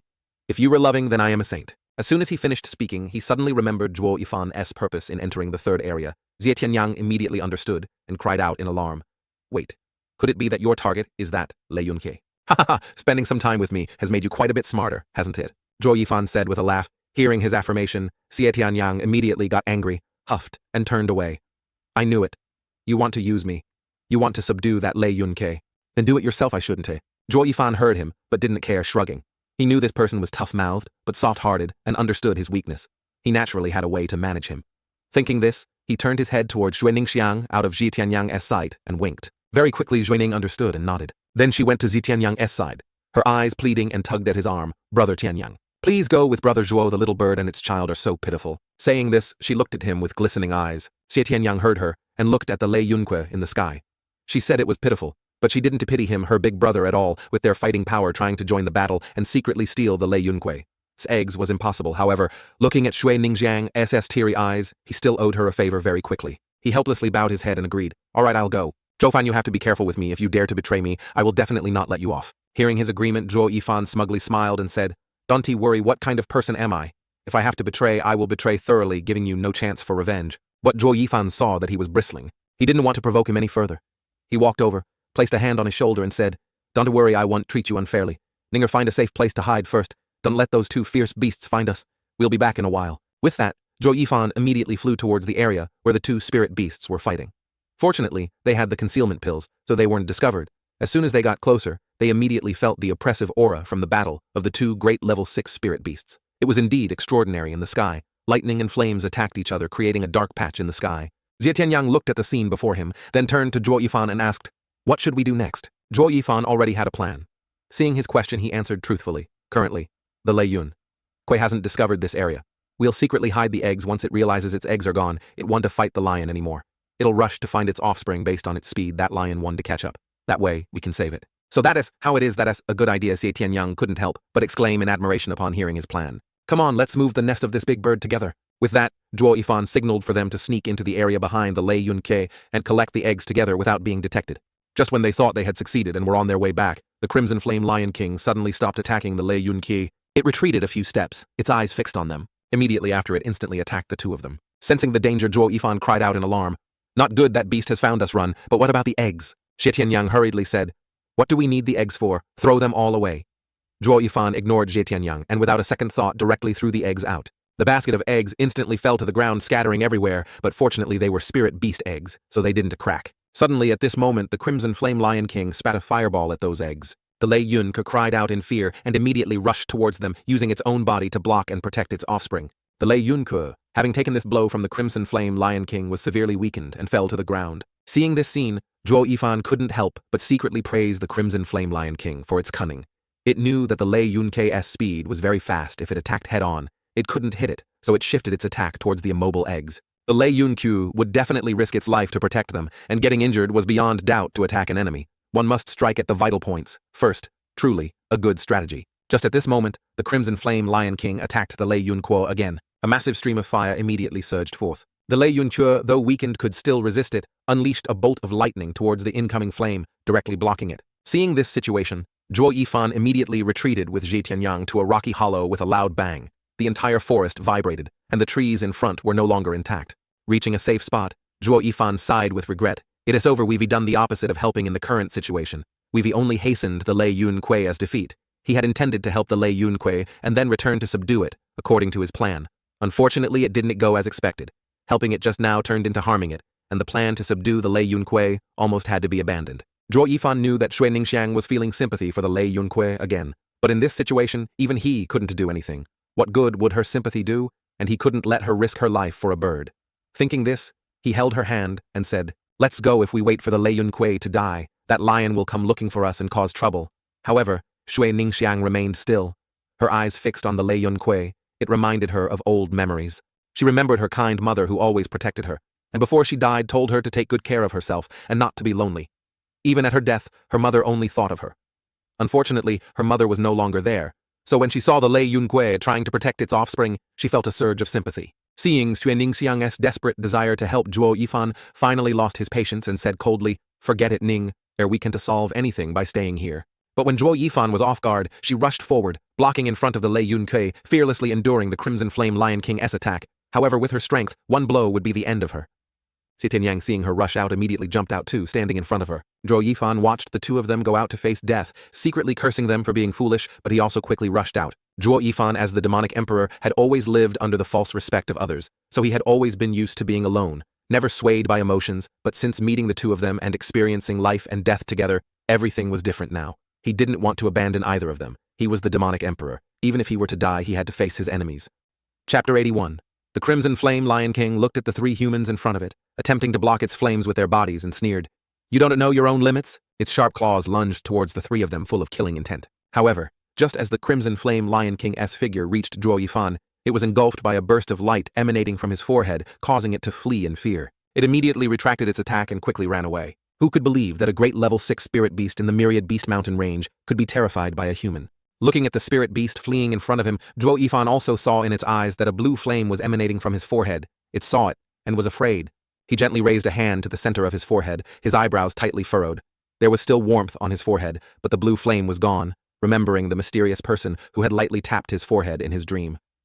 He couldn't help but wonder what exactly did he leave on his body that could make a level 6 spirit beast, the Crimson Flame Lion King, flee in fear. At the same time, Xie Tianyang behind him was equally astonished. What other abilities did this person in front of him possess before he used his Qi-gathering realm strength to suppress Heaven Profound Realm experts, and he knew how to refine pills and set up formations. He had thought that was this person's best skill. But look now, he could even emit an aura that frightened spirit beasts. He had reason to suspect that this person was not human thinking. He walked to Zhuo Yifan, turned him around and said, Tell me now, are you really human or not? Zhuo Yifan pushed his hand away, snorting coldly. Nonsense! Of course I am. Human, am I a ghost perhaps? Look at what is happening before our eyes. Can a human do that? Xie Tianyang took a deep breath and calmly yelled, But I've never seen anyone who can use a single glance to scare a level 6 spirit beast away. Didn't you see it just now? That lion looked at you and then vanished as if it was afraid you'd eat it. Be honest, how many more secrets are you hiding from us? Zhuo Yifan coldly looked at him, then turned and walked towards Xue Ningxiang, who was kneeling on the ground. Not your little brother, you know. Xie Tianyang was immediately stunned when he heard him. This person was indeed as annoying as before, but he was truly curious about him. How many more abilities did he possess? Xue Ningxiang was kneeling beside the Lei Yunke. At this moment, her eyes filled with sorrow. Zhuo Yifan saw this and said to her, It can't survive anymore. Xue Ningxiang heard his voice and suddenly looked up, asking Brother Zhuo, Fan, can you think of any other way with that? She looked at him with hopeful eyes. She truly hoped he had a way she wanted to save it. However, Zhuo Yifan didn't want to deceive her and slowly shook his head. Xue Ningxiang immediately burst into tears. Tears continuously fell onto the Lei Yunque's body. Suddenly, at this moment, the Lei Yunque opened its eyes and stared intently at the eggs that had been burned black in the distance, its eyes filled with anticipation. Xue Ningxiang also looked in its direction and loudly said, It wants its children. Zhuo Yifan walked over and brought the eggs back to its side, but they were completely charred with no signs of life. He shook his head and said, They're all burned. There are absolutely no traces of life. Wait, there's still one more egg, there's still one more, maybe it still has hope. Zhuo Yifan heard her and helplessly shook his head when he found them. There were only these 4 eggs, there were no more around. With that, Xie Tianyang looked down in disappointment and apologized. I couldn't help you. As soon as she finished speaking, the Lei Yunque revealed an egg from under its large wings. Xue Ningxiang immediately rejoiced upon seeing it. Zhuo Yifan looked at the egg under the Lei Yunque's wing, which showed signs of life and couldn't help but sigh in admiration. The Lei Yunque in such a dangerous situation could still protect one. It used its own life to protect its child. Suddenly, at this moment, the Lei Yunque used its last bit of strength to let out a cry. It turned its head towards Zhuo Yifan and presented its last egg to him. Seeing this, Zhuo Yifan couldn't help but exclaim in surprise, This egg is injured from the fire. Even if it hatches, it won't live for long unless. With that, he suddenly thought of something and speculated, Do you want to give it to me? The Lei Yunque heard his words and nodded. Then it glanced at its child one last time before peacefully departing. Xue Ningxiang watched it give up its last breath and cried even more sorrowfully. Chapter 82. Zhuo Yifan and Xie Tianyang looked at this scene, exchanged glances, and inwardly sighed. She was indeed kind before, but he never expected her to be so heartbroken for a spirit beast that had no connection to her. As for them, at most, they only had a respectful attitude towards the Lei Yunque. They wouldn't be heartbroken to this extent. This excessive kindness of hers, he didn't know if it was good or bad. Xue Ningxiang continued to kneel before the Lei Yunque, crying for half an hour. Zhuo Yifan finally couldn't bear to watch anymore, fearing she would cry herself unconscious. He spoke up to comfort her. Ning Arid is dead and one to come back to life. Don't be too sad. Xie Tianyang heard this and nodded in agreement. That's right, I didn't expect you and the Lei Yunque to get along so well after only one meeting. Hearing this, Xue Ningxiang wiped away the remaining tears on her face and sniffled. Don't misunderstand, I'm not crying because of it. I am just homesick seeing it risk its life to protect its child. Reminded me of my father. He also disregarded everything to protect and care for me. Zhuo Yifan's lips twitched slightly. It was a waste that they had thought she was heartbroken over the bird. It turned out she was just moved by the scene and thought of her family. No wonder this girl was so brave and selfless in protecting the Lei Yunque. Zhuo Yifan saw that she didn't care much about the bird, so he opened his mouth. Ninger, don't grieve anymore. I'll take the Lei Yunque's body. Xie Tianyang heard this and yelled in disagreement. A level 6 spirit beast's body. How can you monopolize it as the heir of the 7 great clans? Xie Tianyang knew that high-level spirit beast bodies were treasures. A level 6 spirit beast's body could even be used to refine elixirs. He truly valued this. Zhuo Yifan glanced at him indifferently and said, "Didn't you see the Lei Yunque entrust its child to me just now? Its body is no exception. So you stay here and take care of Ning, or I'll go for a bit and then come back with that." Zhuo Yifan flew off, leaving only Xie Tianyang standing there angry. Xie Tianyang watched him leave and wanted to follow to see what he intended to do. But he also thought of leaving Ning alone in this dangerous place, so he decisively abandoned the idea of following him and stayed put. At this moment, Zhuo Yifan had arrived at a quiet place. He placed the egg in his hand on the ground. With another wave of his hand, the Lei Yunque's corpse also appeared. He glanced at it. Zhuo Yifan immediately channeled his elemental power, and a flame quickly appeared in his hand. This was the Origin Fire Force. Although it had no combat power, it could be used for artifact refining. And with the best spirit stones obtained from the Imperial family, and the Diving Dragon Pavilion, plus the body of a spirit beast nourished by the spiritual energy of heaven and earth, he could refine objects containing spiritual energy. Now that the Lei Yunque is dead, I just need this egg to hatch and become my demonic beast, helping me enter the Falling Thunder Gorge. This egg's body was severely damaged. It needed the Lei Yunque's spiritual energy to grow. Otherwise, it would become a stillborn. Each flow of spiritual energy needed to be nurtured using a pouch that could infuse and contain spiritual energy. That's why he deliberately told the Lei Yunque before its death that its body could help its child survive, so it agreed. But even if it agreed or not, his use of its body for his purpose would not be revoked. At this moment, Zhuo Yifan moved the flame in his hand towards the egg and the Lei Yunque's body, beginning the refining process. A moment later, he withdrew his hand, dispelled the flame, and the hand seal quickly disappeared. Looking at the object glowing with fiery light in his hand, he smirked with satisfaction. His goal would soon be accomplished. On this side, Xie Tianyang and Sui Ningxiang waited until they were bored, only able to gaze at the sky and stars.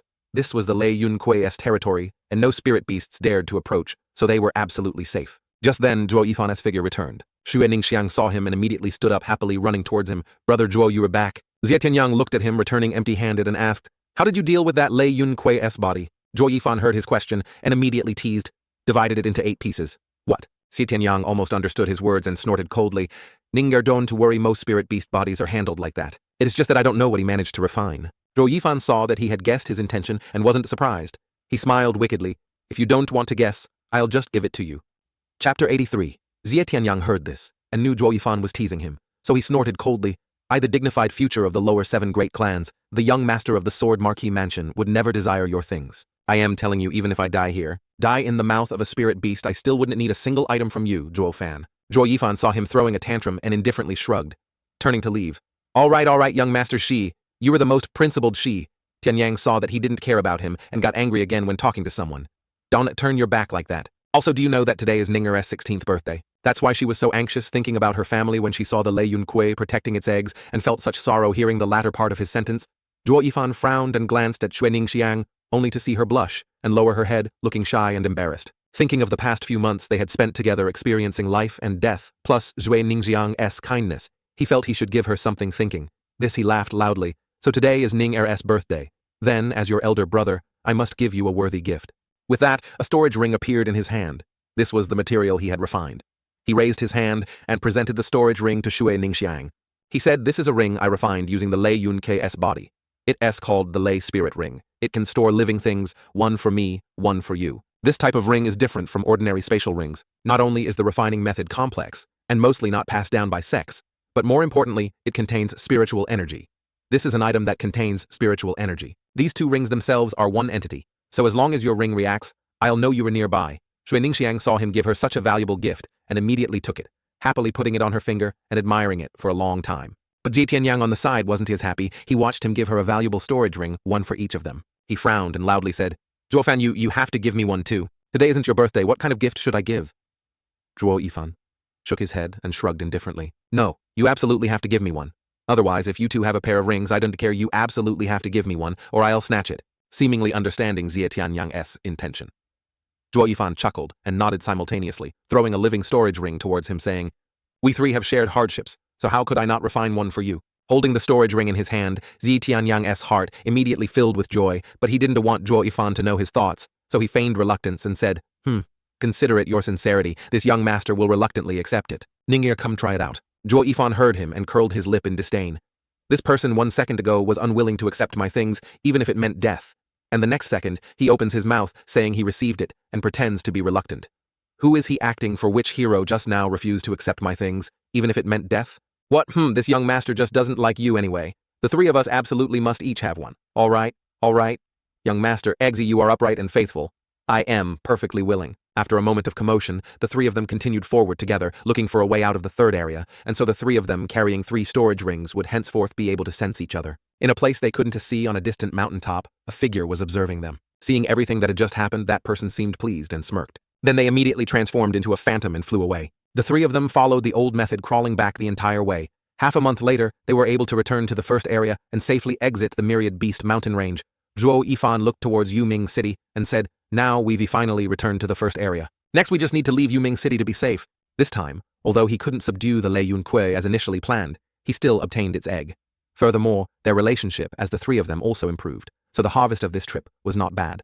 Zhui Ningxiang heard him and remembered offending the 7th elder before, but we've offended the elder, will he set a trap to catch us? Zhuo Yifan finally remembered the 7th elder at this moment. So much time has passed. There shouldn't be any problems anymore, thinking this, he said to reassure her. Probably not at that time. He didn't continue to finish us off with a single blade each. It seems he encountered something extremely dangerous and fled in a hurry. He must have thought we were killed by that thing, so he wanted to try to catch us anymore. Xie Tianyang on the side heard this and asked suspiciously, What thing? How would I know? Zhuo Yifan shrugged indifferently. He wasn't entirely clear himself.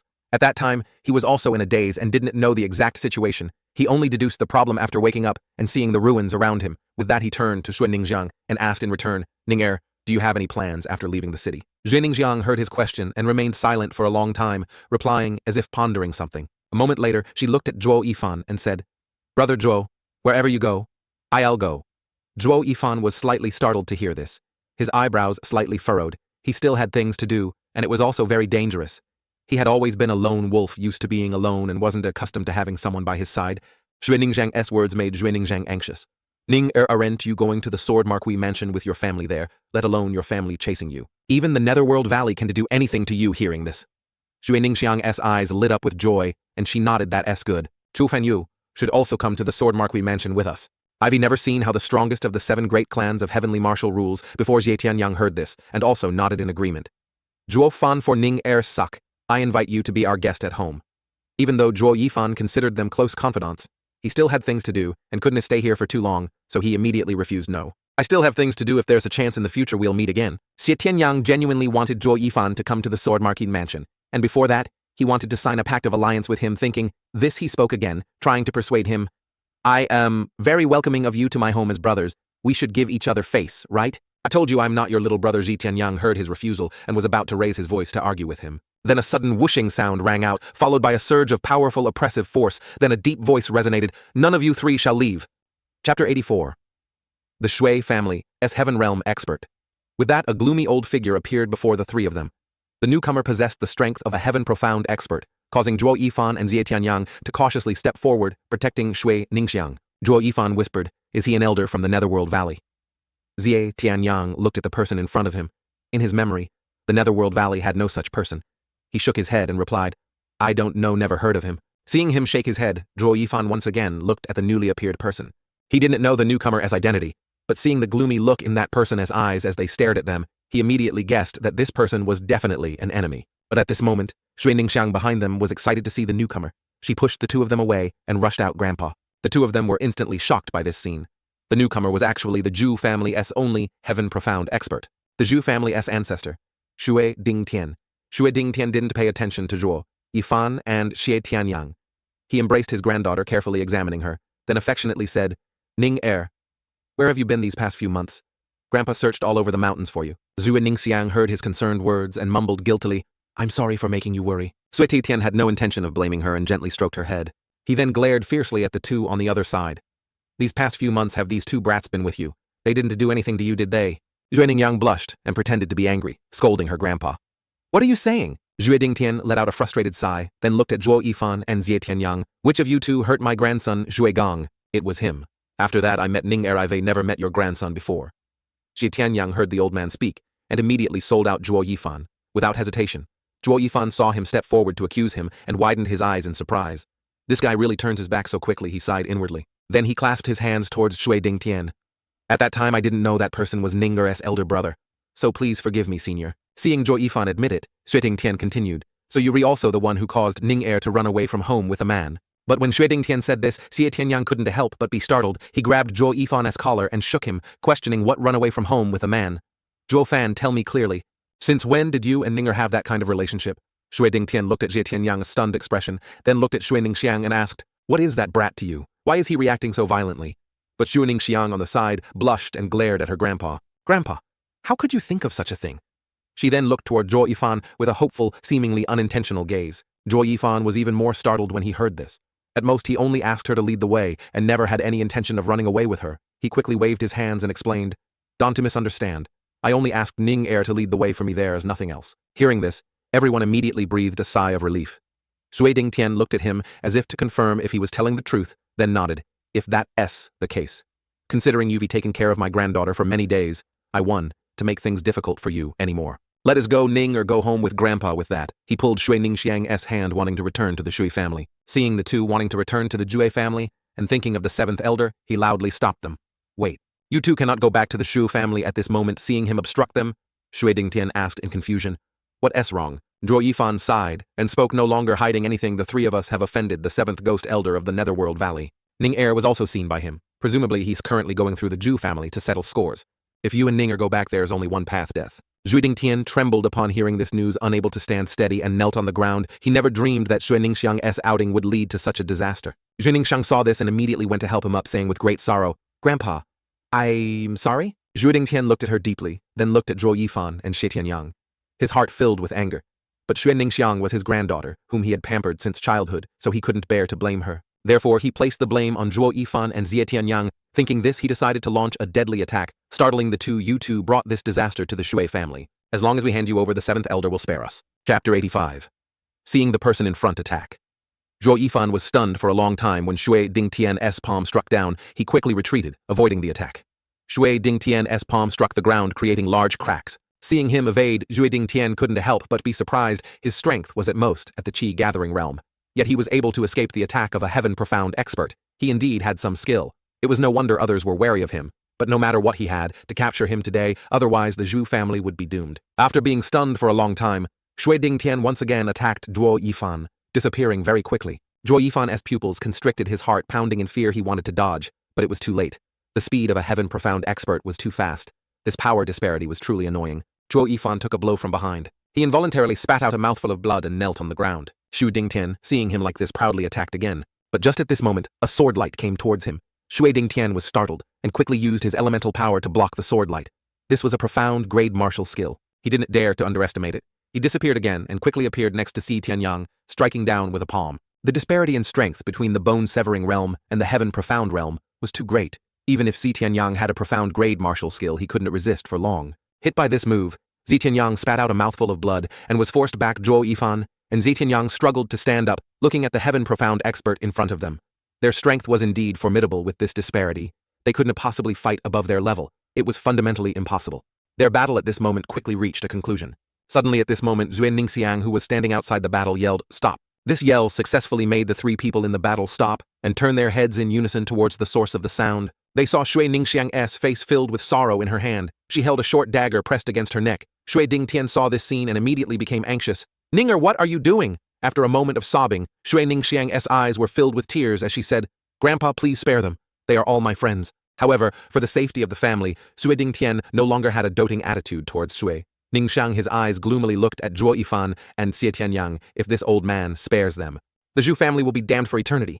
"Grandpa, if you take another step, I will commit suicide in front of you." Shui Ningxiang heard him and held the dagger, continuously pressing it against her neck. Blood had already started to appear. Xie Tianyang saw the blood on her neck and cried out in distress and anxiety, "Ning Er Don Ti." Zhu Dingtian completely ignored them, his steps still firm, moving forward. But if one looked closely, tears could be seen welling in his eyes. "I am sorry, Ning Er. We cannot offend the Netherworld Valley." Zhuo Yifan saw his sorrowful eyes and narrowed his eyes, then couldn't help but laugh loudly. "Lol, Shui Dingtian, you truly muddled. You think catching us can save the Zhui family? It'll only make the Jue family perish even faster. What do you mean? Shui Dingtian heard this, and immediately stopped looking up and staring at Zhuo Yifan. Seeing him stop, he chuckled coldly, then looked at Zitianyang and said meaningfully, "Do you know who he is? He is a member of the 7 great clans that rule below a person from the Sword Marquis Mansion, and you, relying on a second-rate family like yours, dare to capture a person from the 7 great clans." Zhuo Dingtian's heart trembled with fear. His eyes widened in shock as he looked at Zitianyang and asked, "Impossible, you must be lying to this old man, a person from the Sword Marquis Mansion, coming to Yuming City. How would I not know? Do disciples of the 7 great clans need to inform you when they travel the 4 seas? Why don't you open your eyes and look carefully at what kind of weapon he is using? What kind of skills? If you don't believe me, try to make a move. I'm not sure about myself, but the Sword Marquis Mansion will definitely wipe out your entire sect." Zhuo Dingtian heard this, and his heart immediately filled with dread. Could it be that what he said was true? He slowly looked at Zitianyang, then retreated a few steps in fear. Shu Chapter 86. Indeed, he had a 4th grade spirit weapon and 5th grade martial skills, and they were even of the profound grade. How could ordinary family descendants receive such treatment? Besides the 7 great clans that ruled below, who else could it be? Upon realizing this, Zhuo Dingtian's entire body was covered in cold sweat. He knelt on the ground, seeing his expression. Zhuo Yifan smirked with satisfaction and continued to threaten him. "If you capture us and offer us to the Netherworld Valley, setting aside whether they dare to accept us or not, even if they do, the Sword Marquis Mansion will come seeking answers. Who will bear the responsibility?" Then hearing this, Zhuo Dingtian understood he was truly in a dilemma. Now he couldn't afford to offend any of the 7 great clans. Thinking this, he turned to the 2 of them and said remorsefully, "You 2 young masters, this old man was reckless just now and didn't know your identities. Please accept my apologies." Xie Tianyang looked at the old man, kneeling before him momentarily at a loss for what to do. He was about to step forward and help him up, but Zhuo Yifan disagreed. "Finish what you started." He then used a voice transmission to say to Shui Dingtian, "If you want to save Ning, or put on the air of a heaven-s chosen child for me." Xie Tianyang heard "save Ning er" and immediately puffed out his chest, nodding proudly towards Zhuo Yifan. Shui Ningjiang saw her grandfather kneeling on the ground and anxiously ran to help him up. "Grandpa, you people." But Zhuo Yifan on this side ignored her reproachful gaze and continued to threaten. "Do you know the status of young Master Sai in the Marquis Mansion today? Because of an old man like you, our Sword Marquis Mansion will not let it rest." Hearing that the Sword Marquis Mansion would seek retribution from the Zhu family, he continued to bow his head, low cold sweat appearing on his forehead. Yes, this muddled old man was mistaken. "Please, I beg your clemency. Then we'll take Ninger with us. If you want her back, whether it's your Zhu family or the Netherworld Valley, you'll have to come to the Sword Marquis Mansion to demand her." With that, Zhuo Yifan was about to lift his foot to leave, but at this moment Shui Dingtian grabbed his ankle, stopping him. "Wait a moment. Ning Er offending the 7th elder isn't a problem, but I cannot let her be taken away. Otherwise the Shu family will be doomed. Even if this old man has to offend the young masters of the Sword Marquis Mansion, I absolutely will not agree." Zhuo Yifan looked at him for a long time, seeing a resolute glint in his eyes, determined not to let Shui Ningxiang leave. Suddenly thinking of something, Zhuo Yifan snatched the sword from Xie Tianyang's hand and pointed its tip at him. Xie Tianyang and Shui Ningxiang immediately looked on in horror, a flicker of panic in their hearts. "No." Xie Tianyang also used voice transmission with him. "Kid, are you crazy? I thought you were just scaring him a bit. I didn't think you'd actually do it." He asked Ninger's grandfather. Zhuo Yifan paid no attention to their reactions. His sword remained firmly pointed at the person kneeling on the ground, and he coldly asked Zhuo Dingtian, "Why do you want Ning Er to go?" Zhu Dingtian sighed helplessly, took a deep breath and said, "Sigh. I know both of you like my granddaughter, but she has a marriage arrangement with the young master of the Netherworld Valley. On her 16th birthday, she has to go for a political marriage. She has run away countless times because of this. Now the deadline has arrived. If she doesn't go, the entire Zhu family will face disaster. I beg you to spare Ning, or she really can't go." Political marriage. "Ning Er, you wanted to leave the city because of this?" Xie Tianyang said. Startled, Sui Ningxiang nodded gloomily when political marriage was mentioned. Zhuo Yifan deeply looked at the person kneeling on the ground. He didn't seem to be lying. So they really wanted to send her for a political marriage, but he didn't know that if she went this time, she shouldn't hope to return. Thinking this, he sighed and said, "It seems you don't understand. If it were truly just a political marriage, it wouldn't be a problem. What a pity. What a pity. What a pity. How can she casually marry someone from the Netherworld Valley?" Zhuo Yifan shook his head and said indifferently, "Shui Ningxiang's political marriage is a sham. The matter of political marriages with the Netherworld Valley has clearly existed for a long time. Have you ever seen a bride return alive? The Netherworld Valley is one of the 7 great clans. They have many rules. A lowly family like ours can demand back a daughter who has already become someone else. Then we can ask them to." Shui Dingtian sighed and said. Zhuo Yifan shook his head. Indeed, no one had guessed the true purpose of the Netherworld Valley. They still thought it was just an ordinary marriage, but they didn't know that behind it lay a long-standing conspiracy of the Netherworld Valley. He couldn't help but become serious. He coldly said, "Haha. You're not asking is exactly what they want, but what if I tell you? All the brides who married there are dead. What would you do, then? Would you still send Ning Er there?" Chapter 87. The Cauldron. Zhui Dingtian heard this and couldn't help but be startled. He didn't believe the Netherworld Valley would do such a thing to the Zhu family. After all, their Zhu family had been loyal to the Netherworld Valley for more than 10 years. Such a thing wouldn't happen. Thinking this, he decisively denied it. What? How could that be? We've been so loyal and devoted to them. Zhuo Yifan immediately chuckled coldly. Precisely because you are loyal, that's why they chose you as their cauldron. The two words cauldron truly struck Zhui Dingtian's heart as a heaven-profound expert. How could he not know what cauldron meant? But 1,000 times over, he couldn't believe this was something the Netherworld Valley could do. And furthermore, targeting his granddaughter. Seeing their reactions, Zhuo Yifan chuckled softly. As someone from the demonic path, he naturally knew it well and spoke directly. In the demonic path, there's a technique that can collect vengeful spirits and malevolent water to form attacking cultivation techniques. However, the balance of yin and yang in the world means that if the resentment is too heavy, it can easily backfire. Therefore, they need pure souls in this world to supplement their cultivation. 16-year-old virgins are the best candidates. You were saying they were using Ning air to cultivate their techniques. Jie Tianyang looked at Shui Ningxiang with a start, constantly worried. Zhuo Yifan calmly nodded, confirming 99% likely. Do you still remember the martial skill the 7th Ghost Elder used? That fist is a profound grade martial skill. But he hasn't successfully cultivated it. Yet so its power isn't too great, perhaps the cauldron wasn't sufficient, which is why he hasn't perfected it. With his explanation, everyone collectively gasped in horror. They never expected the Netherworld Valley to be so cruel, even using young maidens as cauldrons for cultivation. However, Zhuo Yifan didn't seem to find it important. The demonic path had always been like this. The demonic path relied on strength, so as long as one had profound cultivation, no matter what means, the demonic path would resort to them to survive in the demonic path. Not being cruel was inviting death. The air around them suddenly quieted down. Everyone was still immersed in the horrifying news Zhuo Yifan had just delivered. After a long silence, Zhui Dingtian finally spoke. Ning Er, if what that young master said is true, then you should still leave here, Grandpa. Zhui Ningxiang knew he was worried about her, but she was also genuinely worried about the safety of the Xu family. She anxiously looked at him. Grandpa. Zhu Dingtian looked at her for a moment and decisively shook his head. Don't worry, this old man will investigate this matter thoroughly. If it is not true, I'll come back for you. At that time, Dante blamed me for forcing you into a political marriage. With that, he affectionately stroked Zhui Ningxiang's head and smiled kindly, then swayed and disappeared. Zhui Ningxiang gazed pensively at the retreating figure, then remembered her father and elder brother. She remembered how they pampered and loved her. She couldn't bear for them to lose their lives because of her capriciousness. She curled up, trembling, her eyes filled with tears, looking expectantly at Zhuo Yifan. Brother Zhuo. My grandpa won't be in danger when he goes back, will he? Zhuo Yifan silently analyzed the Zhui family's current situation for a moment and didn't hide anything from her. If that old man doesn't return, the others still have a chance to live for a while. But once he returns, the entire Zhui family will absolutely not have anyone left alive. Zhuo Yifan's single sentence successfully shattered her hope. She truly hoped he would tell her that her grandfather would be fine, and so would the Zhui family. Unfortunately, Zhuo Yifan shook his head and gave her such bad news that she truly didn't want to hear it. Seeing her grief, Xie Tianyang on the side couldn't bear it. He rushed to support her small body and turned towards Zhuo Yifan, interrupting him. Hey, are you a worm in the 7th Ghost Elder's stomach? What makes you say that Ning Er's grandfather will be wiped out when he returns to the Shu family? A heaven-profound expert returning should make the 7th Ghost Elder wary, shouldn't it? Then you are mistaken. Although I am not a worm in his stomach, he and I are the same kind of people. I can roughly guess part of his intentions. Initially, we offended him. Of course, the Zhu family was destined to betray the Netherworld Valley at that time. When he returned, he would definitely eradicate them. But then old Master Zhu went to look for Ning Er. If that's the case and he can find the heaven-profound expert, he'll still keep the others alive as bait for old Master Shui to return. Once he returns, their fate is sealed. He truly couldn't bear to see her suffer, but he knew it was better to tell her otherwise. If the Zhui family collapsed because of her, when they left, she would regret it for the rest of her life. Shi Tianyang once again looked at Zhui Ningxiang. Her complexion was getting worse and worse and her body continued to tremble. He cursed inwardly. Does this guy not know how to choose his words and speak kindly? He immediately grabbed his collar and yelled. Anyway, a heaven-profound expert is an elder-level figure in the 7 great clans. I don't believe that 7th Ghost Elder has the guts to exterminate a family with a heaven-profound expert guarding it. Zhuo Yifan chuckled. Precisely because there's a heaven-profound expert guarding it, he has to wait for Zhui Dingtian to return before he can truly eradicate them. And you are mistaken about one thing. Heaven-profound experts aren't strong. A heaven-profound expert with no weaknesses is truly terrifying. Otherwise, why do you think Zhui Dingtian is afraid of us? He's just wary of the Sword Marquis Mansion's power behind you.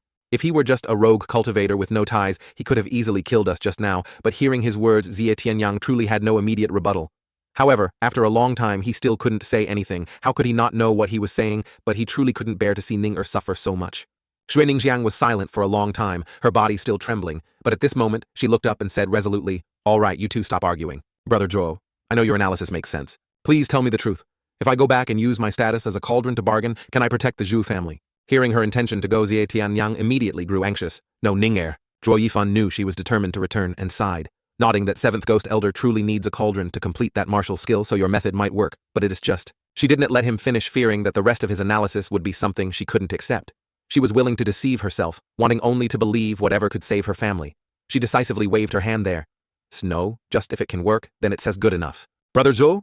Brother Tianyang, thank you for your care. Let us part ways here. From childhood until now, Ivy never left the city. It is a pity I can see the sword mark his mansion. Well then, goodbye. Zhuo Yifan and Xie Tianyang exchanged glances, then looked at her, her face full of tears, turning to leave. But at this moment, Xie Tianyang went and grabbed her hand, stopping her. No, she knew they were worried about her safety and wanted to stop her from returning. But she truly couldn't abandon her family, the place that had protected her for the past 16 years, ignoring Xie Tianyang's obstruction. She just turned her head and gave a slight smile. Don't force me, you two. I know I can beat you, but I'll hate you both my entire life. With that, she quickly ran off. She was afraid that if she stayed a moment longer, she wouldn't be able to bear leaving. It was her impulsiveness that led to this, and she had no chance to repay their kindness. Then, in the next life, I will repay you if there truly is a next life. Chapter 88. Body Cultivation.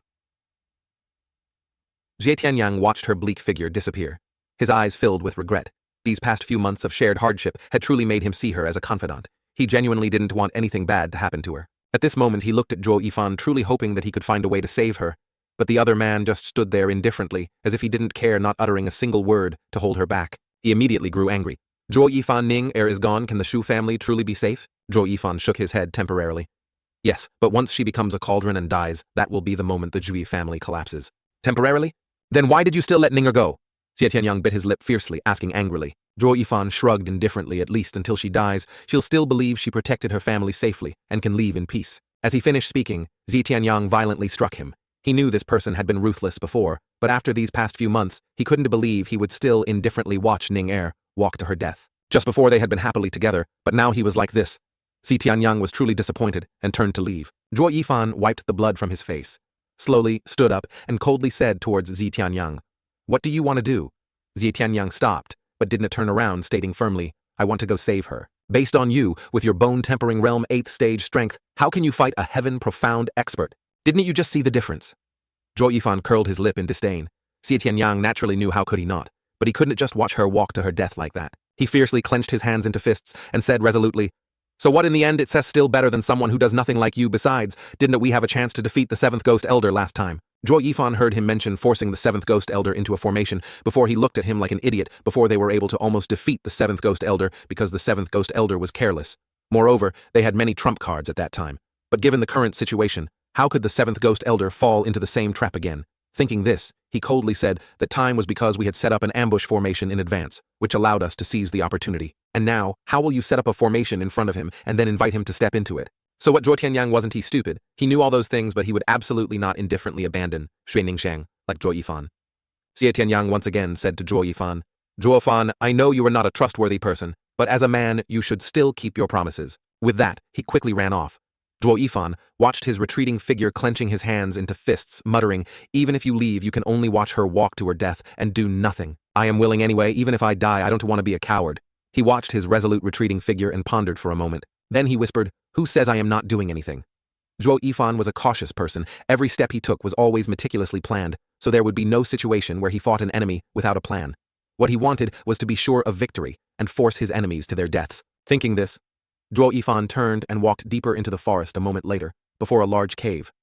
Zhuo Yifan set up a heavenly concealment formation to prevent anyone from disturbing him. He needed quiet time to proceed with the next step. Then he went inside and drew strange shapes on the ground, with his hand covering the formation with spirit stones and diamond quicksand. With the arrangement complete, lightning appeared in his hand, and 2 pairs of wings also appeared in the center, looking at the formation before him. He couldn't help but sigh inwardly a few times. He truly hadn't expected that one day he would have to use such a dangerous cultivation technique on himself. However, this was currently the only way he could raise his cultivation. The fastest, his enemy was the 7th Ghost. Elder and old man with both strength and cunning. If he didn't have absolute power, he would have tricks to win. Heaven would not block all paths. At this moment, Zhuo Yifan channeled his elemental power towards the center of the formation. A golden light, mixed with blood light, appeared flowing through the formation diagram. The Heaven Demon Great Transformation Art Body Refinement formation was complete. Chapter 89. Body Cultivation 2. The Heaven Demon. Great Transformation. Art could refine artifact refining materials within the body, turning it into an indestructible diamond body. After successfully cultivating this technique, the bones would be as hard as steel, invincible in battle, unstoppable by anything. However, over-refining brought extreme pain.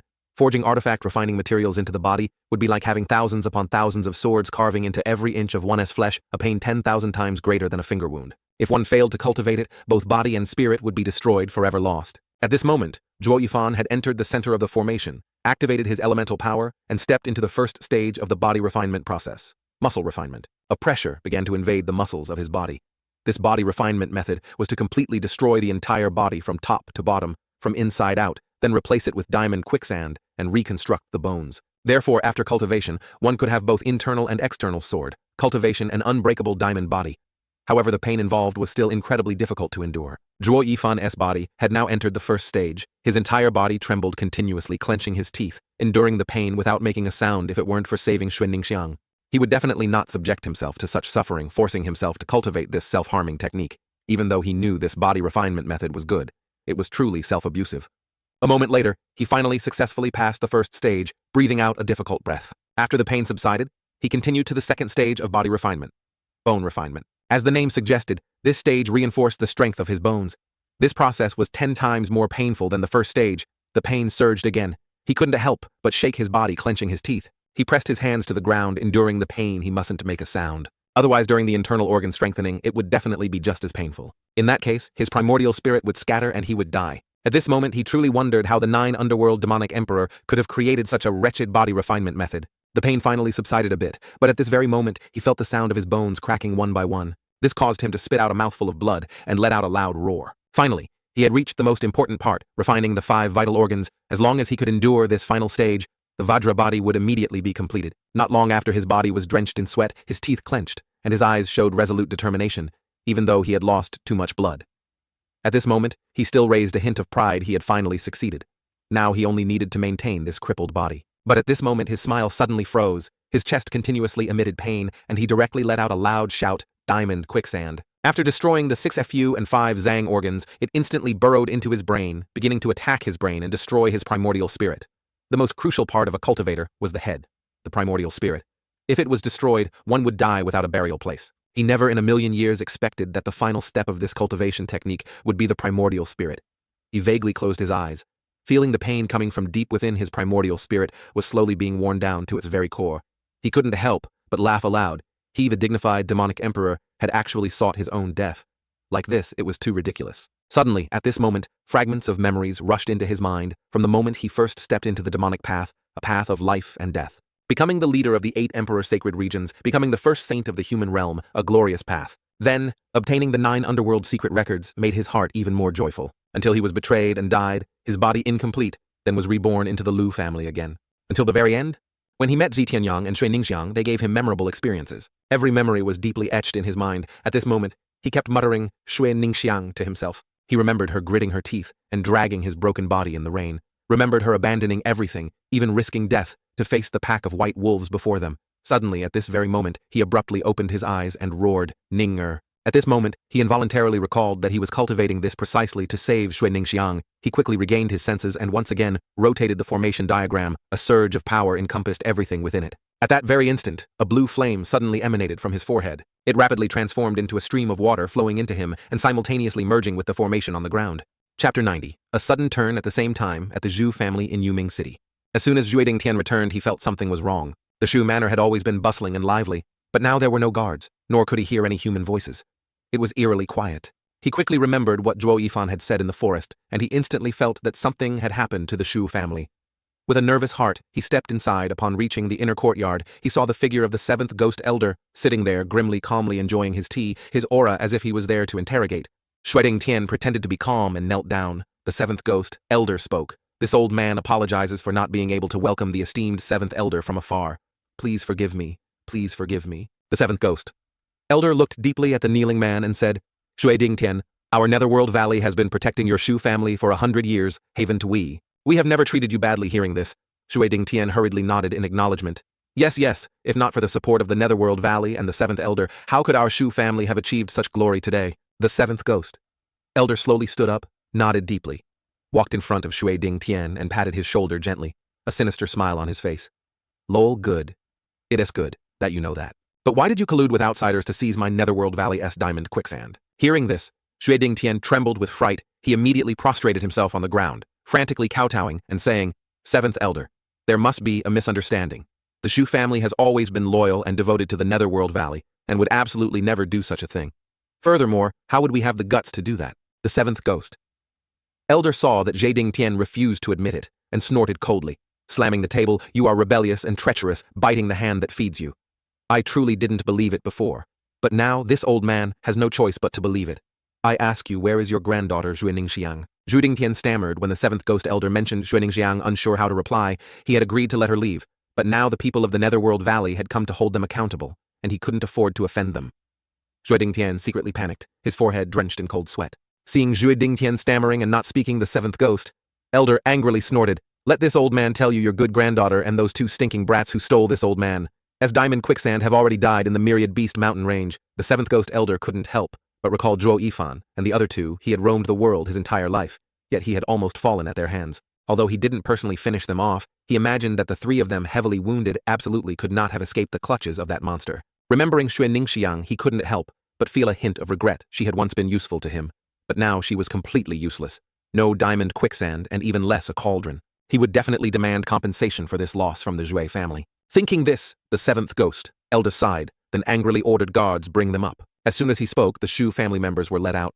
They were bound and fresh blood still seeped from their wounds. Zhu Tian saw this scene, bit his lip slightly, and slowly stood up. He roared in anger. Seventh Elder, our Zhu family has sacrificed our lives for the Netherworld Valley, for years stationed in Yuming City. We have always been loyal to our duties. Even if we have no achievements, we have endured hardships. Does the Netherworld Valley treat families dependent on you like this? Of course you are lowly families, mere commodities like yourselves. As long as our Netherworld Valley desires it, we can cultivate as many as we want. This old man sees that you have never truly been dependent on us, but merely a few useful guard dogs. We gave you a bone and a little praise, and you should be grateful. Now you even dare to boast about your contributions and demand a price from your master. Then this kind of dog is no longer needed. Just a guard dog, yet it dares to talk back to its master. Perhaps it is time to change to a new dog. The seventh ghost elder sneered, uttering malicious words. However, Zhu Tian heard this, and his eyes grew redder and redder. He clenched his fists, his rage reaching its peak, his entire body erupting with aura after so many years of loyalty and devotion. Yet in the eyes of the Netherworld Valley, his Shu family was even worse than dogs. How could Zhu Tian endure this? At this moment, the Shu family and the Netherworld Valley had almost turned against each other, so he no longer needed to respect the people of the Netherworld Valley. Thinking this, Zhu Tian looked at the seventh ghost elder. Seventh Elder, I ask you for Ning Er, as political marriage, did you intend to use her as a cauldron for cultivation? The seventh ghost elder was surprised to hear Zhu Tian say this. He couldn't believe he knew the secret the Netherworld Valley had hidden for so long. He glanced at Zhu Tian. No longer bothering to conceal anything, he laughed loudly. Lol. Why don't I usually see you so intelligent? We have been implementing this for a long time, and no family has discovered it yet, but you saw through it. No wonder you want to betray us. So it's because of this cheap girl. The seventh ghost elder finally admitted it. Zhu Tian was filled with boundless rage. The Netherworld Valley could actually do such cruel things, and even planned to harm his granddaughter. He had almost sent her to her death, pushed to the brink. Zhu Tian unleashed the pressure of a heaven-profound expert and charged towards the seventh ghost elder, yelling, "Damn it, this old man will fight you to the death." The seventh ghost elder, standing opposite him, showed no fear. Zhu Tian had only just broken through to the heaven-profound realm, and was no match for him. He narrowed his eyes, staring at the charging figure preparing to meet the attack. Chapter 91. Just as Zhu Tian's palm was about to strike the seventh ghost elder, also unleashed a palm strike that landed on his chest. Zhu Tian felt his aura stagnate and couldn't help but spit out a mouthful of blood, flying backward. After all, the disparity in strength between the two was immense. The seventh ghost elder's speed was too fast. Zhu Tian simply couldn't keep up. In just a few moves, the battle was decided. Zhu Tian was sent flying into the wall by the seventh ghost elder, kneeling on the ground, constantly vomiting blood. Seeing this, the seventh ghost elder walked up to Zhu Tian and chuckled proudly. This old man has long been a third-stage heaven-profound expert, while you are just a novice who just broke through to the heaven-profound realm. The disparity between us is like heaven and earth. You are not someone this person can fight. Go to your death, don't worry soon. Your son and grandson will join you in hell. Zhu Tian sat weakly against the wall, his face showing sorrow. He never expected the Shu family to fall to such a fate.